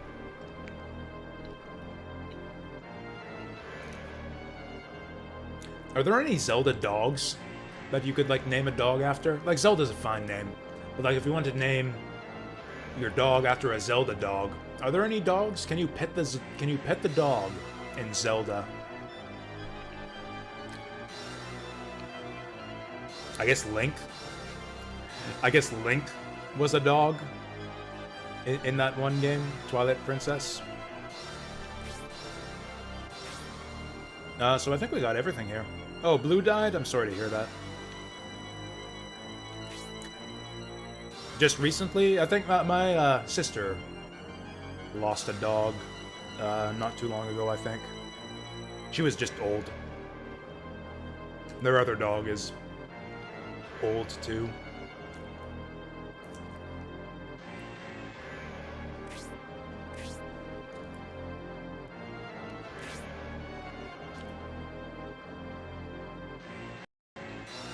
Cool, and we didn't have to massacre a baby dragon. Are we doing another map right away? Shit. So we're going all the way back to the previous town if we TP out of here.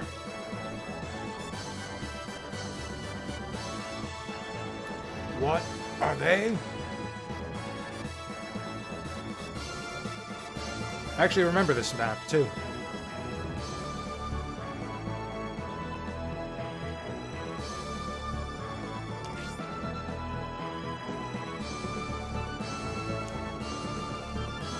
Oh yeah, Fafhard. How could I forget Fafhard?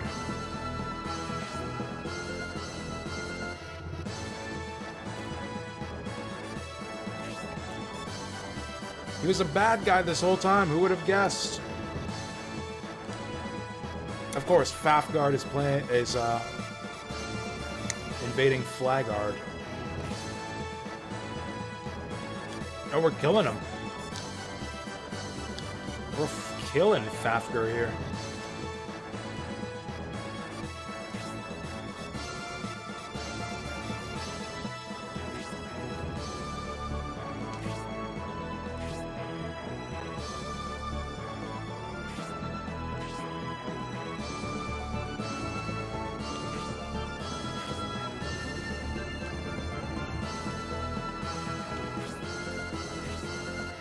Hey, Corey. Shit, the gang's all here. The old times gang is all here. We only need, what's his name? Frickin' Slade here to complete the team.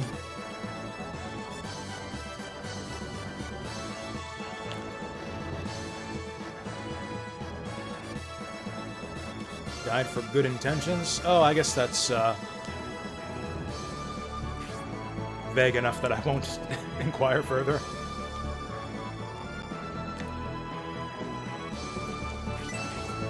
Yeah, like people who haven't been here for a while. Do we want to go back to town? I can't believe they threw us in another fight, like, immediately after the last one. Honestly, we really should TP back and say... Or what am I saying? As if I don't know how saves work in this game. There we go. All saved up. No reason to TP out. Do I like Daytona, USA? I love Daytona, USA. Daytona, USA is fucking awesome. I've never played it. Never played it and never really had any interest in racing games. But, man, that theme song. That theme music Do do do do do do do do do do do do. Daytona. Amazing music. That's the origin of Game Over, yeah! That one too. It's like all the greats, all the greatest VG hits from Daytona, USA.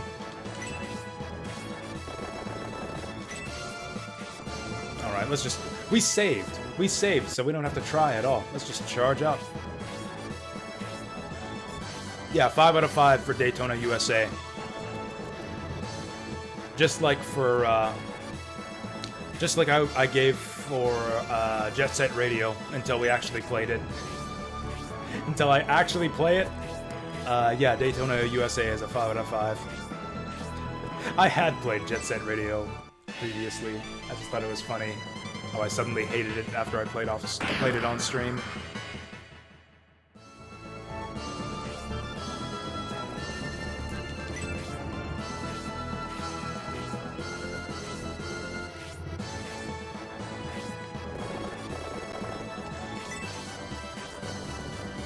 So I feel like surrounding an army is not actually much of an advantage.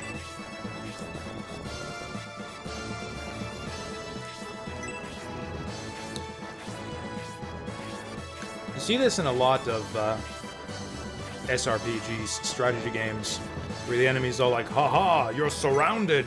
And it's like, okay, so in other words, your forces are divided. I'll just break through the small side of your forces then. Like, all we gotta do here is just, like, go forward and take out these guys, then go back and take out these guys.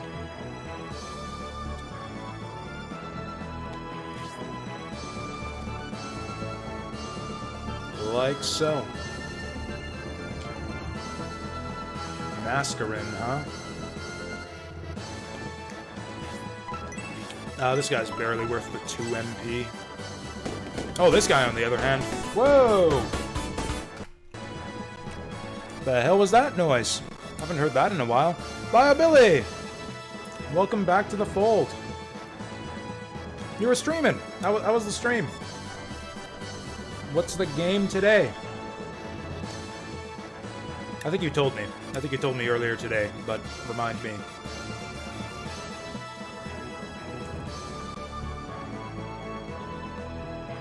Not to be confused with the good Bayou Billy. Wait, no, the bad Bayou Billy. Messed that up for a second. Here I come.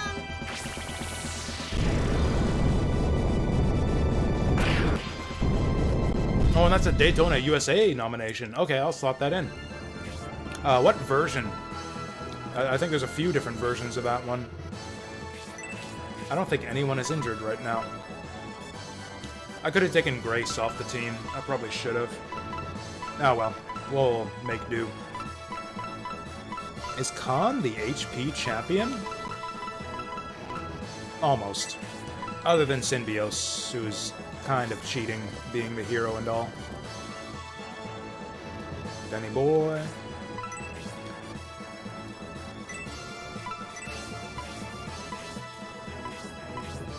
Oh, he's missing less HP than I thought. Drums, nice. Starfield, nice. Starfield, that was the one. We were talking about that. That was the one you played for like 10 hours yesterday or something? Level 4 Brace. Level for Grace. She's a level 4 Grace now.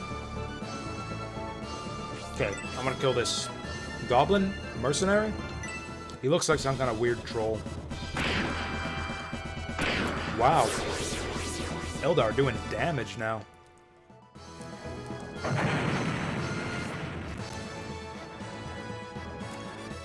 Anyways, I see the Daytona nomination. I will slot it in there.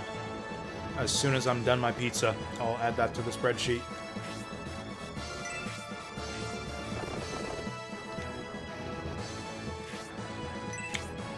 Yeah, fuck this archer.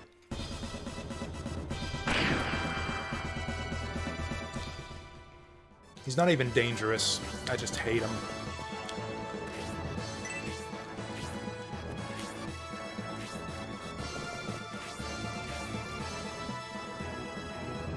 Time flies by playing at House Shining Force 3.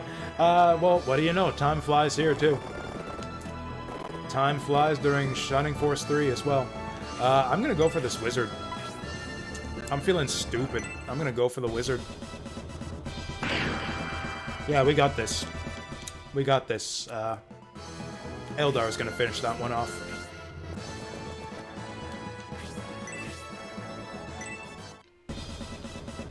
Ta? Oh! Oh! Double lasers! Fucking rad. These, like, yeah, this is how surrounds work in, like, on a practical level in military strategy. One side sits there and does nothing while I take out the other half of their forces. These birds are obsolete.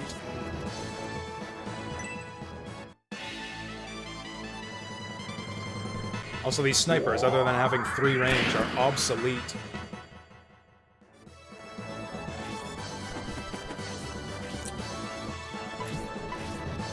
I actually don't have any sake right now. I've taken to buying the 3 and 4 liter boxes of wine.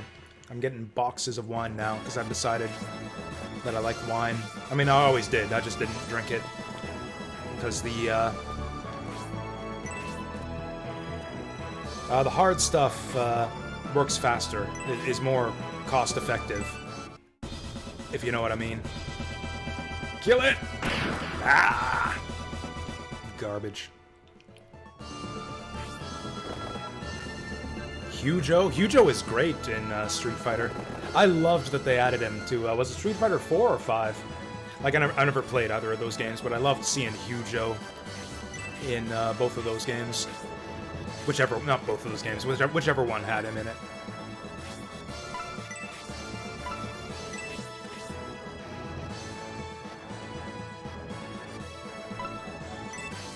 He was in it, right? Pretty sure he was in one of those. Or maybe I'm wrong. Maybe I'm thinking of Third Strike. Ultra 4, there we go. That's what I thought. Yeah, I can picture his 3D model in my head. I know he's in that game.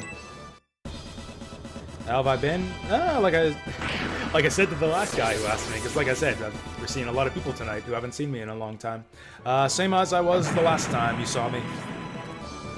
Pretty much the same all around. Same apartment, same job, same,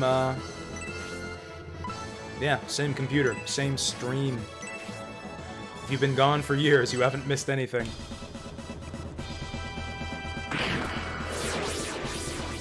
Oh, Street Fighter Cross Tekken. I didn't know he was in that. I don't really know Tekken. Street Fighter Cross Tekken doesn't have any appeal to me. Well, actually, Thor High Heels on YouTube did a video on Tekken 2, like, just recently, just within the last week that I watched. That game has a sick intro. Yeah, the intro to Tekken 2, actually amazing. Oh, speaking of actually amazing. Speaking of fucking amazing things, check this shit out. I didn't hear that, but this part will be cool. Oh, like the fire on the floor, too? Blaze 3 is awesome. The magma on the ground just makes this spell.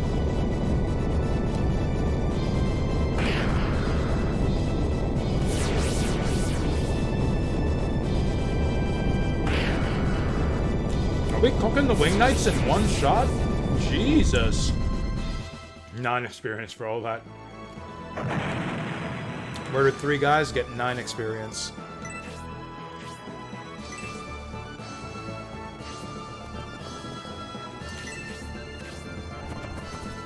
Did someone need healing? I don't really care.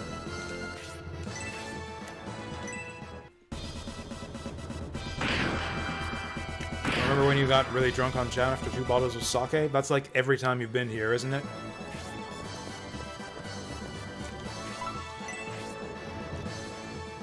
You know what? This guy's not very threatening. Maybe we give this kill to a Lobby. Not you. Not you. Is anyone dying right now?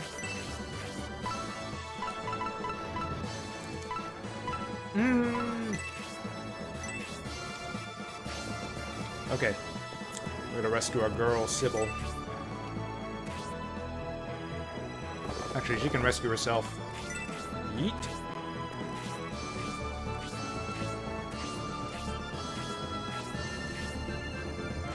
Yeah, this game is pretty rad. I kind of love it. Oh, I didn't even see the fucking sniper elf. Albright's got about, like, 90 defense, though, so we should be fine.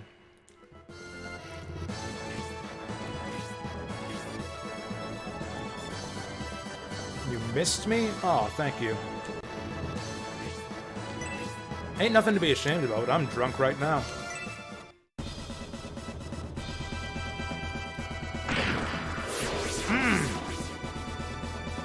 Partners with Eldar. Hayward's gaining defense for some reason. I think that's like his second or third 2 defense level up in a row.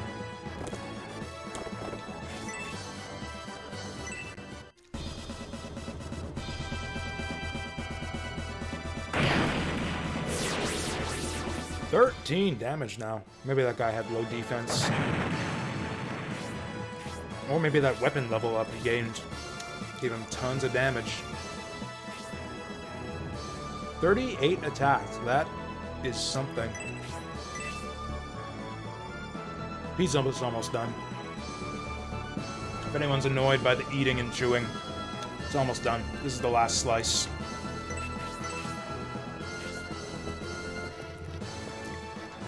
Whoops. That's the nice thing about playing games like this. It's really, really easy to play with one hand.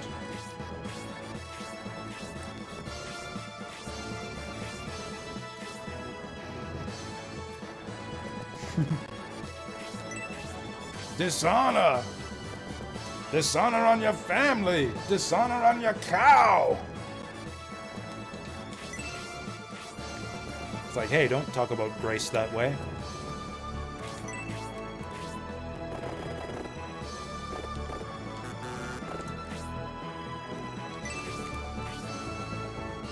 Tempura shrimp? Nice! I haven't had a good tempura in a long time.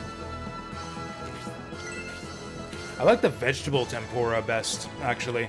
Like, I'm not a vegetarian or nothing, but I really like the vegetable tempura. Okay, she needs healing. Where is Grace? There she is. Surprised that guy didn't go for it, but he might regret it. No, we're out of range.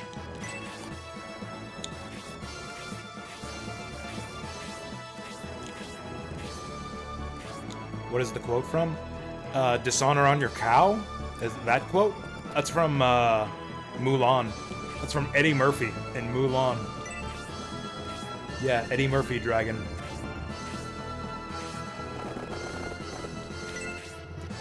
I actually don't remember the dragon's name from Mulan. Does anyone else? Does anyone else remember the name of the dragon from Mulan?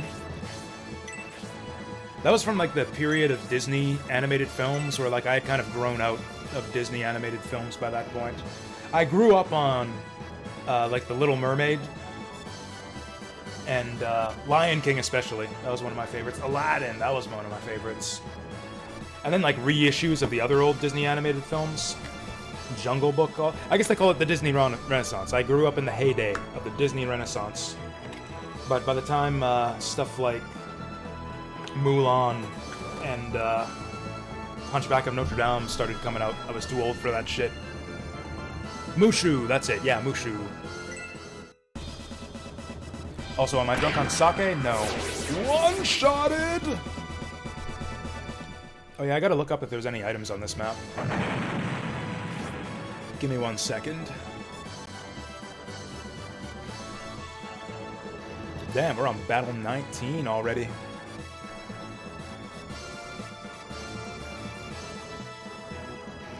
Interesting.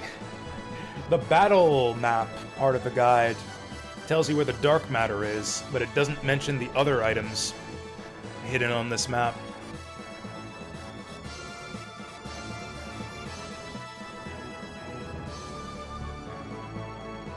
Alright, are we missing anything else? What about the next map? Items to be found. None. Well, even though the guide was inaccurate for the last map, I will take its word for it. Do I think about how naked my viewers are? Nope. Actually, yes, constantly. Actually, I like to imagine all of you guys in your underwear when I stream. That's how I'm able to keep my cavalier and carefree attitude while being shit at video games in public for 12 hours at a time.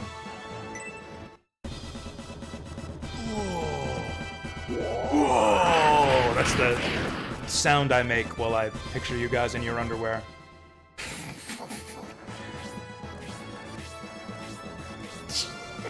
Oh, Bright, you pervert! What's wrong with you? Oh, they got the AoE heals! What the fuck?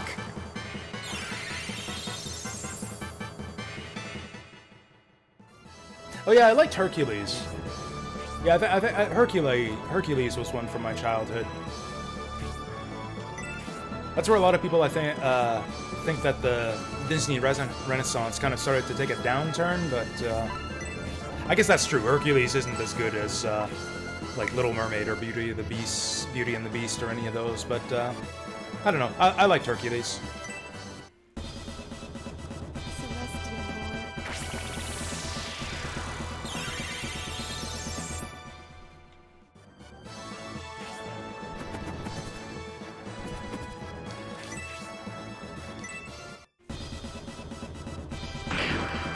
Oh, you know what was my... You know what was my jam back in the day? Anything with mice in it. And like, I wasn't a furry or nothing. This is not a fetish. But like, just coincidentally, like, all my favorite animated films were like the mouse films. Great Mouse Detective. Classic. Fucking Rescuers Down Under. Classic. Not the original Rescuers. Original Rescuers sucks. But the Rescuers Down Under. Classic. Secret of Nim. Classic. Those are like the 3 best animated films of the 90s, right there. Actually, I think Great Mouse Detective is like 80s. That one was a reissue. Does anyone need healing? Man, Rescuers Down Under is like a Disney sequel in reverse. Like, The Rescuers was a mediocre film. I don't even remember what happened in that movie. But like, Rescuers Down Under, that shit was dope. I think something that all these I think it might be the same kind of common thing. That something about like the animated films with mouse protagonists. The thing they all have in common is the way they managed to make like the smallness of the mice makes common like everyday things kind of seem like a big spectacle. Like in Rescuers Down Under, like the mice are running along on the treads of what's his name's big truck, and like that's a cool thing. Or like they're like dealing with a snake or whatever, something mundane like a snake. But it's actually like something really cool and epic because it's mice. Great Mouse Detective with the frickin' clock tower scene. Yeah, great stuff in those mouse films. There's magic in the mice. Although weirdly enough, I never liked Mickey Mouse. Mickey Mouse is kind of a different thing. Mickey Mouse doesn't have that quality.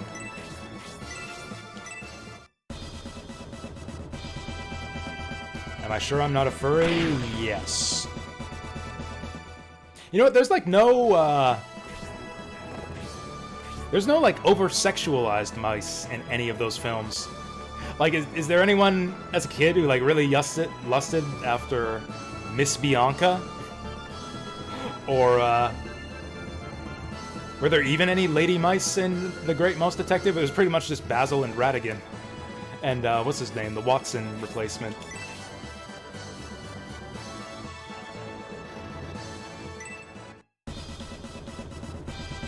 Actually, what's her name? Mrs. Brisby from Secret of Nim. I've seen... I haven't seen anything about her specifically, but I've seen people talk about her in, lecherous ways online. Gross. I don't even get it. Like, they're not even, like, I could see something like Rouge the Bat that actually has, like, you know, sexual characteristics to it. The boobs and the butt or whatever, but like, yeah, fucking Secret of Nim? Really? Fuck off with that shit.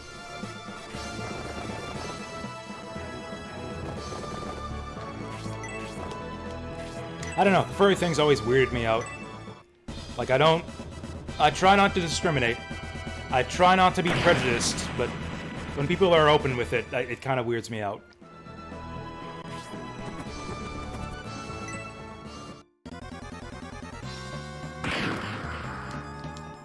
I'm not gonna say thank you guys for not being a bunch of furries, because I don't actually know, no one's brought it up. But if any of you guys are furries, thank you from the bottom of my heart for never telling me about it. Ever. In all the days past and all the days going forward, thank you for never telling me about it. Oh! Sick level up for that guy. Horst. Dwarf Bros represent. So close.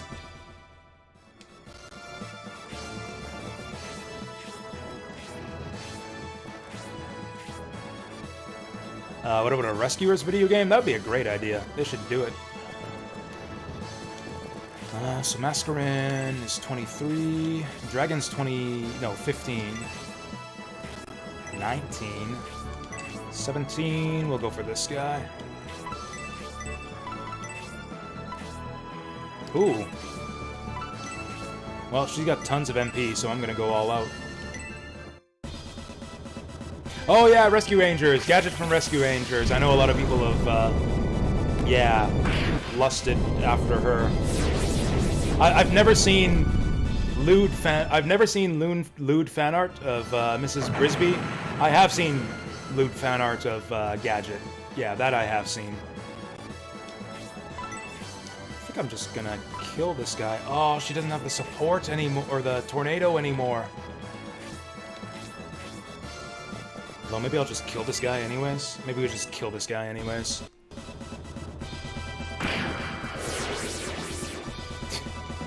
You're joking, right, Deep Fry? After I just thanked them, too. After I just thanked them about being furries. I literally thanked them for being furries. And then they all leave on me. How rude. I mean, maybe I said some other stuff, but I also thanked them.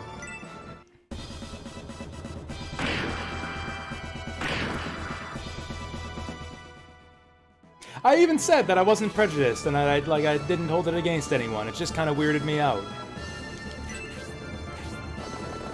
Like, whatever. There's nothing morally wrong with it. Some of my best friends are furries. That's not true, as far as I know. If any of my IRL best friends are watching this, from the bottom of my heart, thank you for not telling me if you're a furry.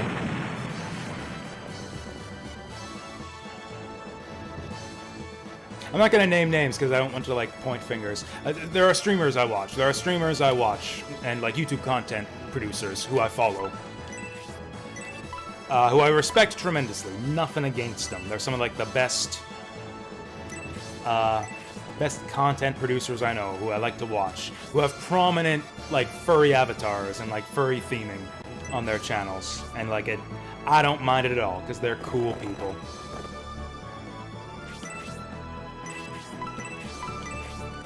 Shit, I should have thought of that. Like, some of the people I follow on Twitch who, like, are into the furry stuff. Like, my mutual follows on Twitch might have been watching me say that shit. I feel bad now. I hope they stuck around long enough for me to catch my retraction.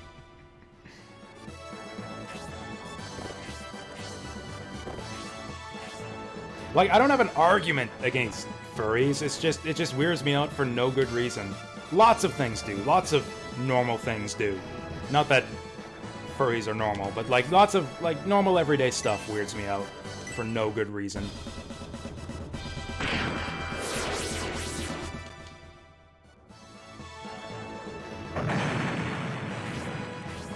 This is literally the easiest map in the game. Do march up. Let's form a line. Line formation is what we want here. There we go. Horst and Obright, hand in hand. I love the way they look, just standing next to each other.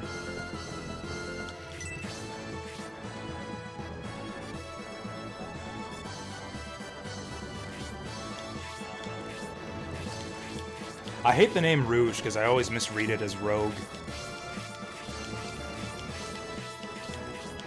If they ever do like an X-Men and Sonic the Hedgehog team up, and we end up with Rouge and Rogue in like the same scene or something, I'll like just like have a brain aneurysm and die if I ever see that.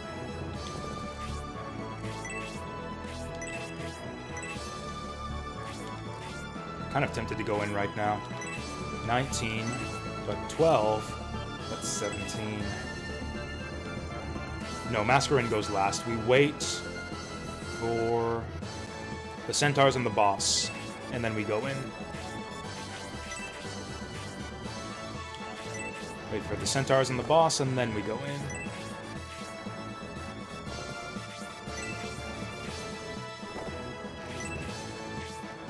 Man, we got a lot of guys who go before the Centaurs and the boss.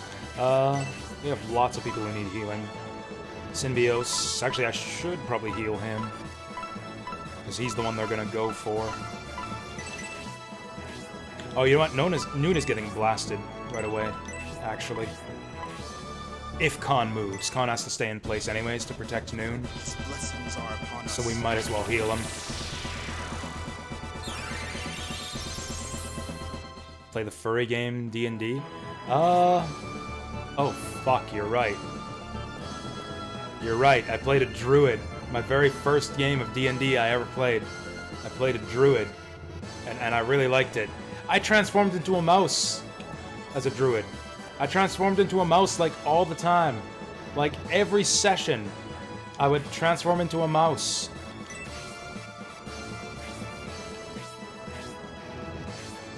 And sex all of the lady mice. Oh shit, I might be a furry. No, it was mostly for scouting purposes. It was pretty much entirely for scouting the dungeons. Which, you know, if any of you guys have played a druid before, that's pretty much what it is. That's pretty much what you do as a druid, is you turn into a mouse and map out the dungeon. Okay, now we go in.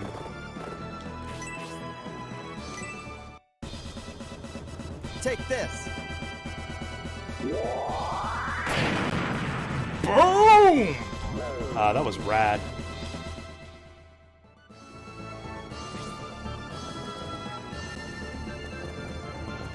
Okay, let's fucking go. Oh yeah! The power of this man. Who told me that Horst was bad? Who told me that Horst was a worse version of Obright?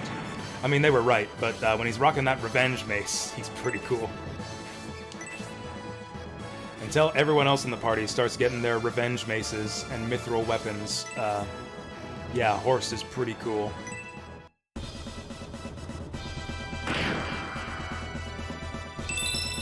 I like how Obright and Horst look pretty much exactly the same as these guys. As these mercenaries, they're just, like, smaller. No. Actually, this is fine. Looks like he's about to fall over when he does that. Oh, Obright should have got healed. Oh, I was waiting for the other one to take its turn. The other one's fucking dead.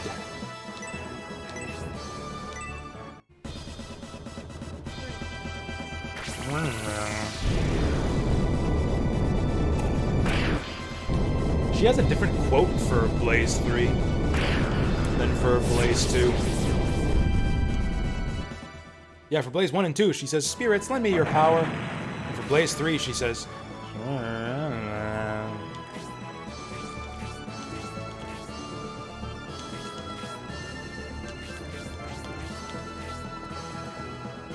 damn it, we're just short.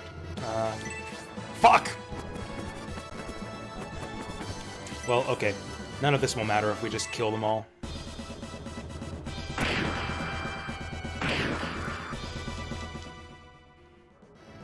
Hey, Mazewell. You haven't missed much. We're just, we're at the part of the stream, the weekly part of the stream, where we, pay tribute to our friends in the furry fandom. Now bear my Arctic blast. Do we get to recruit Frank in the next town? I think we get to put Frank in our party pretty soon. Level 5. Man, mages are pretty good in this game.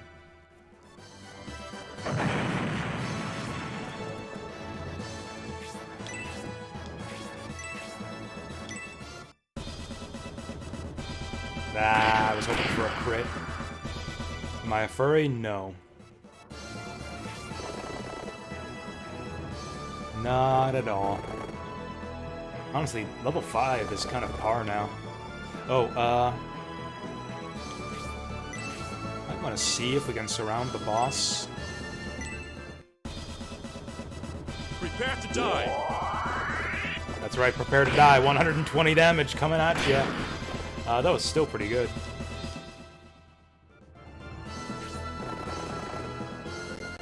Damn! Oh, we can lance him. Oh, we can lance this guy. Or jav this guy. Oh, yeah. You won't judge me? Yeah, that's what I said. That's what I said. And all the furries ran off anyways. That's exactly what I said. All the furries just, like, fled the channel. As soon as I said it. Oh, this guy's got freeze, too. We should delta split. Yeah. This should be fine.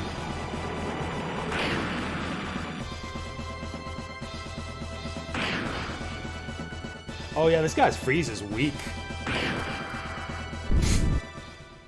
Faff hard. He sure faffed that freeze.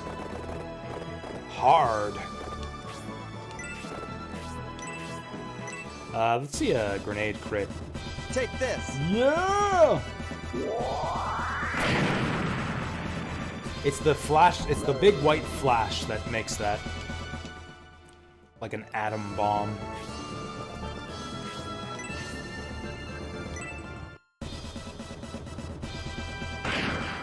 The damage on this man. He does more damage with a basic attack than most other characters do with a crit.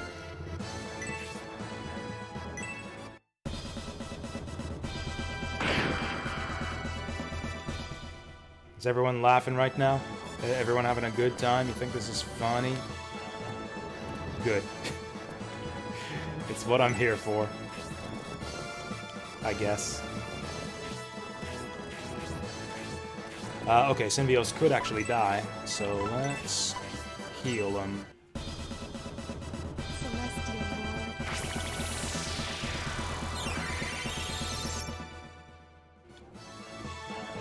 Lord. Who do we feed the kill to?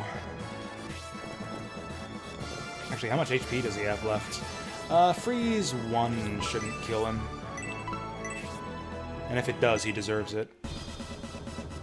Now bear my Arctic blast.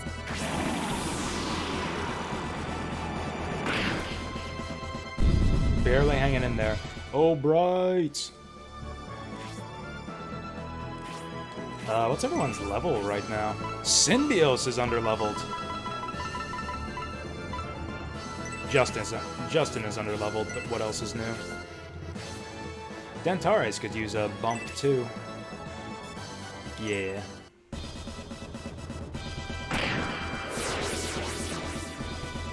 Luster Blade. I like the sound of that. Actually, that's garbage. Nobody uses blades in this army.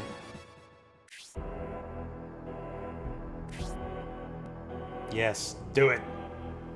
Cut off his head.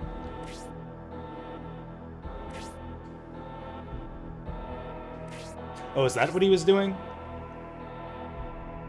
Apparently I haven't been following the story at all.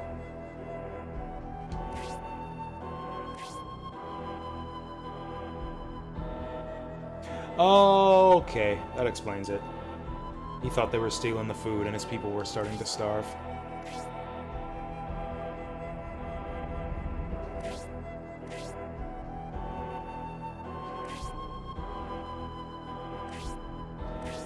Hey, join my army.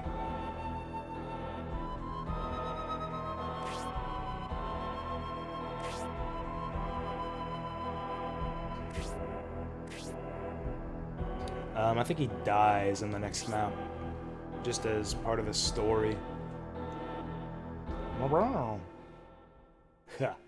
Yeah, like right now, he dies as part of the story. Who said that? It's good advice. That's like from Machiavelli. Oh, this guy. Faisal, something like that. Oh, for a second I thought he collapsed into like a skeleton. I thought he turned into a pile of bones. That would have been rad. Fiali.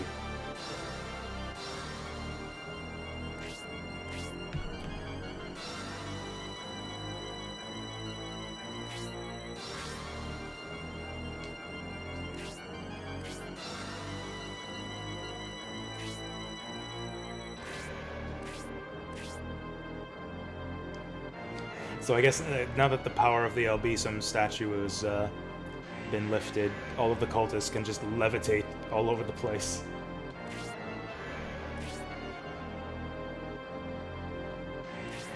Oh right, this is the guy. This is the guy we gotta fight on the next map. So he's gonna kill our father, then he's gonna teleport away after like 2 or 3 rounds of combat, and we gotta kill him before that happens to make something or other happen in the next scenario.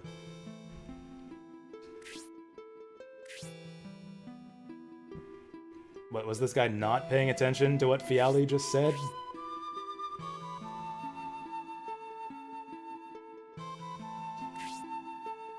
Man, this guy changes his mind easily.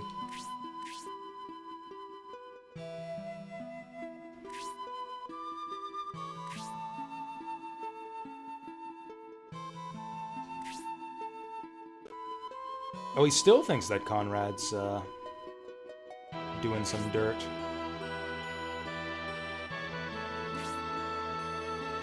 I actually can't remember how this shakes out, whether Conrad turns out to be corrupt or not. That's right, fuck that dead guy.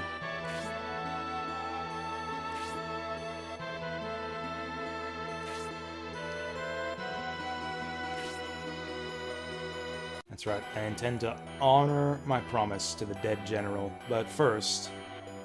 shopping spree! Oh, I recognize this town. Oh. What did I just say? What did I just say about Frank the Wolfman? So the lady in the last town said, you can't force me to go anywhere. This guy says we have to force him to go with us. Where are we forcing him to? We gotta get rough with this Wolfman. This Wolfman. Is this the place? Is this the place? Where's our base in this town? Oh, that's a long walk. Oh, Daytona. Good call. Good call on the Daytona. I mean, I would have seen it eventually, just looking at my notifications there. But I did indeed forget to add Daytona, let's go away, to the viewer's choice queue. No D&D? No, one of my friends couldn't make it. And it sounds like it might actually be the same the next week, too. So we actually might have next, like this Friday and next Friday for all-day streams.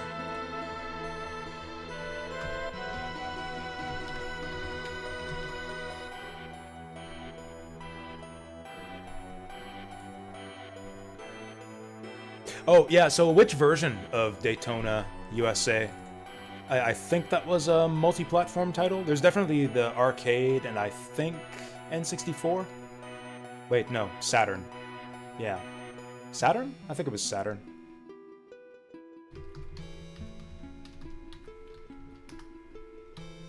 Dreamcast, that was the one. Alright, we'll do Daytona, let's go away. There we go, that was slightly more on key.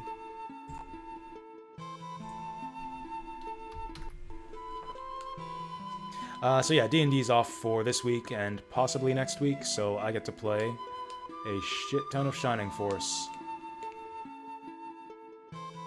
And actually, we'll probably be playing mostly Shining Force next week also, like even apart from Friday. We might even finish this game next week. Probably not. Probably not in 3 days. I love the recruitment for this guy. I think I might have been told about this one my first time through the game. I think someone might have told me about how to recruit this guy. Either way, it's fucking hilarious. I love this. You're gonna have to force me! Alright, I can do that. See, Frank the Wolfman. He likes it rough. Get it? Because he's a dog? I've lost track of... There it is. We have to push him a lot farther than I remembered. Oh yeah, we finished the map. That was an easy one. That was like actually the easiest map in the game.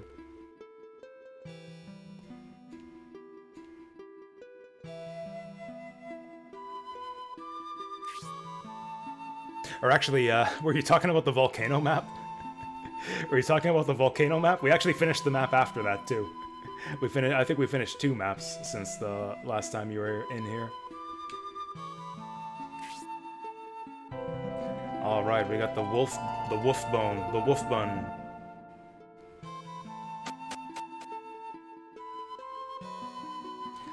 Man, we got ourselves a force now. We got like 3 or 4 bench slots, I think. Dang. Okay, so Pen is perma-benched. I think we'll pretty much just even out the levels. So like these 2 are level 3, so anyone who's level 5 is gonna get benched. Other than the mages, I feel like the mages have like special privileges. Mages are special. The mages will always field. But yeah, everyone else I think will just use the lowest level people. I hate to swap Eldar because flying gives us such utility. Oh, I'm gonna have to... Fuck. Really? Was that a 10-minute map? Jeez. That is awesome. Oh yeah, so this is kind of dumb. So this is the way that we get our stuff off of... Oh, maybe it's not? Are you kidding me? Oh no, there's Horst. What determines the order that they show up in? Okay, so Eldar, Horst, and Frank are on the... Okay, Frank is on the bench. Because he joins at like level 4 or 5. It's kind of annoying that you don't have access to benched party members' inventory. But we can make it work. What we do is we just deposit and then take out. Oh, and there we go. This claw goes on to Frank. So yeah, that's all we need. Anything else we want to deposit here? Ooh, that dagger goes to Symbios. And we got a bunch of herb to sell. Okay, I'll put this away for now, but I think the Mithril Man is in this town. I will probably just sell that. I don't think there are any blade users in this game. I might actually consult the guide to see who's on the roster.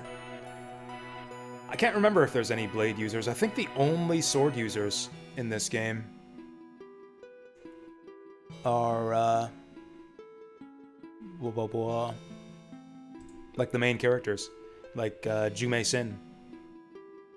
Jumsy.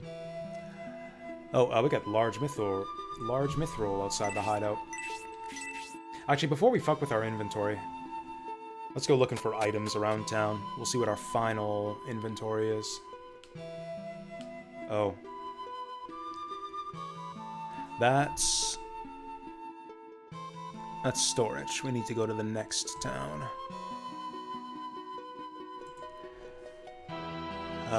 So we got a potion in one well, a mithril in the other. Amazing. Where's the other well?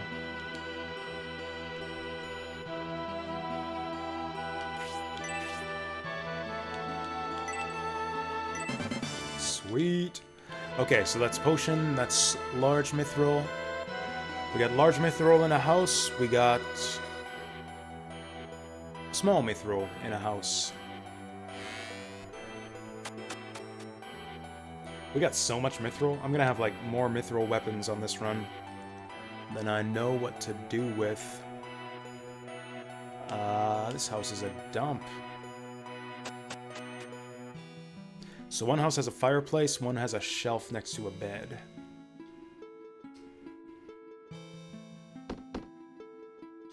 Ah.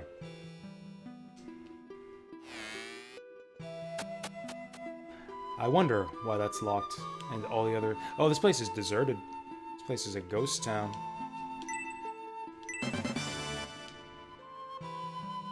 All the houses seem kind of ransacked, too. Like, all the beds and chairs are crooked. Also, someone stacked barrels in front of the door. So the other one we're looking for is a shelf in front of a bed.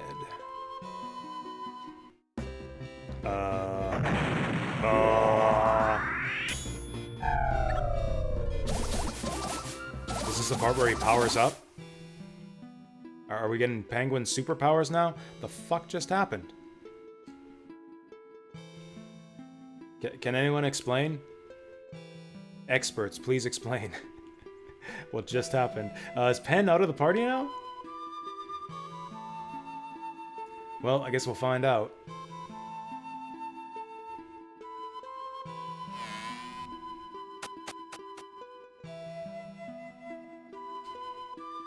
This place is a ghost town. Oh, this might be... Oh, yeah, it's a treasure chest.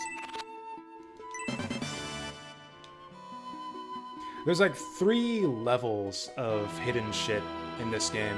Like 3 tiers of hidden stuff. There's the obvious stuff that's just hidden in treasure chests that you're obviously gonna get as soon as you see them. There's the less obvious stuff, like the kind of hidden stuff that's inside barrels and crates and objects in the environment. And then there's just the bullshit secrets that are hidden in random unmarked floor tiles, of which there are thankfully not very many.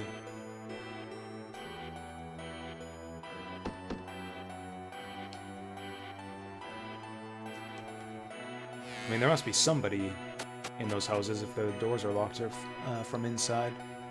Oh, maybe this guy can explain what's going on. He's only pretending to be dead. He was looking at us, now he's back to playing dead. That's cute. Can we kick him? Can we shove him?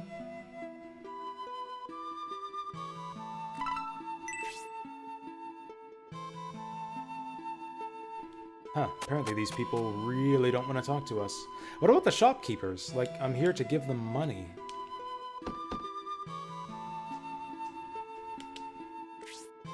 Can't we just, like, jingle a sack of coins in front of the store?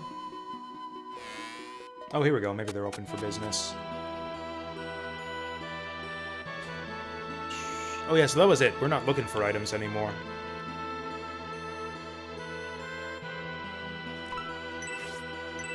Yeah, there's nothing else we need to find. Stage 2 of town exploration is talk to all the NPCs.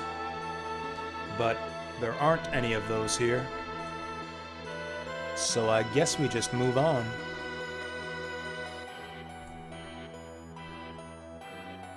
Oh, yeah, let's go to the church. Hope the priest has got to be here. The church has got to have people in it, because otherwise we can't save our game. Unless, like, glowing fairy shows up again. Yeah, we had the fairy the one time to replace the priest. Oh, cool. Everyone's, like, holed up in here. Like refugees.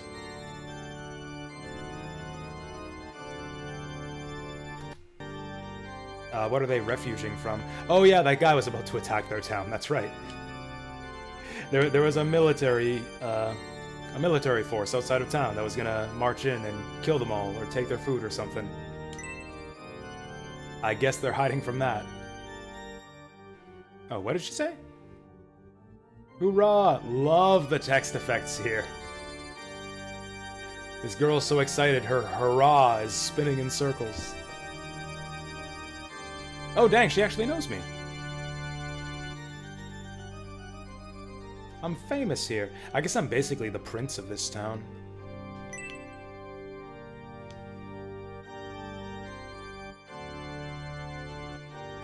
Yeah, I totally seen him. Wow, Grandpa is a genius.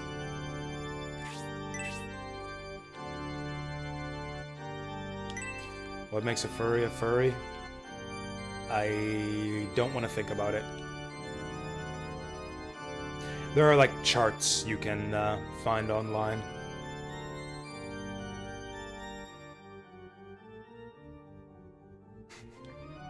Have you guys seen that meme where it's like it shows like the spectrum of furrydom, where it's like at one end it's just like a normal human girl, and then after that it's like animal ears, and then after that you had like somewhat animalistic features where that's like the fangs and the tail and like claws and stuff.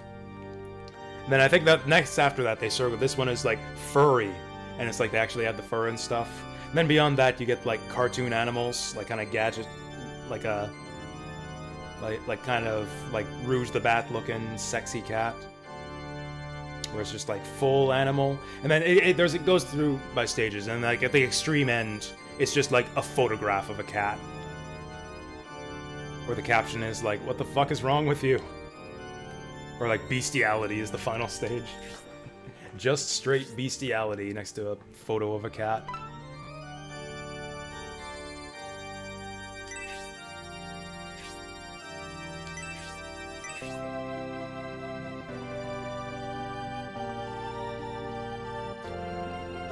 Do they have human ears under the hair?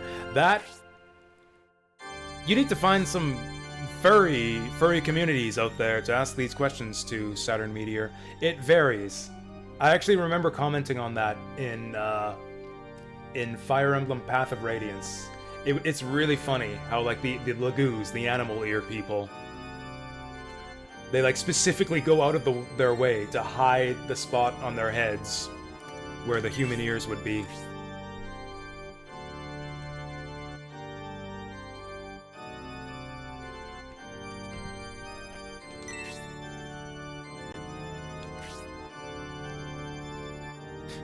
Actually, I remember there was a clip from Korone.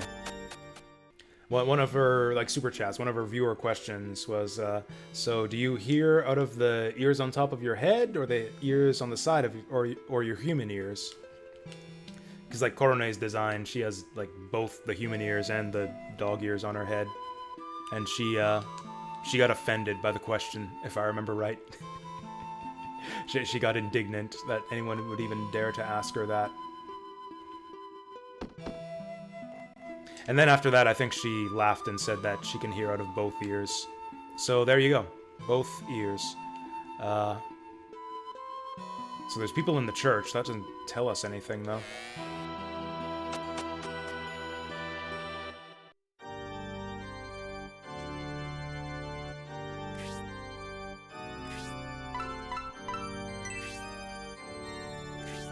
So the priest doesn't know anything. So the masked monks are in the castle. Okay, so we gotta break down the door. We gotta break down the door. Does Sonic 06 even have any sexy anime girls in it? Or sexy, like, furry girls? Girls, do you call it? What do you call, like a... I don't know. Like a furry sex object. Like, what is Rouge the Bat? I guess we'll go with girls. Did they even introduce, like, a new... like, furry lust bait in Sonic 06?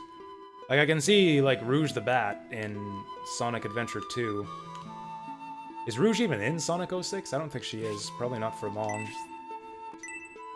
Oh, come on, kick it down.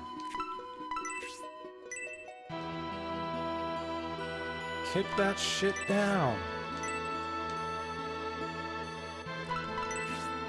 Actually, do we need to go in here?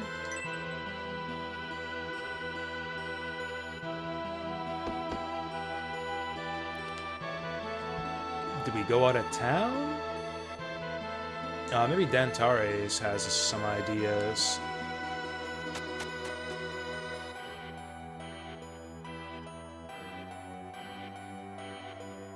Or maybe anyone in here has some ideas. I desire advice. Fiali's in the castle. Right, so let's break down the door. Come on, we have 2 horses in armor. We should be able to just, like, charge down the door.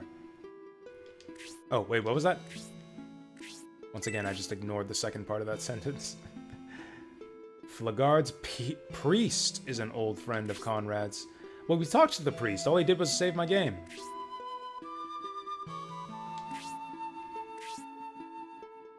So this is the town where we get the mithril shop. But we can't use it till we kick the cult out of town.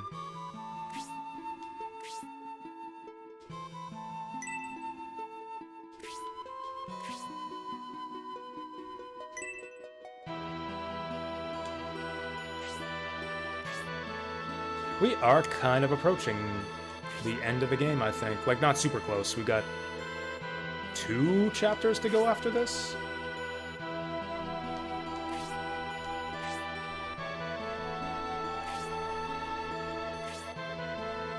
Can't remember. Are we on chapter 3 or chapter 4? There are 6 chapters in this game. I think this is chapter 4 right now.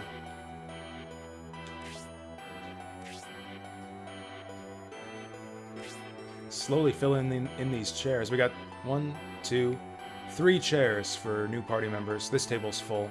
Actually, no, we got 2 spare chairs over here.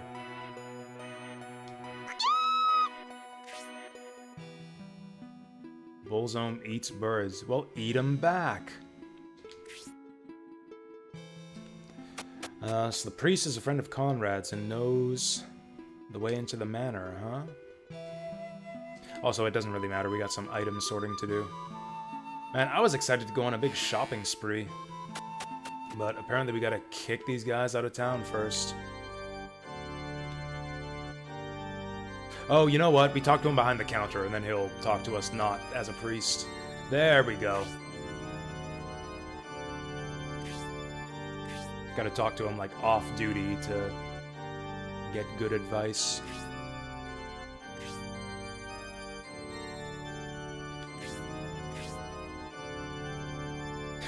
The cult smells as if they worship darkness. This guy's like an inquisitor. He can smell the heresy coming off him.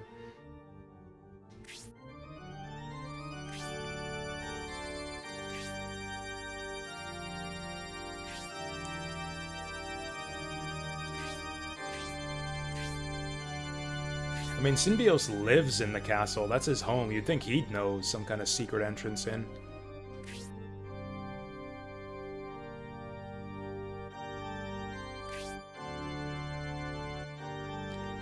That sounds like suicide, and suicide is against the teachings of Ilbisum.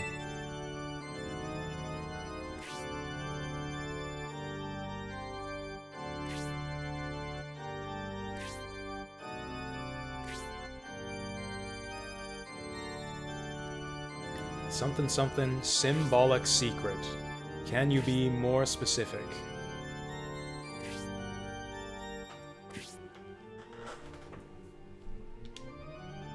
Oh, come on, that can't be it. That can't be the whole clue. Actually, I think I know. Ah! There we go. Yeah, I thought it might have something to do with those little green leaves we've seen around town. Which are apparently a symbol of equality and harmony.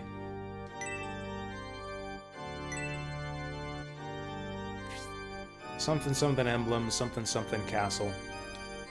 Cool story. Oh, thanks, Deep Fry.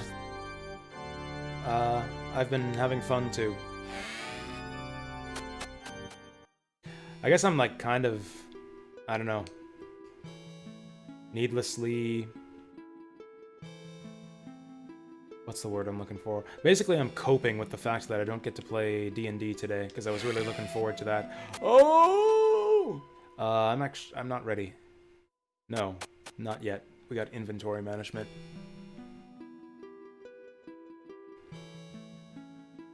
We're 9 hours in, too. This has been a long stream.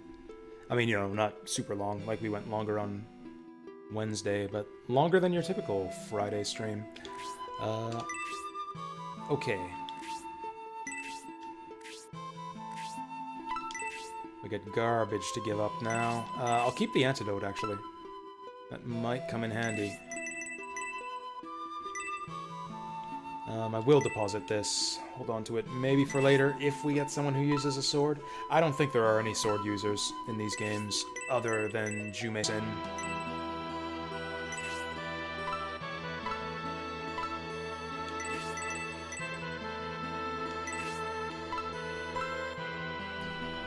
The dagger goes to Syndios.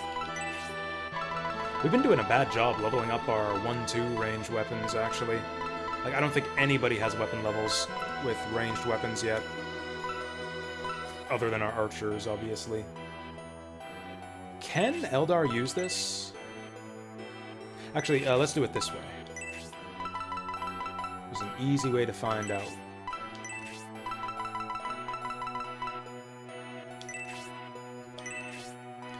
There we go, we swapped the knife. I will not equip the dirk, but I will try to have Eldar equip the dagger.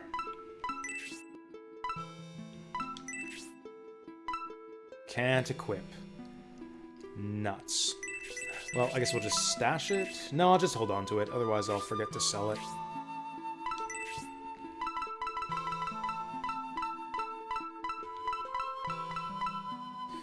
I might as well hold on to the herbs, because I have no problem throwing them away. Is anyone holding on to a bunch of something that I don't want to throw away?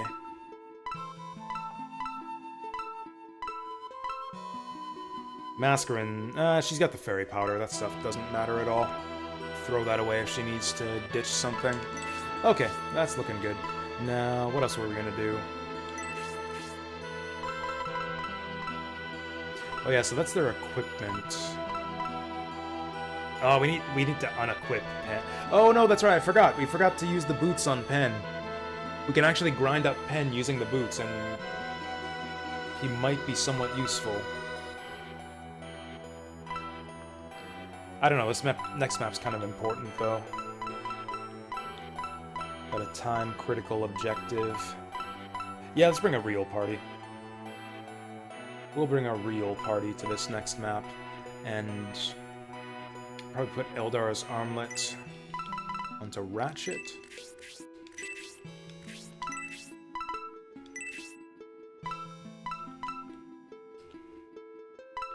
Damn it, I want to, like, quick scroll down my roster here.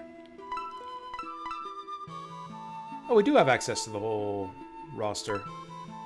Well, that simplifies things. Who was it going to be again? Oh yeah, Eldar.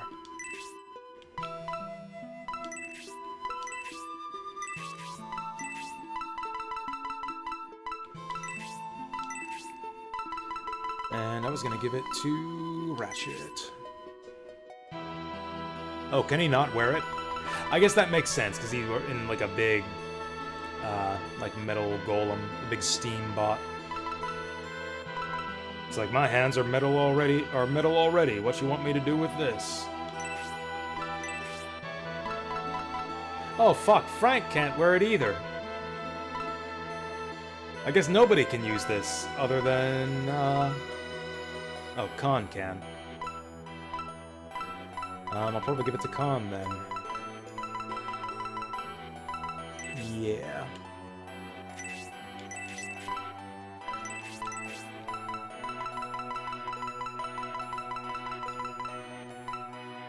Okay, none of those guys has anything important. Okay, we're gonna save and then move on to the next map.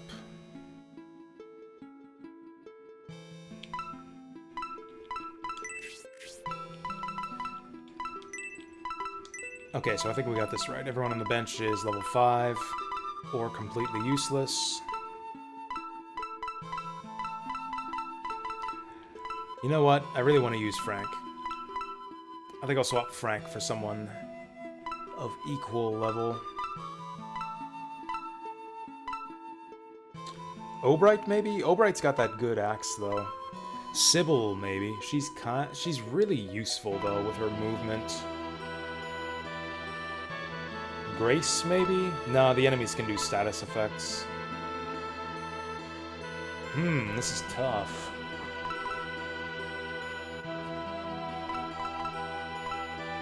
Let's swap out Khan, actually.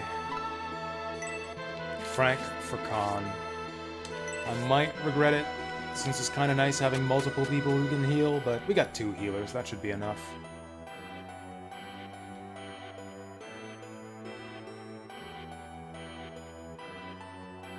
What was with the penguin? So Pen is still with us. What the heck did he do over here? Can I trigger that again? Was that a hint about something? A strange animal occasionally appears from a hole in the rock. It sure did.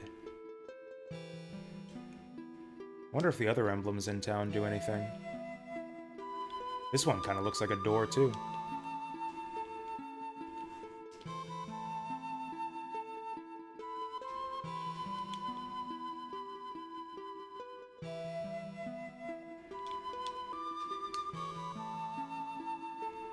Alright, new battle. Let's save first. And then this is the big one. We got a time-sensitive objective on this one.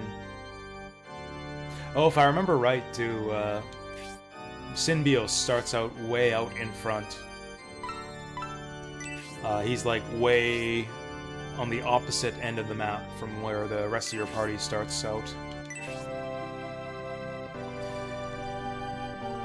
Actually, I'm gonna take a quick bathroom break. What happened to my volume? Oh, I just turned it off. I'm an idiot. I just turned it off to accommodate Le Jazz. There we go. Alright, we'll be back in just a couple minutes. Honestly, I don't even need to go to the bathroom that badly. I just mostly need to stretch. I mostly need to stretch, so I'll go do that and be back in a minute or two.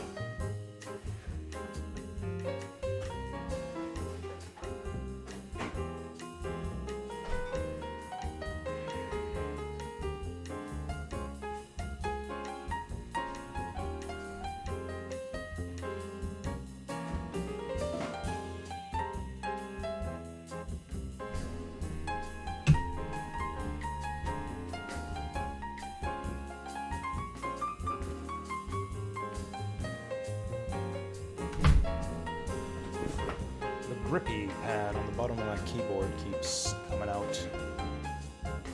But, you know, whatever, we can just stick it back on. No biggie.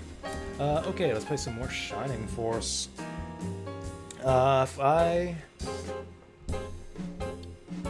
been keeping track of everything correctly here, I think that there's nothing else we have to do but just charge into this next fight.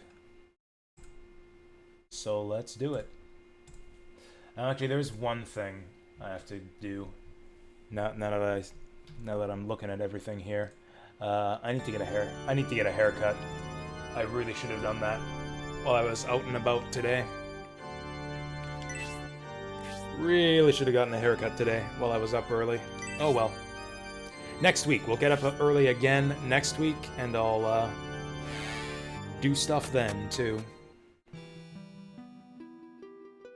It's for me, it's like a surreal, like I'm having like an out-of-body experience when I wake up early. It's like I'm in a whole new world, walking outside before 10 a.m.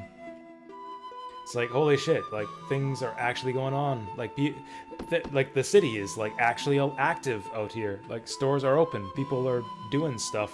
There was a line at the post office at like 9:30 a.m. What the fuck? Actually, I think it was closer to 10.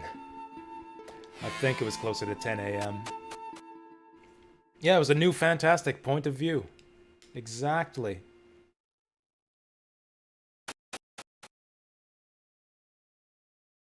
I'm slightly nervous about that. It doesn't matter. There's the thing I did at the post office. Basically, it's actually related to my internet switchover. I have to send back the modem that I had from my previous ISP. There's like a whole process.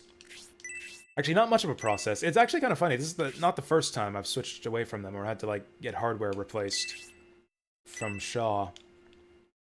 And before, there was like a whole procedure you had to go through. It's like, oh, go to this website and type in this reference number to print off this label and then box it up and ship it to this address, or else we'll make you pay a fine.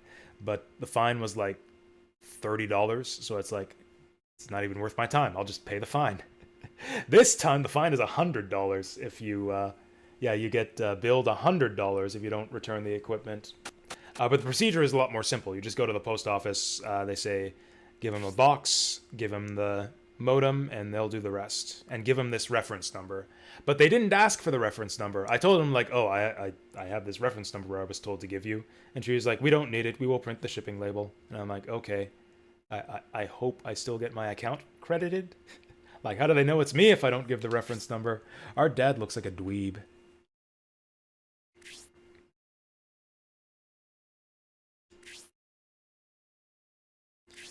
No sign of the Bullzone sect. They're definitely not hiding behind the pillars, and they definitely can't teleport in whenever and wherever they want.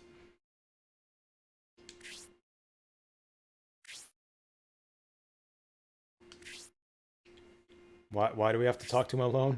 If we suspect him, we should talk to him as a group. It's like, yes, we suspect that the cultists might ambush us, so you should definitely go forward alone.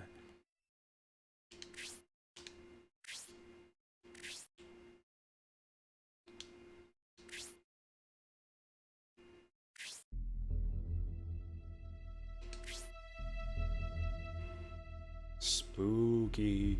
I'm gonna fuck you, Dad. I'm gonna come forward. You can't tell me what to do. You're not my real dad. Is he our real dad? I actually don't really know Symbiosis' family history. Uh-oh.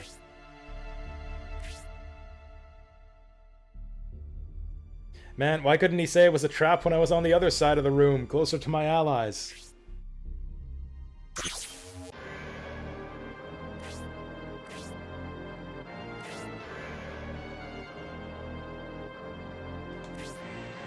He was supposed to be paralyzed or something.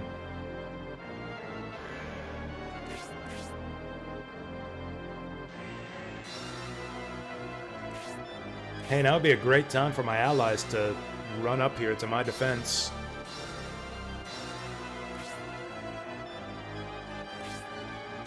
Father was defending the Holy Land from evil. What a badass.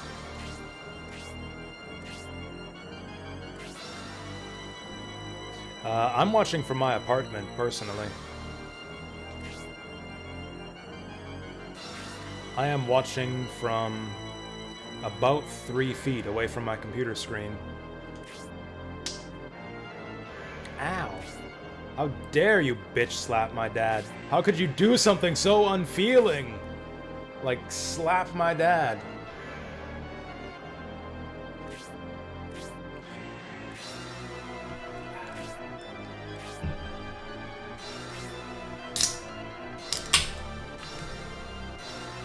Like 2 minutes later, after the guy shows up, we should hurry and save him!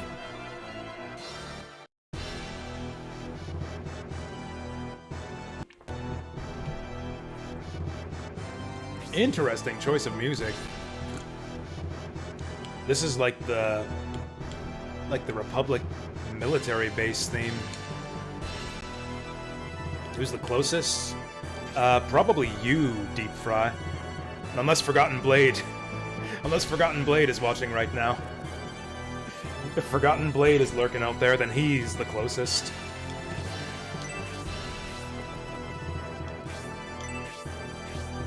Or Lork. Or, Bonghorn.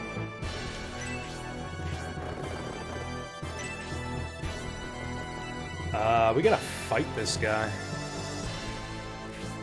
Oh, you know what? The only way this is gonna work is if Synbios 1v1s him. I wonder if we have the levels for it. We might have to grind for it if we want to do this thing. Also, can I not get back there? Or is he gonna pop up next turn?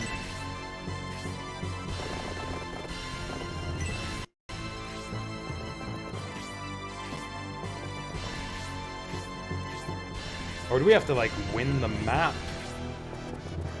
before Fiale teleports away?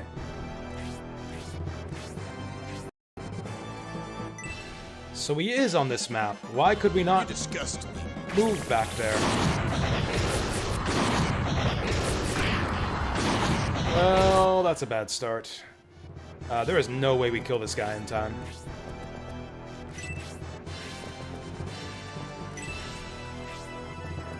Also, there are tons of dudes here. So many dudes. They're all clumped up, too, which is actually awesome for Mascarin and Noon. Oh, wow, the wolf's got legs. Wolf Baron's got legs. Holy crap. Justin doesn't, though.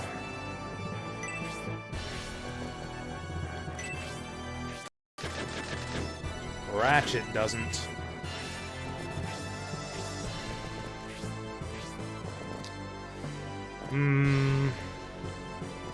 Yeah, we'll do it like this.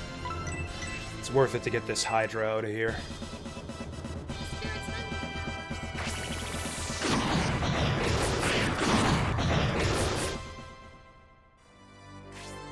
Am I wrong? I'm pretty sure that we've got to kill Fiale to unlock something in one of the later scenarios.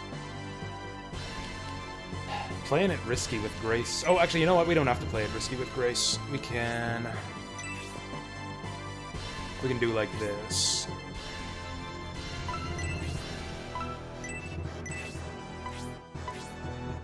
There we go. These two need the armor. Oh, the microphone. Oh, that raises agility, too. I should have used that on one of my slow guys. Like Obright and Ratchet. Oh, well.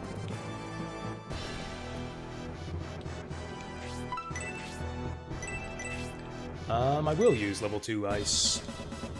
Now bear my Arctic Blast. The 3D Hydra looks so cute. He's like a Pokemon. Like a 3-headed Lapras.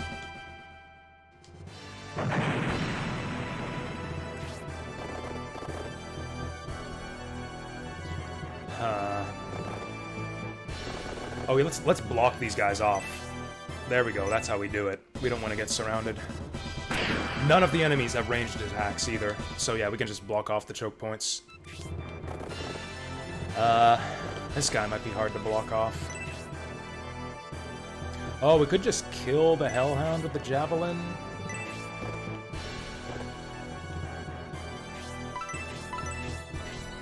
No, we need to form a line at the front here. That's what needs to happen. Get ready. Yes! Boom. Okay, one more shot. That was extremely lucky. They're coming! Symbios might be in trouble. Am I gonna regret this? You probably can't 1v1 this guy.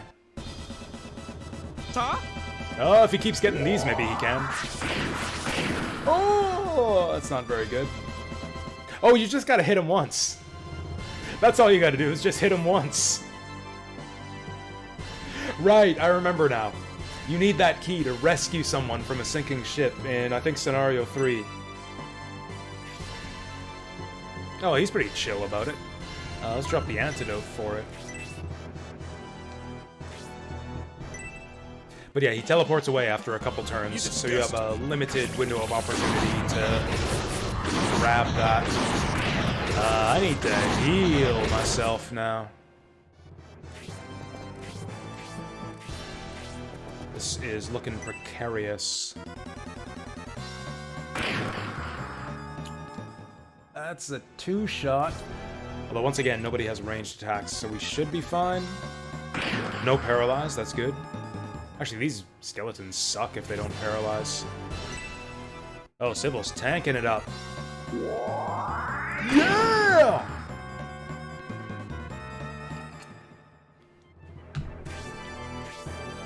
Interesting.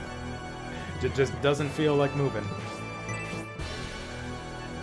This should be a kill. Bullseye. Ooh, that probably wouldn't have been a kill without the crit. We lucked out again. Okay, now that the skellies have moved, they're not a huge threat. Also...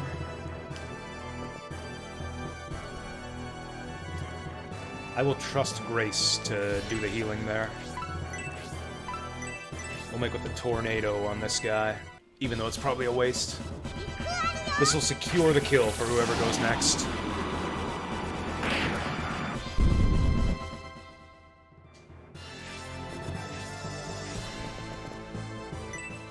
You know, the terrain here actually really benefits us. Counters after counters! Level 5, 3 HP. Dentaris is getting swole as fuck here.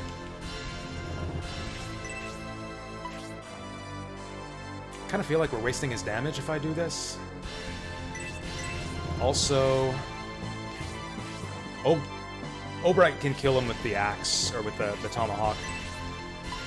Whereas only Frank can hit this guy, so we'll do this. That is literally the entire reason why I wanted to put Frank in the team. That is the only reason we keep him around. Because they hear that sound. Justin is awful. Why is his movement so bad?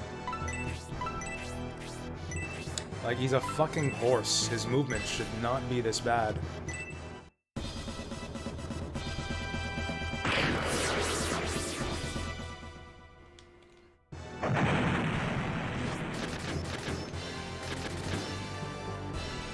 Our positioning is not great right now.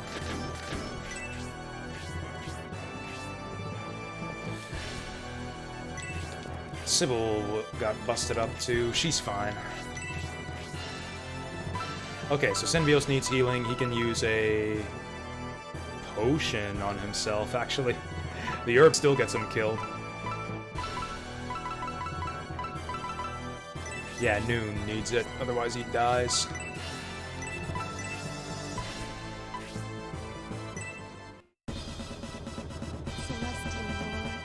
Oh, if we could get Master in there, they would buff each other's magic attack.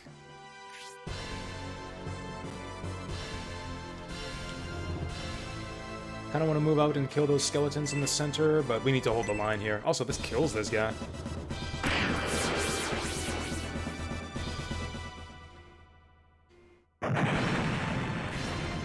Nostalgia from Pokemon Stadium. Nice. I mean, really, that's like the only reason anyone plays Pokemon at this point, I think. Maybe that's a little bit harsh.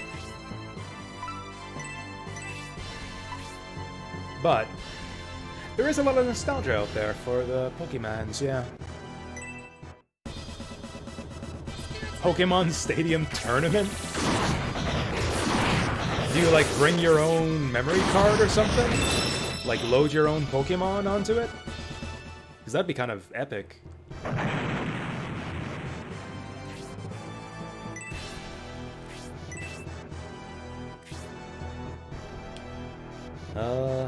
Things are going good so far. Kind of tempted to move up with Sybil, but we can't really afford to abandon the line here. Set Pokemon, that's kind of weird. So it's just like an RNG fest to see who wins? Or could you... Drafting Pokemon, that could be interesting, actually. What if you drafted Pokemon? Actually, you know what we want to do? You know what we want to do? Because, like, the damage isn't going to do much for us. Yeah, let's do this. Spirits, help me. The spirits did. I thought the spirits would be all like, lol, no, get fucked. Spirits are good for it. We need to back off. Actually, we need to stay here is what we need to do. Yeah, I think 22 healing still kills us. I need the potion.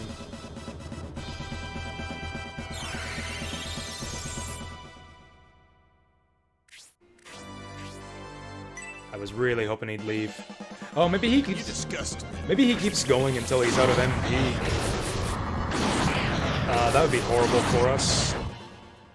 Might have to redo this fight.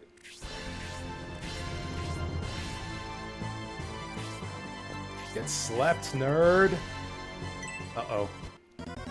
Mascaren's got a lot of HP, though. Oh. Oh. Hayward, what do you got? We gotta get these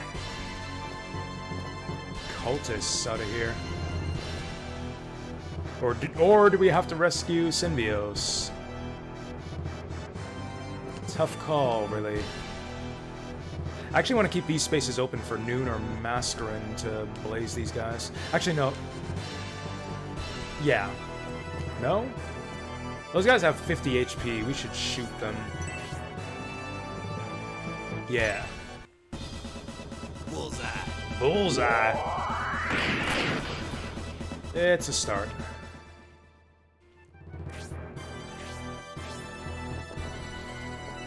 What's Irene gonna do? Actually, Irene can do a heal.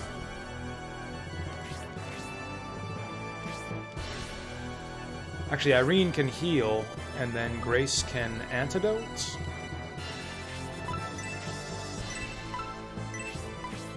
Yeah, I think that's the play. Irene can't hit very hard.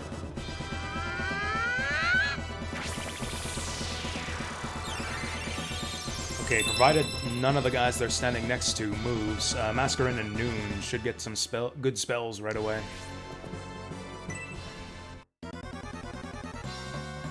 Getting super lucky on the skeletons. They haven't paralyzed us once. Frank.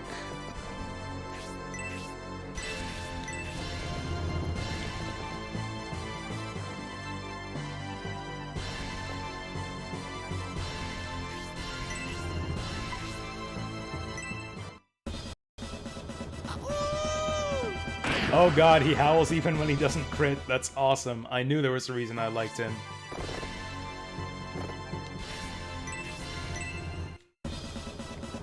Take this. Nah, he did take it. He actually took it pretty well. Oh, bright. Weapon type disadvantage on this guy. Oh, we could blaze. We could totes blaze.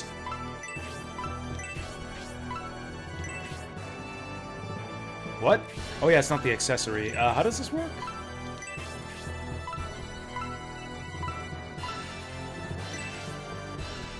There we go, use the weapon. Yeah. It'll do like 8 damage.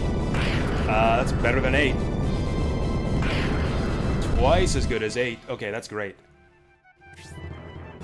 twice 8 is great. Ratchet's fucking useless here. So Grace has got an antidote. I think. Let's double check our HP, but I think we're good to just antidote here.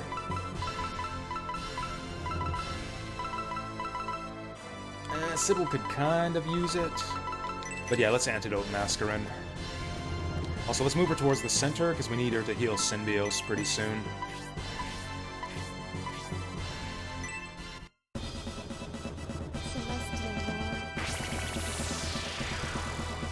Oh, I just thought of this. What was the T-shirt that you won, Deep Fry?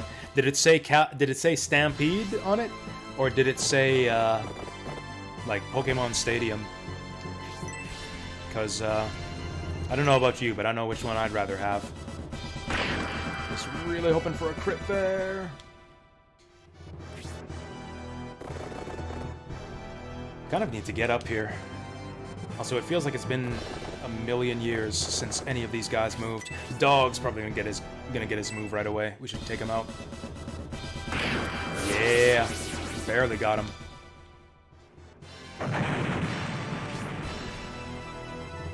That's why it feels like so long since the enemies moved. We keep killing them before they get their moves.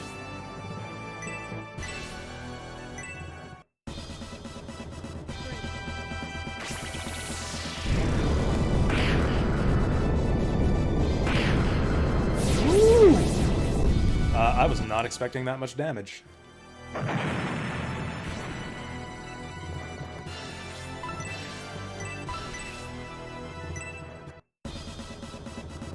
bear my Arctic Blast.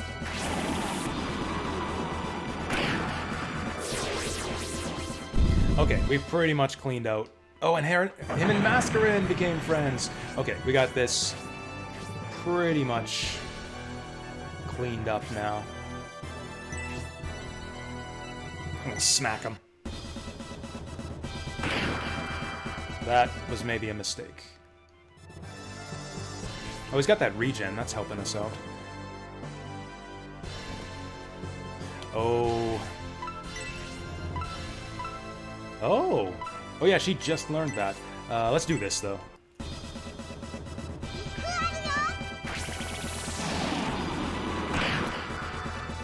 Oh, you know what? I never considered this. Illusion... I always thought that Lost in Illusion was like a blind effect. Maybe it reduces the enemy crit rate. Maybe that's why this skeleton isn't landing any stuns on us.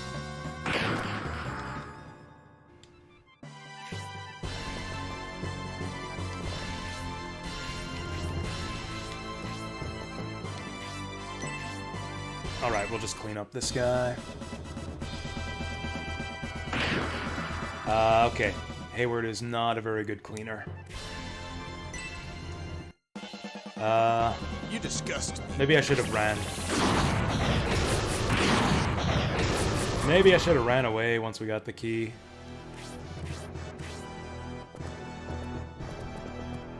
Alright, relief is coming, laddie. Okay, maybe Justin can clean this up for us.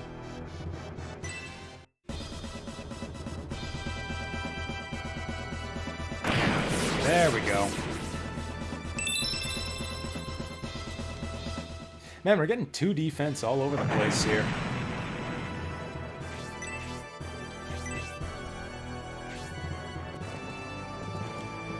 Nothing to kill up here. Let's move up.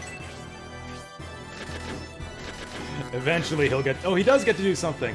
He finally gets to do something. Come on, 18 damage. Oh, Ratchet. Breaking my balls, Ratchet.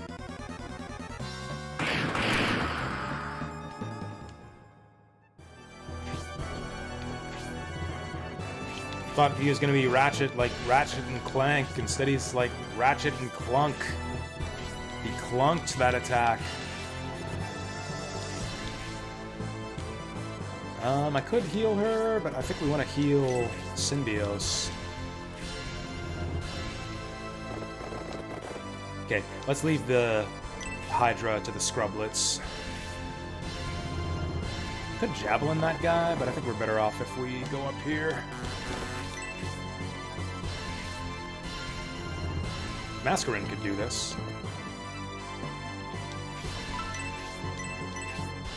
Yeah, like 2 of these will kill him. I only have like 2 of these left.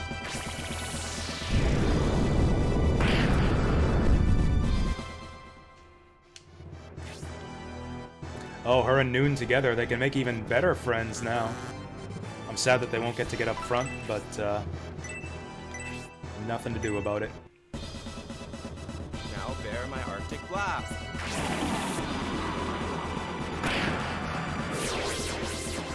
I'm a little bit sad that Noon is sniping all the kills, but yeah, that's how turn order works sometimes. Even Noon's getting the 2 defense upgrades. The 2 death level ups. This is not going well.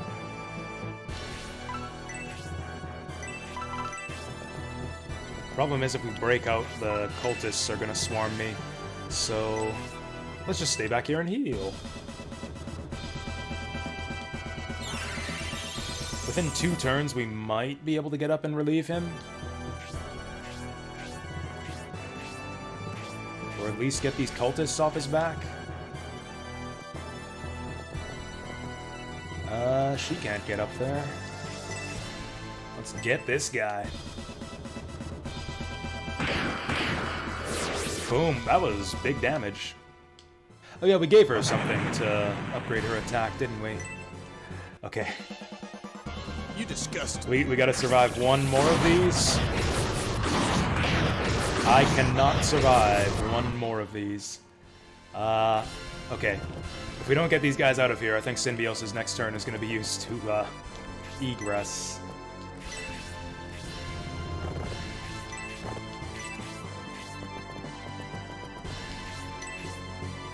Help is on the way, laddie! Shit, only 1 range on that.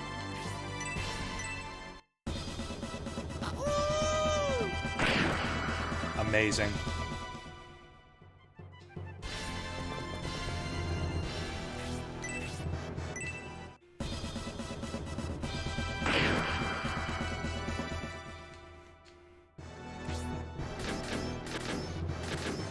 Can't see where I'm going. There we go. Oh, is he leaving? He's leaving! Hopefully this doesn't mean that the cultists will... We could have killed him. Hopefully this doesn't mean the cultists will attack Synbios now.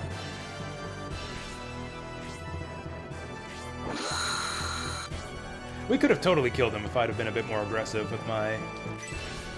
with moving up on, moving up the field.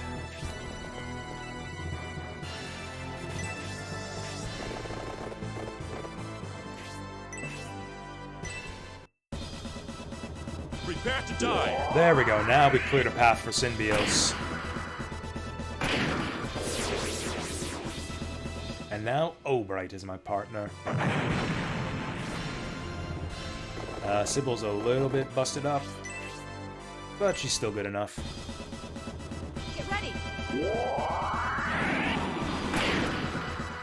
The damage on this girl. They still just want to sit there and do nothing. We could give this to Synbios. I mean, I'm surrounded... My men, protect me! We might as well do this. He's actually a little bit under-leveled. Thunder. Also, we get to hear him say, Rain Thunder! I think I do a pretty good Synbios. I don't know about you guys. I think that's a pretty good impersonation.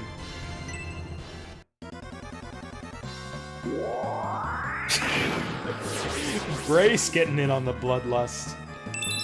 49 experience. Heal 3. That's not very good. Attack 2. She's like the first person I have ever seen get a 2 attack level up.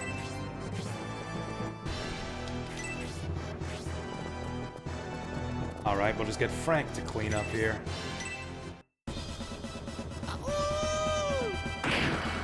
Yeah, Frank could use some work.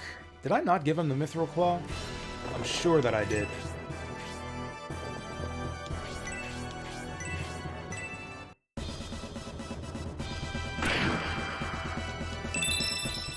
Power Wheel! As if he wasn't doing enough damage already.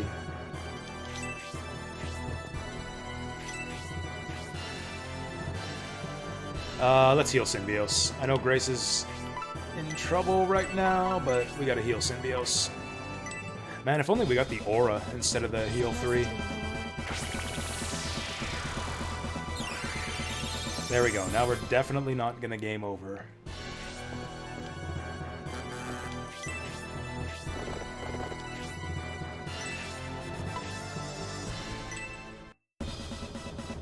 Prepare to die.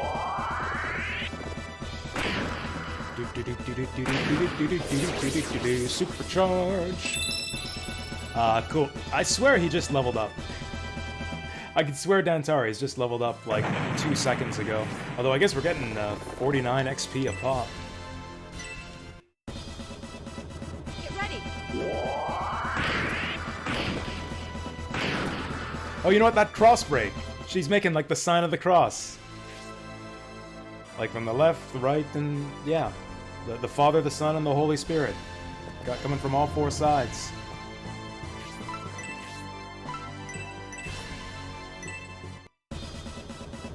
Rain thunder.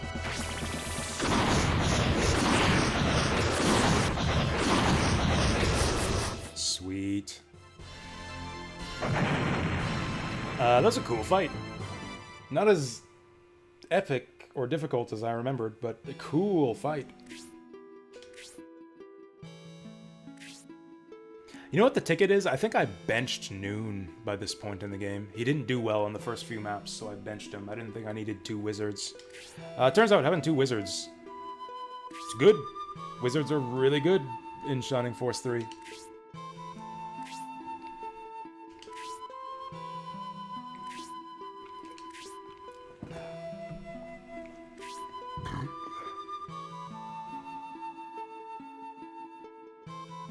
Who's Palsis? Oh, is that Symbios' little sister? I think she had it. I think Symbios had an Emolto, if I remember right.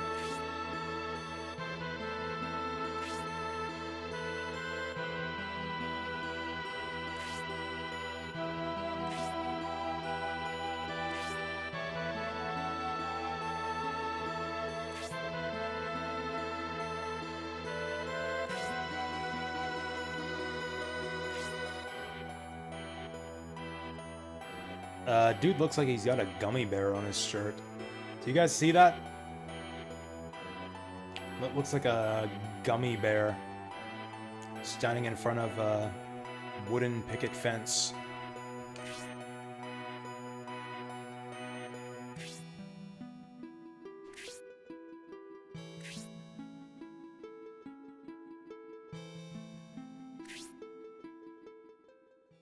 So Dad was a good guy after all.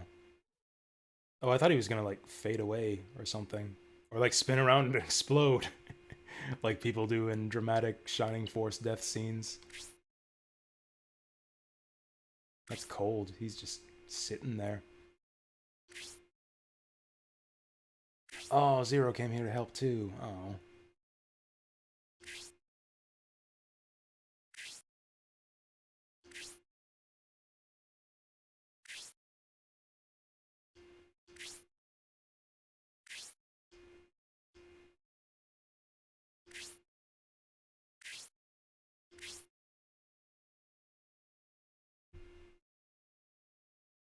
Oh, I think he's crying. I think that's what that pulsating mean. That's the low animation budget symbol for crying. back in the days of 90s JRPGs. I think they used that in Final Fantasy VI as well. Oh no, 5. Yeah.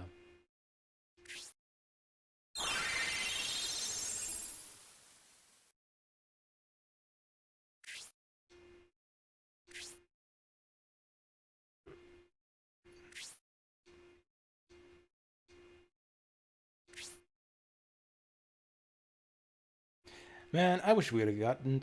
I remember Conrad being more of a character. I thought we actually got to, like, talk and hang out with him for a bit before he gets assassinated. That was kind of a bummer. What was that about cold stairs? I just liberated you guys.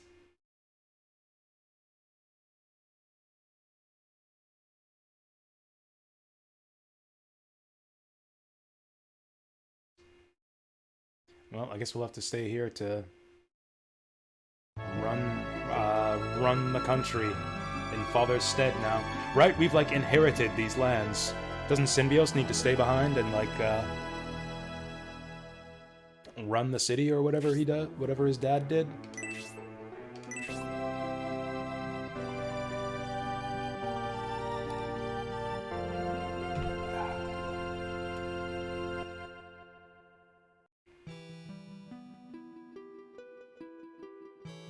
Tower Ruins of Lookover. Yeah, we're actually kind of approaching the end here. We cleared 2 chapters today. Like 2 full chapters. We might okay, we're not going to finish this game next week because we'll have like a big grind fest through the optional bonus dungeon before the final boss. But we'll probably get that far. We won't clear the final boss next week, but I betcha that we'll like start trucking through the bonus dungeon. Oh, there we go. And that's how we rescue whoever it is in Scenario 3.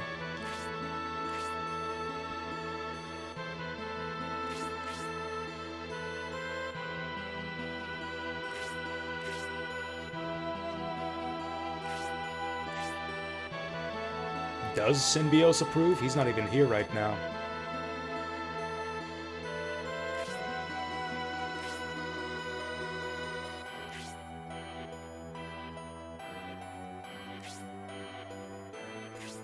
Hey, we get our orb back!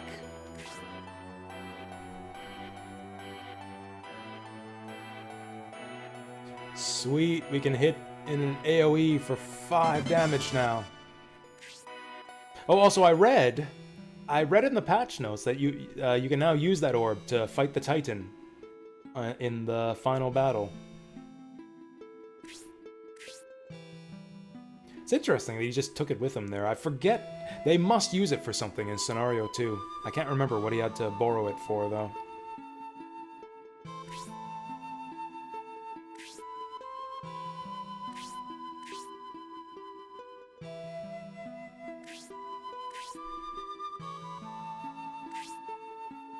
I'm looking forward to that. I'm looking forward to seeing how it served the Median army.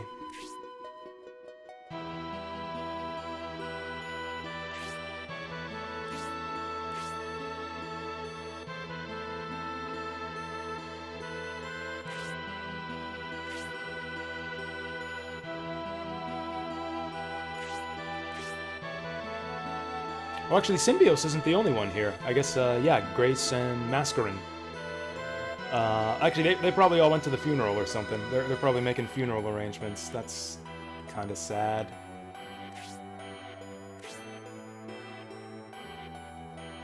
Okay, so Palsis is a duke somewhere in a remote place in Lookover. Okay, giant tower ruin. I know where we're going next.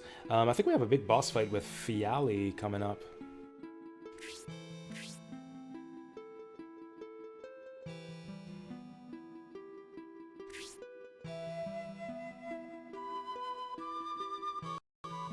Oh, also, interesting choice of characters there. I think those are the only characters who aren't optional. Yeah, apart from the core 4. Symbios, Dantares, Mascarin, Grace. Yeah, I think the characters in that last scene we saw are the only other non-optional characters in the game.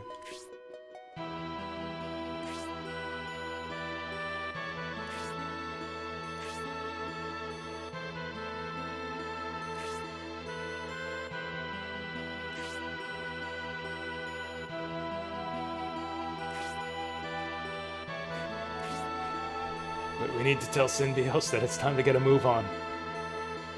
Are you gonna tell him, or are we just gonna keep awkwardly standing here?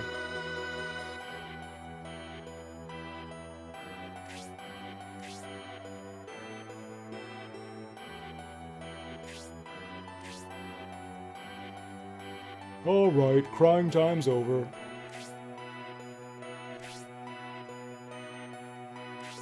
Alright, crying time's over. Now it's ninja time. I think we get at least one ninja in this next chapter.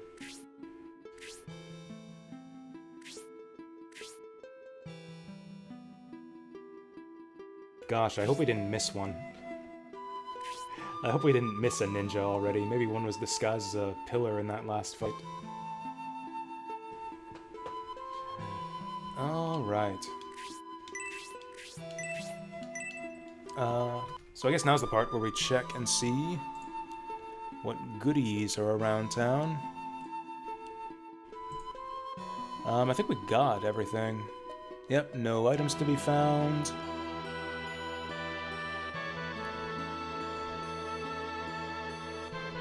Alright, on to Chapter 5. Tower Ruins of Lookover.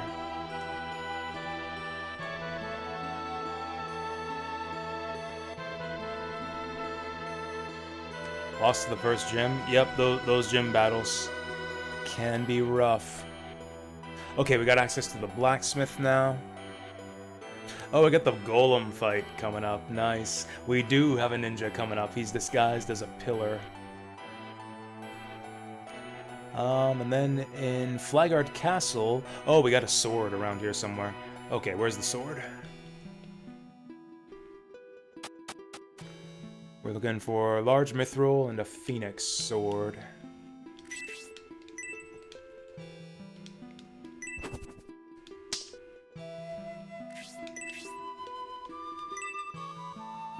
The attitude... Oh, this is Synbios's room, isn't it?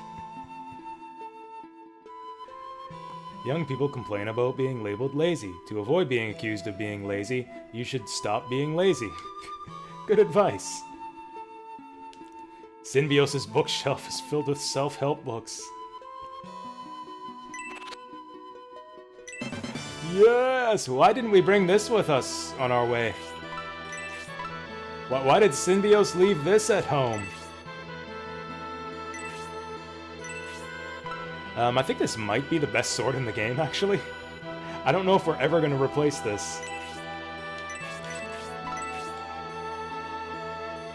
Are we closer to the end of the game than I thought, actually? Like, what's between the Fiali fight and the final fight? Chapter 6 might just be nothing but the final fight. I don't know. I guess we'll see. Ladies preparing food for marriage. This is probably Synbios's sister's room. I'm gonna take her money. Margaret. That's his sister's name. I don't know if she's mentioned at all in the story before this point. Okay, so there's our coins. There's a phoenix sword. Oh, we missed a potion. There's all kinds of good stuff in these rooms. I just assumed there would be nothing in here. It's like, oh, there's only going to be one item in one room.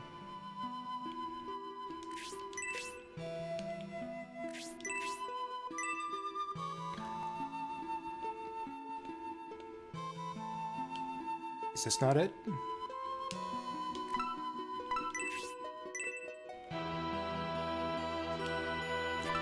Is this not it? Because this looks like it.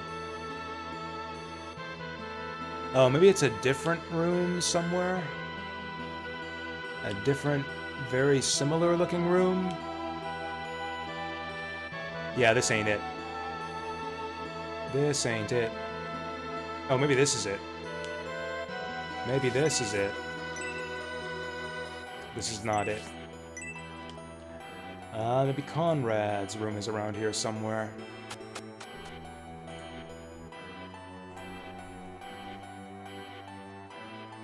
Pokemon Pinball, Kirby Pinball, Sonic Spinball. Sonic Spinball at the bottom, probably. Although I don't actually completely hate that game. It's got, like, some good table design, I think, actually. Like, I actually kind of like the levels in that game. The physics are awful, but, yeah, the actual levels are pretty cool. Kind of like puzzle boxes, but like for pinball. Like you kind of got to figure out where to go and how to locate stuff. The final level is a bitch. I can't consistently beat Sonic Spinball. I usually use up all my continues on the final stage. This is cute. We get to like find out a little something about each of the members of the Synbios family by reading their bookshelves. Conrad was interested in the ancient kingdom that existed on the continent. Sounds to me like he was more interested in getting over his dead wife based on his bookshelf.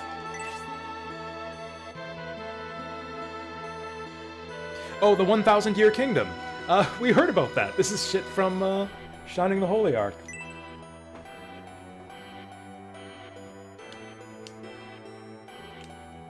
So that's all the stuff we need inside the house. Other than to read all these books.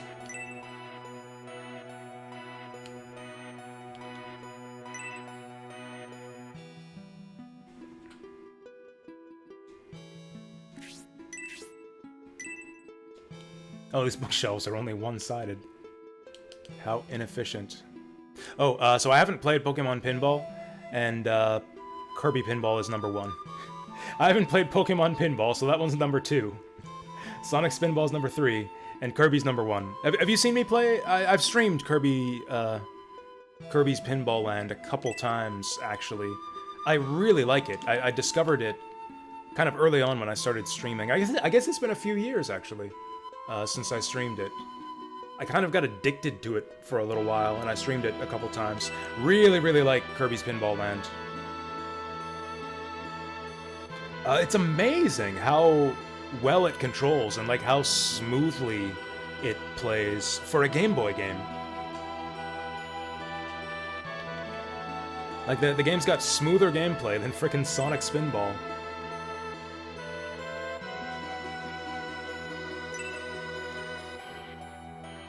The boards are kind of hit or miss. Like some of the tables in Kirby's Pinball Land kind of suck.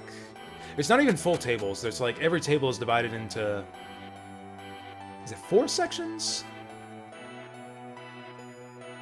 I think it's 4 sections, maybe 3. Some sections of individual tables kind of suck. Like I don't like the slot machine.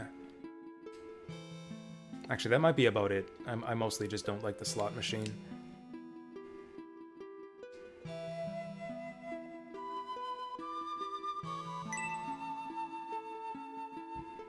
Yeah, that's right, we're the Lord. That's the word I was looking for. I'm the Lord of this land. That would be just irresponsible to leave here. You see this a lot in SRPGs specifically. It's like, oh, your parent has died and you've inherited this important title and all of these lands. Time for you to abandon all of that and go off on your adventure. What other RPG did we play recently that did that? I can't remember. That happened in another RPG we played not too long ago.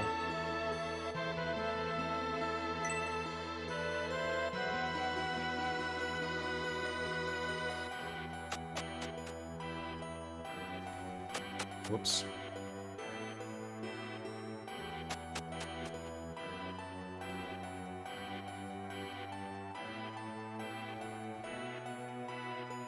Has anyone else played Pokemon Pinball? You know what? I've seen Pokemon Pinball played. I actually watched that in GDQ one year for some reason. It was a quick run, like 10-15 minutes. It looked pretty cool. It had cool boss fights. So the premise is like you're catching Pokemon. You're like hitting bumpers and like triggering targets to capture Pokemon. And like sometimes you'll, if you set things up right, you can catch a legendary Pokemon by like opening up the hole to travel to the bonus board and battle the legendary Pokemon, which are basically boss fights. And those looked really cool. Actually, Pokemon Pinball looked really impressive, actually. So just based on seeing it, I would say that's easily number 2 of the 3 over Sonic Spinball. Xenoblade? They made Xenoblade Pinball? I would play that. How's Xenoblade Pinball? Oh, you're talking about Melia. You're talking about Melia from Xenoblade. Yeah, I think that was it. I think that was it. Because, yeah, she, after her dad died, she inherited the kingdom. And then ran off to chase after Shulk, even though he told her he didn't like her. Not in so many words, but yeah, that was basically the situation. It's like, yeah, I've got a duty to my people because I'm their queen now. But even then, I'm just gonna, like, fuck off and play Beta Orbiter to Shulk. Apparently, okay, so Lord Conrad was a good guy. All the people are praying for him. Because he's such a good, non-treacherous guy. Yep, good old non-treacherous Conrad. That's what they'd call him.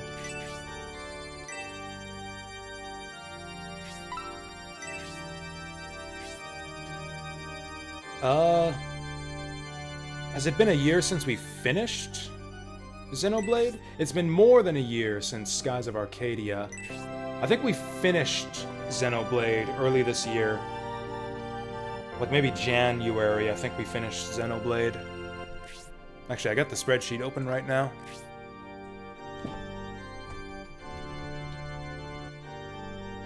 February. We started in September and finished in February. Oh, speaking of finishing games, we finished Armored Core yesterday. Let's put that on the spreadsheet.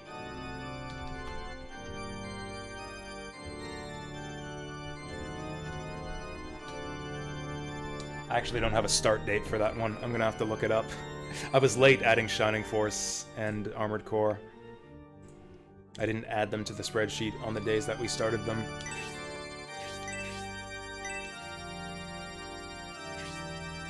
For me, it's more like, man, how time flies since the last time I played Shining Force 3. Let's pin this down.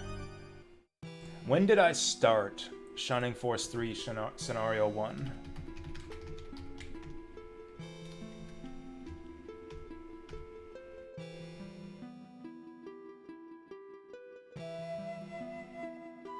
Oh, it actually hasn't been as long as I thought. Actually, no, this is about right. I started Shining Force 3 in February. Same as the month that I finished Xenoblade. I mean, you know, 4 years earlier. 2019. February 2019, we started up Shining Force 3 Scenario 1. We finished Scenario 3 in April. Actually, yeah, this game's actually not as long as I remembered. I seem to remember this being like this big epic thing that took up half the year for me to finish, same as like Berwick Saga. Like Berwick Saga took me like 6 months to finish. Yeah, Shining Force only took me like 2 months to finish last time around. I guess it's not super long. These scenarios are actually not as long as I remembered. Especially now that I kind of know what we're doing. So first things first, let's go scavenging for items.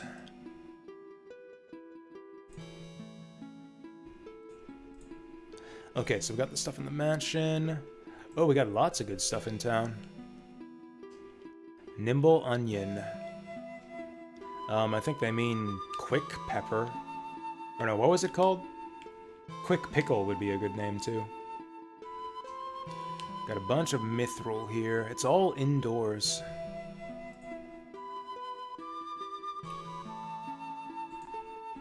Okay, so let's check some doors.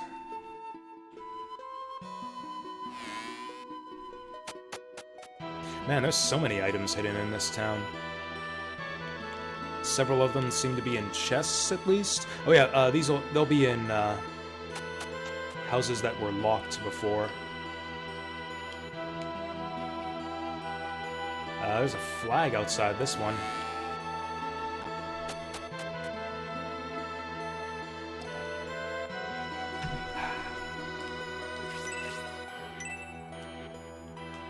I know you've got something. Do I? Do I really know that? I'm looking for so many... Okay, let's just focus on the stuff that we know we want to get. There is a small mithril in a barrel somewhere. Actually, pretty much all the stuff we're looking for is in barrels. Barrels and crates. So we're looking for barrels, and we're looking for crates.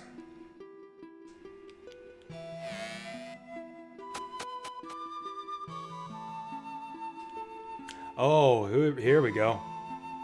Barrel Paradise.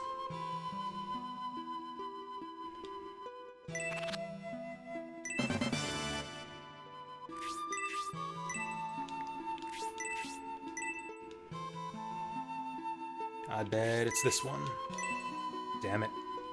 Oh, come on. It's got to be one of these. Is there another house in here somewhere with tons of barrels in it?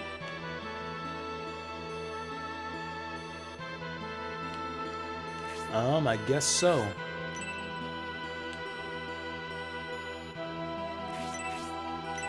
I'm not gonna have to check all of these. There must be another house with a ton of barrels in it. I guess that's why the townspeople locked these houses, is where they keep all their barrels. You know what, that makes sense. Wasn't, Fafnard or whatever here to steal the food? Something like that? He thought they were stealing food, so he came here to steal it back? Or kill them or something? Maybe that's what it is. They locked up all the food in the houses. Oh, that flag is everywhere in this town. I think this is... Yeah, we've been in this house before.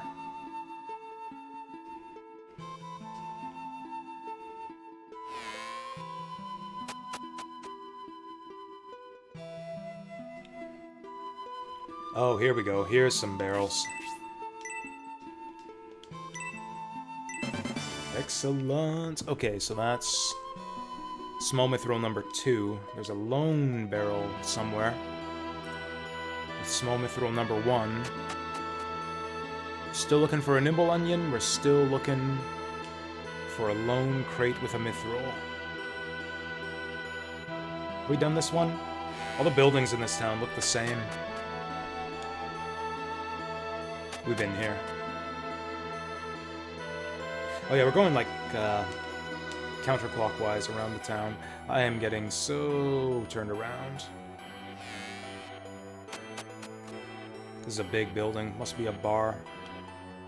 Oh, this might be something.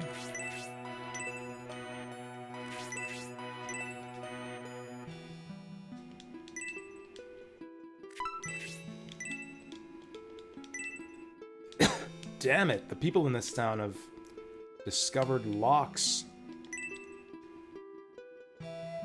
Stingy bastard. Oh, maybe this is where they keep their barrels. Barrels! Oh, there we go. There's the good stuff.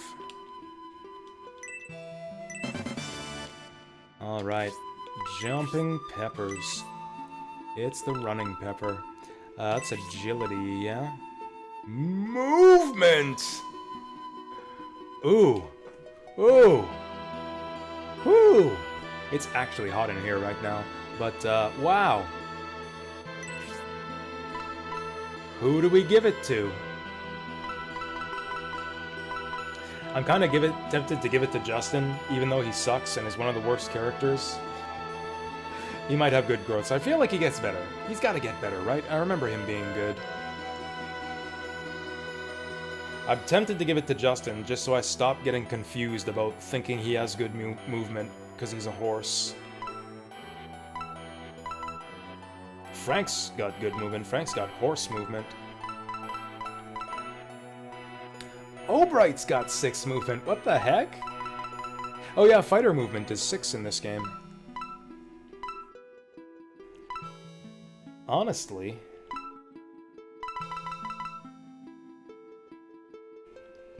we don't want to suicide Synbios to the front. I feel like he's fine with 6 movement. I think the biggest benefit goes to given it to someone with 5 movement.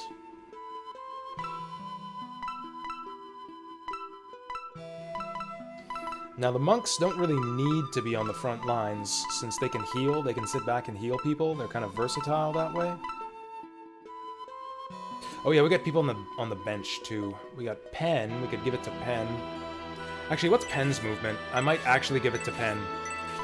Because if he's got bullshit movement, like 4 or something, we'll have to give it to him, pretty much just to keep him viable. So we're still looking for a lone small mithril crate.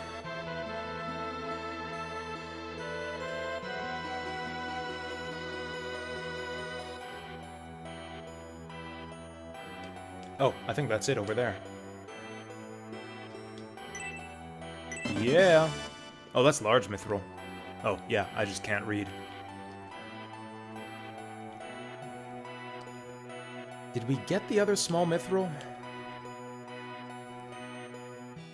Did we get the small mithril in the barrel beside the bed? I can't remember. I guess we could just do an inventory check. Like, all of the mithril in our inventory is what we picked up in town. So if we got it all, we should have a large, two large, 2 small mithril. 1 and 1. 1 large. I'm missing a small, so we need to find that barrel.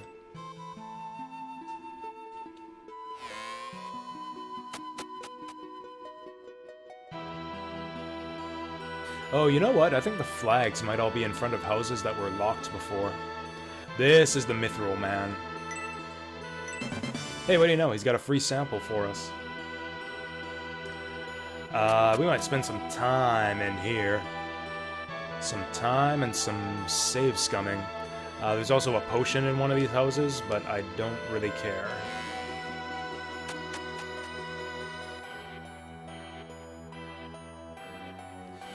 Okay, so now we got some sorting to do through our items.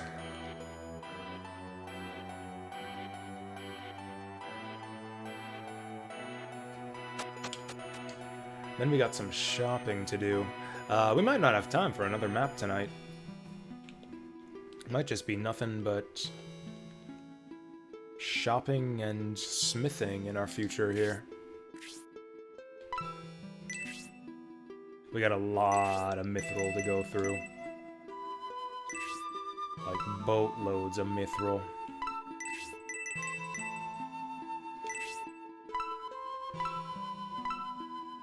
Also, we gotta decide who gets the jumping pepper. Whoops. Hey, we got the orb back. Oh, that's an accessory, isn't it? He should equip that. He should equip that and give his attack band to Frank. No, Frank can't wear bands. Neither can Ratchet. Neither can Pen. What the heck? All of my fighters who have crappy attack can't wear gauntlets, don't have hands. How can you be a fighter if you don't have hands?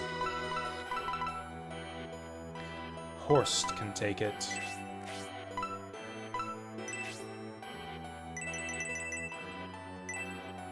Also, we're kind of at the point of the game where the potion isn't completely useless.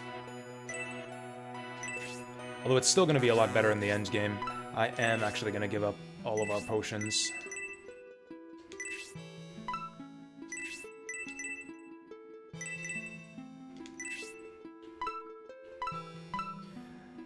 Yeah, the potion is kind of just overkill healing for us at this point. The healing drops are good enough. Potion will be for the end game when we have like 50, 60 HP.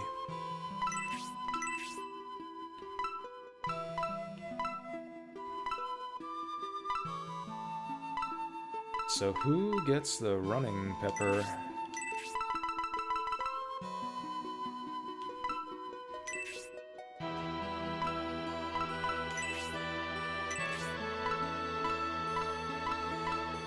Just want to make sure everyone's got a healing herb on supply here. Sybil didn't have one. Did she use one already? Oh, Irene could use herbs. In fact, I should probably just use up the herbs at this point. The healing drop is good enough, but the small herb is kind of obsolete. Oh yeah, Khan's got to equip that.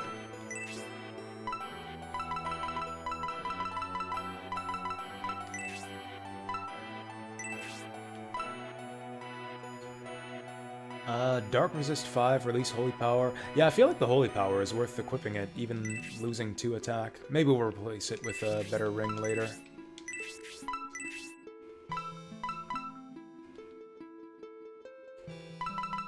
Really wish there were a way to tab through characters a bit faster. Okay, who's missing an accessory? Oh yeah, that's right, Eldar. That's the main person we want to have it. Is there anyone better? Horst does enough damage already, and those guys can't wear it, so Eldar it is.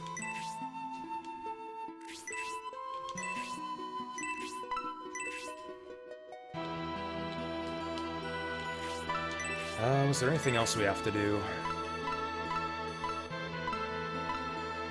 Oh yeah, gotta figure out who gets the running pepper. So who's benched right now?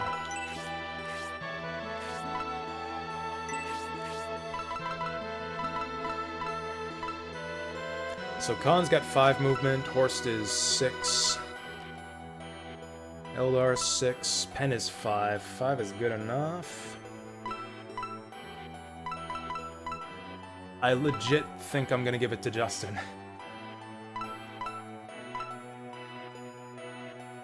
If we give it to Synbios, he is kind of starting to get under-leveled. He's got really good equipment now, too.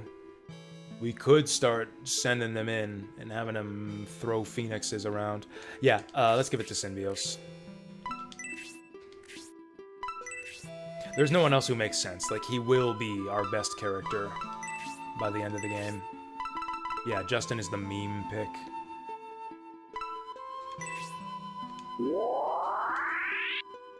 Two movement! Holy shit! I think it always gives you 2. I think the running pepper is always the same amount. Wow. That's too much. That's too much movement. Slow down, Synbios. Hey there, Tommyhawk. Yeah, I know, right? Shining Force 3 is so cool. I love this game. This is my second time playing it, and I actually think I like it even more the second time. Which I didn't think it was possible, because I liked it a lot the first time through. Alright, we're going to look over. There's an English translation patch. I think it's the first thing that comes up. Oh, also, this is Scenario 1, but what am I saying?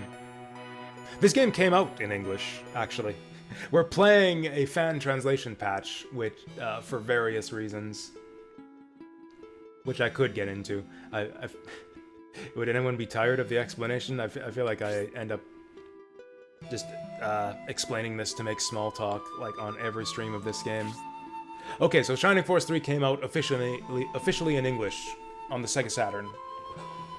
And it was one game that we got in North America. Just the one. Shining Force in Japan is actually 3 games. It's like a 3-part trilogy. There's Shining Force 3, Scenario 1, Scenario 2, and Scenario 3. There are 3 different games sold separately. And like the one we got in North America isn't the 3 of them combined. It's just the first scenario. We did not get the complete Shining Force 3 in the US. What they did was they rewrote the ending of Scenario 1 to finish off the story, and then never brought over Scenarios 2 and 3. Thanks to a translation project called... Oh, you didn't get it in Australia? Oh, sucks. Sucks to be you guys. I mean, sucks to be everyone, really, other than Japan, because Scenarios 2 and 3 are actually even better.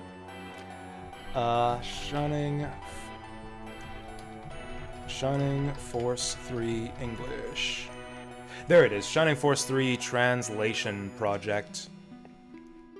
I think this site, yeah, from Shining Force 3 Central. Why won't it open the site?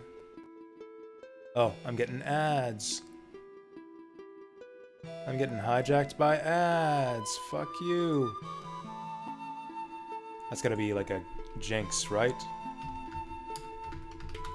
Please tell me that Shining Force 3 translation project did not get, like, hijacked by pirates or something. Okay, looks like it was a fluke. Looks like I clicked on the wrong link or something. I think all the details are here, but yeah, you can get the... So that they have now done a fan translation that retranslates the first game to be more accurate to the Japanese original and properly set it up for the sequels, for scenarios 2 and 3, which are also translated into English. I'm using that translation patch and playing all 3 scenarios, or planning to play all 3 scenarios. We're still on scenario 1, so this is still the same game that we got in the US back in the day. I say we got it in the US. I don't live in the US, I'm in Canada, and I didn't play this back in the day. I didn't own a Saturn. I hadn't even heard of this game back in the day, actually. It's a brilliant game, though, especially scenarios 2 and 3. It's actually my favorite one in the series. And yes, I say, like, all the time that they should remake this one. Like, of all the games to remake or remaster, like, this one got... I don't know if it got a limited release in Japan, but it certainly wasn't big enough for them to think it was worth bringing over here. Like, it's such a niche title, never officially released in English, not available officially anywhere, like kind of a limited release window if nothing else. I don't know how common this game is, or like how many copies are out there in the wild, but like it certainly wasn't in print for long. Like, fuck, yeah, bring it back.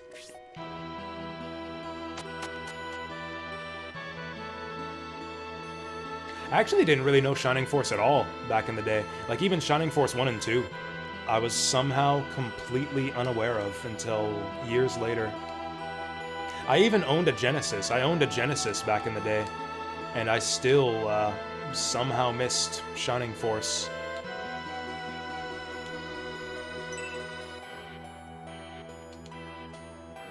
Do we go shopping first? Really, we should do Mithril first to know what it is we actually have to buy. Which means let's save so we can start save scumming. Oh yeah, there was also Shining Force CD, so there's like the Shining Force Gaiden games on Game Gear. We actually played through those last year also. Or not the Gaiden ones, but they then remade Shining Force Gaiden for the Sega CD. That was Shining Force CD. Which is like the remake and compilation of Shining Force Gaiden 1 and 2. Great game. Yeah, if you like Shining Force 2, yeah, Shining Force CD is awesome.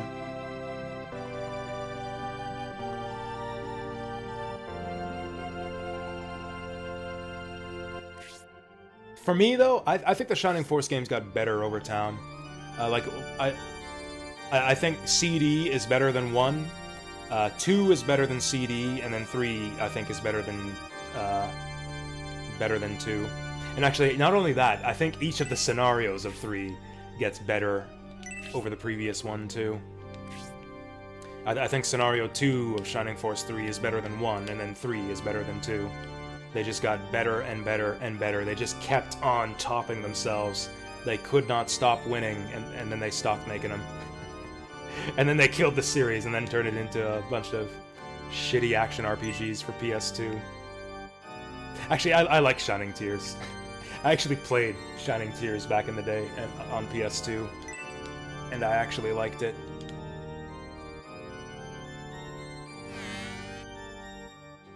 It's actually funny, I first played Shining Force 2 in an emulator, back when I got into Sega Genesis emulation. I played 2 first for some reason, and I didn't like it. I actually got stuck really early on, like, in the first battle. It took me like 3 tries to get past the very first battle. And I was like, fuck it, I've had enough of this shit, this game sucks! I might have played a bit of the second battle too, but I think I died in that one too, and then I just got fed up and quit. I gave it an honest second try a few years ago on stream. Actually, right before I played Shining Force 3. That's right, I was like running through the series, and we played Shining Force 2 before I played Shining Force 3. We streamed it, and I actually really liked it. I really like Shining Force 2 now.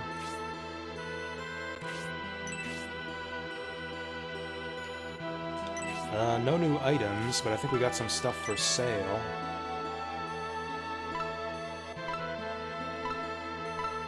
Oh, yeah, we can sell this.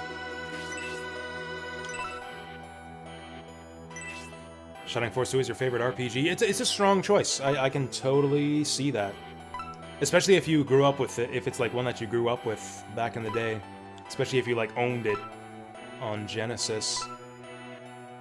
Man, yeah, if you were an RPG fan on Genesis, like, that's it for you. Shining Force and Phantasy Star. And I guess Warsong too, if you're extremely based. Justin does not need that many herbs.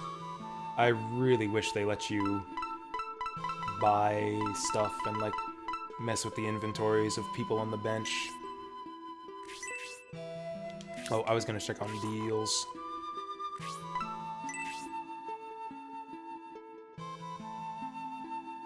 Oh! Well, I don't need that, so that can stay there until I need it. A white ring for 5,000. Don't mind if I do. Yeah, that's worth 10 defense. I actually think we give that to Symbios. I think I actually value that more than the regen.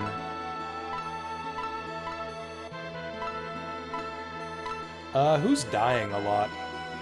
Sybil's dying a lot. We should give it to Sybil. Heck yeah, she'll equip it. Or is the white ring that one that gives you regen? Either way, she could, No, don't take my silver ring. Fuck you. Oh, and then she gets all bitchy at me about it. Screw you. I'm gonna take your white ring and stuff it up my butt. Oh, you got an OG cart. Nice. I actually sold all my Genesis games back in the day to get money for a PlayStation. I was actually already emulating at the time, actually. Like, by the time the PlayStation came out, you could already emulate Super Nintendo and Genesis games on your PC. I was already doing that by the time the PlayStation came out.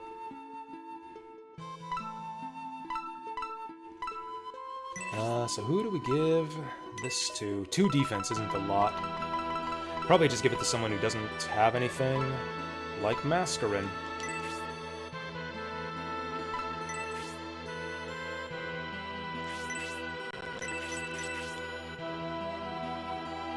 Yeah, man, Z-SNES for life. Z-SNES and... was Genesis the other one? I think it was... They all had gross names. Or not all of them. There was like Genesis, which is like cyst, like a cyst on your body, and it had like that blood dripping menu at the top. I think that was Genesis. Nesticle with the fucking testicle icon. Fucking emulator programmers back in the day. That's the kind of crowd it was. 90s hacker kids.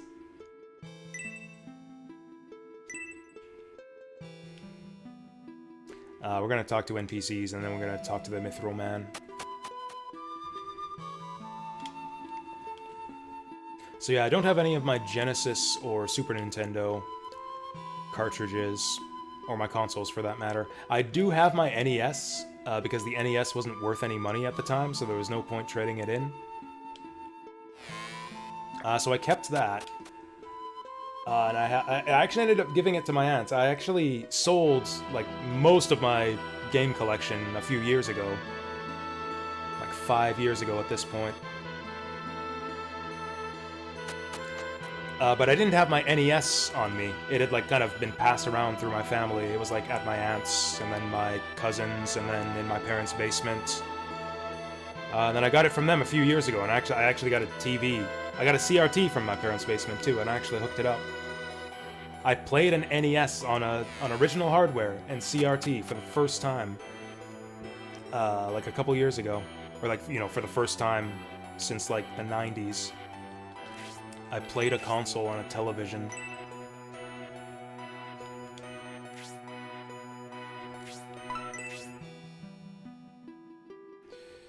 Ooh, freeze is actually not very useful, but the rod might give us better damage. Yeah, I'm gonna nab that. Although support is actually a better spell. Like freeze isn't very useful.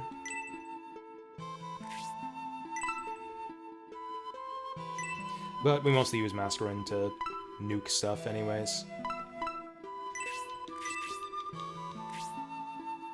Does the staff influence your magic attack power, like the damage of your spells? I think it might.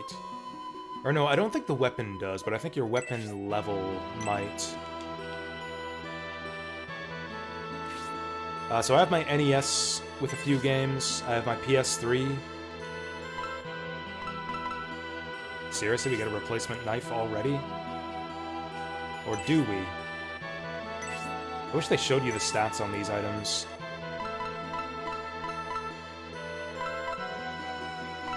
Actually, I don't think any of this stuff is different from the stuff we have. That's not going to be an improvement over the Flame Axe. That's not going to be an improvement over the Counter Mace, who isn't even in our party.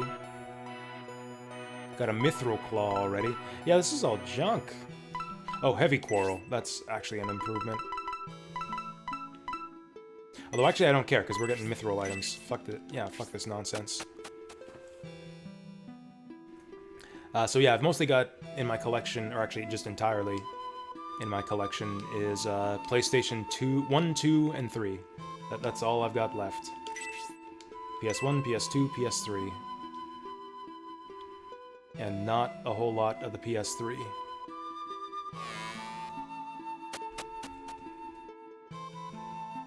And you know what? I never play them. I've got the console hooked up to my TV. I haven't even turned on my TV in years. Probably been about 3 years since the last time I turned on my television.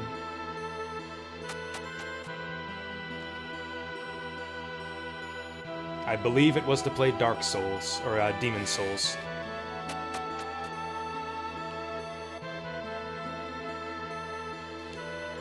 Have we been in all the houses yet? I think I'm just gonna quickly check the guide to make sure there's no events we're missing out on. Okay, Symbiote waves goodbye. Don't miss the blacksmith. Fight Flaggard. Okay, I think we're good to go.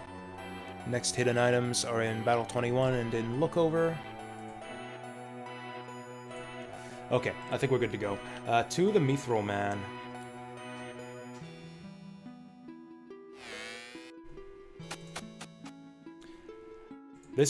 They're not gonna make us do it like Shining the Holy Ark, are they? Am I gonna have to go in and out of the shop literally 20 times to make all these items?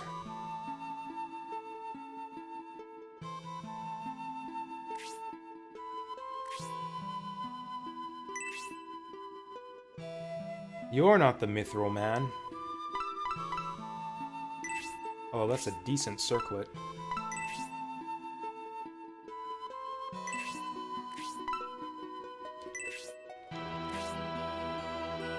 I was told by this guide here to watch out for the Mithril Man. Don't miss the blacksmith and Flaggard. Is this not Flaggard? Am I wrong? Maybe I'm wrong. Where are we? This isn't Flaggard, is it? This is Flaggard. This is totally Flaggard. Where's the damn blacksmith? I made this mistake before. I mistook the accessory man for the blacksmith man.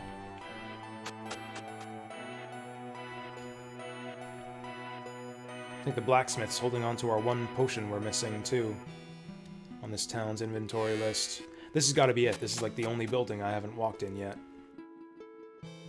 Except I have walked in here.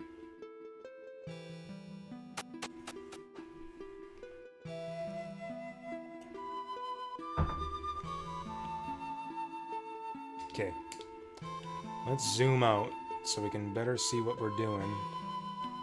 We came from this direction. Oh, we haven't been in here yet. Here we go. Nope. Although, what's this? Oh, is this the way to the Mithril Man? This is the way to jack shit. What's up with this? This has got to be some kind of secret thing.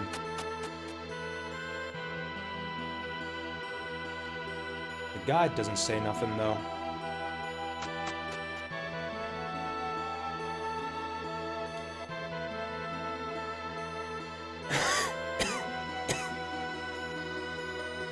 Okay, we've been in there, and there's the church, there's a steeple. Open the doors, and where the fuck is the blacksmith? That was an empty house. It's gotta be this one. It's definitely this one.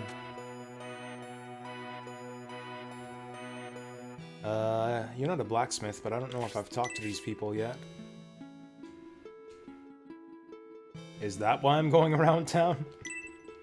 Is that what we're doing here?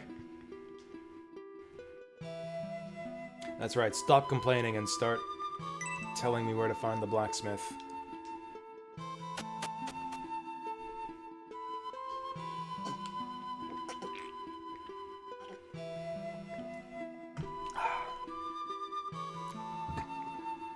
This house is colored differently from the others. This has got to be the one.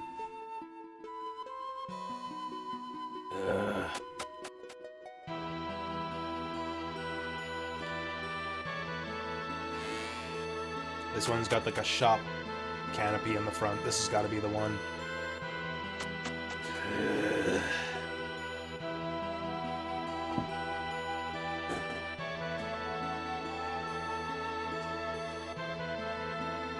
Oh yeah.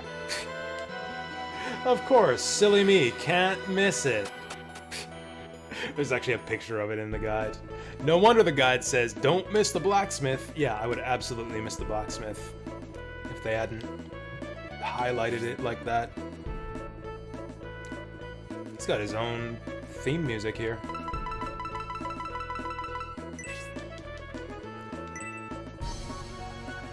Okay, now's the part where we gotta take all this stuff out of storage. We have 20 of these. We have like 20 large mithril and I think 8 small mithril.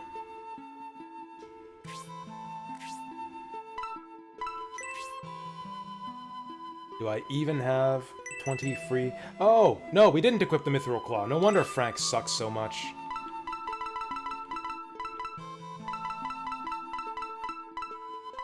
There we go. Man, imagine if he had this. Imagine if he had actually had his proper weapon equipped for that last battle. It would have been a killing machine.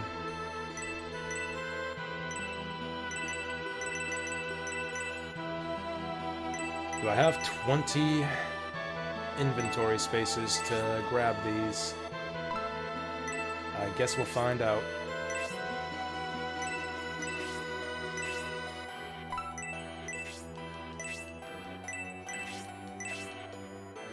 The fucking inventory system in this game sometimes. These guys aren't in the party. Oh, also, can I make mithril items for Pen? I suppose this works, actually. We'll have to swap people into the party to make mithril items for them. So I guess we can do it that way. I think I'm going to avoid crafting stuff for our mages right now, because they get pretty good stuff out of the deals section of the shop anyways. I'm gonna focus on, I guess, the people who don't have awesome weapons already. The flame axe is already a potential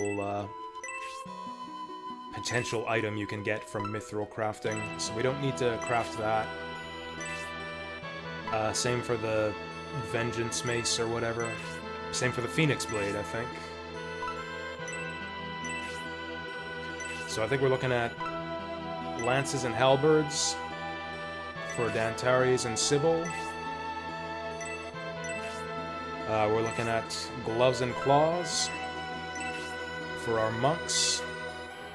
And we're looking at bows for the archers. And maybe a beak for our penguin, if that's allowed.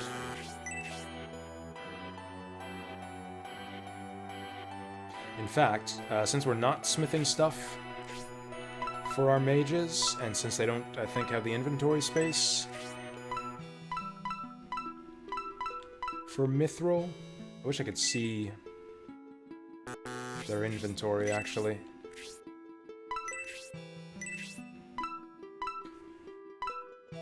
Damn it, they do have space for mithril.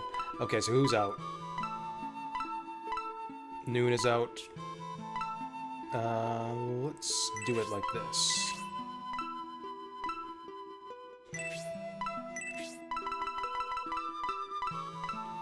I don't know why Justin has so many herbs. I guess he just keeps killing stuff, and they keep dropping him on him.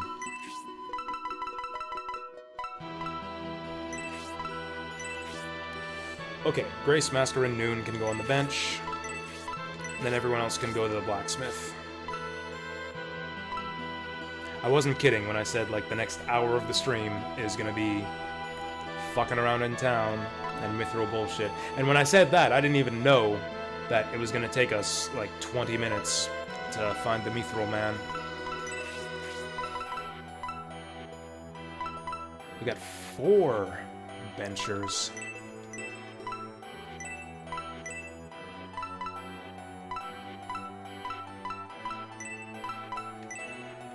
We can save Pen for last. Actually, is there anyone in the party who doesn't have mithril? Because I know that Pen definitely does.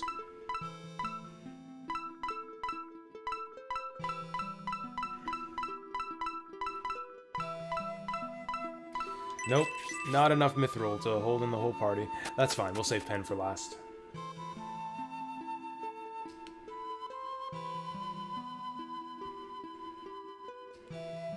So I kind of got the mithril system wrong when I discussed it in Shining the Holy Ark. Or at least in this game it's a bit different. There's like a special mineral, or a halcyon or something, that gives you your end game weapons. That's how you get the super, super good stuff. I can't remember if you get it at, like, in the final chapter of this game, of, like, Scenarios 1 and 2, or if you don't get it until Scenario 3. I think we might have to wait until Scenario 3. Or I think we can collect Orichalcum, or Orichalcum, or whatever, before Scenario 3, but I don't think we can use it until Scenario 3. Ever had the feeling of being hungry, but, not really, no. Weirdly enough. For starters, I don't really get hungry, in general. I kind of just eat out of habit at certain times of the day. And even if I skip meals, I tend to not feel hungry. I kind of have to force myself to eat, I find.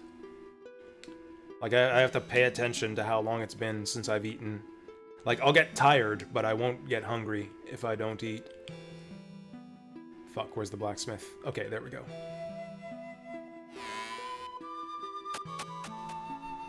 And also, like, I don't really have a lot of options for lunch. Like, there's basically just the same few places that I order from to get food around here. Or I'll just, like, make steak and beans or whatever if I have food around the house. Okay, so Danny can make his own mithril item. We want a lance for him.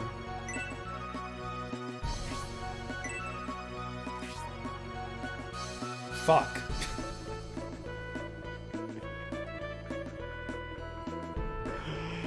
There's always a catch. I spent so much time arranging my inventory. We were gonna go to town. We were gonna go to town on this mithril stuff. What the fuck? Maybe we go for accessories. We're kind of doing okay for items right now. Maybe the accessories will be cheaper. Maybe we'll try an accessory. Because that takes all of my money to make one mithril weapon. Maybe a magic ring? I benched all my mages. Maybe something Frank can actually fucking wear. There we go, the small mithril is cheaper. Okay, so we're holding on to the... Okay, so we use this mithril, the large mithril, probably in the final chapter of this game.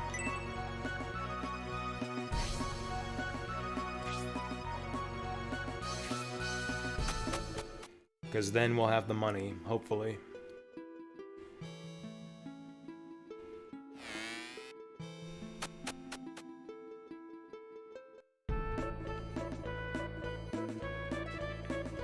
Spent all the cash going to the movies. Oh, I haven't been in the movies in ages. What is... Oh, you saw the Gran Turismo movie. I didn't even know that was a thing. Gran Turismo. Is that an anime? Power Ring! Shit, yeah, that's exactly what we wanted for him. Gives him defense, too.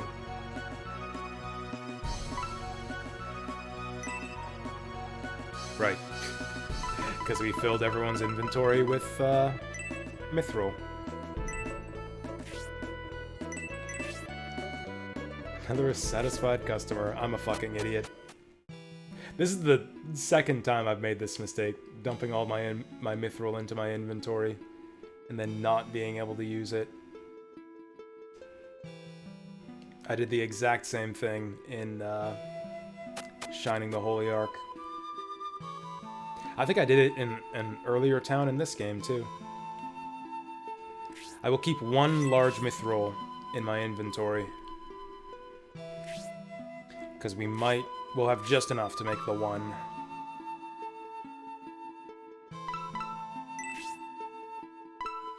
And we'll take out the small mithril. Actually, you know what? I'm just gonna put back all of the large mithril. Because that's right, once we use the small mithril, that'll use up all of our money. And then we'll have none left for the large. Actually, we will be able to make a bunch of money back, because we'll be able to sell a bunch of these crappy accessories. Fuck. Keep hitting the wrong things. Oh, we can sell that dagger, too. Khan's gonna want to keep that El Bisum orb. For story purposes, I think.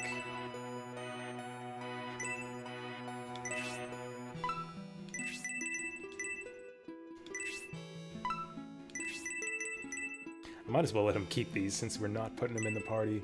Can we make a mithril beak? That would actually maybe make him usable. I'm gonna keep this on him, and we'll see if we can make a mithril beak.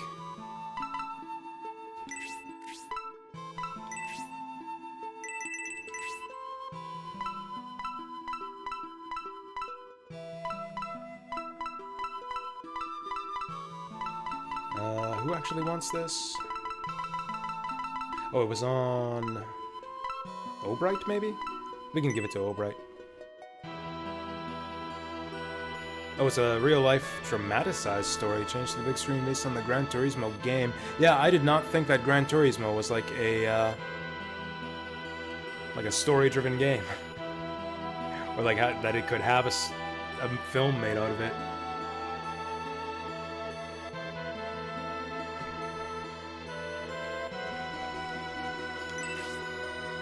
Okay, now we gotta take out the small mithril. Oh, can we make the dark matter? Actually, I think the cursed weapons might be even more expensive.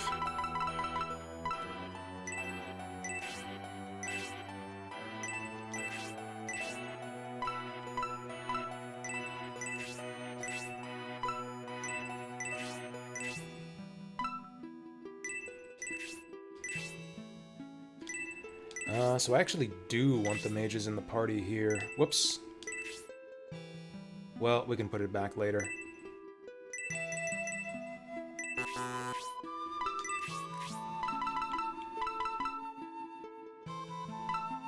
So Frank and Ratchet want accessories.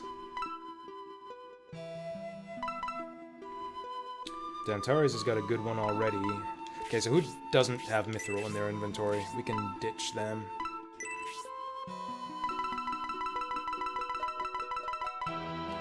Okay, Frank's... What?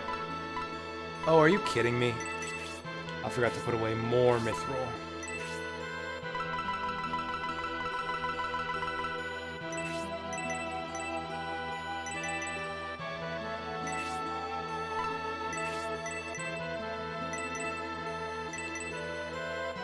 I guess I might as well do pen.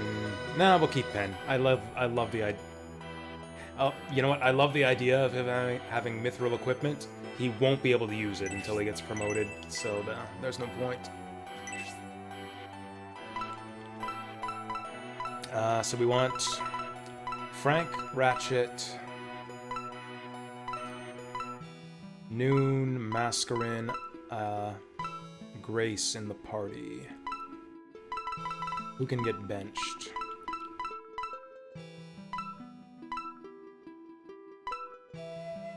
Sybil can get benched. Eldar can get benched.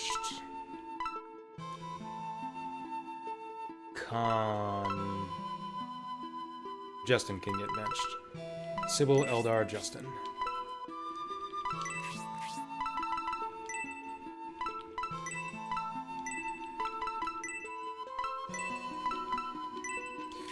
Okay, finally we can do some mithril madness. Gonna watch the real life story YouTube about the real guy on Nissan's YouTube channel. Oh, okay. I don't know much about any of that, I'm gonna be honest, but sounds neat.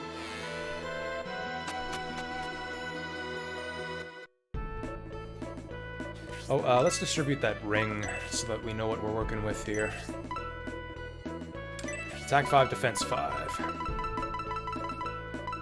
You know, we could give it to Pen. I think Ratchet's gonna need the help, actually. Frank's really strong already. He's got, effectively, a mithril weapon already. Yeah, we'll actually give this to Ratchet. Okay, the next ring will go to our mages.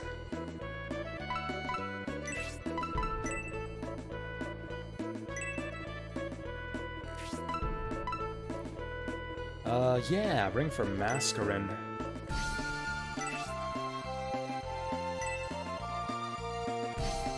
Did that say 1500? Surely this must be better than the one we just made, then.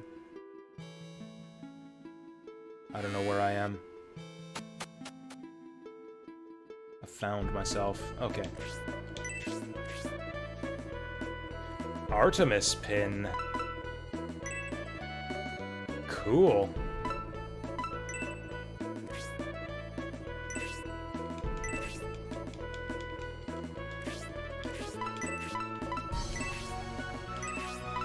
What does that do? Defense 5, counter 5. That really goes to waste on Mascarin. Is that for ladies only?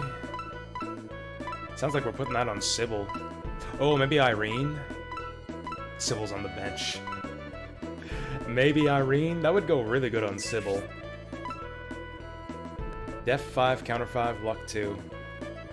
Yeah, that's a Sybil accessory. I feel like we struck out there. I'm gonna try for Mascarin again. If we get the Artemis pin again, I'm going to stop trying to make him for Mascarin.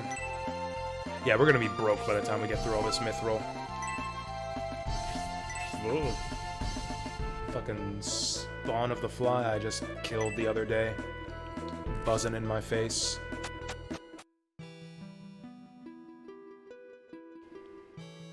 Oh yeah, I've had difficulty with the low energy, low stamina. Usually hits me like right after work. I have like just enough energy to get through the day and like do my job. Like to get through a work day, and then I just get home and I crash. I was actually Tuesday. I told you, so on the Monday stream, I said that I wouldn't be streaming Tuesday because I was going to use the next evening to prepare for the Viewer's Choice Day stream. I actually didn't do that at all. I just like crashed, and I actually went straight to bed at like 8 o'clock that day. Gale ring sounds not very good. I think we have one of those already. I think I'm gonna stop making rings for Mascarin? Because she's getting nothing but crap.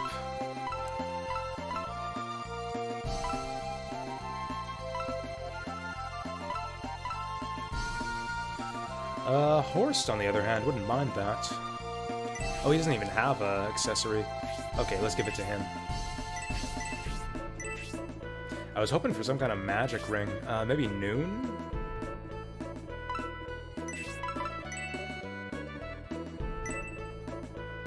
We might just end up re-rolling all this stuff anyway, so I don't even know what the possible options are. Oh, you know what? We need something for Frank. We need something Frank can use. I would like another attack ring. Let's go for Noon first, though. I'd like something good for our mages. Actually, let's try this. 1500 for Noon. It's actually not too expensive, dude. I would like it to be more expensive. I want the most expensive mithril item you can give me. How much for Frank? Okay, 1500 no matter what.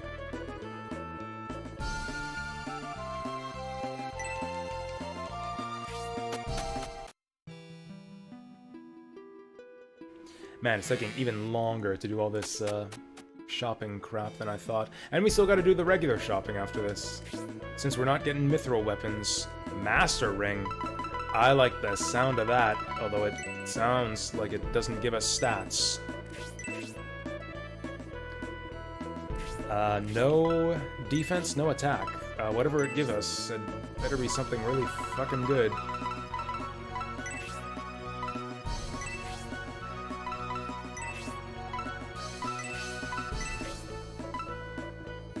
Crit 10, counter 10. That's actually quite good.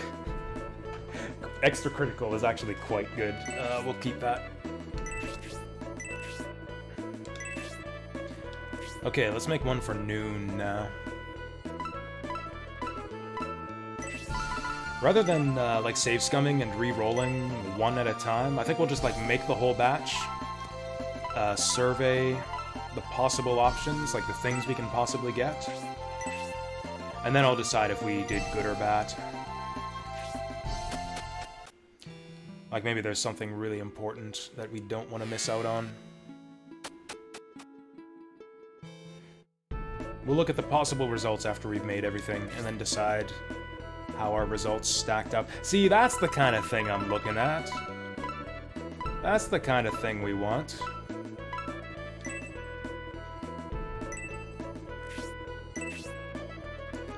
So what does a magic ring actually do? Because I would be totally down with some MP regen. Actually, you know what? That would go good on a monk. Regens 10 MP if used.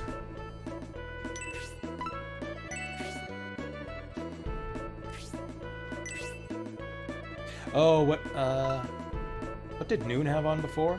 Oh, he had a Protect Bracer. That was arguably better for him. Just about everyone's got an accessory now. Literally everyone's got an accessory now. Sybil's got a new one, too. Who doesn't have a good one? Mascarin still. Oh, Grace has got the Gale Ring. That's actually not very good for her. Oh wait, yes it is. It gives like 5 defense.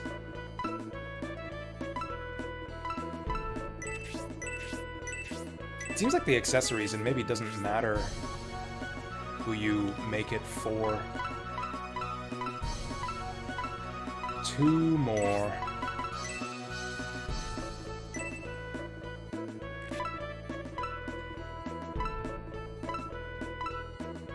Hayward, maybe? I'd love a attack item for him or something. Another attack ring would be really nice.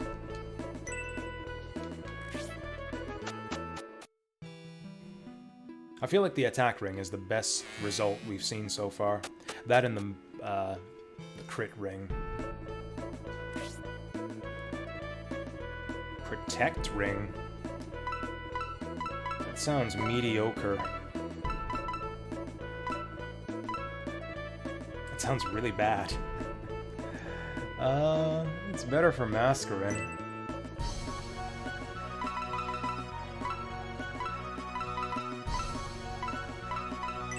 guess Hayward was the one with the free mithril slot.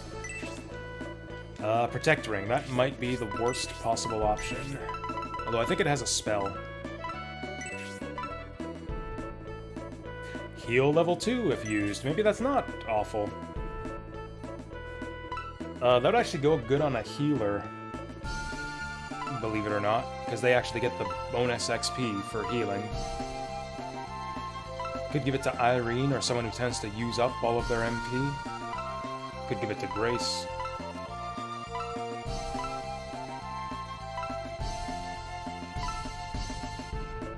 It would actually be better for Khan than his LB some orb.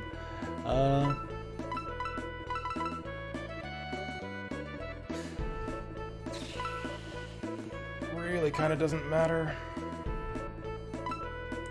It's kind of a crappy item.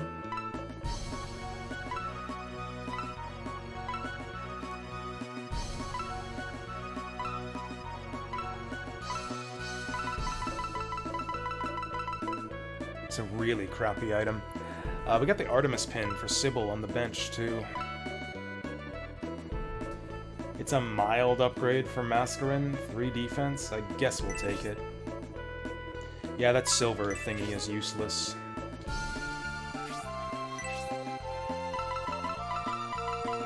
Alright, what's the last one gonna be for? Let's try making one for someone who actually needs an upgrade. Let's try Ring for Obright. Maybe they'll give him the Power Ring. Actually, you know what? Who did we get the Power Ring for the first time? It was Frank, wasn't it? I don't know if it matters which character you pick. I think I was told in Shining the Holy Ark that for small mithril it didn't matter at all. Let's try Frank again, though, to see if we get that Power Ring.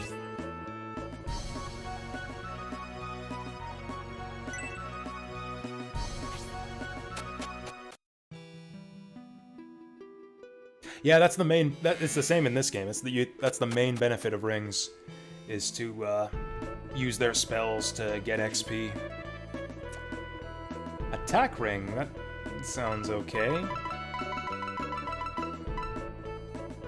Probably give it to Eldar, actually.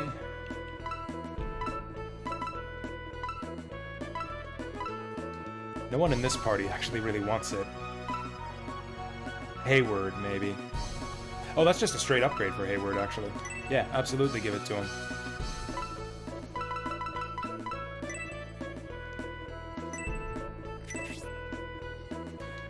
So some are just better than others. Like that attack ring is just strictly worse than the ring that Frank has. Oh, it comes with a spell. Oh, okay, it comes with a spell. Maybe they are kind of theoretically balanced then.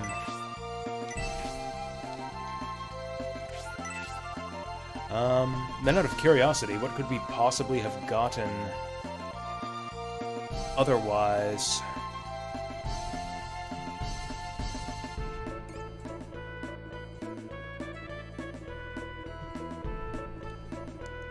Items. Blacksmith items.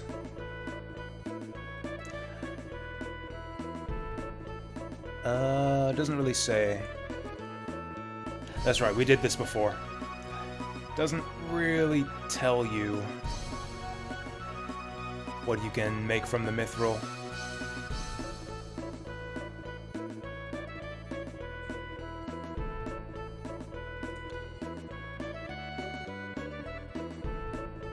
Well, this is a list of all the rings in the game, at least.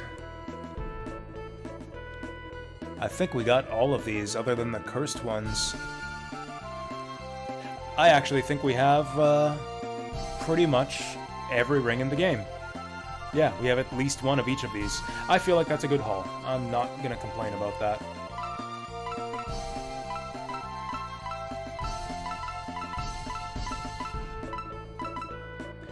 Right, so we gave him the attack ring already. Good stuff. So the Artemis pin goes on Sybil. The dark matter or whatever goes in storage. We'll flip around some accessories.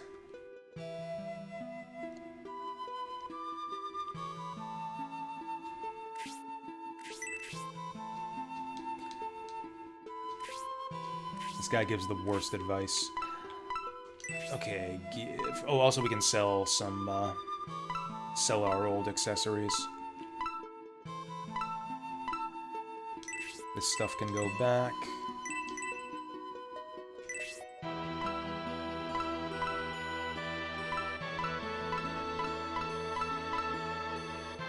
Okay, I think we're ready.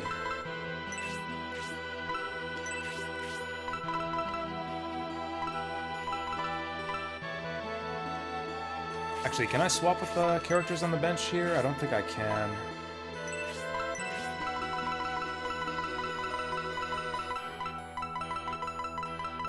Oh no, yeah, there they are. Sybil's here. Okay, so it looks like it's only if you're in the base you can swap with benched party members. That Artemis pin is badass, actually.